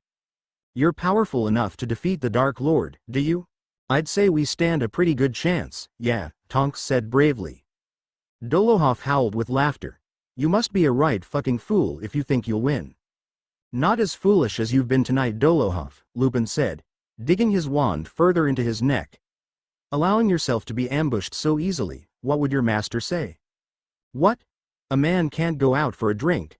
Dolohov asked, his eyes suddenly narrowed and eyeing Lupin's wand apprehensively. "Sounds like you've been doing more than just drinking," Lupin said, his fingers slowly turning white from his grip on his wand. "Torturing muggles for fun, are we? As if you weren't despicable enough." The end of his wand glowed ever so slightly. "Remus," Tonks warned. "What's the plan here then? You going to arrest me?" "We should kill you instead," Lupin snarled, his eyes darkening as he stared into Dolohov's sadistic face. "Remus." Tonks gripped the handle of her wand, eyeing the man warily. "You won't kill me," Dolohov scoffed. "Your side's too noble for that." "That's right we are," Tonks said, before Lupin could open his mouth to retort. "You're under arrest." "Arresting me won't help bring your little boy savior back, though by the looks of it, I'd have thought you'd given up on him by now." "Quiet," Lupin ordered. A smirk played against Dolohov's lips. "Oh, did I hit a sore spot? I know it must be hard for you, having to acknowledge your precious boy who lived is no better than the man you're trying to arrest." "Remus, no!" Tonks shouted. "Bang!" Dolohov yelled out as Remus fired a jet of blue light straight at him, hitting him straight in the face and sending him hurling backwards. He landed dead, blood spurting out of his nose and running in a thick path down his face. The man struggled to sit up, still bound by the ropes. Then he began to laugh, his teeth shining with blood as he grinned manically. "Don't let him get to you," Tonks said. "Let's just bring him in." But Lupin's wand remained out, still pointing at the laughing form of Dolohov. "Harry is nothing like you," Lupin whispered, his voice low and dangerous. "Is that what you think?" Dolohov spat out a mouthful of blood and looked up at the werewolf. "I know a couple of people who disagree, namely all the people he's killed." "That was because of Voldemort," Lupin yelled. Dolohov's gleeful face looked momentarily shocked. "You dare speak his name?" he hissed, struggling against his bonds. "We're not afraid of him," Tonks said. Dolohov's eyes flickered towards her. "I recognize you, girl. Nymphadora, is it?" he asked. Then he scrunched up his face. "What kind of name even is that?" "It's Tonks," the witch responded coolly. "I know Bellatrix has been waiting to get her hands on you," Dolohov said with an unfriendly grin. "Filthy half-blood. Perhaps your aunt will enlist our dear friend Potter to send your remains to your whore mother." Lupin lunged at him but Tonks grabbed his shoulder, holding him back. Dolohov laughed. "You know I'm right," he said. "About Potter, that is. After what happened with that traitor Karkaroff, even the Dark Lord was surprised." "What are you talking about?" Tonks snapped, struggling to hold Lupin back. "You mean you don't know?" Dolohov grinned, his eyes full of malice. "I thought you'd have known by now." "Know what?" Tonks asked impatiently. "Poor Potter got himself a nasty bite after he killed all those sweet innocent wizards," Dolohov said mockingly. "You still think you'd get him back? Not bloody likely now." "Bite? What bite?" Lupin asked sharply, but Dolohov just laughed again. You should have seen him when he was a child. Looked like a deer caught in headlights when we found him. Poor kid didn't even remember killing his family. And to think now he can't get enough of it. Remus, wait. But Lupin had already pointed his wand at Dolohov and yelled, Defendo! Just as the man lunged forward. Lupin's spell collided with him, knocking him backwards painfully. Instead of cutting into his skin, however, the spell hit the thick ropes that held him, slashing them up instead. Released from his bounds, Dolohov sprang up and charged at Tonks, knocking into her and grabbing his wand from her grip before Lupin could intervene. There was a crack and the man disapparated just as Lupin sent a stunning spell straight at the place he had been standing in seconds before. Remus, I know, Lupin swore angrily. We had him. We were meant to bring him in. We won't get another chance like that again, Tonks shouted furiously. I know, I told you to stay focused. I told you to ignore him. You cost us months of hard work, Remus. Lupin eyed her angrily. Did you not hear what he was saying about Harry? The way he spoke about him. He was trying to get under your skin, and you let him, Tonks yelled. You're not even supposed to be here. You should be having a week off from the werewolves. I don't need a break. Well, you should have taken it anyway, Tonks interrupted. If you had, we may have caught Dolohov. She glared at the man, her eyes full of unfamiliar rage. Lupin looked at her angry face and sighed. I'm sorry, he said. You should be, she seethed. Because you're going to have to explain to Dumbledore why you let him get away. Tonks, wait. But there was a crack and Tonks disapparated, leaving Lupin alone. He sighed and rubbed his eyes tiredly. Tonks had every right to be angry at him and he was furious about it. Even more, he wanted to find Dolohov and kill him for everything he had said about Harry. But most of all, Lupin was angry at himself for knowing that the man had not been entirely wrong for what he said about Harry. And Lupin hated himself for thinking that. Cloud footsteps echoed down the corridor and Harry tensed, worried that someone may open the door to Draco's room. Across from him, Draco sat oblivious, chugging down the bottle of fire whiskey in his hand. The footsteps passed and Harry breathed a sigh of relief. Oi, pass it here, he said, crawling to the edge of the bed and reaching for the bottle. Draco swallowed and handed it to Harry, who took an equally large gulp. Got to say, Harry, Draco said, wiping the corner of his mouth, you made a good call asking for fire whiskey. Harry hummed in agreement. You brought a good bottle. Yeah, well, not as good as the one my father buys, but it'll do. Harry rolled his eyes. It's fine, he said. I prefer this one anyway. The burn of the fire whiskey lingered in his throat and left his insides feeling uncomfortably warm, as though a fire had been lit in them. Harry was seated on Draco's bed, his legs stretched out across him whilst Draco sat cross-legged on the floor, seated on soft carpet that now had dribbles of fire whiskey splashed onto it. Oops, Draco said after he had first spilt small droplets of the drink. I'll clean that up. He still hadn't. How long until we have to go down? Harry asked. Draco checked his watch. Few more minutes, I think. Good, Harry said. 'Cause we're out. He shook the empty bottle of fire whiskey wistfully. Draco sighed. Stay here, he said, standing up. I'll get more. He walked across his room and stepped outside, closing the door gently behind him.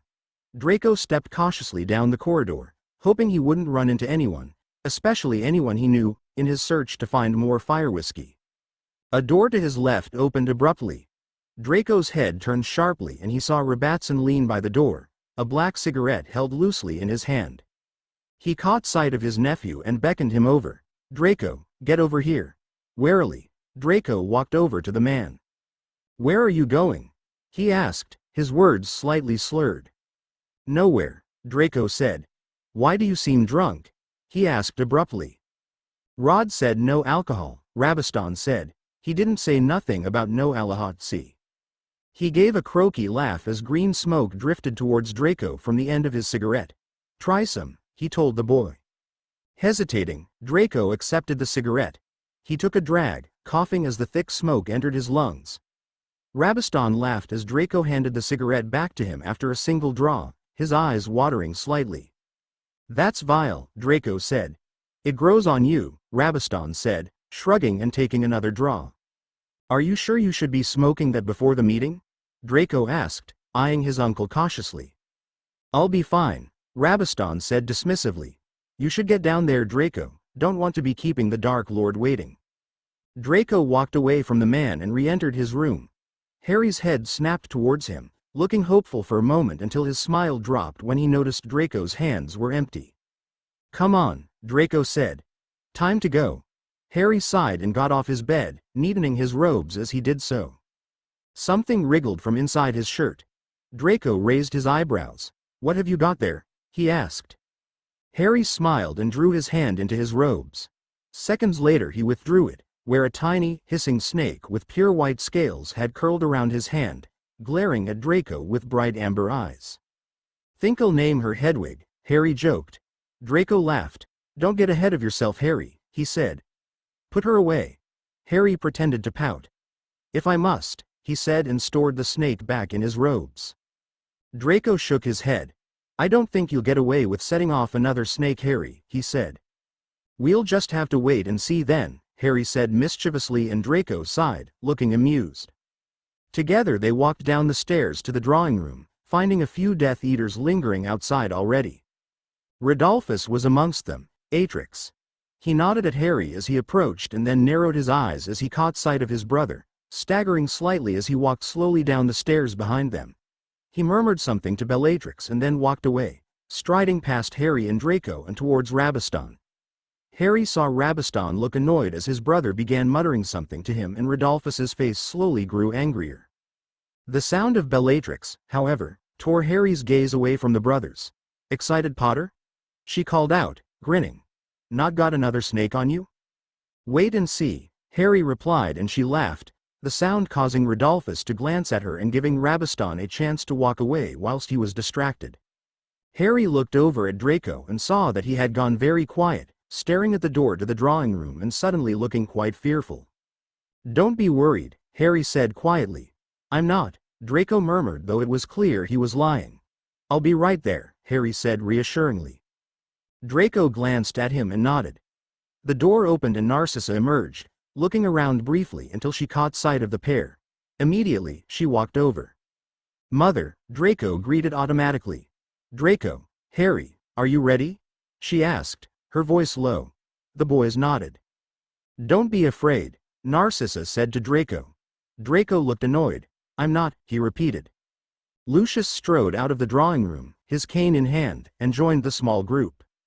Narcissa, Draco, Potter, will you give us a minute? He asked, though it couldn't be clearer that it wasn't a request. Harry shrugged. See you inside, he told Draco. Ignoring the face Draco made, Harry walked away from the Malfoys and stepped inside the drawing room. He immediately spotted Barty already seated, smoking lazily next to a Death Eater Harry didn't recognize.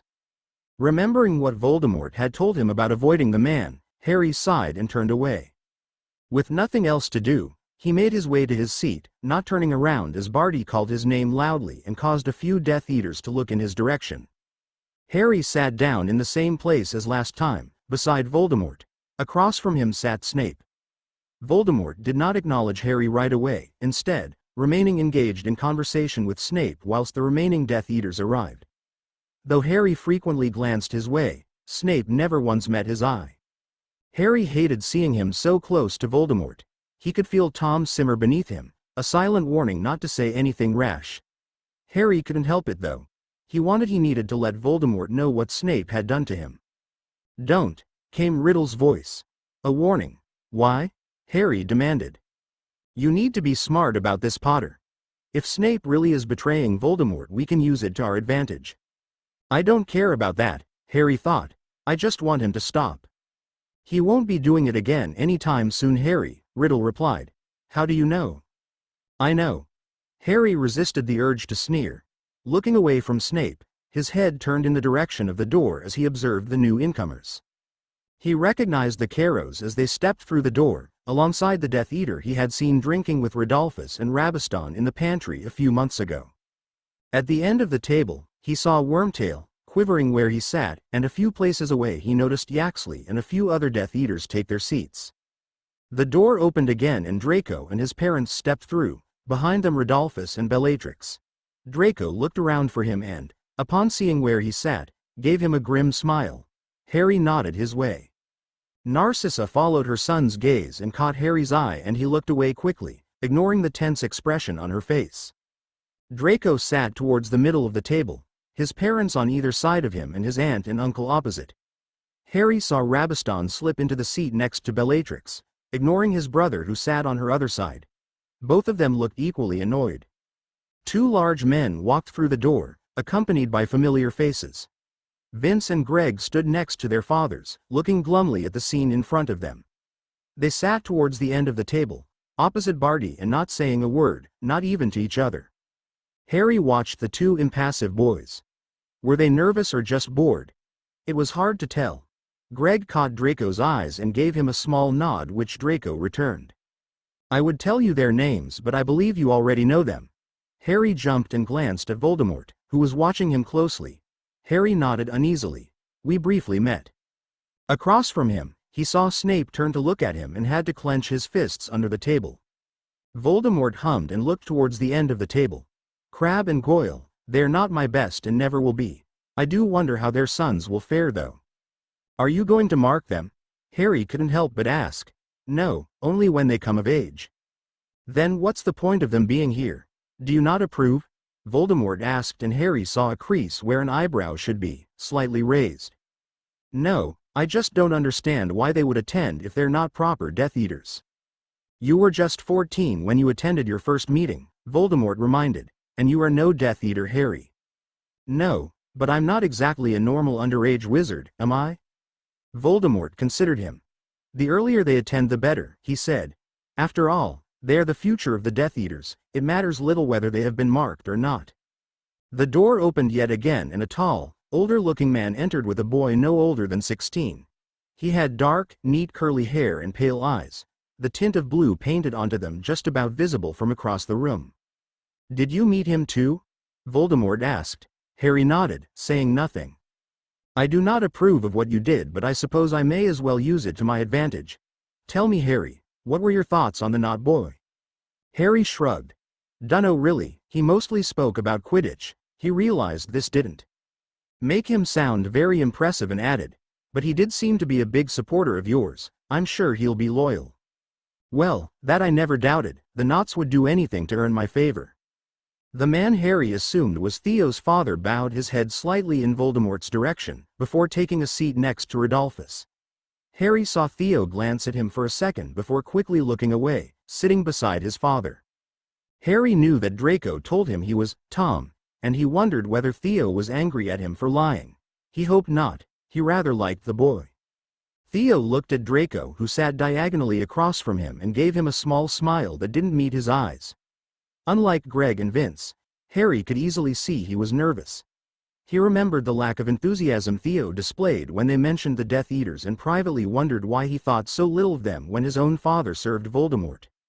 The thought made Harry wonder whether Theo had the choice to become a Death Eater and what he would do if he did. "What is the boy's name again?" Voldemort asked. "Theo," Harry responded. "Theodore, actually," he added. "Keep an eye on him, Harry. I believe his allegiances may differ from that of his father's." "Why would they?" Harry asked, trying not to sound worried. Despite his own uncertainty towards the boy, he didn't want Voldemort to doubt Theo. Harry doubting Theo would do very little. Voldemort, on the other hand, could bring him actual problems. "Theodore may not agree with his father's views," Voldemort said. "The man is exceptionally loyal. He killed his wife for me after she attempted to sell out my secrets." Harry tore his eyes away from Theo and stared at Voldemort in shock. "What?" Voldemort nodded. "She was going to tell the Ministry plans I had with the Giants, not poisoned her before she could." "That's horrible," Harry said, aghast. "That," Voldemort said calmly. "I expect all my Death Eaters to remain loyal and in doing so, remove those who aren't." "But, his own wife," Harry said weakly. "She had to face the consequences of her actions. She brought her death on herself." Harry, as not understood, Voldemort said. "A child growing up without his mother, however, may not be able to understand why it had to be done. I wonder why." Harry turned back to Theo, feeling sick. It suddenly made a lot of sense why the boy showed such little interest towards the Death Eaters. "You sound surprised, Harry." Sorry if I think killing your own family is going a bit too far, Harry said. Nott is not the first to do so, nor will he be the last. Fucking hell, how many more? Harry mumbled. He saw Snape tense, but Voldemort barely reacted. Dolohov's sister married Muggle scum. I believe he tried and failed to kill her family. Failed? Harry asked hopefully. So she's still alive then? Of course not, but her son and husband regretfully still live, Voldemort said. He tried to kill his own nephew. Harry asked, aghast. I believe he continued to try for many years before giving up. What the? Bellatrix too tried to rid her family of her blood traitor sister after she diseased their pure-blooded roots, Voldemort continued, oblivious to Harry's discomfort. Unfortunately she was sent to Azkaban before she could carry out her plans, but now that she has been released. Harry swallowed, feeling nauseous. Why are you so calm about all this? Your followers sound like maniacs. Voldemort laughed. They are purebloods, Harry, though I suppose there is little difference. Still, there is nothing wrong with what they have done to those who turn their backs on their own. Is that why Barty's so happy about me killing his father? Harry asked numbly. Did he marry a Muggle or something? No. Bartemius's father made a respectable marriage to a pureblood, Voldemort said scornfully. He was, however, one of the key figures who sought to bring me down. He imprisoned Bartemius in Azkaban for supporting me. He sent his own son to Azkaban? Harry asked faintly. Voldemort gave him a bitter smile. My followers aren't they only maniacs, Harry? The Ministry can be just as cruel. Harry said nothing. It finally made sense why Barty liked him so much, why he cared so little for his father's death. Voldemort glanced at him. Don't tell me you are growing soft, Harry? Harry shook his head. I can't exactly say I draw the line when it comes to family, can I? He said, and Voldemort smirked. A guilty feeling twisted in Harry's gut and he pushed it away. Well, he was right, wasn't he? Whatever reason the Death Eaters had for what they did, it was sure to be no different from his. He couldn't really judge them, after all. Beside him, Voldemort resumed his conversation with Snape as the last few Death Eaters stepped inside the drawing room. When they had all arrived, Voldemort waited as normal for Nagini to slither down the long table. Theo turned even paler at the sight of her and wrap herself around his shoulders. The meeting began. Harry felt his mind drift as Voldemort started collecting reports from his Death Eaters. He briefly heard mentions of some international ministries in Hogwarts, about utilizing the werewolves and something about giants. But it wasn't until they started talking about actually overthrowing their ministry did Harry start to pay attention. Pious Thickness, Yaxley said. After replacing Amelia Bones as head of the Department of Magical Law Enforcement, he has had regular contact with Fudge and the other heads of the ministry departments. I am working on placing him under the Imperious Curse. If I succeed, it won't be long until we remove Fudge from power. Amelia Bones. The name stirred something in Harry. Before he could properly think about it, however, Voldemort spoke. Thickness is one man, Yaxley. Even if you succeed, Fudge must be surrounded by our people before we act. If we fail our first attempt on the minister's life, it will only set me back further, and I refuse to wait any longer. I understand, my lord, Yaxley said. But Thickness has a great deal of influence in the ministry. I believe that once we have him, it will not be too difficult to sway the others into turning against their minister. Then ensure it is done, Voldemort said, and Yaxley nodded. What of the Order, Severus? Struggling, my lord. As of now there is little unity amongst them. Why is that? Voldemort asked, sounding pleased. They have faced too many setbacks, failed too many objectives, they do not take loss well. Anything else? Snape glanced at Harry for a split second. No, my lord. Let's attack them then if they're so weak, someone further along the table called out.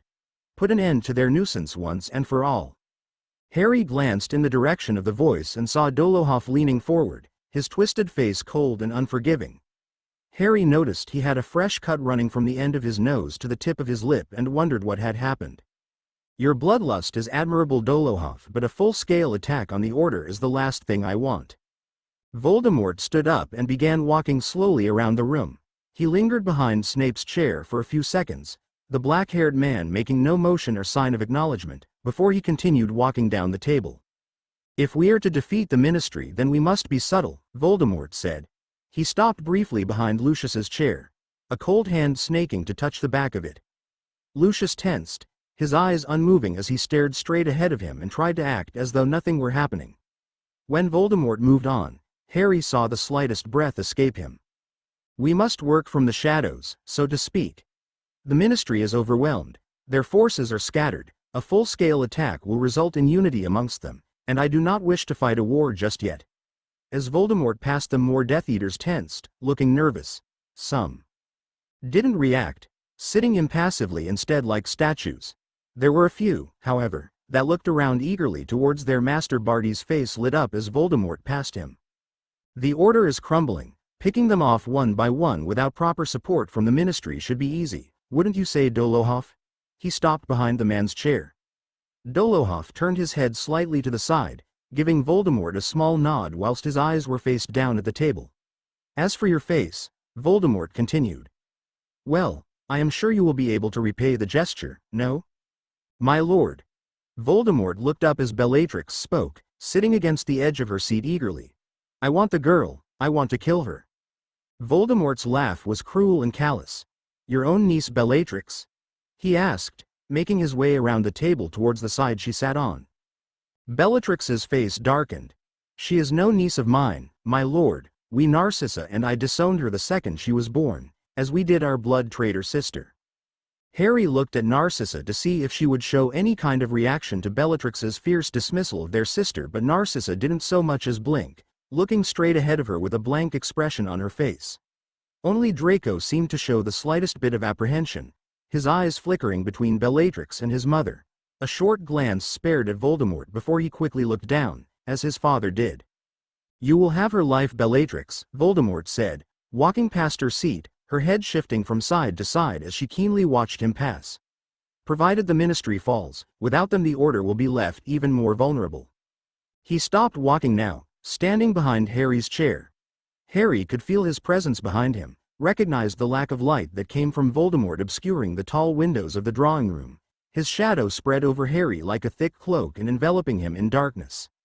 A hand briefly touched the back of his chair and Harry tensed, ebbing again as Voldemort walked past and sat back down in his seat.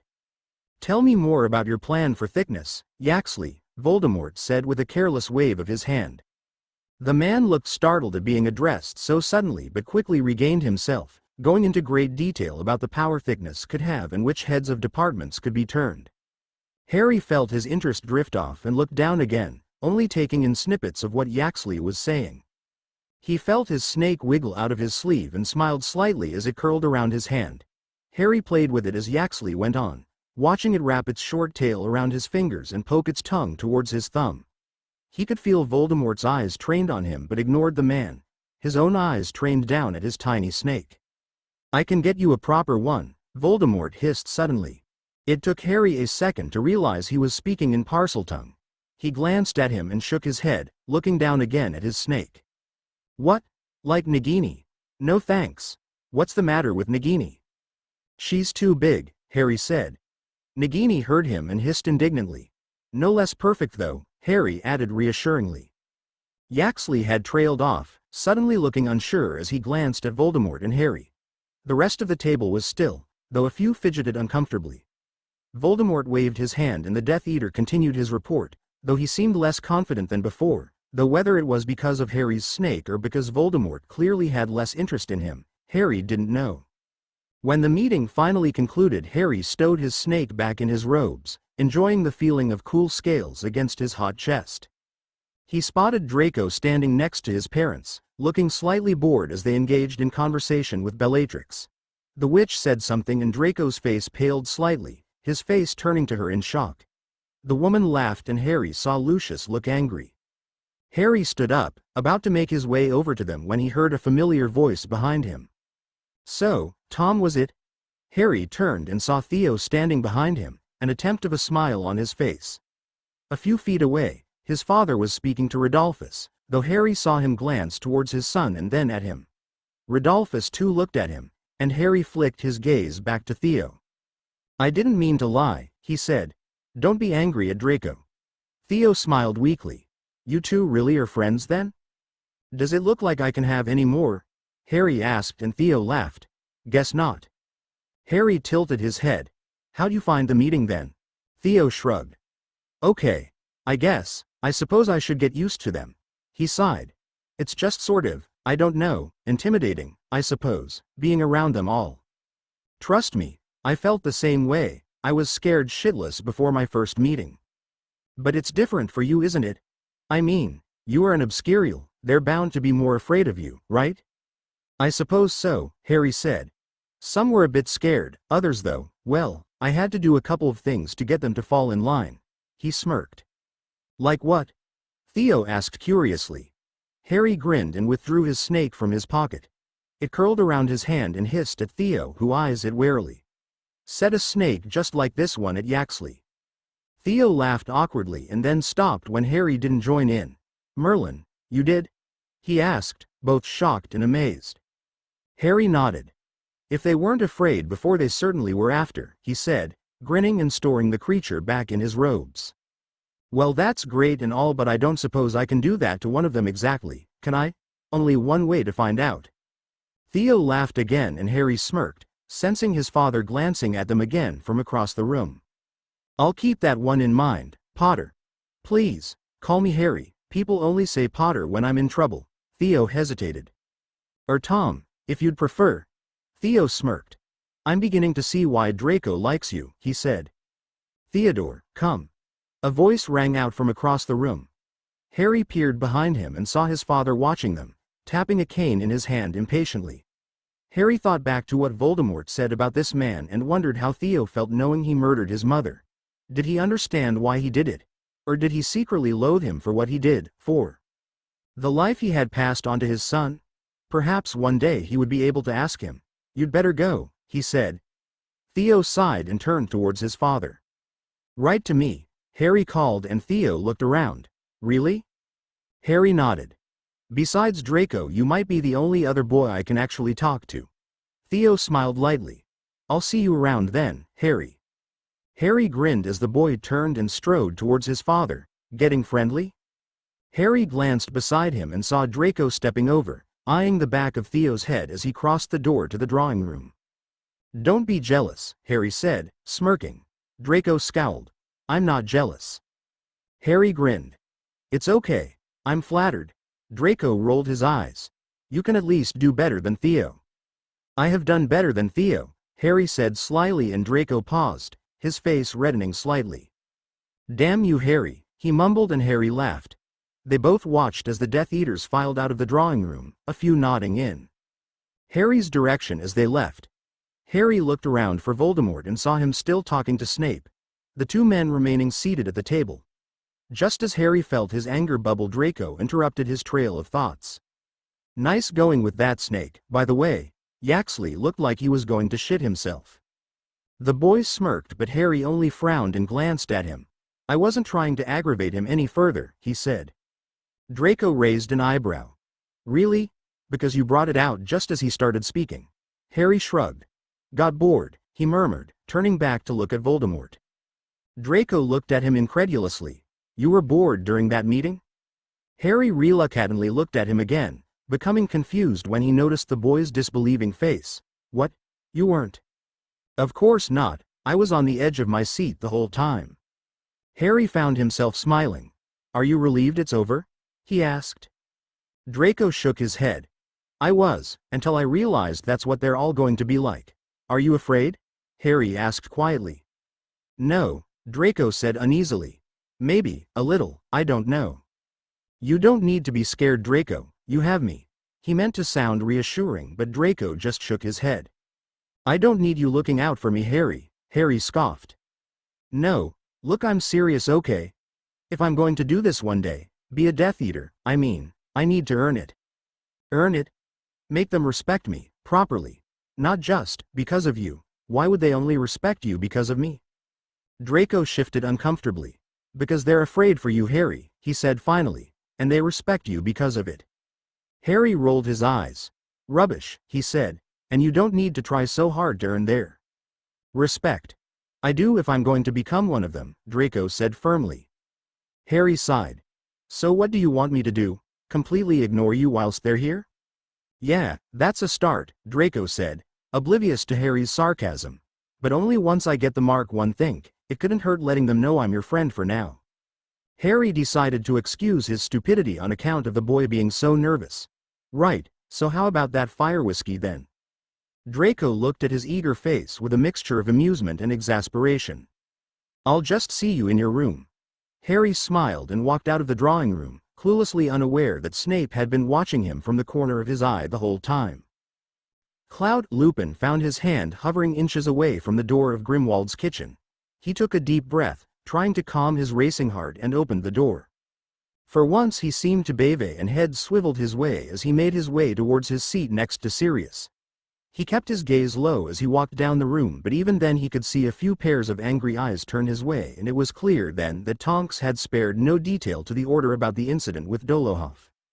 As he sat down, Sirius was unusually quiet, not giving him so much as a greeting. Lupin's heart sank further, worried that he may be mad at him too. Before he could properly start to panic, however, relief came in the form of a hand squeezing his under the table, reassuring him silently. Lupin looked up and noticed Tonks was seated opposite him, next to Moody. She determinedly refused to look his way as he tried to catch her eye, instead talking to Moody in a low mutter. Remus. Lupin gave up on his attempts and looked towards Dumbledore as he spoke. It's good to see you. Tonks already gave us your report. We were just waiting for you to join us so that Severus could give us his. Lupin glanced at Tonks again and saw her grow slightly red. He coughed.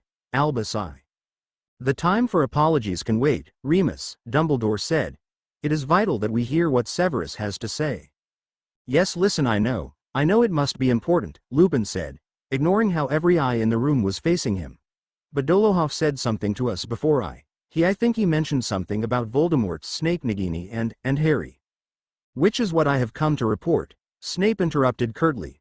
Perhaps you'd let me speak, Remus, or are you too busy trying to make up for your failure to arrest Dolohov?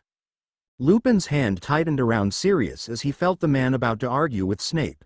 Of course not, he said, eyeing Sirius warily. Please, go on. Snape observed him coldly for a few moments before looking away and addressing Dumbledore. The Dark Lord was not pleased by the Confederation, he began. It presented a very difficult problem for him. Now knowing he could not keep Potter contained in the manor whilst letting him out could result in his capture and death. As expected, Dumbledore murmured. Fudge is determined to be rid of Harry, he refuses to even allow him a trial. Molly Weasley's voice came as a whisper. Surely he must be allowed some sort of a defense, Albus? I pleaded with the Confederation, I did everything I could to make them see reason in his actions, why he may have done what he did. Unfortunately, they were unwilling to listen. If Harry is arrested he will be put to death, Dumbledore said. And because of that the Dark Lord decided that he could not take the risk of Potter's arrest. Lupin watched closely as something in Snape tensed, his fists curling ever so slightly, his breath slightly hitched. And suddenly, he understood. The snake, he whispered. Harry's been bitten. Snape's gaze flickered towards his hands. Nagini's venom is lethal to anyone who is unfortunate enough to come across her fangs, he said. But the Dark Lord knew he could utilize it, shift the effects of her venom from lethality to protection. Protection? McGonagall echoed, looking quite pale. How on earth is injecting Potter with her venom supposed to protect him? He placed a very complicated spell on it, Snape explained. One that alternates the purpose of her venom. As long as it runs through the boy's veins the Dark Lord will be able to know when he is in danger. But the body can repel the venom, no? Jones asked. Purge itself from it naturally? Snape shook his head. Nagini is no ordinary snake and neither is her venom. Once injected with it it's made to last. There must be some way to get it out of his system, Lupin said, looking appalled. Doing so may kill him, Snape said. It would be an incredibly difficult and risky process. The venom is bound to his blood, we would have to drain him of all the blood in his body whilst ensuring we replenish him with a fresh sample at the same time. But that shouldn't be too hard, right? Tonks asked. I mean, that's just a simple blood transfusion, right? Snape shook his head. There is nothing simple about it. Not only would attempting to do so immediately alert the Dark Lord, but it could also trigger his obscurus as a reflex. And if it does come whilst we are trying to drain Potter of his blood we only risk killing him further. I think you can all imagine what would happen. And where exactly are we going to find an entire human supply worth of blood to replenish him with? Moody muttered. You say if we try and remove the venom Voldemort will be alerted, Dumbledore stated, watching Snape closely. That he will know if Harry is in danger, how would he? Snape was beginning to look like every word he said was causing him a great deal of pain. Nagini's venom allows the Dark Lord to see Potter's movements. He does not intend to watch the boy all the time, but when he is in danger he becomes immediately aware. So if he's arrested he can be there to stop it, Sirius muttered. Snape nodded. In short, there is little we can do. Not fucking good enough. Sirius snapped. Well, by all means, Black, if you have a solution for this mess please speak now, Snape retorted, looking equally annoyed. Him and Sirius glared at each other from across the table, but Sirius did not say another word. Neither did anyone else on the table. We will discuss this later, Dumbledore said, eyeing Sirius. Snape, Lupin, Kingsley and Moody understood that later would mean after everyone had left. McGonagall frowned. Albus, should we really be delaying this? Unless anyone can think of an idea to fix this problem, I don't see how dwelling on it will do us any good. Unless, of course, anyone can. There was silence. Some time to think will do us all good, Dumbledore continued. For now, let us move on. Remus, perhaps you'd care to explain why months of hard work and research were wasted last night. Lupin looked again at Tonks and saw the corner of her eye catch his. There was no guilt on her face, however, just slight anger. Lupin sighed. We can discuss that later as well, he said with a smile that didn't meet his eyes. Dumbledore's face seemed to reflect a twist of disappointment, amusement and exasperation. He did not look away from Lupin, even as the man turned back to look at his hands. Severus, Dumbledore said, his eyes still on Lupin. What was said at the Death Eater meeting earlier this night? Mostly plans to infiltrate the Ministry, Snape responded. They want to cast the Imperious Curse on Pious Thickness. Who's that? Bill Weasley asked. Head of the Department of Magical Law Enforcement, Moody muttered. He's not an easy man to infiltrate. If the curse was cast on him, I can tell you he'd do his very best to resist it. Thickness is constantly surrounded by people, Kingsley added. Trying to cast a curse like that on him would be near impossible. Yaxley seems confident enough, Snape said. And the Dark Lord is determined to see the fall of the Ministry one way or another. Then we have a new objective, Dumbledore said. We must prevent that from happening at all costs. If I may, I suggest we keep a close eye on Yaxley, Kingsley suggested. And the same goes for McNair and Malfoy. I agree, Dumbledore said. Make a record of their activities, anyone they speak to, especially if they are other heads of departments. We'll devise a timetable, Kingsley said, nodding.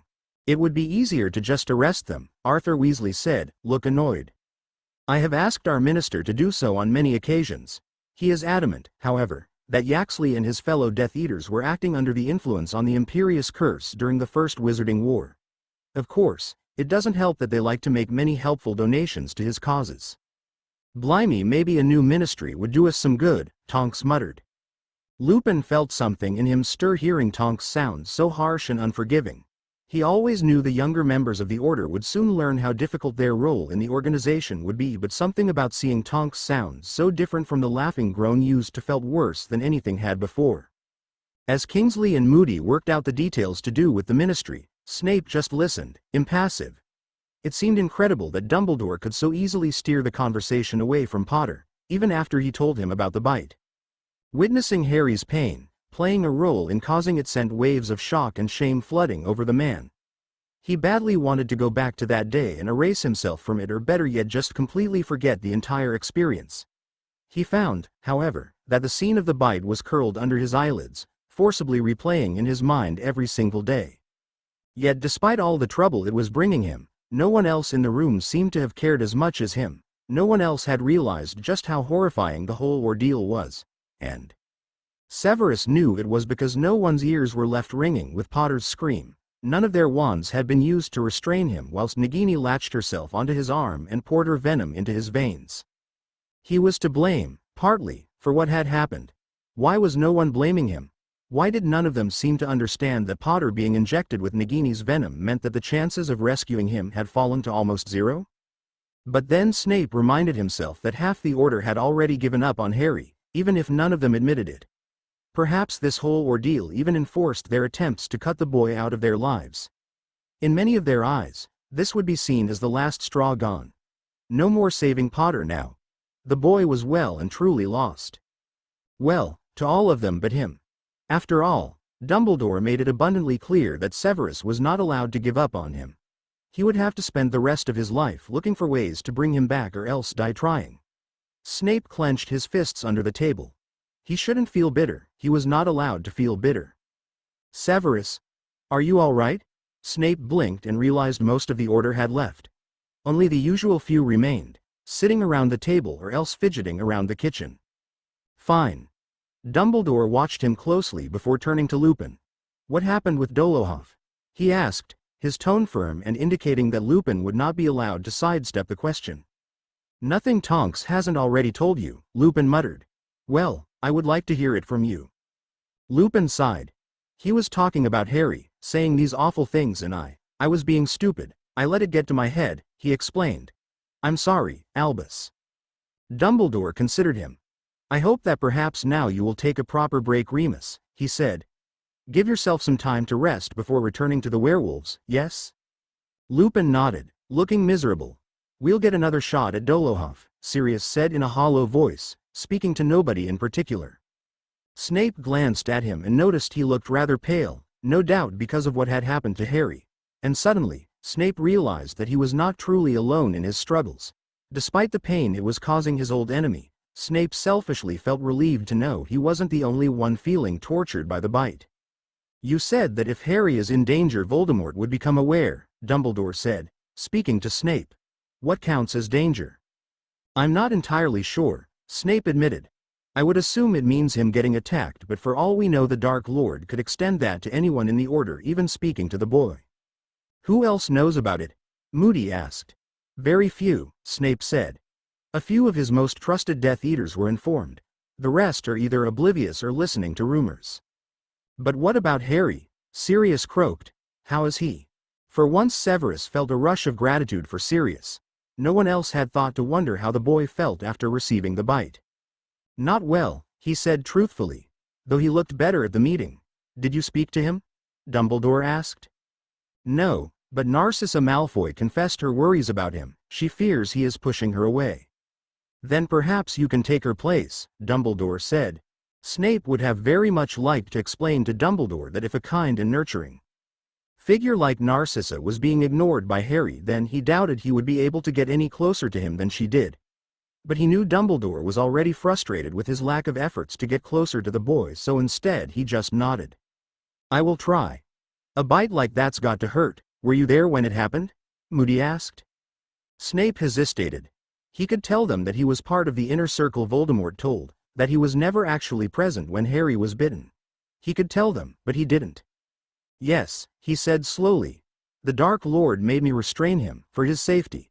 Safety, Sirius choked. It was vital Potter was kept in place during the procedure. The venom had to be injected at a very specific point in his arm or else he may have died from it. I see, Dumbledore said softly. Snape could feel his blue eyes pierce his stony mask, analyzing every detail on his face annoyingly well. He looked away. I had no choice, he said to no one in particular. We understand. Does the boy feel any anger towards you for your part in the ordeal? Dumbledore asked. If he does, he has not mentioned it, Snape said. Very well, keep a close eye on him, Severus. Perhaps after the bite he will begin to doubt Voldemort. Who wouldn't? Lupin asked. The boy has been kept in his company for a long time, Remus. It is difficult to dismiss one's loyalty to another so quickly. Dumbledore glanced at Snape. Perhaps though this could serve as the tipping point for Potter's rescue. He will already be having uncertain thoughts towards Voldemort, if you plant a seedling of doubt into his mind, Severus, and ensure it grows, we may be able to see Voldemort's grasp on Potter lost. Snape nodded, privately thinking that Voldemort wasn't the only manipulative person Harry may have to deal with. Draco found himself waking slowly. A few rays of moonlight drifted in through half-closed curtains, wisps of night stretching delicately across the room. Draco sighed, silently cursing himself for waking up so early. A soft mutter turned his sour face into a smile. The boy turned around, watching Harry as he slept. The boy still had his arms around him, his body heat enveloping Draco like a warm embrace. Though Draco longed to see Harry's green eyes, he also loved seeing them closed in sleep. It was a relief knowing that whilst Harry slept, nothing could hurt him. There would be no fear in his eyes, no hurt or anger on his face or tears dripping down his cheeks. Harry no longer had nightmares. A part of Draco liked to believe it was because of him, and even if he did, the boy felt reassured knowing that he would be there to help Harry as always. Harry muttered again in his sleep, soft, incoherent words. Draco wondered what the boy was dreaming about at that moment. He thought it could be him. He rather hoped it was. Harry stirred slightly, shifting around where he lay. It looked like he could wake up at any moment. Draco smiled slyly and moved his face closer to Harry's. "Are you awake?" he whispered into Harry's ear. Without warning, hands shot out towards the boy, grabbing onto his neck and squeezing tightly. Draco gasped and gurgled, his eyes widening as Harry sat up deliriously, his hands clenched around Draco's neck and tightening whilst the blond boy scraped at them weakly with his fingers. Just as Draco felt black enter the edge of his vision, he saw Harry's wild eyes morph into shock and realization. His grip on the boy suddenly released, the unexpected action causing him to flail to the floor painfully. Scrambling away from Harry, Draco frantically crawled backwards to the bathroom, slamming the door shut just as Harry crawled off the bed and tried reaching for him. "Draco, fuck Draco, I'm sorry." Harry heard the lock click and cursed. "I didn't mean Draco, are you alright?" He pressed his back towards the door, listening to the sound of quiet wheezes and gasps. "I'm sorry, I'm scald, you open the door. Please." "I'm sorry, Draco." "Harry," came a quiet rasp and Harry immediately fell silent. "Harry, what?" Draco coughed and let out a throaty gasp. "Why?" was all he could manage. I thought you were someone else." "Who?" Draco half yelled, half whispered, his voice painfully hoarse. "I don't know, you scared me, I scared you." I panicked. "I didn't mean." "Harry," Draco's voice came as a choke. "Why you need help, Harry, please. You need to fix this." Draco's voice broke off into a violent fit of coughing. "Please open the door," Harry begged. The door remained shut. "Please, Draco, please." Harry hit the door with the back of his head, furious at himself for what he had done.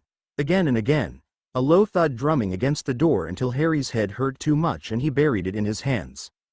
Harry began to cry. He couldn't help it. A small, selfish part of him hoped that Draco would hear him and open the door, but it remained shut. He knew he could reach towards his bedside table, grab his wand and unlock the door easily. But Harry needed Draco to open it willingly and show that he forgave him. Eventually, Harry's tears subdued and he wiped them with the hem of his sleeve. "Harry," came a quiet voice. Gently, Harry heard the door unlock, felt it open just a bit as Draco peered through the crack. Harry rubbed his red eyes and turned around. Are you okay?" Harry stifled a sob. "I'm sorry, Draco, I'm so." The door opened and hands reached out for him. Harry cried onto Draco's shoulder for a bit, tears dripping down onto his thin nightshirt until Harry was sure Draco could feel them seep into his skin. "Do you want to tell me what happened?" Draco asked. Harry could. He could pull away from Draco and show him the bites on his right forearm and explain how he was terrified Draco had been Nagini or Voldemort or someone else who was going to hurt him, his low whisper sounding like a familiar hiss. Draco would understand. Draco would always understand. Harry shook his head. Draco sighed and stood up. "I think it's best if I sleep in my room tonight," he said. "I'll see you in the morning, Harry." Harry tried to keep his grasp on his hand as Draco stood up, but the boy pulled away and walked across his room, sparing Harry a quick, pitiful glance before he opened the door and left. He should get up. He should chase after him. He should apologize properly and explain the whole truth. Instead, Harry just buried his face in his hands and cried.